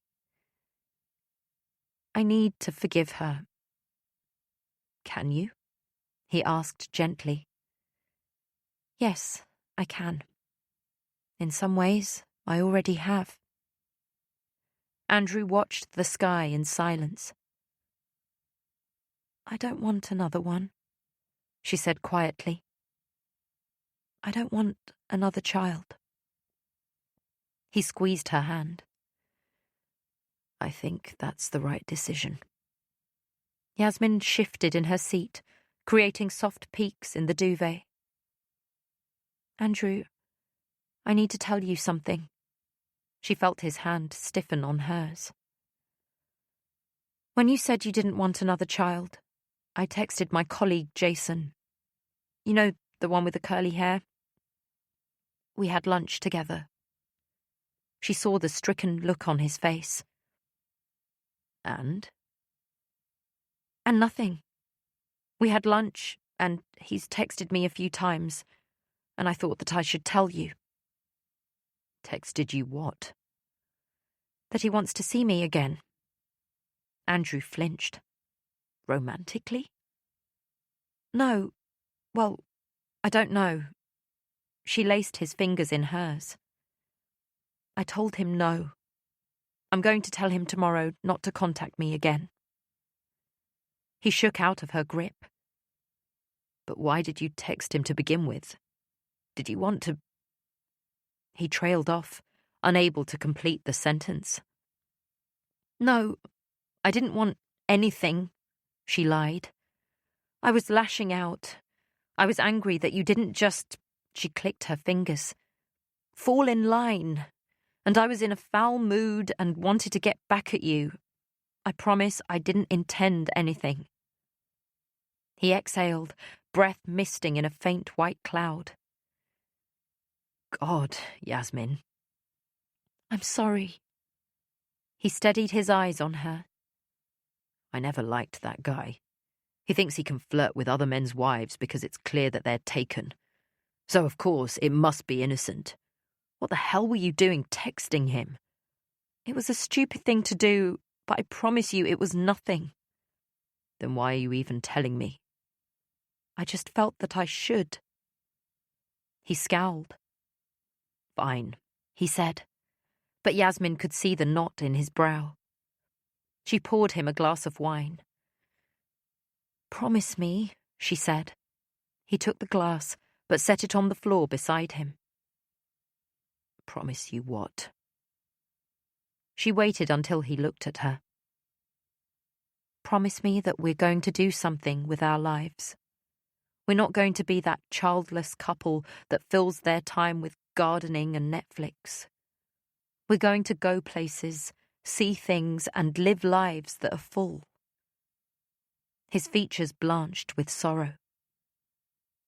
Promise me, she urged him. I promise. He gripped her hand again. I promise you everything, Yasmin. She leaned into him and felt him tighten the duvet around them. Just him and her, the newest, smallest version of their family.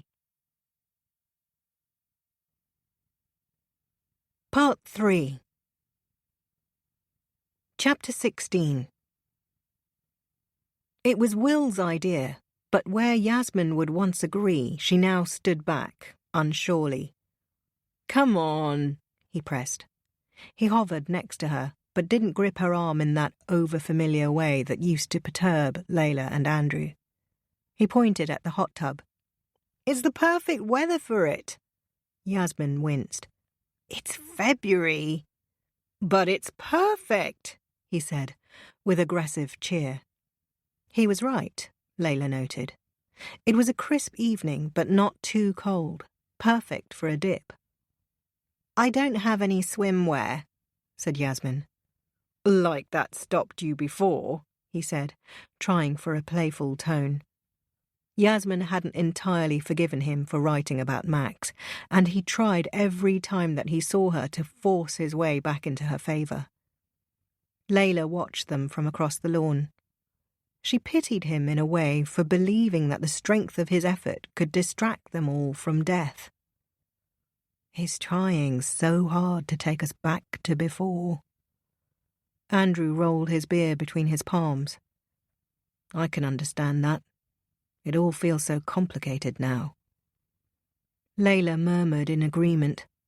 It had been 6 weeks since the verdict, and the few times that they had all met had felt stilted and awkward, as if they'd forgotten how to be a family. Will, for all his faults, had helped Layla cope, fending off reporters until they lost interest, doing all the shopping and admin, allowing her to refocus on business. She hadn't given him enough credit for it. He had come through and was genuinely trying to re-knit the family, plying them all with drinks and retelling his best war stories, like the time he shadowed a famous footballer for a profile in a magazine. So the police pull him over and they ask him why there's $5,000 in his back pocket. Here Will would narrow his eyes wickedly. And Mario looks him straight in the face, and cool as anything, he replies, "Because I'm rich." You should have seen the copper's face. Here he would crack up with laughter, buoying everyone else with it. Now he cajoled Yasmin to the edge of the tub and threatened to push her in. Layla watched and felt a well of affection. "Push her!" she yelled, and the two of them looked up in surprise. Emboldened by Layla's blessing, Will shoved Yasmin and she fell ungracefully into the water.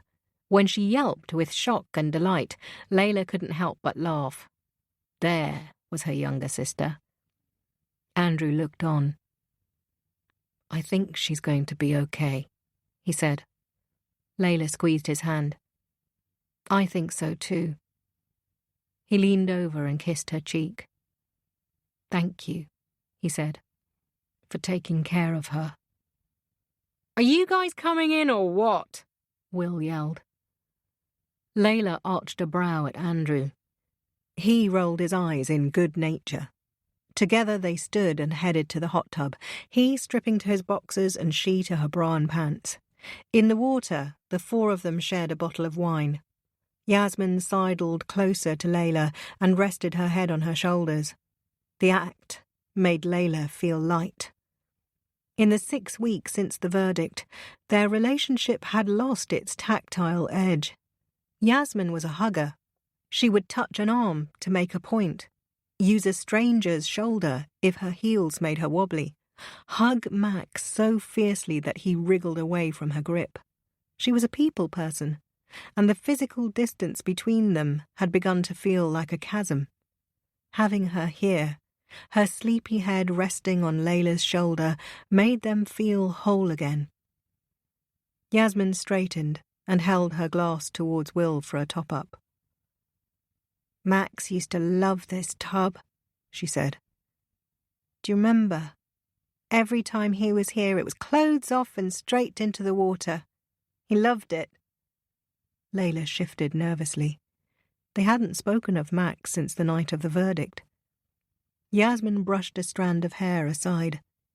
Lit from underneath, her face looked ghostly blue.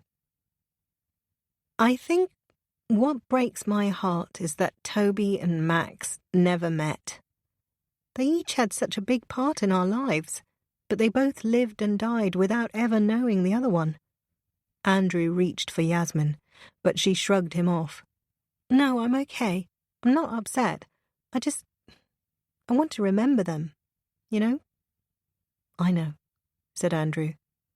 His eyes shone, and it wasn't clear if they were tears or simply a reflection of the water. "Do you remember how Toby would always chew on the right side of his mouth, and Max did the same thing? Was that inherited? And if so, what else would they have shared?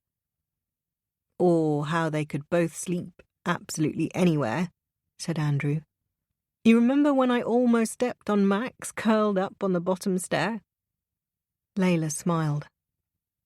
They would come up with the silliest things. Like when I said there was something in my eye and Toby said, "Maybe it's a dinosaur bone." They all laughed. And like that, with shared memories, they slipped from no man's land back to familiar territory, realizing that little lives could live on in spirit. Shep listened to the gentle clink of mugs as Karen, the cleaner, placed them in the sink. It wasn't her job to wash up, but Shep had given up apologizing on behalf of his colleagues. He glanced into his own cup gloomily. The coffee was cold, and he didn't want to get under Karen's feet to fix himself another. They worked in respectful silence. Even their greetings were quiet, arched brows and a nod. She didn't judge him for being at his desk long after everyone else had gone.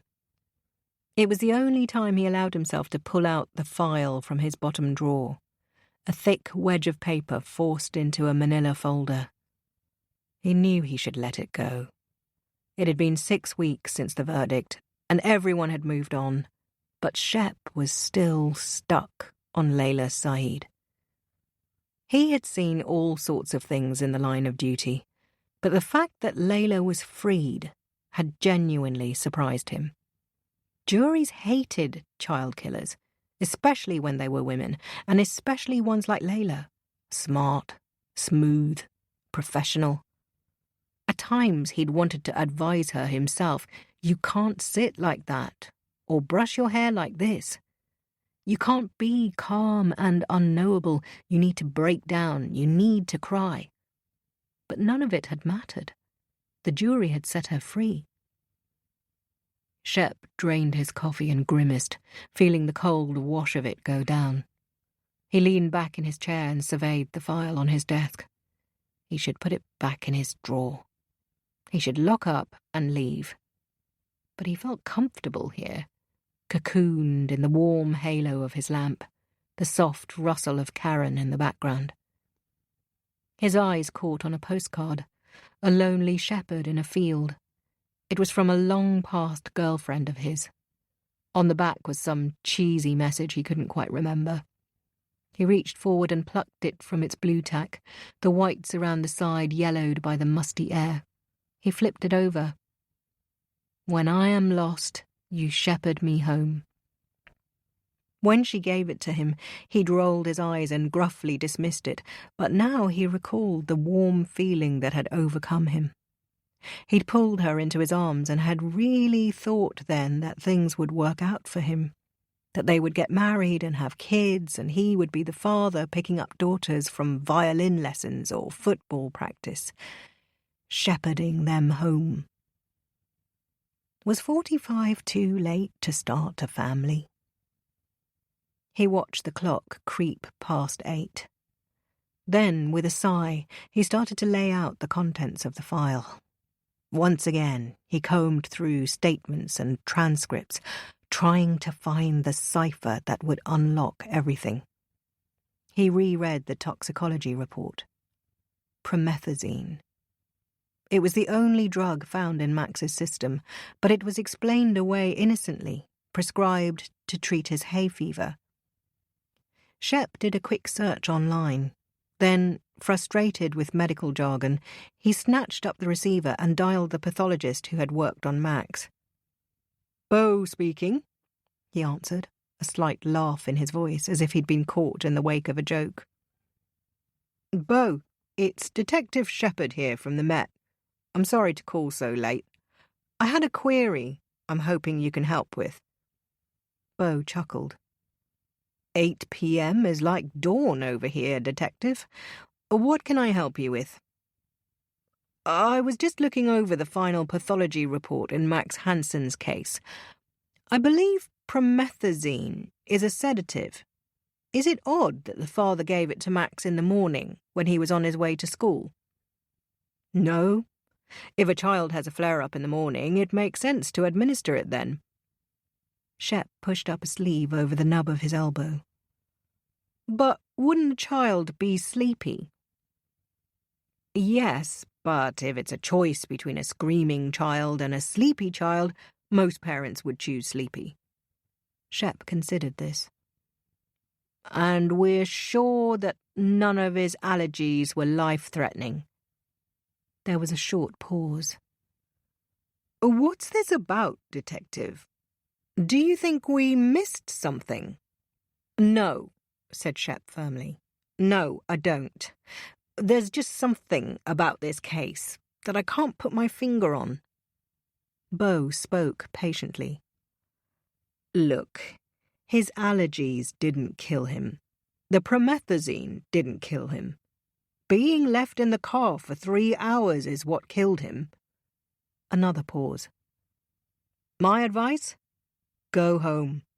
Crack open a beer and put this case behind you. Shep sighed. Okay. Then, more certainly. Yeah, I will. Thank you.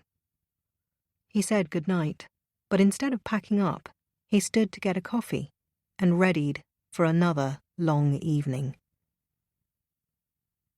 Robert Gardner perched on Layla's desk and picked up her paperweight, a brass rendering of the goddess Hestia, an early gift from Will. Fitting for an architect, he'd said. So, it's been an interesting few months. It has, said Layla. Are you and Will back together? Why? Because he's an arsehole, and I want to know. Layla angled her head in reproach. Not that it's any of your business, but yes, sort of. We're still working things out. He groaned. Does that mean I have to see him at the Mercer's party? Actually, I wasn't sure I'd come. Robert screwed up his face in a theatrical frown. Layla, we've won the biggest contract in the history of our firm, and you're not sure you'll celebrate.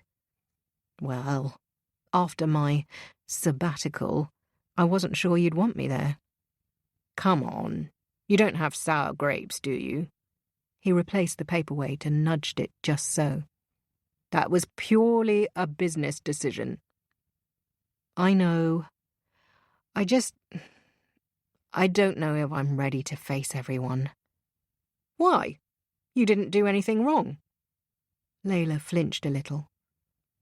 I did do something wrong, Robert. I just wasn't found guilty of it. You know what I mean, he said, with a glib flick of the wrist. You're not a criminal, and it's important that we demonstrate this, publicly. She sighed. So, he said in a persuasive drawl, will I be seeing your arsehole of a husband then? Layla smiled. No. I might bring my sister instead. It would be good for us to have a night together. Excellent, excellent, said Robert. That would make a statement. All is well between the two of you. God, you're so cynical. That is not why I am inviting her. He tapped his nose as if promising to keep a secret. Well, I'm off for a while. I'll see you at the party next Friday. Layla watched him go. She leaned back in her chair and allowed herself a moment to breathe. The past 6 weeks had been a learning curve, but things were finally settling. Layla no longer felt others' eyes on her when she arrived at the office each morning. She could walk down the street without thinking that everyone knew she was guilty. What happened to Max would always be on her conscience, but she could see now that there were pockets of peace, and even happiness, to be found in the aftermath. Andrew and Yasmin were slowly healing. She and Will were working things out, and Saeed and Gardner was thriving. Maybe with enough time and therapy, they would all be okay. Layla pulled off her blazer and slung it on her chair. Time to get to work. There was a knock on the door, and she glanced up to find a woman she did not recognize. She was blandly pretty and wore an artfully dowdy dress with Dr. Martin's boots. Katie Burrough. She strode in without an invitation. I'm sorry to drop in on you like this, but you weren't answering my emails, and so I thought I should try to explain in person. How can I help you? I'm an editor at Visor. We're working on a seminal series about motherhood, and I wondered if you would be interested in writing something for us. Layla stood up smoothly. No, thank you. The woman held out her hands defensively. Please, just hear me out, Layla. It will be a sensitive portrayal of all aspects of motherhood. You've been through so many guises of it, playing guardian to your sister, infertility, adoption, caregiving. You could add so much to the conversation. Layla ignored her. Suki, she called out, but her assistant wasn't there. Please, Layla, women need to hear your story. No. Layla's voice was brittle. Please get out of my office. She pressed a firm hand against the woman's back and ferried her out of the room. If women could, please don't contact me again. Layla shut the door in the woman's face and waited until she heard her leave. She shook her hands to ease the tension. She told herself to be logical and poured herself a calming whiskey. Attention made her jittery. It felt like a loose thread that could undo her entire life if someone thought to tug it. Her phone chimed with a message. "I'm sorry to have startled you. Please can we meet and talk? Katie." Layla immediately blocked the number. She dropped her phone on the desk, feeling a sense of disquiet. She needed to clean. That's what she did when anxious. She gathered all her loose paperwork in one tall pile and methodically sorted through them. Next, she cleared out her filing cabinet, ducking out briefly to return the spare key to Suki's desk. She wiped down her keyboard and screen, and then started on her digital files. First, she emptied the trash can, then sorted through her inbox, whittling it down to 0. Then she worked through her bookmarks. It felt cathartic to delete her folders. First, the CVAA folder with its links to adoption sites and resources. Next, she deleted CPS with its dozens of links. Being charged with a crime, when you are arrested. Finally, she arrived at EB, where she had collected information on Toby's condition. There was a charity, a foundation, various medical sites with long lists of symptoms and treatments. She right-clicked it and, weighed by a sense of finality, she pressed delete. Maybe, she thought hopefully, all their bad luck had worn out, and all that followed would be better than the past. Yasmin watched her husband rifle through their mail. He had got into the habit of opening letters addressed to her. After Max died, she had let it all pile up, and after nagging her for weeks, he had delved in himself. For some reason, he had kept up the habit. I should tell him to stop. He frowned as he looked one over, then crumpled it and tossed it in the bin. "What was that?" she asked. "Just some junk," he said absent-mindedly. A knock on the door made him start. He set down the mail and left the kitchen. Yasmin darted over and plucked out the piece of paper. It was a letter from a publisher offering them a book deal. Weren't people paid thousands for that sort of thing? She folded the piece of paper. Andrew shouldn't make these decisions without her. As she slipped the letter in her pocket, she heard the echo of a familiar voice, and it made her stomach curdle. She walked out to the hall. "Detective Shepherd, is something wrong?" He smiled at her, but on his weathered face it looked more like a grimace. "No, nothing's wrong." The words came out like a threat. "It's just a courtesy call, to see how you're both getting on." "Oh, I see." She gestured towards the kitchen. "Would you like a cup of tea?" "I'd love one." He rubbed his hands together like a stool holder in a soap opera. "2 sugars and milk, I seem to recall?" He nodded, impressed. "That's right. Well remembered." "I make a lot of tea," she said sardonically. "It's basically my job." "Ah." He hovered awkwardly for a moment. "Are you back at work, then?" She gestured at the kitchen table and waited for him to sit. "Yes, I returned last week. They're easing me back in." "I see." She noticed him glance around the room. "We cleaned out the house," she admitted. "It just got too hard." She pulled her cardigan tight around her and waited for the tea to brew. "I understand," said Shep. He accepted his cup with thanks. Andrew joined them at the table. "We weren't expecting a courtesy call." Yasmin noted his chilly tone. "Ah, yes. I'm sorry to drop in on you like this. I wanted to see if you had any unanswered questions about what happened." Yasmin lay her hands flat on the table. "I don't think so. She glanced at Andrew. Did you? No, he replied briskly. She noticed that he was studying Shep carefully. I'm so sorry about what happened to you both. I've worked with many parents, and it's never easy to lose a young child. He paused and took a casual sip of his tea, but there was something contrived in his actions. Max was 3, wasn't he? He smiled warmly as if reminiscing. Yes, said Yasmin. It's a difficult age. He took another sip of tea. Did you notice that at all? A change in Max? Yasmin frowned. I don't think so.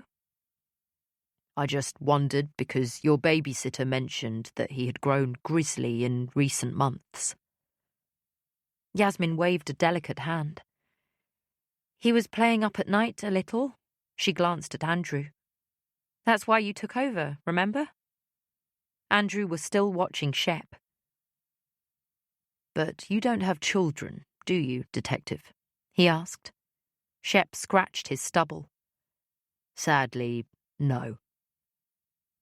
Oh, because when you said it's a difficult age, I thought you were talking from experience. Beneath the table, Yasmin placed a palm on Andrew's knee. She didn't know why he was being so frosty.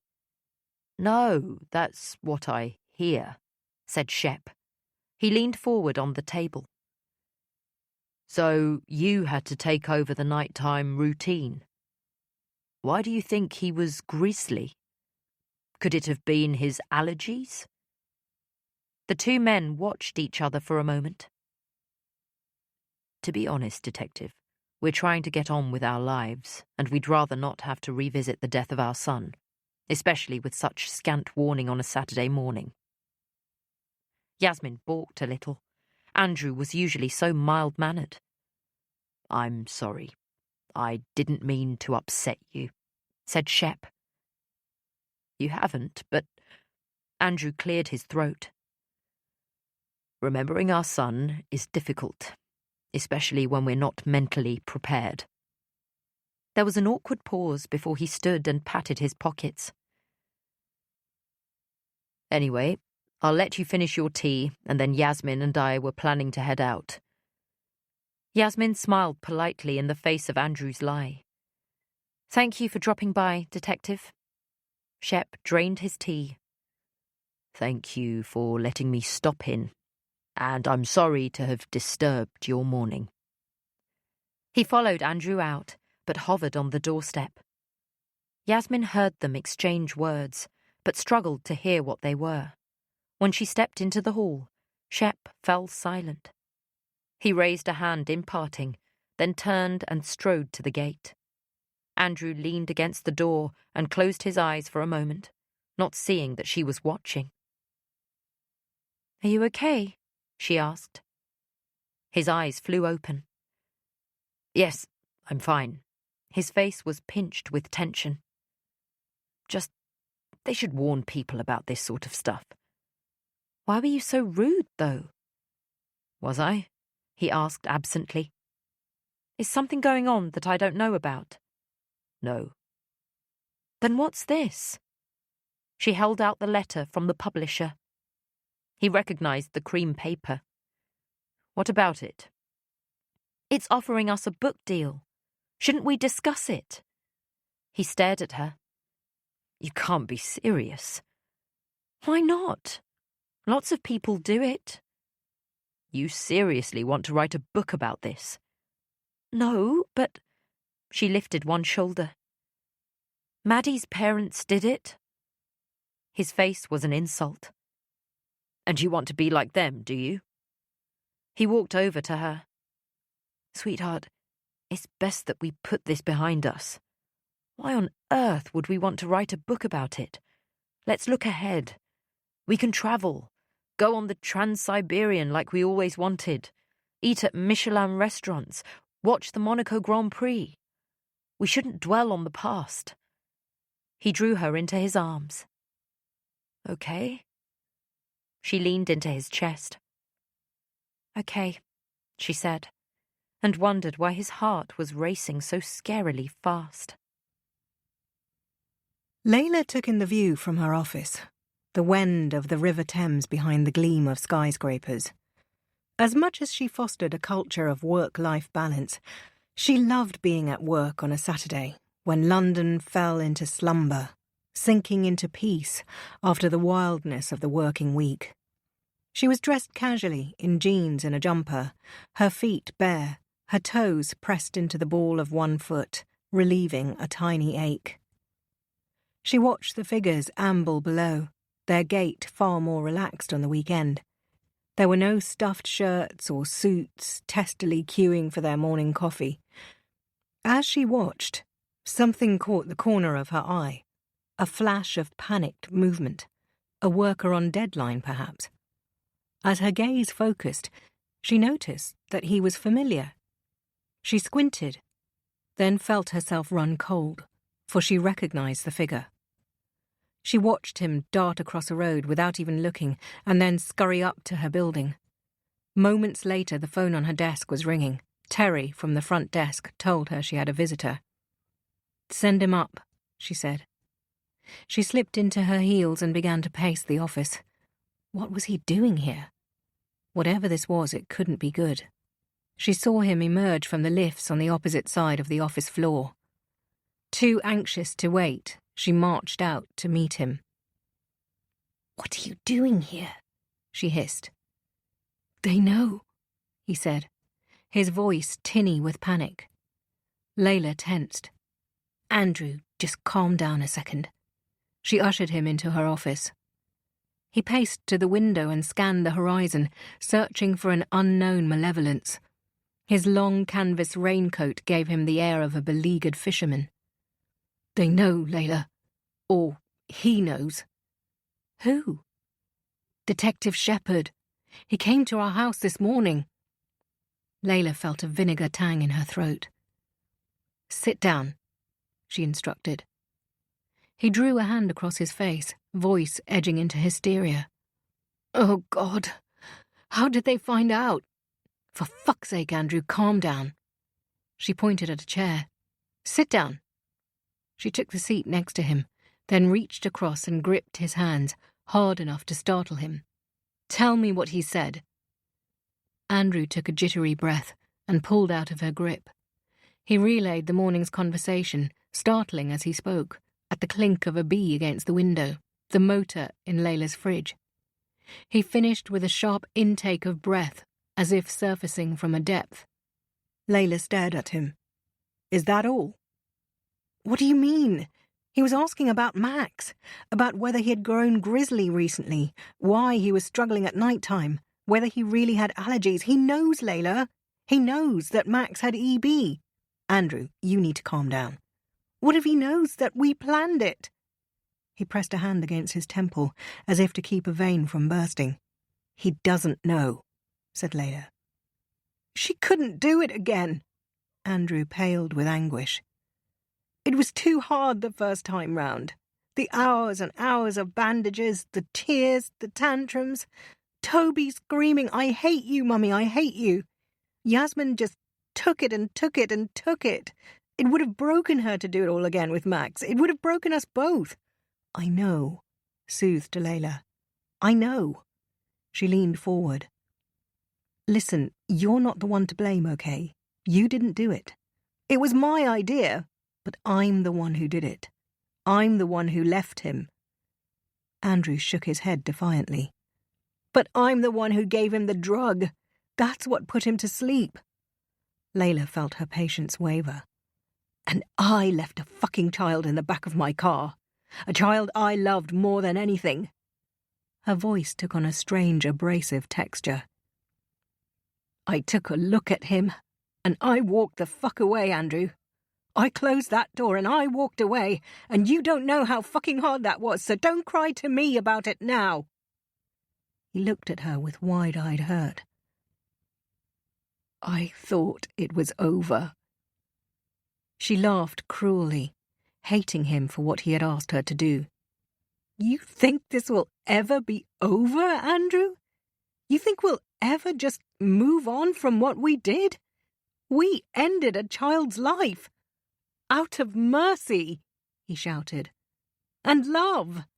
So what? Mercy and love. So fucking what? She realized how much anger she harbored.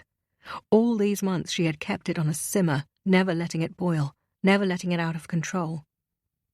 It doesn't change what we did, she said, a cold malice in her tone. Of course it does. Andrew blinked fast to keep his tears from falling.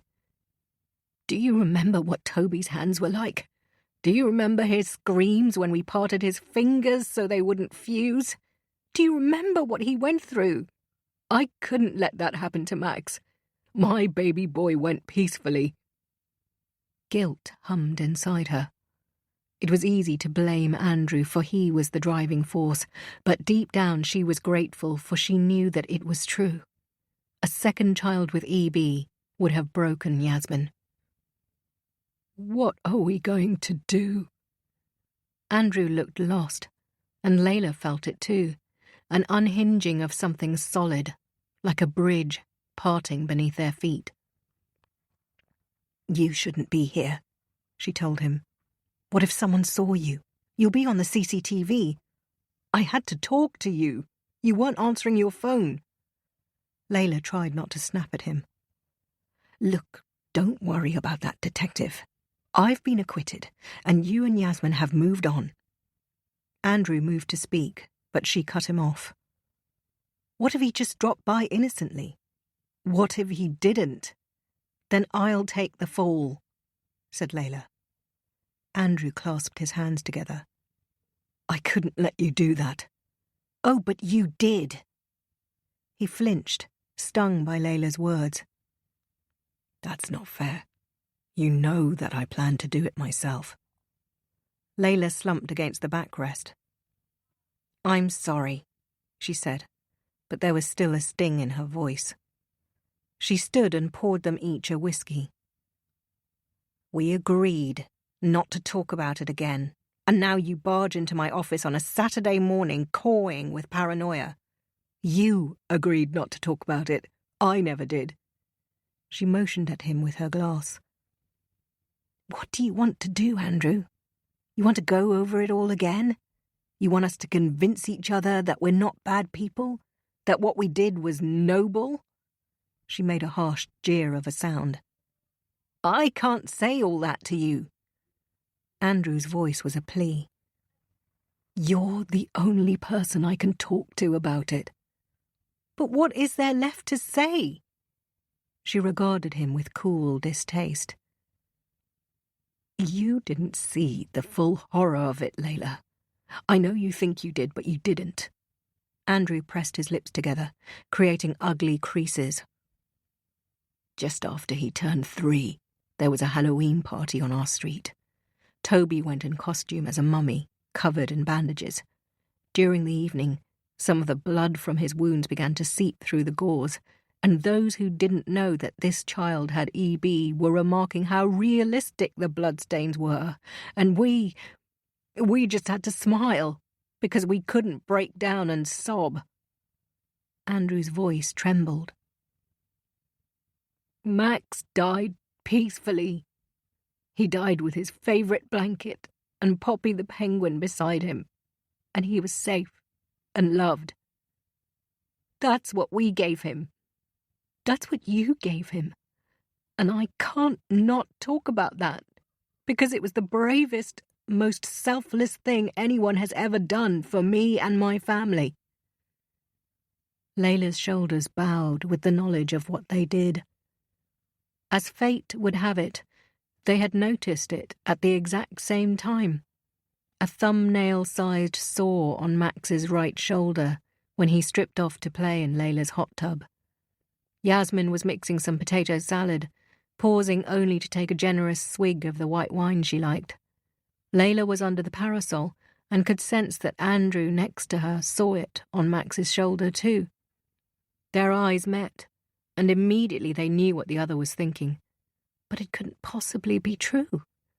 Max had been tested before and after birth and was mercifully found negative.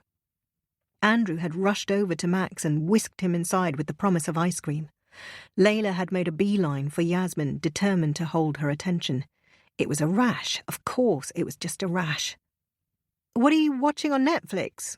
she'd asked, reaching for the first inane thing that came to mind. Yasmin had spent a good 10 minutes telling her about a new show, something charming with Anna Kendrick. She never did like the dark stuff about internet cat killers or kidnapped teenagers. Throughout the entire conversation, Layla's heart had revved in her chest.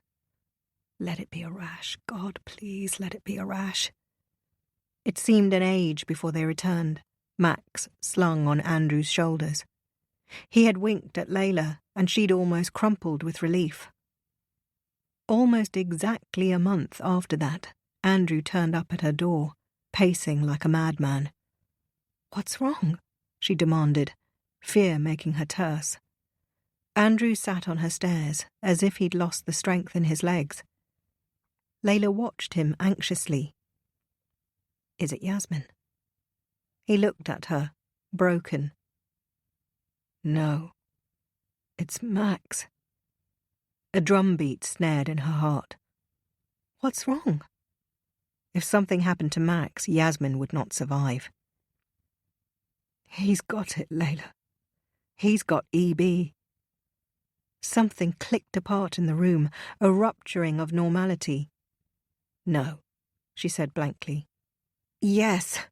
He spoke fast, trying to outrun his dread. "He's been getting sores at night. I've tried to keep it from Yasmin. I do his bath times now and change him in the morning when I know he's got one, but it's only a matter of time." Layla felt the room swing around her. No. Yasmin had the test. They said it was okay. "It's not EB. It would have appeared at birth," she babbled in denial. Andrew closed his fist as if clinging to a mooring. "There's so much they don't know about EB. It's a vicious, vicious thing." Layla whirred through their options. "What did the doctor say?" "Doctor?" He gaped at her. "I haven't gone to the doctor." "Then how do you know?" she cried. "I know." His voice rose to a shout. "I lived with Toby for 3 years. I know what it looks like. It even has a smell. And he smells like it. Andrew, you need to get him tested." "And then what?" "Then we—" Layla knew then what. Years of agony. Andrew looked at her, really looked at her, and tried to find a way to couch what he needed to say. "What you saw, Layla, was only half of it. You saw the bandaging and the screaming, but you weren't there when we held our newborn son and his skin came away in our hands, or when the doctor gave us the diagnosis and told us not to look it up because it was all so awful." He gestured bleakly. "Some days Toby would wake with corneal tears that would turn him blind for days. He was terrified when that happened. His throat was starting to close up, and we were told he'd need a fucking balloon inside him. And if his tiny body survived all that, he had skin cancer to look forward to. We lived in a state of constant horror, and we only learned to survive because it was so relentless. We had no time to stop and think." He looked up at Layla, as if asking for mercy. "I can't do it all again, and neither can Yasmin." "Well, what choice do we have, Andrew? We can't hide it from her." He was quiet for a moment. "I've been looking into a clinic in the Netherlands." "What kind of clinic?" Her voice held a dangerous quiver. "They've euthanized 2 babies with EB." She blinked dumbly, caught in a form of paralysis. Then her brain completed the loop and she grasped the full implication. She physically jerked away from him, a strange gurgle in her throat.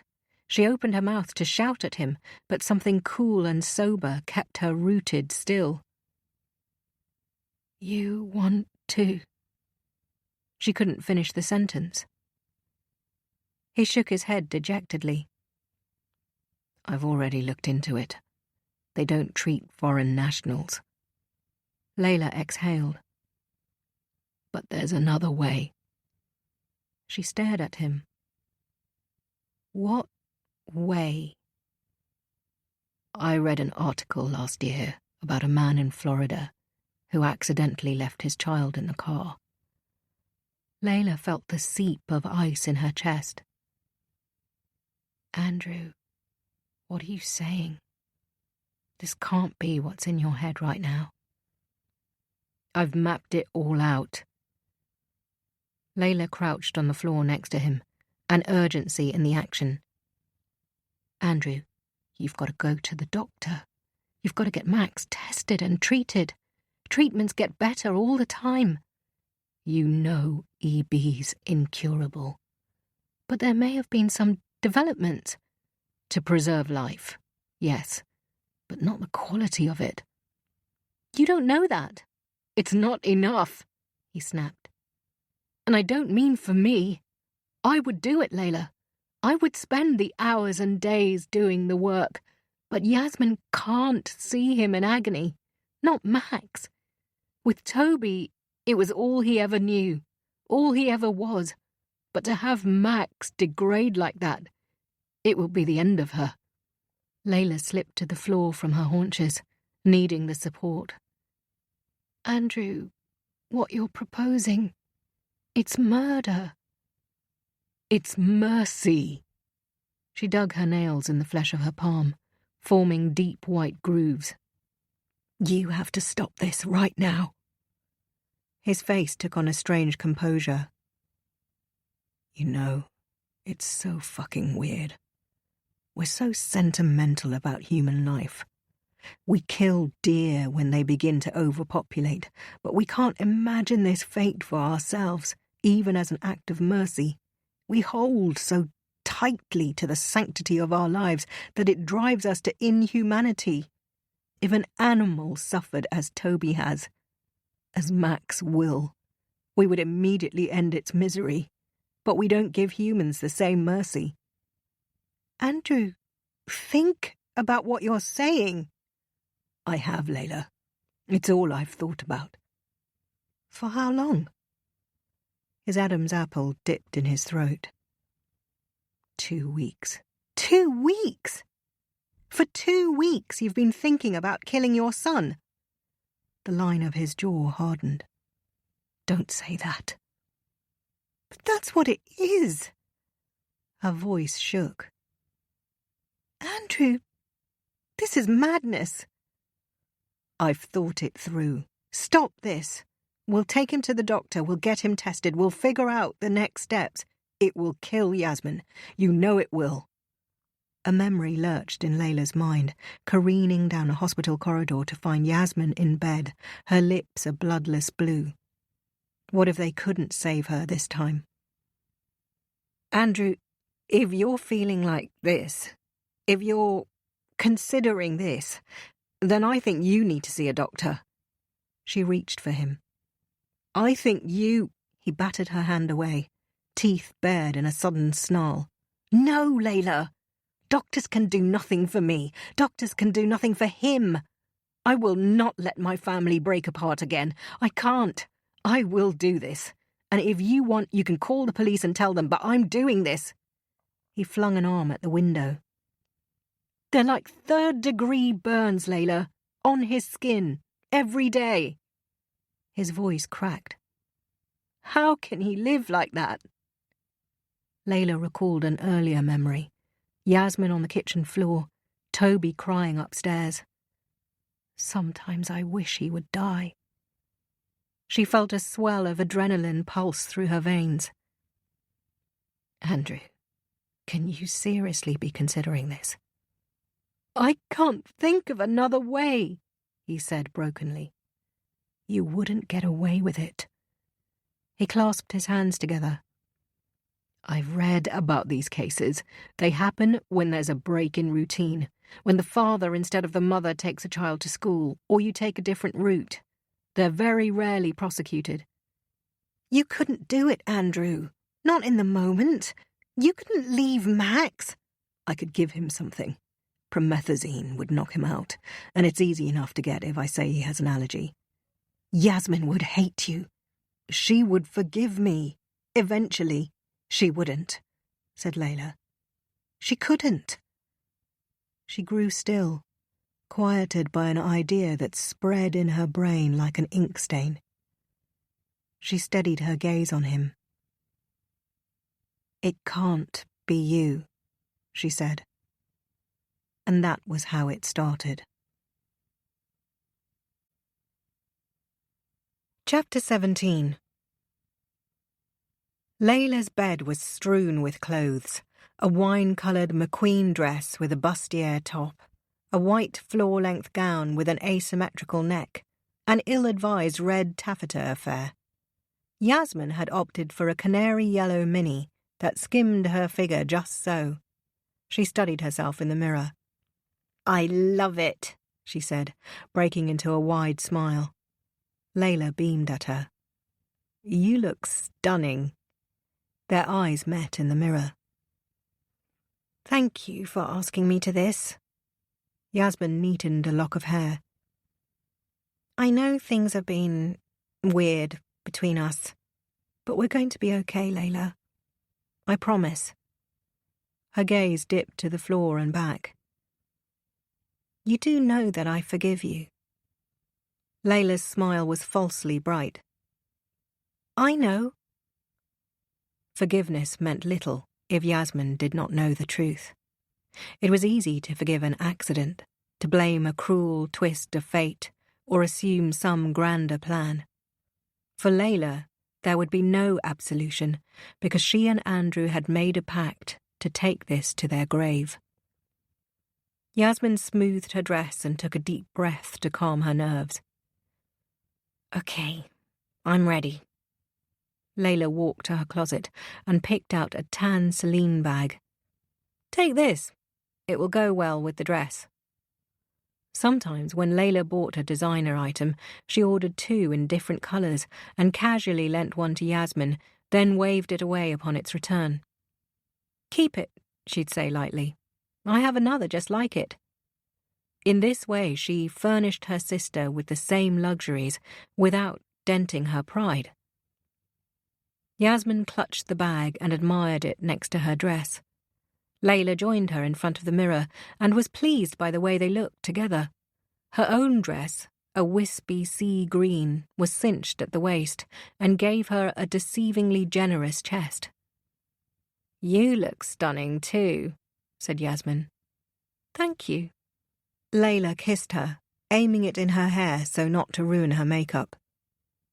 "We're gonna be okay, kid."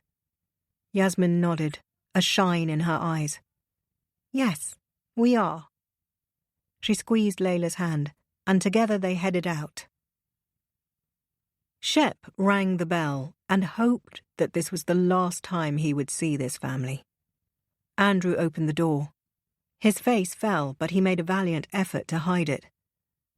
"Detective," he said, "it seems you can't keep away." Shep wiped his feet on the mat. "May I come in?" A muscle twitched in Andrew's jaw. "Yes, of course." Shep followed him to the kitchen, but instead of taking a seat at the table, he leaned against the sink. "Is your wife here?" "No, she's at a—" He paused. "She's out with her sister." Shep felt a sliver of relief. It would be easier on his conscience with just the father here. "So, to what do I owe this pleasure?" Andrew asked sardonically. "I owe you an apology." Shep held out his palms in a mea culpa. "I'll be honest with you. When I dropped by last Saturday, I asked about Max's allergy because I couldn't find proof that he actually had one." He shifted awkwardly. "I wondered if you were actually using the drug to sedate him on difficult nights." Andrew fixed his statue gaze on him. "You thought I'd dose my own son." You would be surprised by what I've seen, said Shep. But then it clicked. He gestured towards the garden. I remembered that you said your lawn was finished in June, the same month that Max's allergy flared. He nodded at the cabinet above the kitchen sink. May I? He opened it and plucked out a big green bottle. I'm guessing you started using pesticide in June? Yes. Shep read the label. Neem oil can cause allergic reactions. Once I put all that together, I realised I'd been unfair to you. Andrew blinked. Well, I hope that satisfies you, Detective. It does. And once again, I apologise. There was something that didn't sit well with me, but sometimes a copper's intuition can lead him astray. Yes, well. Andrew looked at him expectantly. I appreciate the visit. It was obvious that Andrew was keen for him to leave. Shep wondered if in another life the two of them might have been friends. Would they spend evenings together, with or without their wives? Might he grab a drink with Andrew instead of heading back to his empty flat? He waited, not wanting to leave yet. So are Layla and Yasmin having a girls' night out? He asked. Something like that, said Andrew absently. Shep waited to see if he might ask him something. The silence grew awkward, so he gestured at the hall. Anyway, if you ever need anything, please give me a call. You have my number. He patted his pockets. I'm very sorry about what happened to you, Mr. Hanson. Thank you, said Andrew, not getting up. I'll let myself out. Shep left him alone in the empty house and headed out to his own. Layla was pleased that they had hired a space in central London, far away from the office. Here, perched high above Embankment, they could trace the River Thames all the way to the horizon. Lights blinked on all across the city, and for the first time in months, Layla felt truly hopeful. She laced her arm with Yasmin's and introduced her to all her colleagues. She made a beeline for Josh, a confident Canadian guy she knew Yasmin would like. These parties often started a little uptight, and she was keen for Yasmin to have a good time. She left the two of them talking and picked up another drink. Robert Gardner approached her. Well, she's lovely, he said. I can see why you've kept her hidden away from us all these years. Layla smiled. I haven't. She's been in the office plenty of times. Perhaps if you were there more, you'd know that. Robert laughed. Well, perhaps I will if she continues to make a habit of dropping by. He took a sip of champagne, then steered Layla to one side. I don't want to talk shop all night, but I wanted to mention that Eli at Mercer's said he could set up a meeting with Coots. Robert raised his glass. I'm telling you, it's all going to happen for us this year. She clinked her glass with his. Over his shoulder, she saw Yasmin laughing with Josh and felt a sense of contentment. This was what life was meant to be. She and Robert making big plans for the company, Yasmin nearby, happy and laughing. A new start with Will. Things would be okay, she thought. Things might really be okay. She leaned forward and kissed Robert's cheek, surprising him. Let's have a night off, eh? She asked. Robert laughed. Let's. He whirled around and rejoined the bombshell he was currently dating. Layla decided to let her hair down, as far as bosses can. She knew her limit was 4 drinks. After that, she tipped towards unpleasant drunkenness, too giddy on her feet. Including the drink she had had at home, this was her 3rd. She had better keep an eye on it.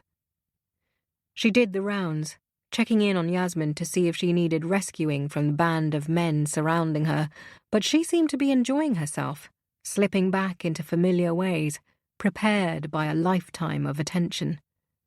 Layla left her to her audience and headed out to the balcony, stepping through the low window.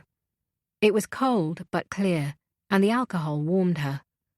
She watched a barge steam downriver and winced as it passed beneath an arch, sure that it would graze it. It passed safely to the other side, and Layla closed her eyes.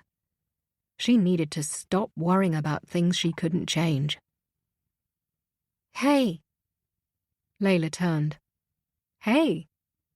Yasmin climbed through the window and joined her. "Are you having a good time?" Yasmin nodded, then sat on the thick concrete ledge that bordered the length of the balcony. "Tired?" "No." Yasmin smiled lazily. She was one drink past tipsy.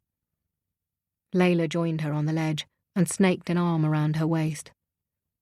"I'm so glad you came tonight." "I am too." She gazed out across the Thames. "God, March is going to be strange." Layla squeezed her waist. Max would have turned 4 in March. Yasmin cupped her glass like a crucible. She focused on a light winking in the distance. "You know, sometimes I think I deserved to lose him."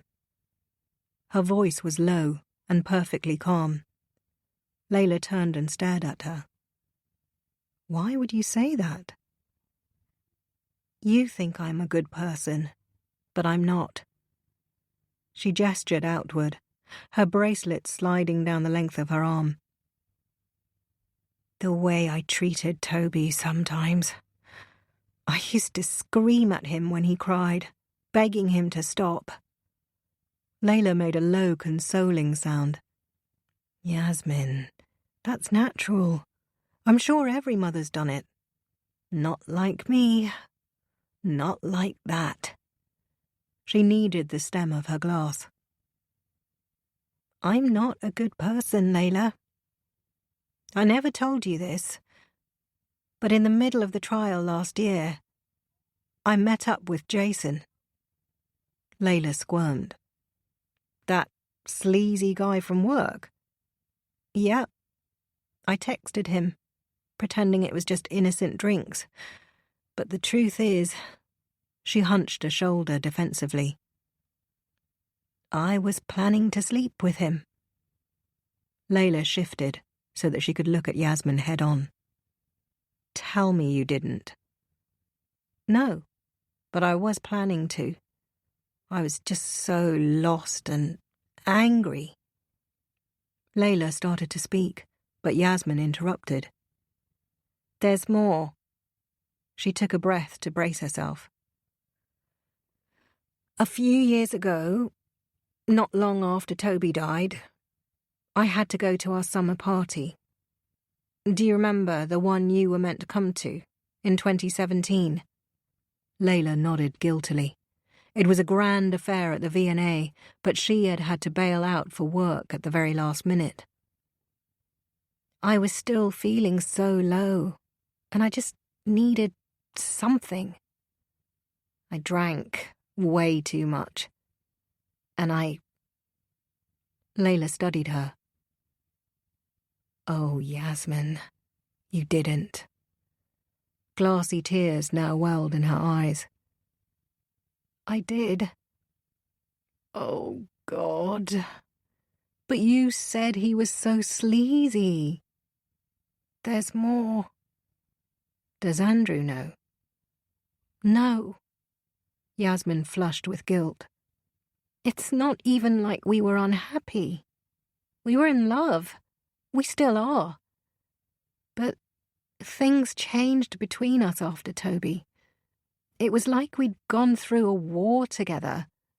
How can you be sexual with someone you've been in the trenches with, when you've seen them covered in blood and pus and—" She trailed off. "I just needed to reset, to feel something other than rage. I needed to feel good about myself. Layla smoothed away her disbelief and gestured philosophically. Look, lots of people have affairs. That doesn't mean you're a bad person, or that you deserved any of this. You don't understand. She shrugged away from Layla's touch, like a cat resistant to petting. I got pregnant. The wind tore up from the Thames and hit them with an icy blast. Layla grew still. When? With Max. That can't be right, said Layla, dread lining her stomach. Yasmin gestured at the river, as if it would bear witness to the truth. It's right, she said. Andrew's not his father. Layla instinctively dropped her glass and flinched when it broke apart, fragments skittering across the stone. Yasmin spoke rapidly to allay her judgment, but Layla wasn't listening. Andrew wasn't Max's father. Max wasn't Andrew's child, which meant that Max did not inherit his genes, which meant that Max did not have EB. The knowledge blared like a siren bouncing off the walls of her skull. Max did not have EB. She didn't know that she'd said the words out loud until Yasmin responded. No, and that's why I was so adamant to keep him. When you and Andrew both told me to consider aborting him, given the chance he'd have EB, I kept refusing. It was my one shot, Layla. I didn't plan it, but I fell pregnant, and it was my one shot to have a healthy child. Max didn't have EB, Layla repeated. But her horror was thick like treacle. She was dangerously close to falling apart, like a balloon one breath from bursting. She shot to her feet, her palms sweaty on the window pane. I need another drink, she blurted, and stepped back into the building. She skirted around the crowd into the silent corridor. She bypassed the first set of bathrooms and found her way to another. She locked herself in a cubicle, and then she dissolved in one corner. She pressed a fist against her mouth to stave off her scream. Max wasn't sick. He did not have EB. Layla and Andrew had conspired to kill a healthy child. For a moment, her body refused to absorb this fact in an effort to preserve her sanity. Then she felt a caving inside her. She flattened her hands against her mouth and let out a silent scream, a low rush of sound. There was no act of mercy. There was no selfless sacrifice. Layla had killed a healthy child. The tears came in hard staccato sobs that convulsed through her body. The logical, dependable part of her, the part that was calm in crisis, collapsed entirely. She slid down into a corner and wept with shock and tar-like horror. The walls around her seemed to warp and distend, leaving her exposed to the ruthless truth. Hours passed, and from deep in the murk of grief, she worried that her mind might click apart. Madness, after all, was in her blood. Chapter 18. Victoria Park was nearly empty on the foggy Saturday morning. Obscure figures took shape in the distance, the churning spokes of a passing cycle, the black filigree of a lantern. Layla sat on a rain-soaked bench and repeatedly scanned the horizon. The air was dense, and her skin was clammy, as if it had pruned for hours beneath a damp swimsuit. She freed her hair from her woolen scarf, feeling the crackle of static. Andrew had asked her to meet him there, and she wondered if Yasmin had told him the truth, in a fit of conscience, after last night's party. She spotted him in the distance, could tell it was him from his purposeful gait and the angular shape of his chin. As he approached, she saw the circles beneath his eyes and the grey blue of his skin. There was a stunned, vacant quality to him, and Layla realised with a charge that he knew. She almost started to cry, in dismay but also relief that he could share her burden. She instinctively rose to meet him, but he stopped, a few steps away from her. She scanned his face. "Andrew." "Layla." He caught his bottom lip in his teeth to try and stop it quaking. He closed his eyes for a moment, gathering the strength to speak. "Something happened." Layla said nothing, unable to grant him what he needed. A second chance. A time machine. "Detective Shepard came to see me yesterday." Andrew clasped his fingers around his neck, an act of contemplation that looked like he was trying to choke himself. He said it was the pesticide. We normally use the organic version, but Yasmin brought the wrong one. I checked the label. Neem oil can cause rashes and sores. I didn't know. I couldn't have known. His voice was a panicked babble. "Layla, do you understand what I'm telling you?" The two pieces clicked together. It seemed that Shep, not Yasmin, had led him to the truth. It might have been the pesticide that caused Max's rashes. Andrew tensed, as if Layla might strike him. We pretended he had an allergy to hide his EB, but what if he actually had an allergy that just looked like EB? Layla watched the nervous dart of his eyes and felt a sudden and visceral hatred of him for getting it so wrong. She remembered what he had said. It even has a smell, and he smells like it. That was what had convinced her to help, to coolly plot out that morning. The scripted phone call, the server crash at Andrew's workplace that he had secretly scheduled, the missing blueprints at Saeed and Gardner that Layla had stashed in her boot, the spare key slipped from Suki's desk to create the perfect emergency, all of it timed to the minute. To find that Andrew's conviction was actually mere conjecture devastated Layla. And the worst thing? Andrew didn't yet know for sure. Unlike Layla, he could still cling to ignorance. He began to pace, crunching delicate frost underfoot. They were the same sores, the same rashes, the same rabid way that he would scratch at them. He looked at Layla imploringly, as if she might redeem him. "Why are you telling me?" she asked. He stopped. "Because..." He motioned with his hand as if it should be obvious, then spluttered a jumble of words. "Because I had to," he said finally. "Why?" "I needed to talk it over." "You needed," she said coldly. He searched her face. "Layla, why are you being like this?" She felt a cruel impulse to tell him, to lash out and inflict ruin. "This is all your fault," she would scream. "You said you were sure. Well, guess what? Max wasn't even yours." She would barrel forward and slam his chest with both her hands, shove him to the ground, kick him in the gut. "Layla!" Venom pooled on her tongue, and she desperately wanted to spit at him. She opened her mouth but stalled when she saw his torment, that of a father broken. She swallowed her anger and spoke calmly instead. "Andrew, that two-bit cop is toying with you." Hope rose in his face like a fever. "Do you really think so?" "Of course." She spoke quickly, like a stone skimming over water. Pause for too long and she'd sink.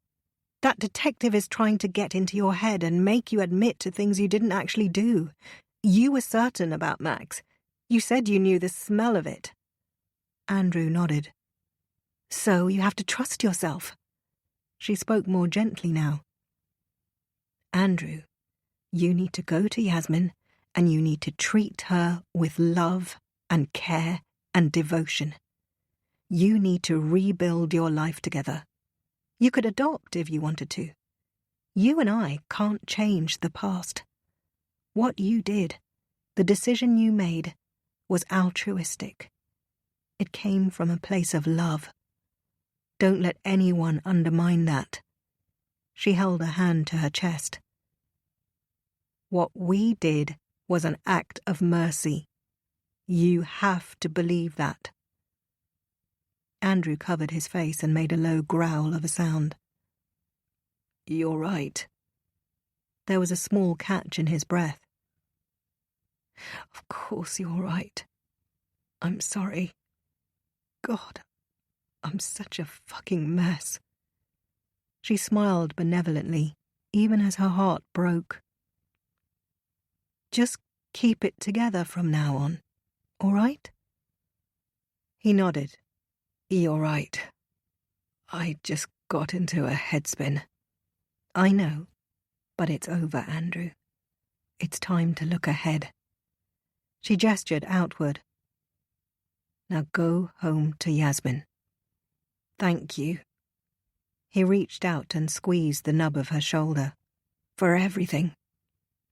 She tipped her head graciously. She watched the fog envelop him, one hand clamped to her mouth to silence the howl in her chest. The forceful rap on the door startled Layla, and she immediately knew who it was. She strode over and opened it, and Yasmin stormed straight in. You can be such an asshole, she said angrily. Layla sighed. I don't have the energy for this. Yeah, well, I didn't have the energy to spend a fucking hour looking for you at your own party. She put on a silly high-pitched voice. Oh, sorry, I got waylaid by work. Well, you could have told me that before I spent an hour asking everyone if they'd seen you. God, you can be so selfish sometimes. Not now, Yasmin. You think of yourself as a martyr. My long-suffering carer. Well, guess what? I didn't ask you to look after me, Layla. You could have put me in care and gone off and enjoyed your life and got your architecture degree without working 3 jobs like some fucking Mother Teresa. That's what the state is there for. Layla was momentarily struck mute. Are you saying you would rather have gone into care than stay with me? If it stopped making you into such a frigid, judgmental bitch, then yes. Layla flinched. I wasn't judging you. Don't patronize me, Layla. I know you were. Perfect Layla would never cheat on her husband, though I bet he cheats on you. Oh, fuck off. Yasmin flinched with shock, but then almost smiled, taking it as license to be nastier. Be real, Layla. You've seen the way he sniffs around anything with a double D. You don't think he plays away at all his conferences and press trips? Why are you being like this? Yasmin was in full flow now. He's always been such a prick. Maybe it's a blessing that you couldn't have kids. Layla stepped back as if physically punched.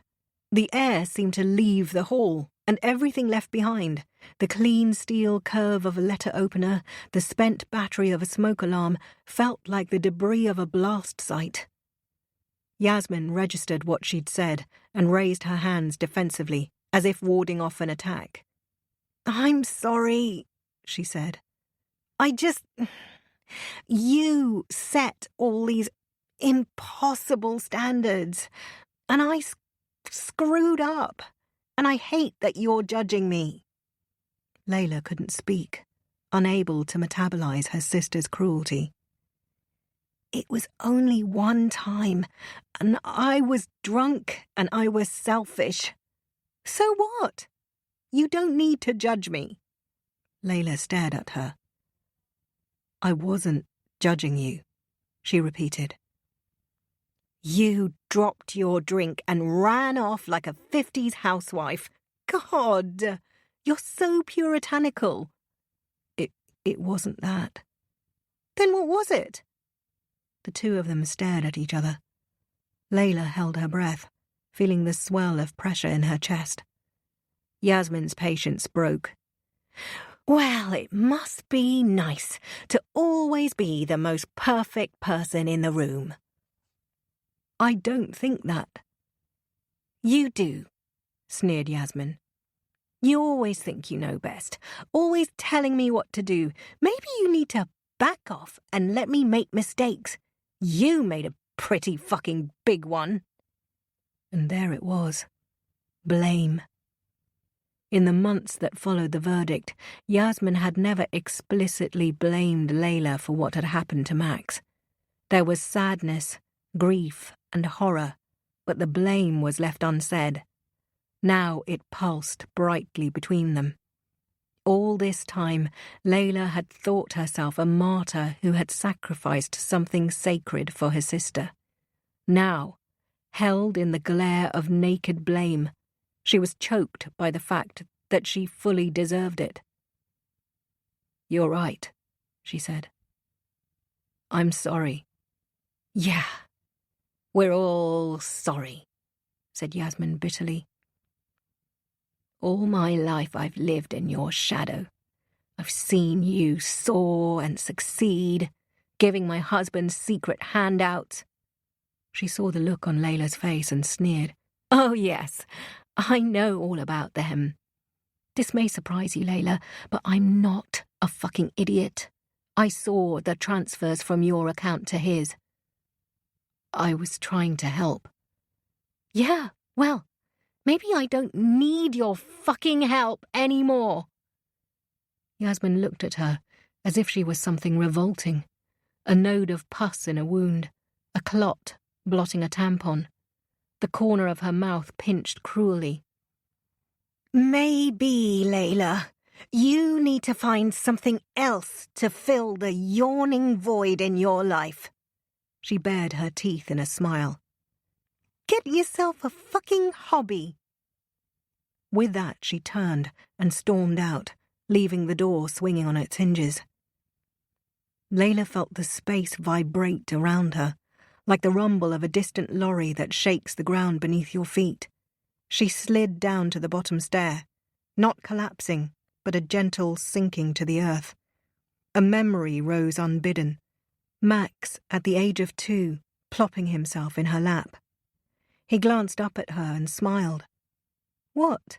Layla asked. He smiled. "Just want a hug."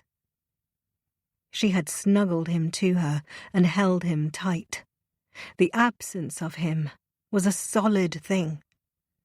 Layla would never watch him grow up, would never see him fret about a crush, would never be drinking one evening with Yasmin and notice how his arms looked a man's when he lifted something heavy. Layla had wiped him from the world. The knowledge of it was like a rotting inside. If she left it untended, it would eat her alive. Shep waited until his colleagues left the kitchen before he ventured in. He loathed Monday morning small talk. There were always the same questions and the same banal answers. "How was your weekend?" "Fine, thanks." "What'd you get up to?" "Oh, not much." Shep's answer was always the same. "Went for a run around Fairlop Waters. Beautiful this time of year." In his 30s, he would conjure marathon nights out with fictitious friends. "You know the sort," he would say with a casual lift of the shoulder. "It starts out in some trendy bar in Shoreditch and ends up with you drunk as a skunk on top of the Shard." He would roll his eyes with a little chuckle. For years he crafted an image of the footloose bachelor, but what might have once been envy morphed undeniably into pity. He eventually realized that he sounded pathetic and stopped engaging altogether. The truth was far more predictable. Evenings alone with Netflix. Mealtimes were the worst. The vacant seats around the table brought his loneliness into focus. He refused to migrate to the sofa, though, clung to this vestige of civility. He drained the coffee pot and set another brewing for the next desperate customer. He retreated to his desk and groaned at the sight of his inbox. 53 new emails. It was a wonder he ever got anything done. Just as he clicked into the first one, a shadow fell over his screen. "Did you just get in?" asked Heather Witter from the front desk. Witter by name, Witter by nature, the others joked about her. "Yes, why?" "Have you seen your walk-in?" She saw his quizzical look and huffed. "Steve was meant to catch you on your way in. The lady's been waiting an hour. Said she needed to talk to you." Shep frowned. "What does she look like?" "Thin, pretty, bitchy resting face." He reached for his coffee mug. "Asian," Heather added. His fingers froze on the tip of the handle. Layla Saeed. He shot up from his chair, heart motoring in his chest. "Why didn't anyone try me on my mobile?" She shrugged. "You never asked us to." Shep was already walking away out to reception. It was a blocky, austere space, and the only dash of colour was the dull shine of the dark blue floor. "Is there someone here waiting for me?" "Oh, yes," said the custody officer. He raised a finger towards the corner. "She's just there." He glanced up and saw the empty chair. "Oh, she must have got tired of waiting." "Did she give you a name?" "Just yours." Shep swore. He strode down the corridor to see if she was hovering by the notice board. "Did you see where she went?" The officer screwed up his lips in a show of contrition. "Afraid not. Sorry." "How did she seem? Stressed? Panicked? Calm?" "She was calm and polite. She arrived at 8. I told her you were normally in at 9, but she said she wanted to wait." Shep glanced at the clock. It was 9:10. "You didn't see when she left?" "No, but she was still here at 5 to 9. I know because she got up and was peering through the door as if she wanted to greet you in person." Shep looked out and saw that it had begun to snow. Clearly she had left before it set in. "Well, thanks for your help," he tossed at the officer. He looked up with a grin, ignoring Shep's sarcasm. "Any time," he said, with a wink. Yasmin watched the snow fall in her back garden, a soft carpet setting over the central path. She wanted to go out there and lie in it and make a snow angel, as Layla had taught her when she was 5 years old. Her sister would always let her have the last patch of unbroken snow beneath the apple tree. In the face of all that followed, it amazed her that they had ever had a tree. Their Spartan flat in Frinton Mews barely had functional windows, let alone a garden. Whatever space they did have was stuffed full of books, picked up for pennies at the second-hand shop. Layla had got it into her head that the path to social mobility was paved with big books, and would press them onto Yasmin with all the zeal of a tiger mother. She smiled as she recalled their vastly different tastes. Yasmin would curl up with Danielle Steele and Jackie Collins, while Layla opted for business tomes. The Greed Merchants, The Battle for the Soul of Capitalism, Disney War, The Battle for the Magic Kingdom. It was no wonder that, for Layla, life was one big competition. Yasmin bristled with guilt when she remembered their confrontation. She had said cruel, nasty things that wouldn't easily fade with time. But surely Layla would forgive her. She always did. Yasmin heard the doorbell, one long note followed by a short. She glanced at the clock. It couldn't be Layla. It was 9:10 on a Monday, and she would already be at work. The bell rang again, and she hurried down the hall to answer it.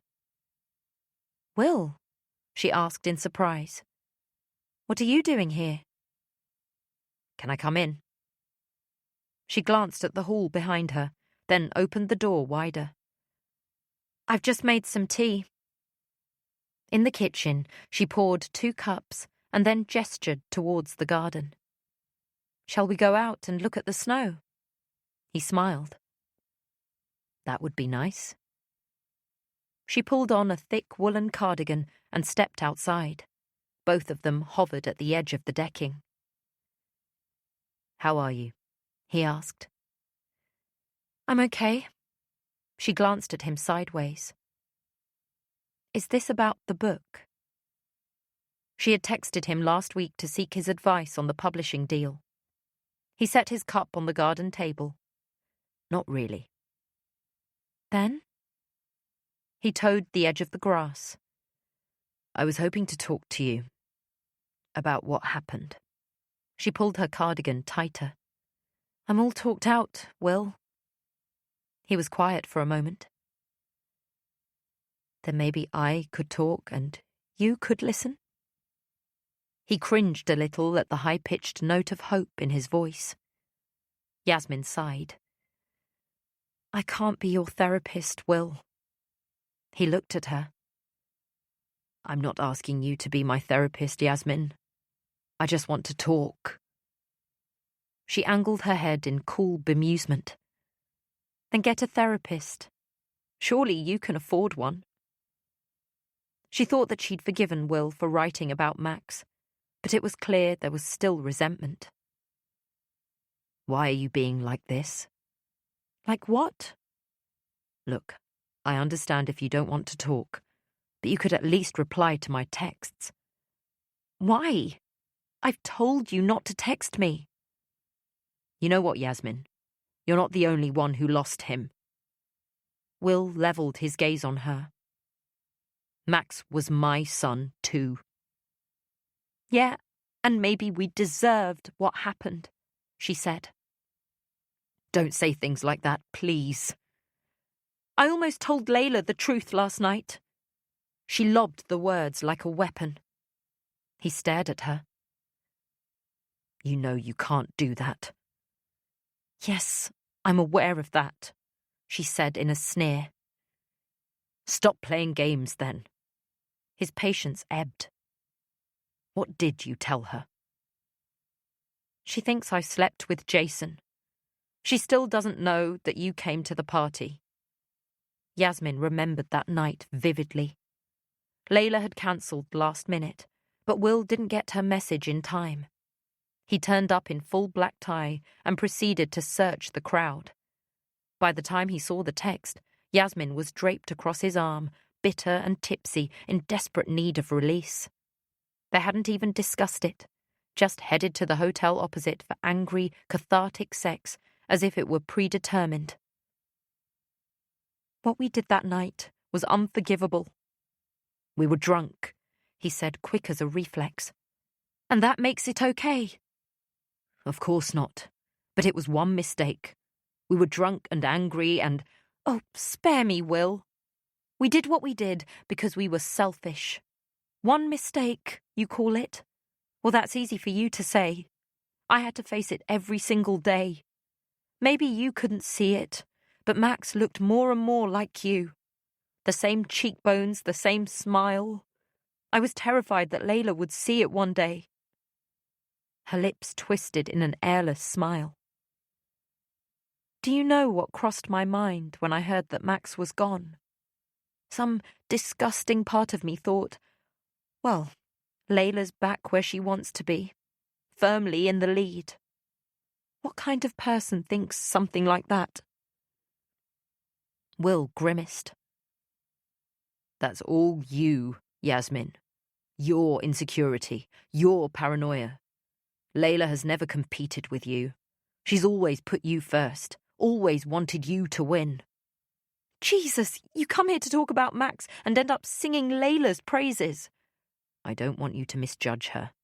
Layla would do anything for you. Yasmin tensed defensively. I never asked her to. So what, then? You'd rather have entered the system? Be punted from stranger to stranger? I still don't think you know what she did for you. Look at her, Yasmin. Look at what she's achieved. What else could she have done if she didn't have an 11-year-old child to look after when she was 18? He paused as if expecting an answer. It's time to move on. We may never stop grieving, but don't ever doubt how much you mean to Layla. Yasmin was quiet, chastened by the truth. Her voice quivered when she spoke. I've been so unkind to her. Will smiled sadly. We can make it up to her. He caught a snowflake in his right palm. All we have left is time. Layla watched him watch the snowfall, a faraway look in his eyes. He turned and said something snippy to the desk officer, who volleyed something back. For a moment, their actions seemed to slow. Sound took on a distorted timbre. The trickle of melting snow on the window, the toil of ancient heating, the tap of his brogues on the epoxy flooring, a material that Layla refused to work with. It would be so easy to let him leave. "Detective?" she called, her voice strange and echoing. Detective Shepherd spun and fixed her with his cool blue eyes. "Miss Saeed." His voice clicked all sound back to its natural grooving. He straightened his tie and approached her. "How may I help you?" She had imagined this moment a dozen times. She had worried that she might backtrack and reach for an excuse. In one scenario, she panicked and said, "I'd like to ask you out to dinner." In another, she simply turned and fled, overwhelmed by the prospect of telling the truth. She was terrified of what would happen. She pictured a thicket of journalists charting her every move, tabloid headlines freighted with pointed language, childless, motherless, barren, would turn a nation against her. She was chilled by the thought of incarceration, imagined the feel of prison on her skin, cold and wet and close, like damp sliding to rot. She had grappled with the logic of coming clean, for Andrew would be caught in the fallout, but she knew she couldn't carry this guilt for the length of a lifetime. If only Yasmin had told her the truth when Max was born, or not told her the truth at all. She could maintain the illusion that what she did was merciful. "It's the bravest, most selfless thing anyone has ever done for me and my family," Andrew had told her. But they were both mistaken. Layla had killed Max, and the only way to live with that was to tell the truth. She held the detective's gaze. "I would like to confess," she said, her voice labouring beneath her courage. Shep studied her for a moment, with a real sadness in his eyes. He nodded once, wearily, as if he had been expecting her. "Please, come with me," he said, his fatherly tone an unexpected comfort in this harsh place of recompense. She swallowed and followed him along the plastic flooring, down to the abyss. That was Next of Kin by Kia Abdullah, read by Tanya Rodriguez and Avita J. Produced by Kim Normanton at Wardour Studios, with post-production by Wardour Studios. Casting by Rebecca Fortain. An audiobook from HQ, an imprint of HarperCollins. Text copyright Kia Abdullah, 2021. Production copyright 2021 by HarperCollins Publishers. All rights reserved. Kia Abdullah asserts the moral right to be identified as the author of this work. Thank you for listening.